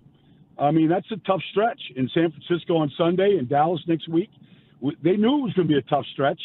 And, you know, all these things, all these games, regardless of what happens on Sunday or next Sunday, all these games are shaping you and shaping these teams for the postseason. And sometimes you got to get battle tested. And I think the Eagles are getting battle tested here, and they'll learn from the wins. I think they'll learn a lot. I mean, they won a game without Dallas Goedert and Lane Johnson. I mean, they're two of their best offensive players. Yeah. And Jalen, you know, look, Josh Allen was awesome on Sunday. I don't know if he could play a whole lot better, and yet they've still found a way to win it. What are you thinking about this matchup with Philly and San Francisco? There's so many interesting storylines. I can't wait to watch the Niners defense along with that the Eagles offense with Lane Johnson now hopefully back. We were just talking about who do you think is going to win this football game. We're pretty split. What do you think as you've been studying the tape? I mean, San Francisco looks more complete to me. They start fast. Their defense is playing fast. They've got, you know, since Chase Young came on board, it just seems either they're covering better, but they've got 15 sacks and 28 quarterback hits in the last 3 weeks. They took Seattle apart. They took Jacksonville apart. They've had good opponents. And they went on the road to beat both those teams, and the games were never close, ever. And so they look like they're on a mission. And outside of the safety, Talanoa Hufanga, they're very healthy. The 49ers just look more complete to me right now, but when you get to South Philly and that crowd and that field, things can change a little bit. So they'll be tested, but I would say the 49ers are just a little bit more complete right now. Baldy, this Dallas Cowboys offensive line the last couple of weeks has looked outstanding when it comes to the pass protection. Has the tape shown that for you? And really, what are they doing differently that maybe they didn't do early in the season when they had some struggles with some continuity. Well, I mean, Tyron Smith is looking like Tyron Smith. I mean, he's just a vice grip out there at left tackle. And, Tyler Smith has been able to just stay at one position this year. And so I think he's settling in. And then I think Tyler Biotish, I think he's just improved. I think he's just an improved player. He spent a lot of time with Duke Manyweather in the offseason. He just looks stronger, more complete right now. Zach is on his game. And Terrence Steele is just a great, he's just a great story. A free agent. He's a battler. And so I don't feel like Dallas needs to commit a whole lot more to protection right now, outside of, teams come with max blitzes and whatnot. But I feel like those 5 can hold up against the other team's 4 or 5. And so I think Dak is well protected. And when he does move, he's really moving with a purpose. And it's not like, sometimes I thought Dak would almost sack himself sometimes or be just a little too frenetic. But he's really very, very measured in where he's going and where his eyes are and where he's going with the ball. He hasn't been easily fooled this year. And so he's playing a lot better as a result of the protection, I think. Baldy, is the tape there? It looks like perimeter run game seems to be the avenue that the Cowboys are taking right now. Is that something that is sustainable for them? And how do you like them going that route? Well, I mean, it's good to have a good perimeter game, but you got to be able to attack teams in different ways depending on who your opponent is. And so I believe you got to have a well-rounded run game. I think you got to mix in powers along with your outside zones and misdirections and cutbacks. I mean, I think you have to work on all those things. I don't think you can just rely, because at some point you'll find a team that's just going to shut that down. And what are you going to do? And so I feel like you have to train yourself to be as versatile as you possibly can be during the regular season, so that when you get to the postseason and somebody is, very good at shutting down the outside perimeter runs, just because of their force or the way they tackle or the way they set the edge, whatever it might be, that you have another avenue, another option to go to. What do you think the best path for offensive success is against Seattle tomorrow? Well, Seattle is a lot different structurally than what Washington was on Thanksgiving. I mean, they're a zone team. Washington's largely a man-to-man team, and the Cowboys destroyed them. But, Seattle has a great deal of speed. You look at, Witherspoon is an amazing player. He hits everything that moves. They've got thumpers in the middle of that secondary. They basically are saying to anybody that plays them, the middle of the field is sacred territory, and we're not going to let you have it. So they're going to force you to go to the outside into the perimeter, and we'll see if the Cowboys can do that. But, the Cowboys have been excellent with Ferguson and what CD has been doing, and even Cooks here recently. They've been excellent at attacking the middle of the field. And that's where Quandre Diggs and Jamal Adams and Witherspoon, these guys live. And so there's going to be some good collisions tomorrow night there in the middle of that field. It's Brian Baldinger, Odyssey NFL Insider, with us. We saw the Shaq Leonard up there today. He's thinking about it. Are you hearing anything from your sources on which way he's leaning? I hear he's leaning towards the Cowboys. I know players on the Eagles that are heavily trying to recruit him. Sure. They need him. They lost Zach Cunningham last week. They've been losing linebackers all year. I hear he's favoring the Cowboys at this point. I know he's a little measured about this thing. He wants to make the right decision. I know this: whoever gets him, they're going to be a better team. He's a great teammate. He's a very instinctive, talented player. He's coming back from major injury, so I don't know exactly where he's at. He's been playing, but I think he could improve both rosters right now, especially with what the news about Leighton is. And, I think the Cowboys like what they're doing right now with Marquise Bell, but I think, when you go against some bigger teams and some teams that are a little bit more powerful, you might want to have that option of playing 2 linebackers inside. Baldy, from what we're hearing about Aaron Rodgers, is this amazing? Is this and if you were the Jets front office, how would you handle this situation going forward? Well, I mean, they can't protect any quarterback that's back there right now. I've never seen a more injured offensive line over the last 3 years than the Jets. They can't keep a guy healthy. And so they're playing guys that really are practice squad players. And there's no continuity up there. If I was Aaron Rodgers and I was watching how leaky they are right now, I'd be real worried about coming back. I feel like he thinks, and his approach is, he feels like he owes the organization an awful lot. He feels like he lets them down. I'm not speaking for him. Right. I'm just on the outside looking in. I just feel like he probably feels like he's let this whole thing down. There was such a big buzz. I was out there a bunch in preseason. I do stuff for the Jets throughout the year, so I'm up there. And, it was just such a downer that I think he just said, I'm going to do everything I possibly can to get back, and if I can help this team win, I will.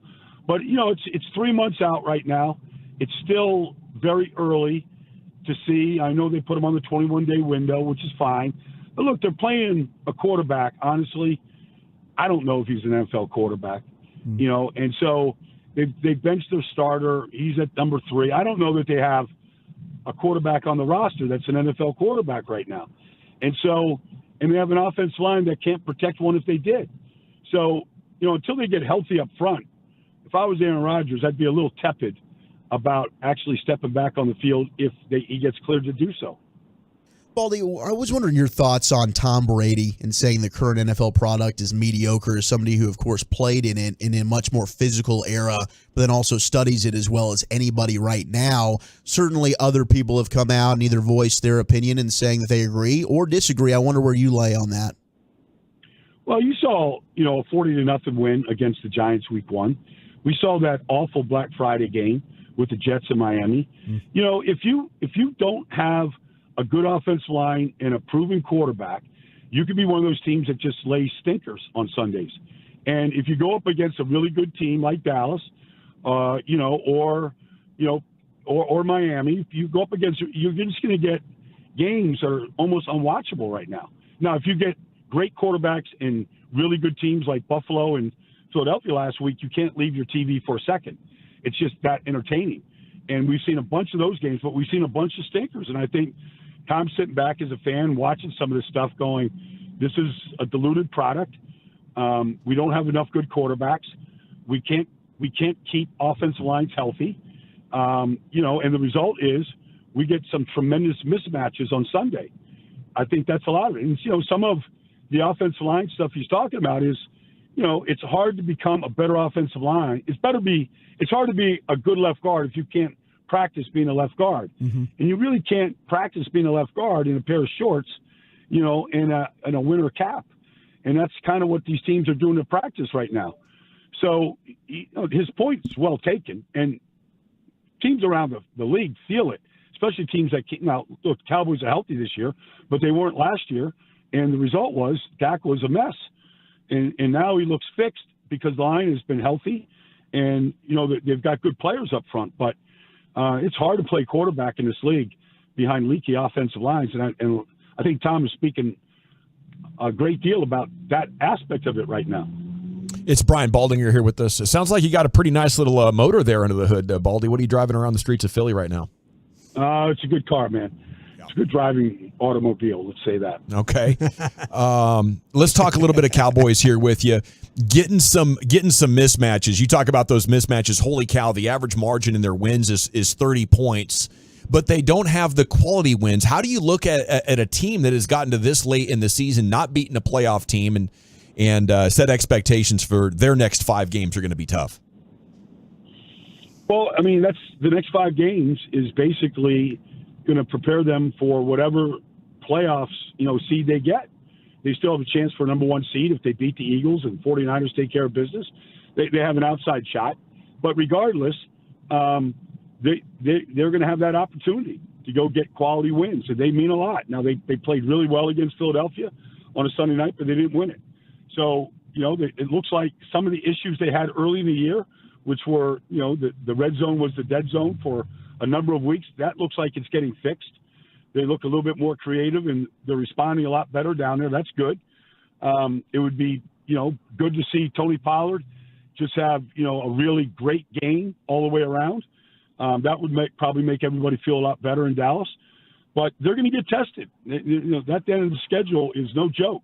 And so either they're going to continue to make their layups and keep struggling against the better teams, or they're going to find a way to beat these better teams and feel a lot better about being prepared for the playoffs this year.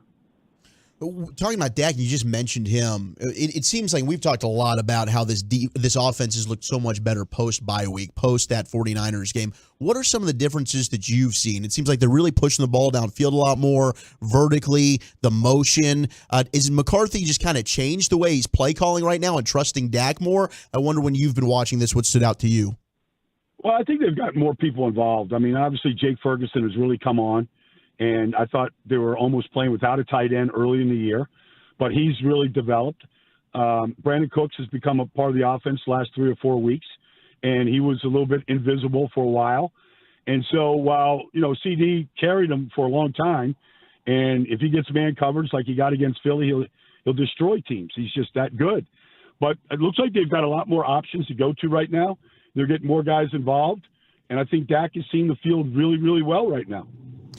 Baldy, with what Deron Bland has been able to do, and it looks like the Commanders went after him a little bit in that football game last week. Is that what they're going to probably see more of, or is like, listen, you keep going after him, you're going to give up pick sixes? Well, I mean, he's a cluer. They play a lot of man coverage, obviously. But, a lot of guys in man coverage, they never look at the quarterback. They never see the flight of the ball. He has the ability to do all of it. Yeah. And so he's getting these tremendous jumps on these out routes. The play the week before where he came across the formation and made the play, tumbled, got up off his feet, and finished it in the end zone was amazing. I think that was Carolina, but that's an amazing play. Mm-hmm. He's a gambler, which is good.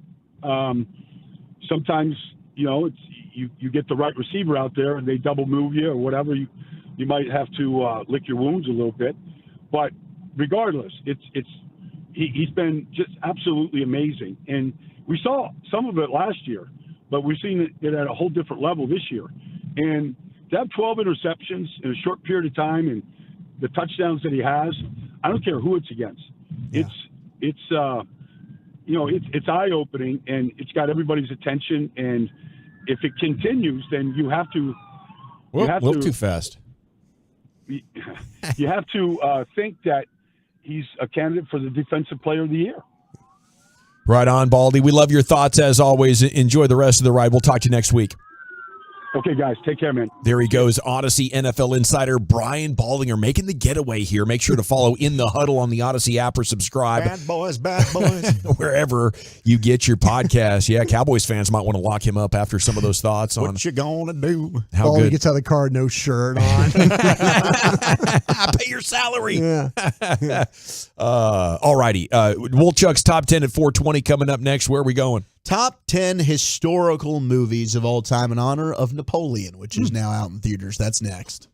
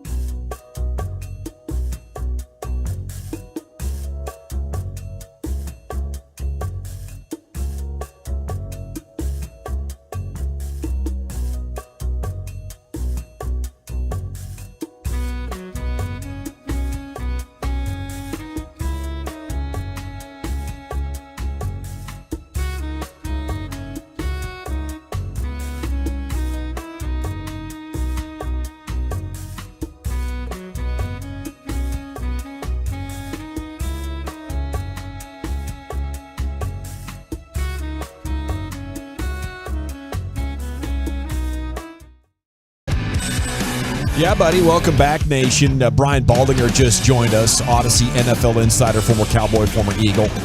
And he said he heard from some Eagles players that Shaq Leonard's leaning Cowboys, and the Eagles players are trying to talk him out of that.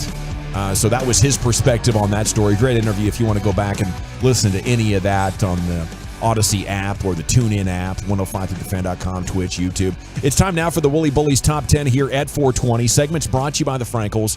Life's unpredictable. Accidents happen. Frankel, the go-to attorneys for car and truck wrecks in DFW. If you or a loved one's been in an accident, contact Frankel for a free consultation, 214 or 817-333-3333. Go to truckwreck.com. And here's the bully, Zach with an H. Thank you very much. Calling all Tolos, Twolos, Tubers, wherever you might be consuming the fan. We need you. We need your bids for the Swinging for a Cause 7th annual Jared Sandler charity event this Sunday. Kickoff right around 4:25-ish at Globe Life Field. We're going to have a home run derby taking place in the outfield.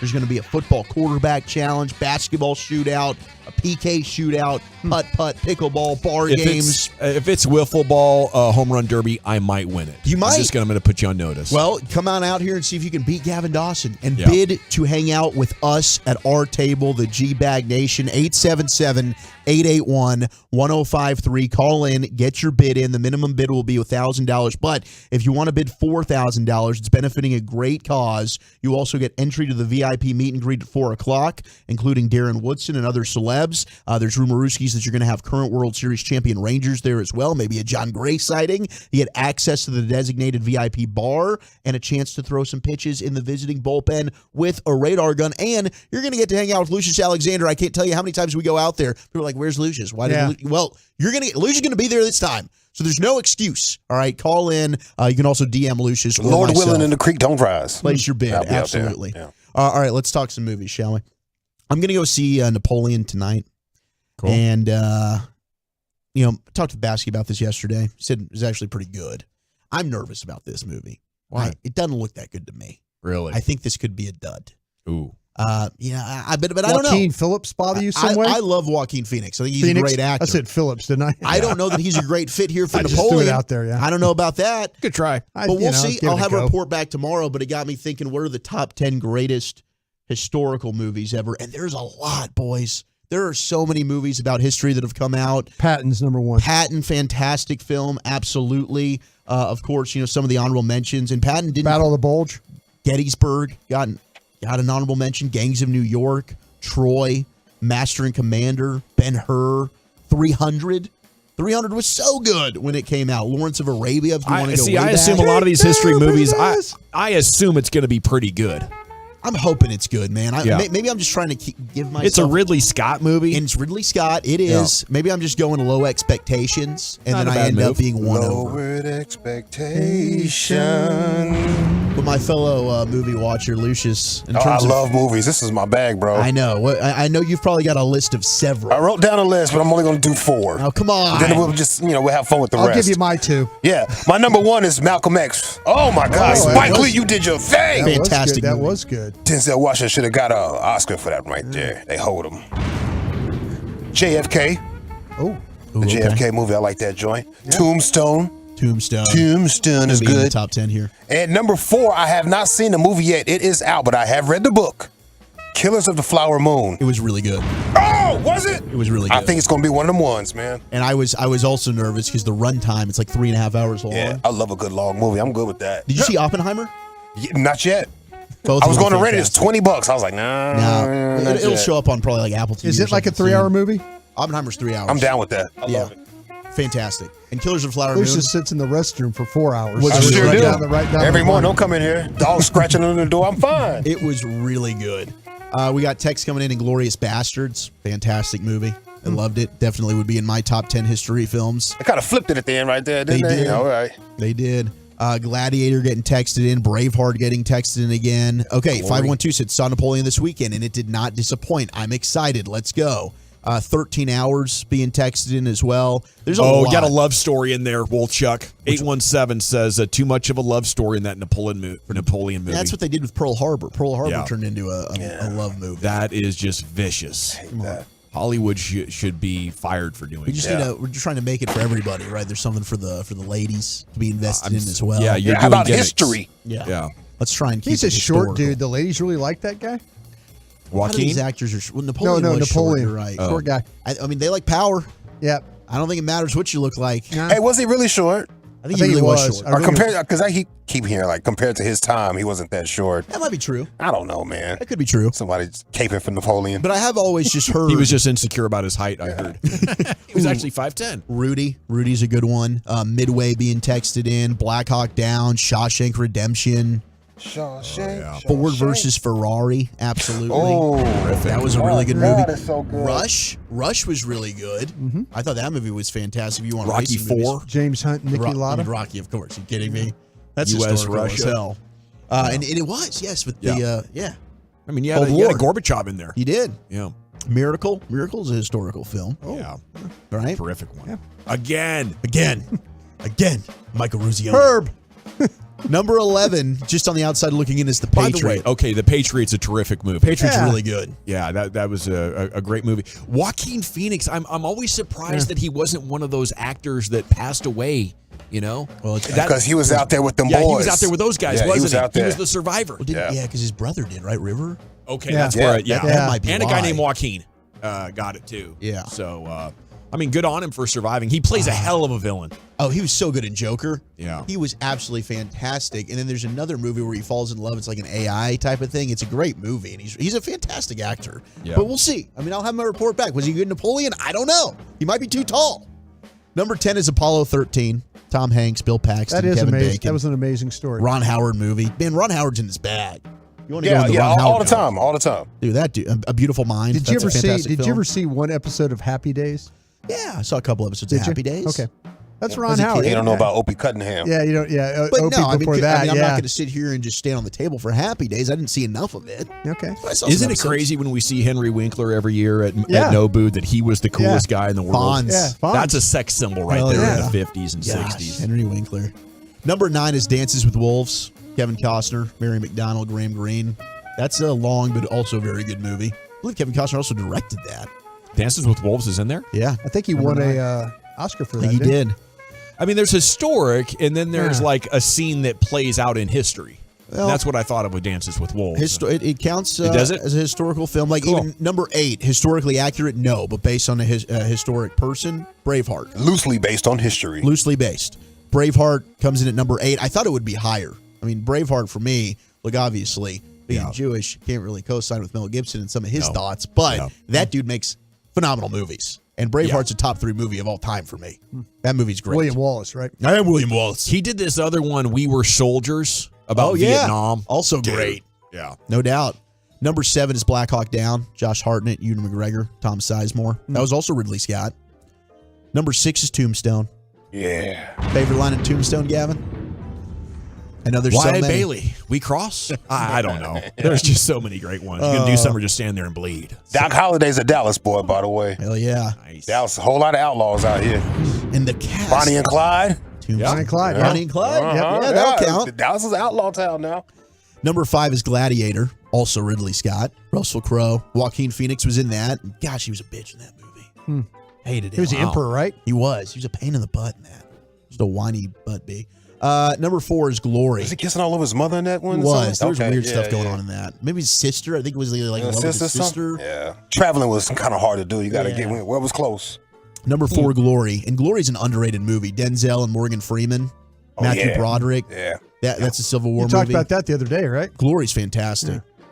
Number 3, Saving Private Ryan, which has been texted in a bunch. Tom Hanks, Ed Burns, Tom Sizemore, Steven Spielberg. We also got, absolutely, Hacksaw Ridge. Oh, yeah. Got texted in, American Sniper. We talked about Bradley Cooper earlier. 1917, which came out recently. But American Sniper is fantastic. American Sniper is great. It's good. I love I'm them. seeing this Apocalypto or something. Oh, my God, that's so good. Yes, and then Apocalypse Now. Oh, yeah. Yeah. That's really good, too. The Revenant. No doubt. Platoon. Ooh, I'll give you the movie though, Dunkirk. Yes, You want Dunkirk's real really good. history? You want there's- real history and amazing drama? And there might be 3 lines that are said in that entire movie. Yeah. It's all visual and Yeah. sound. So intense. It's incredible. The opening scene. Yes. Yeah, Dunkirk's the whole, badass. The whole deal was an incredible ride. The Last of the Mohicans comes in at number 2. Daniel Day-Lewis, who's also in Lincoln. That was another non-dialogue movie. It was. That was outstanding. But number 1, best historical film, Schindler's List. Liam Neeson, Ben Kingsley, Ralph Fiennes. Ralph Fiennes is incredibly Shot chilling. in in that. black and white. Black and white, Yeah. except for one red coat from a little girl. My parents took me to see that when I was like 15 years old. I just wasn't ready for it. I didn't get any part of it. I was like, I need to go back and watch that. Yeah, it is. I mean, it's a difficult watch, but it is a fantastic movie. But so many good ones and so many that are being texted in. Appreciate all the feedback. But make sure you call in and get your bid in, baby. Come job. party with us Sunday. Talk movies. Swinging for a cause. We'll talk movies for you. Heck, whatever you want. We'll Maybe do the draft. We'll do it for charity. We're kicking the draft off, too. The draft hey, Friday. Dave Rugler got his first mock draft out today. I saw that. I saw today. it start on Friday. Looking at players. Here we Very go. nice. Deron Bland, Defensive Player of the Year. Wait till you hear this. That's next here in the G-Bag Nation. Coming up Thursday morning on Sean and RJ, it's the return of Choppy for game day. Cowboys Seahawks picks. We got Babe Laufenberg.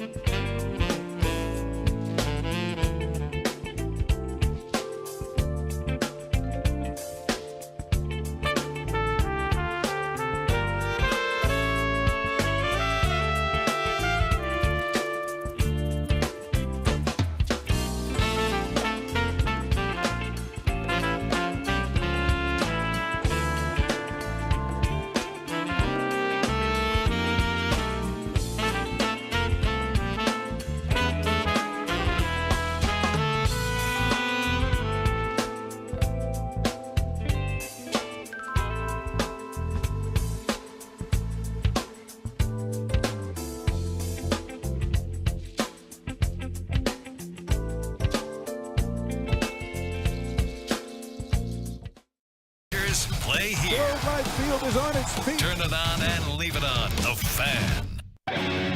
Just announced, Classic Chevrolet and Grapevine's one-time Equinox offload. A limited supply of excess Equinox models will be sold direct to public below market value. See them all at ClassicChevrolet.com. But don't wait. In less than 10 days, they could be all sold out at Classic Chevrolet. Find new roads. Yes, sir. Welcome back. Deron Bland, Defensive Player of the Year. 5 picks last year as a rookie, and then 5 pick sixes now.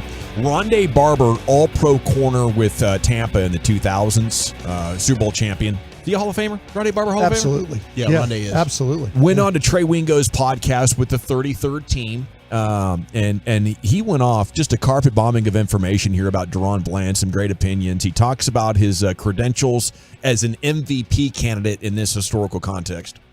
So the last Defensive Player of the Year that was a cornerback is actually Deron Bland's teammate. Stephon Gilmore in whatever year that was, 2019 was Defensive Player of the Year.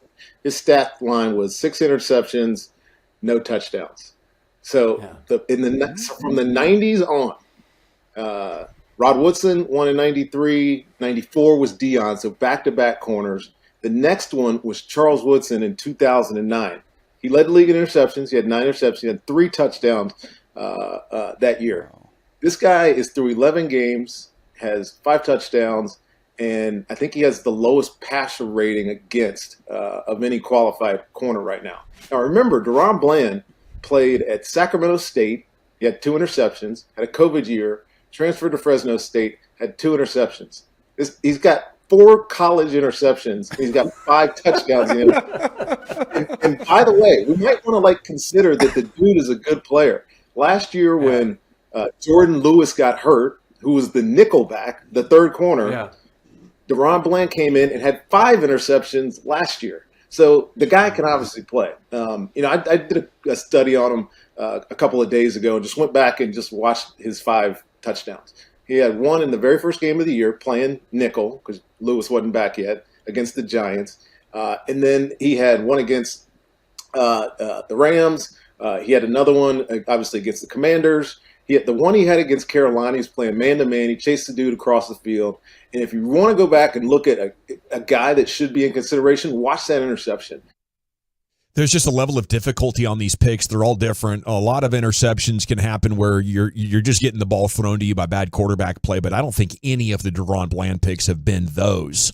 Obviously, I meant to say Defensive Player of the Year, not MVP, but you got what I'm saying. I mean, and man, Rondé is so good. It's amazing how much better he is than his brother. It's fascinating to me. Sneaky Tiki. He is. He's the man. Rondé's the keep the interns away from me. Sneaky Tiki. I bet we could tell which one Mom is most proud of. But that's neither here nor there. This is Rondé Barber on Deron Bland, and he listed off some iconic names, Brian, guys you've had on your team. For me, it's hard to see Deron Bland in that category of player still because of where he came through in the draft, but I guess I got to get right here. I'll say this about Deron Bland is I think if he was just playing the nickel, he would get even more recognition. Because on the outside, the way he plays is, people can stay away from him. Even though the Commanders went after him a little bit last week, he has games where maybe he only gets 1 or 2, 3 opportunities to make plays. You put him in the nickel, his ability to cover all over the field. And I think that's what makes him such a good defender when it comes to playing the ball and the way he sees routes and his eyes. I always talk about defensive backs and their eyes, the ability to see the route, read the route, react to the route. There's no hesitation to his game, and that's why sometimes on these double moves they get him because he's reading it so fast, and then he's having to turn and recover on it. And I know he's going to learn how to avoid that. Yeah, I think Baldy called him a little bit of a gambler. I wouldn't call him a gambler because I don't see. I would say that Diggs is a gambler. Diggs is more of a gambler when you watch him play than what you see with Bland. But if you let just Bland play the slot, he has that ability to just take away. And a lot of people put one of their best receivers in the slot. Yeah, you could argue that it's the most important. We see a position. lot of 11 personnel, and for him to have to to carry the whole field out of the slot is super impressive. You trying to get him back in there next year? Yeah, I am. I think you need to. To me, it makes a lot of sense with Diggs on the outside. There's Dane Brugler's mock draft actually has Dallas taking a corner.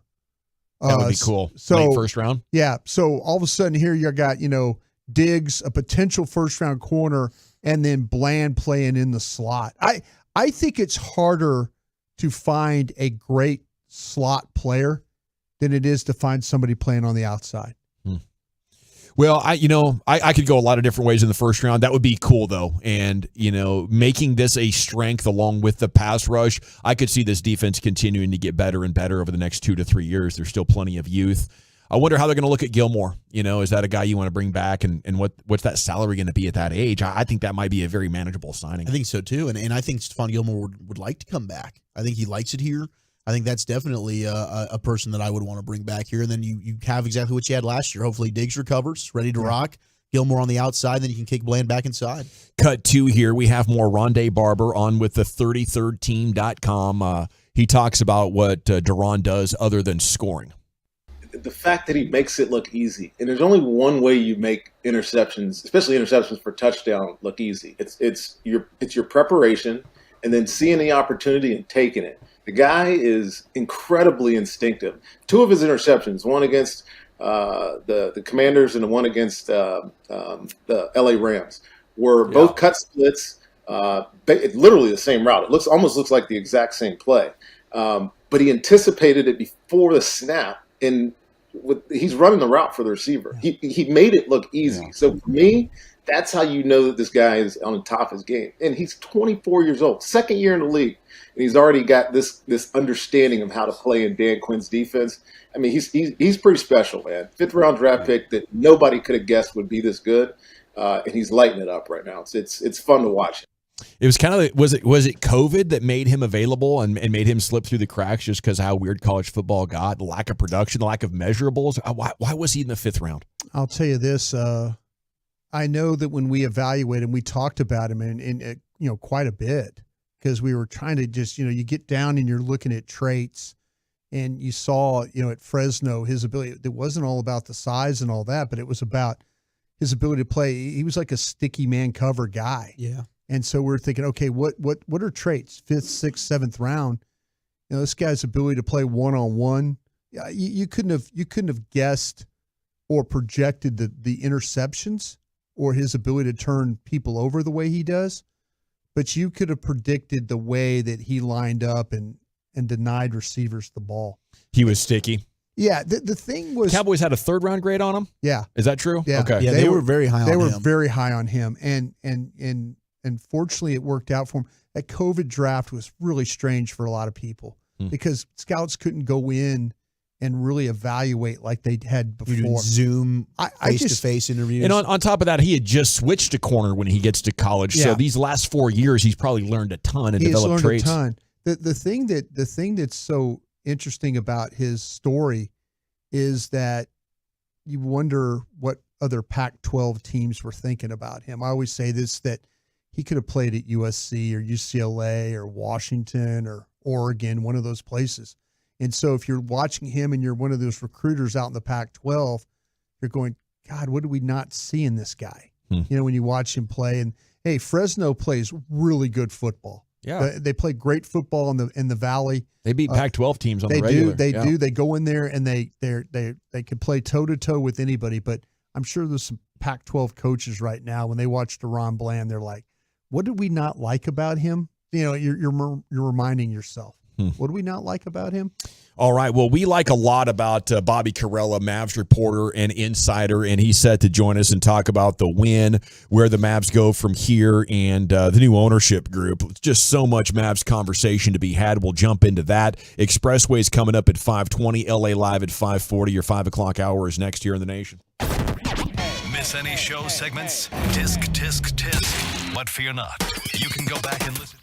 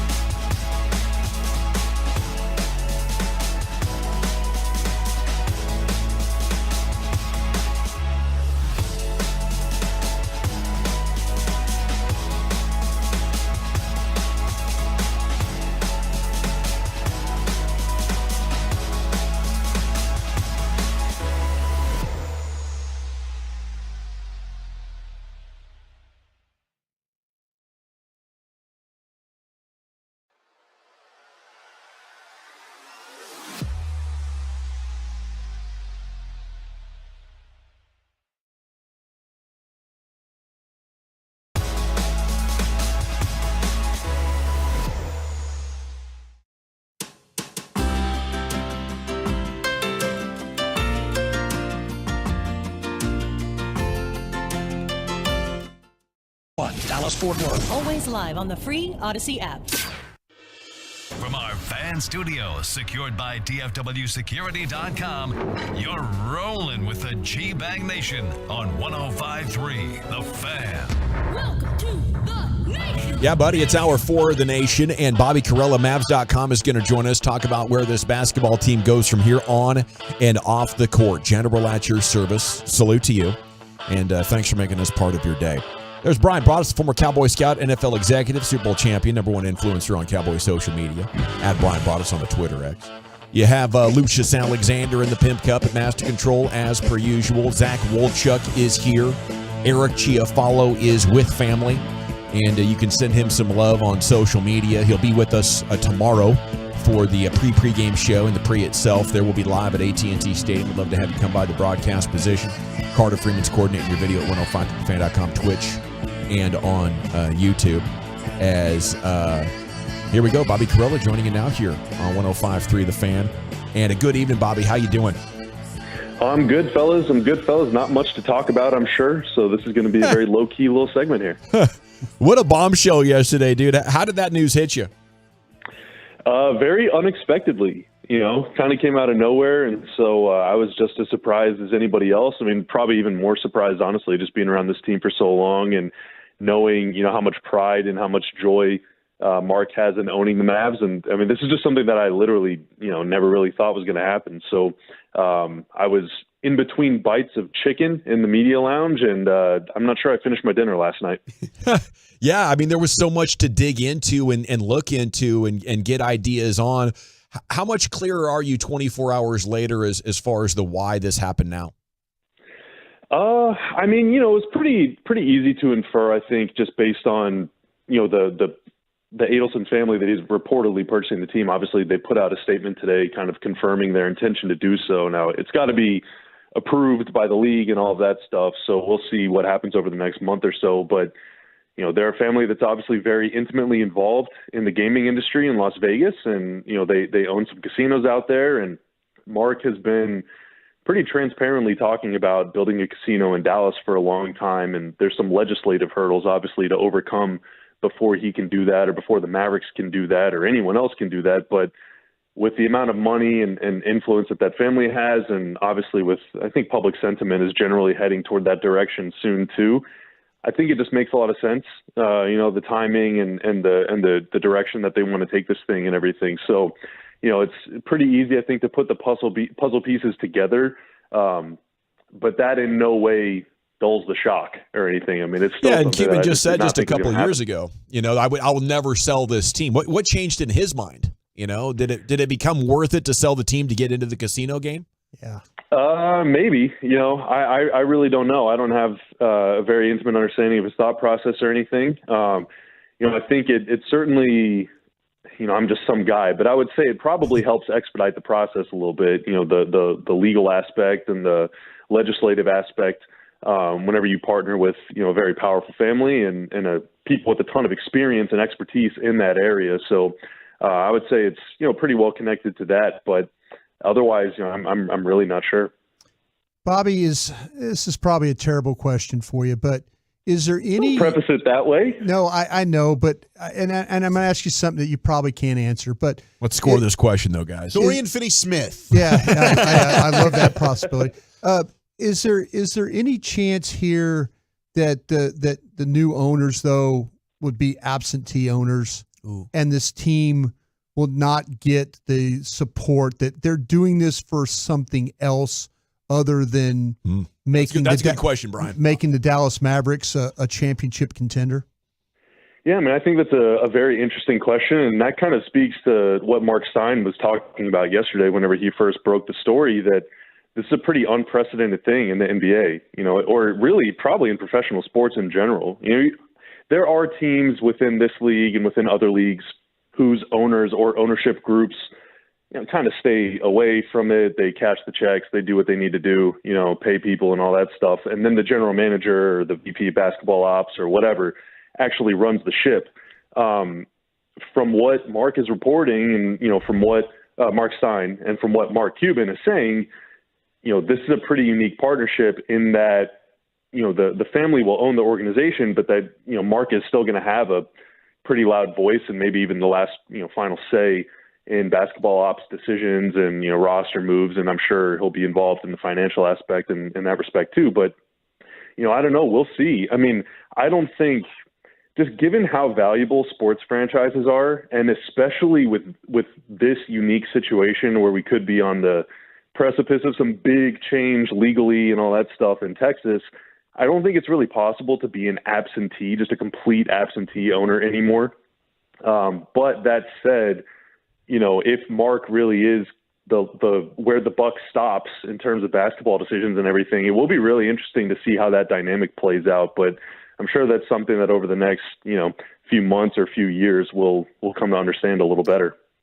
Is there still the possibility, Bobby, again, is he the governor? Would he maintain the governor, the representation that way? Or does the family have their own representative at those owners' meetings? Yeah, that's another interesting question, too, because the reporting has been a little vague or maybe almost confusing on that. Initially saying that Mark would still be the governor, and then it's come out today, based on the Adelson family statement that, they might assume governorship. I do know that St. Marshall, who's my boss's boss, whatever, the CEO of the business side, will still remain the alternate governor. Now, I would assume, the role of governor and basically how these board of governors meetings work in the NBA, it's definitely more than ceremonial. Right. But a lot of the decisions that they make are worked on, discussed, and negotiated around the clock all the time. And so I'm not sure, that the specific delegate that they send to these meetings is going to matter all that much. But as is the case, I feel like within any industry, if a new person comes in and assumes ownership or leadership of a company and has pretty limited experience in that field, they're going to rely on people that have been there. And, Mark has obviously been part of the NBA for 25 years or something now. So whether he's the person physically in those meetings or not, I'm sure that his voice is going to be heard loud and clear, in all these all these meetings, both within the Mavs and within the NBA. Well, I just wonder because of future television negotiations and things like that. Obviously, they can use this family. The NBA can use this family to understand the gaming industry a lot more, right? I mean, that's where I would, if I was the league, I would like, oh, let's pick their brain on this stuff. Yeah. Get these guys on some committees and things. Yeah, for sure. I mean, that seems to be, you watch any game nowadays, I mean, there's betting commercials all the time. Absolutely. And there's live updated lines and everything. And so, them more than almost anybody else alive, has about as much experience as possible in gaming. And, I'm not sure how much within like the sports betting world specifically they've dipped their toes. I'm sure plenty. But yeah, I mean, they'll be able to lend some expertise in that regard for sure. Now, the TV question is, a little more interesting and a little more urgent, maybe based on reports about what's happening with Bally and Sinclair and all that stuff. But, that's, we got a whole army of business people working on that stuff. So we'll see what happens there too. Bobby Carell at Mavs.com with us here in the G-Bag Nation. With Mark also keeping control of basketball operations, I think Maverick fans wonder, okay, how does this impact Luka and his long-term future as well? We saw that moment with Luka and Mark last night. To you, how important is that for Mark to still have basketball control for Luka's future? Yeah, I mean, he's a guy that obviously more so than probably any other owner, even still to this day within the NBA, has relationships with the players. I mean, Kyrie has even mentioned, of course, Kyrie mentioned J-Kidd and Nico, but has also mentioned Mark. He is a guy that even now that he's on the other side of 60, it's probably a little easier 20 years ago when he's like 40 and almost the same age as these guys to kind of relate to them. But even as he's gotten older, he still keeps really close relationships with a lot of especially the most important players on the team. And, I would also add probably more than most, if not all other owners in the league, really wants to hear out the players, not only in terms of like organizational decisions and roster decisions and all that stuff, but also just like quality of life improvements. What matters to you? What rules do you all want to change? Like, he's very, very involved and wants to keep the players involved too. And I think that can, be a very good thing. We've seen some times whenever that might not have been such a great thing, but I'm sure the players really appreciate his advocacy on their behalf at the highest levels in the league. And, I don't think that's going to change.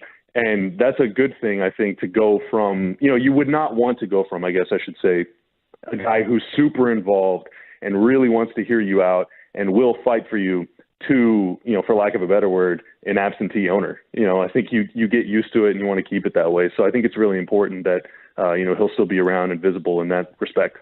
It's Bobby Carell at Mavs.com with us. Man, I'm hoping this casino money can pay some luxury tax. You know what I'm saying? Get one of those Warriors payrolls. I hope it was a luxury tax for the business side. I'd like a nice little raise too. Yes, sir. Yeah, sir, guy. Hey, how close are we to getting the legalized gambling going in Texas? Has there been some follow-up reports on that?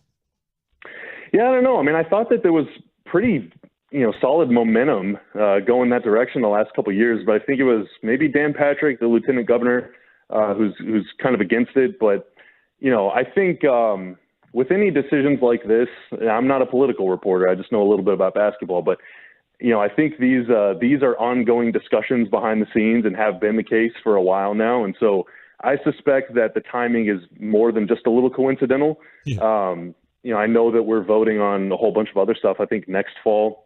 And so, we'll see. I'm sure they're going to be applying the full court press on and off the floor to help make that happen.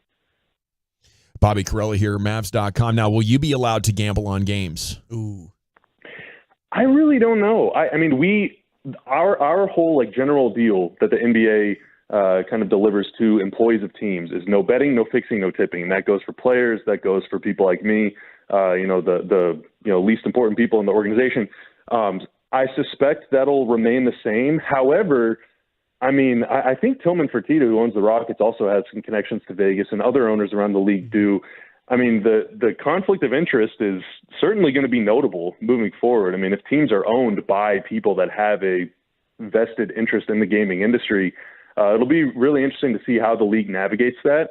A lot of money rolls into the league, obviously, through those avenues, and so I think it's something that we'll need to handle pretty delicately. And I'm as a sports fan, I'm really curious to see how the NBA handles this. And I'm sure other leagues will follow suit because it really feels like the NBA is a little ahead of the game when it comes to that.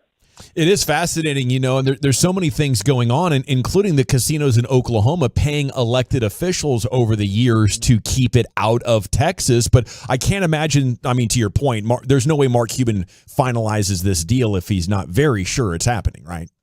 Yeah, well, and the same can be said from the other side. I'm not sure why you would spend X billion dollars to buy a company and then not have a pretty good idea of what's going to happen to that company. So I think that's the first step in a multi-step process that will ultimately end with, hopefully everyone getting their way and being very happy about it. Bobby, do you agree that Tim McMahon deserved the tongue lashing he got last night from Jason Kidd? Man, what a moment, right? Even LeBron just tweeted, or X'd, whatever, talked about how he's never heard J. Kidd cuss before in his life. And I got to say the same thing. J. Kidd will occasionally let one slip, but he was pretty animated. I guess if you read the transcript, you think, man, he just tore into him. And then you watch the video and you can barely hear what he's saying because he's almost whispering it. It's the juxtaposition there is startling. But, J. Kidd is normally a very stoic fella. He doesn't say a whole lot. He delivered the "I'm just watching like you guys" line last year, which I'm sure got a lot of mileage everywhere. But, his players pretty much unanimously agree that he is a great coach to play for.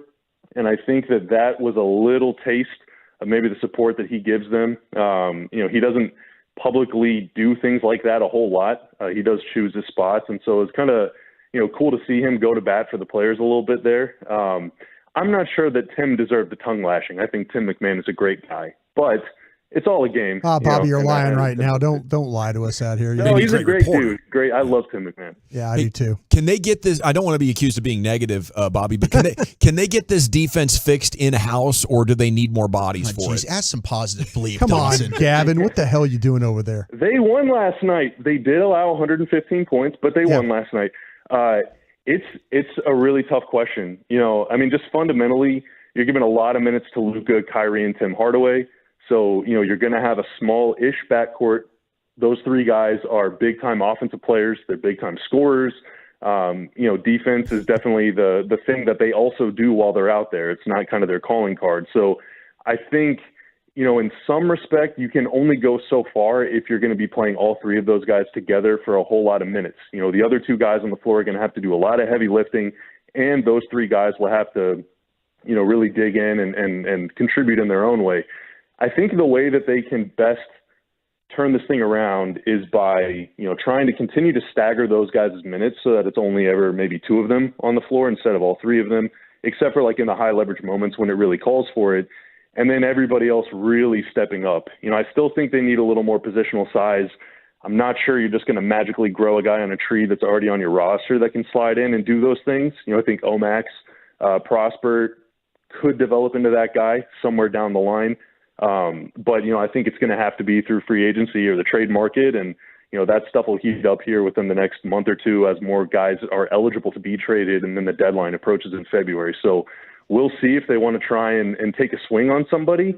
But yeah, I think, outside of just trying harder and somebody going through a 6-inch growth spurt overnight, I'm not sure that they can do too much, but their offense is so good to where they don't have to be the number 5 defense in the NBA. They could be the number 15 defense in the NBA and probably win 50 games. That's how good their offense is. So, the threshold for success when your offense is that good is much lower on defense. Just like if you have a great defense, you don't need to have an elite offense. But, what you don't want to be is 25th in defense. So they definitely have to improve. They just got to get better around the margins until they can maybe take a big swing. What did you think about this NBA in-season tournament? As the Mavs win, but they didn't advance past the group stage. Honestly, I thought it was pretty cool. It was cool to see teams play for point differential and not just doing the classy thing and dribbling the clock out. That was kind of neat to see in the East. I know it ruffled a couple players' feathers, but, it is what it is. I think next year, personally, I'm not a huge fan of the courts. But I am a fan of the format. I think they can maybe even expand it. Instead of 4 games, play 6 or 8 games, make it a little spicier, introduce a little more drama and a little more longevity. Because now that people are kind of finally getting used to it, the group play stage is already over. All right, well, that was cool, I guess. But I'm into it. I'm into turning games that they're already playing into something a little more higher stakes. I think the read I get is that the general public did not have as good of an idea about how the format works and the rules and why they're doing it and everything as maybe they should. So hopefully the messaging from the league gets a little better in that respect. But I thought it was really fun. And, I'm looking forward to see how it continues to, kind of evolve over the next couple of years. Yeah, just admit it, Bobby. You'd watch two guys go at it in a backyard to playing basketball. You love basketball that much. I do. If if the NBA is attached to it, I will be watching no matter what. We love it, Bobby. Thank you so much for your insights and perspective. Hey, thank you guys. Anytime. There he goes. Bobby Corella with you here on 105.3 The Fan. Joins us throughout the year. He's been a great Mavs guest for us. So thanks again. He knows. Okay, when we come back, G-Bag Nation, it's time to hit the expressway. We have 35 minutes of uninterrupted sports content. We'll take you commercial-free to the top. And we'll jump into all the breaking news, including a very interesting quarterback hits the transfer portal. Is he going to want to join his coach? We'll talk about that next. Give you the all Big 12 team as well here in the G-Bag Nation on The Fan. I want to chat Frankels before we do anything else, though, because here we are on our way home. I'm glad you got out of work. Wow, look at Central right now. It's just a parking lot. Hopefully the people behind you that are going like 75 or 80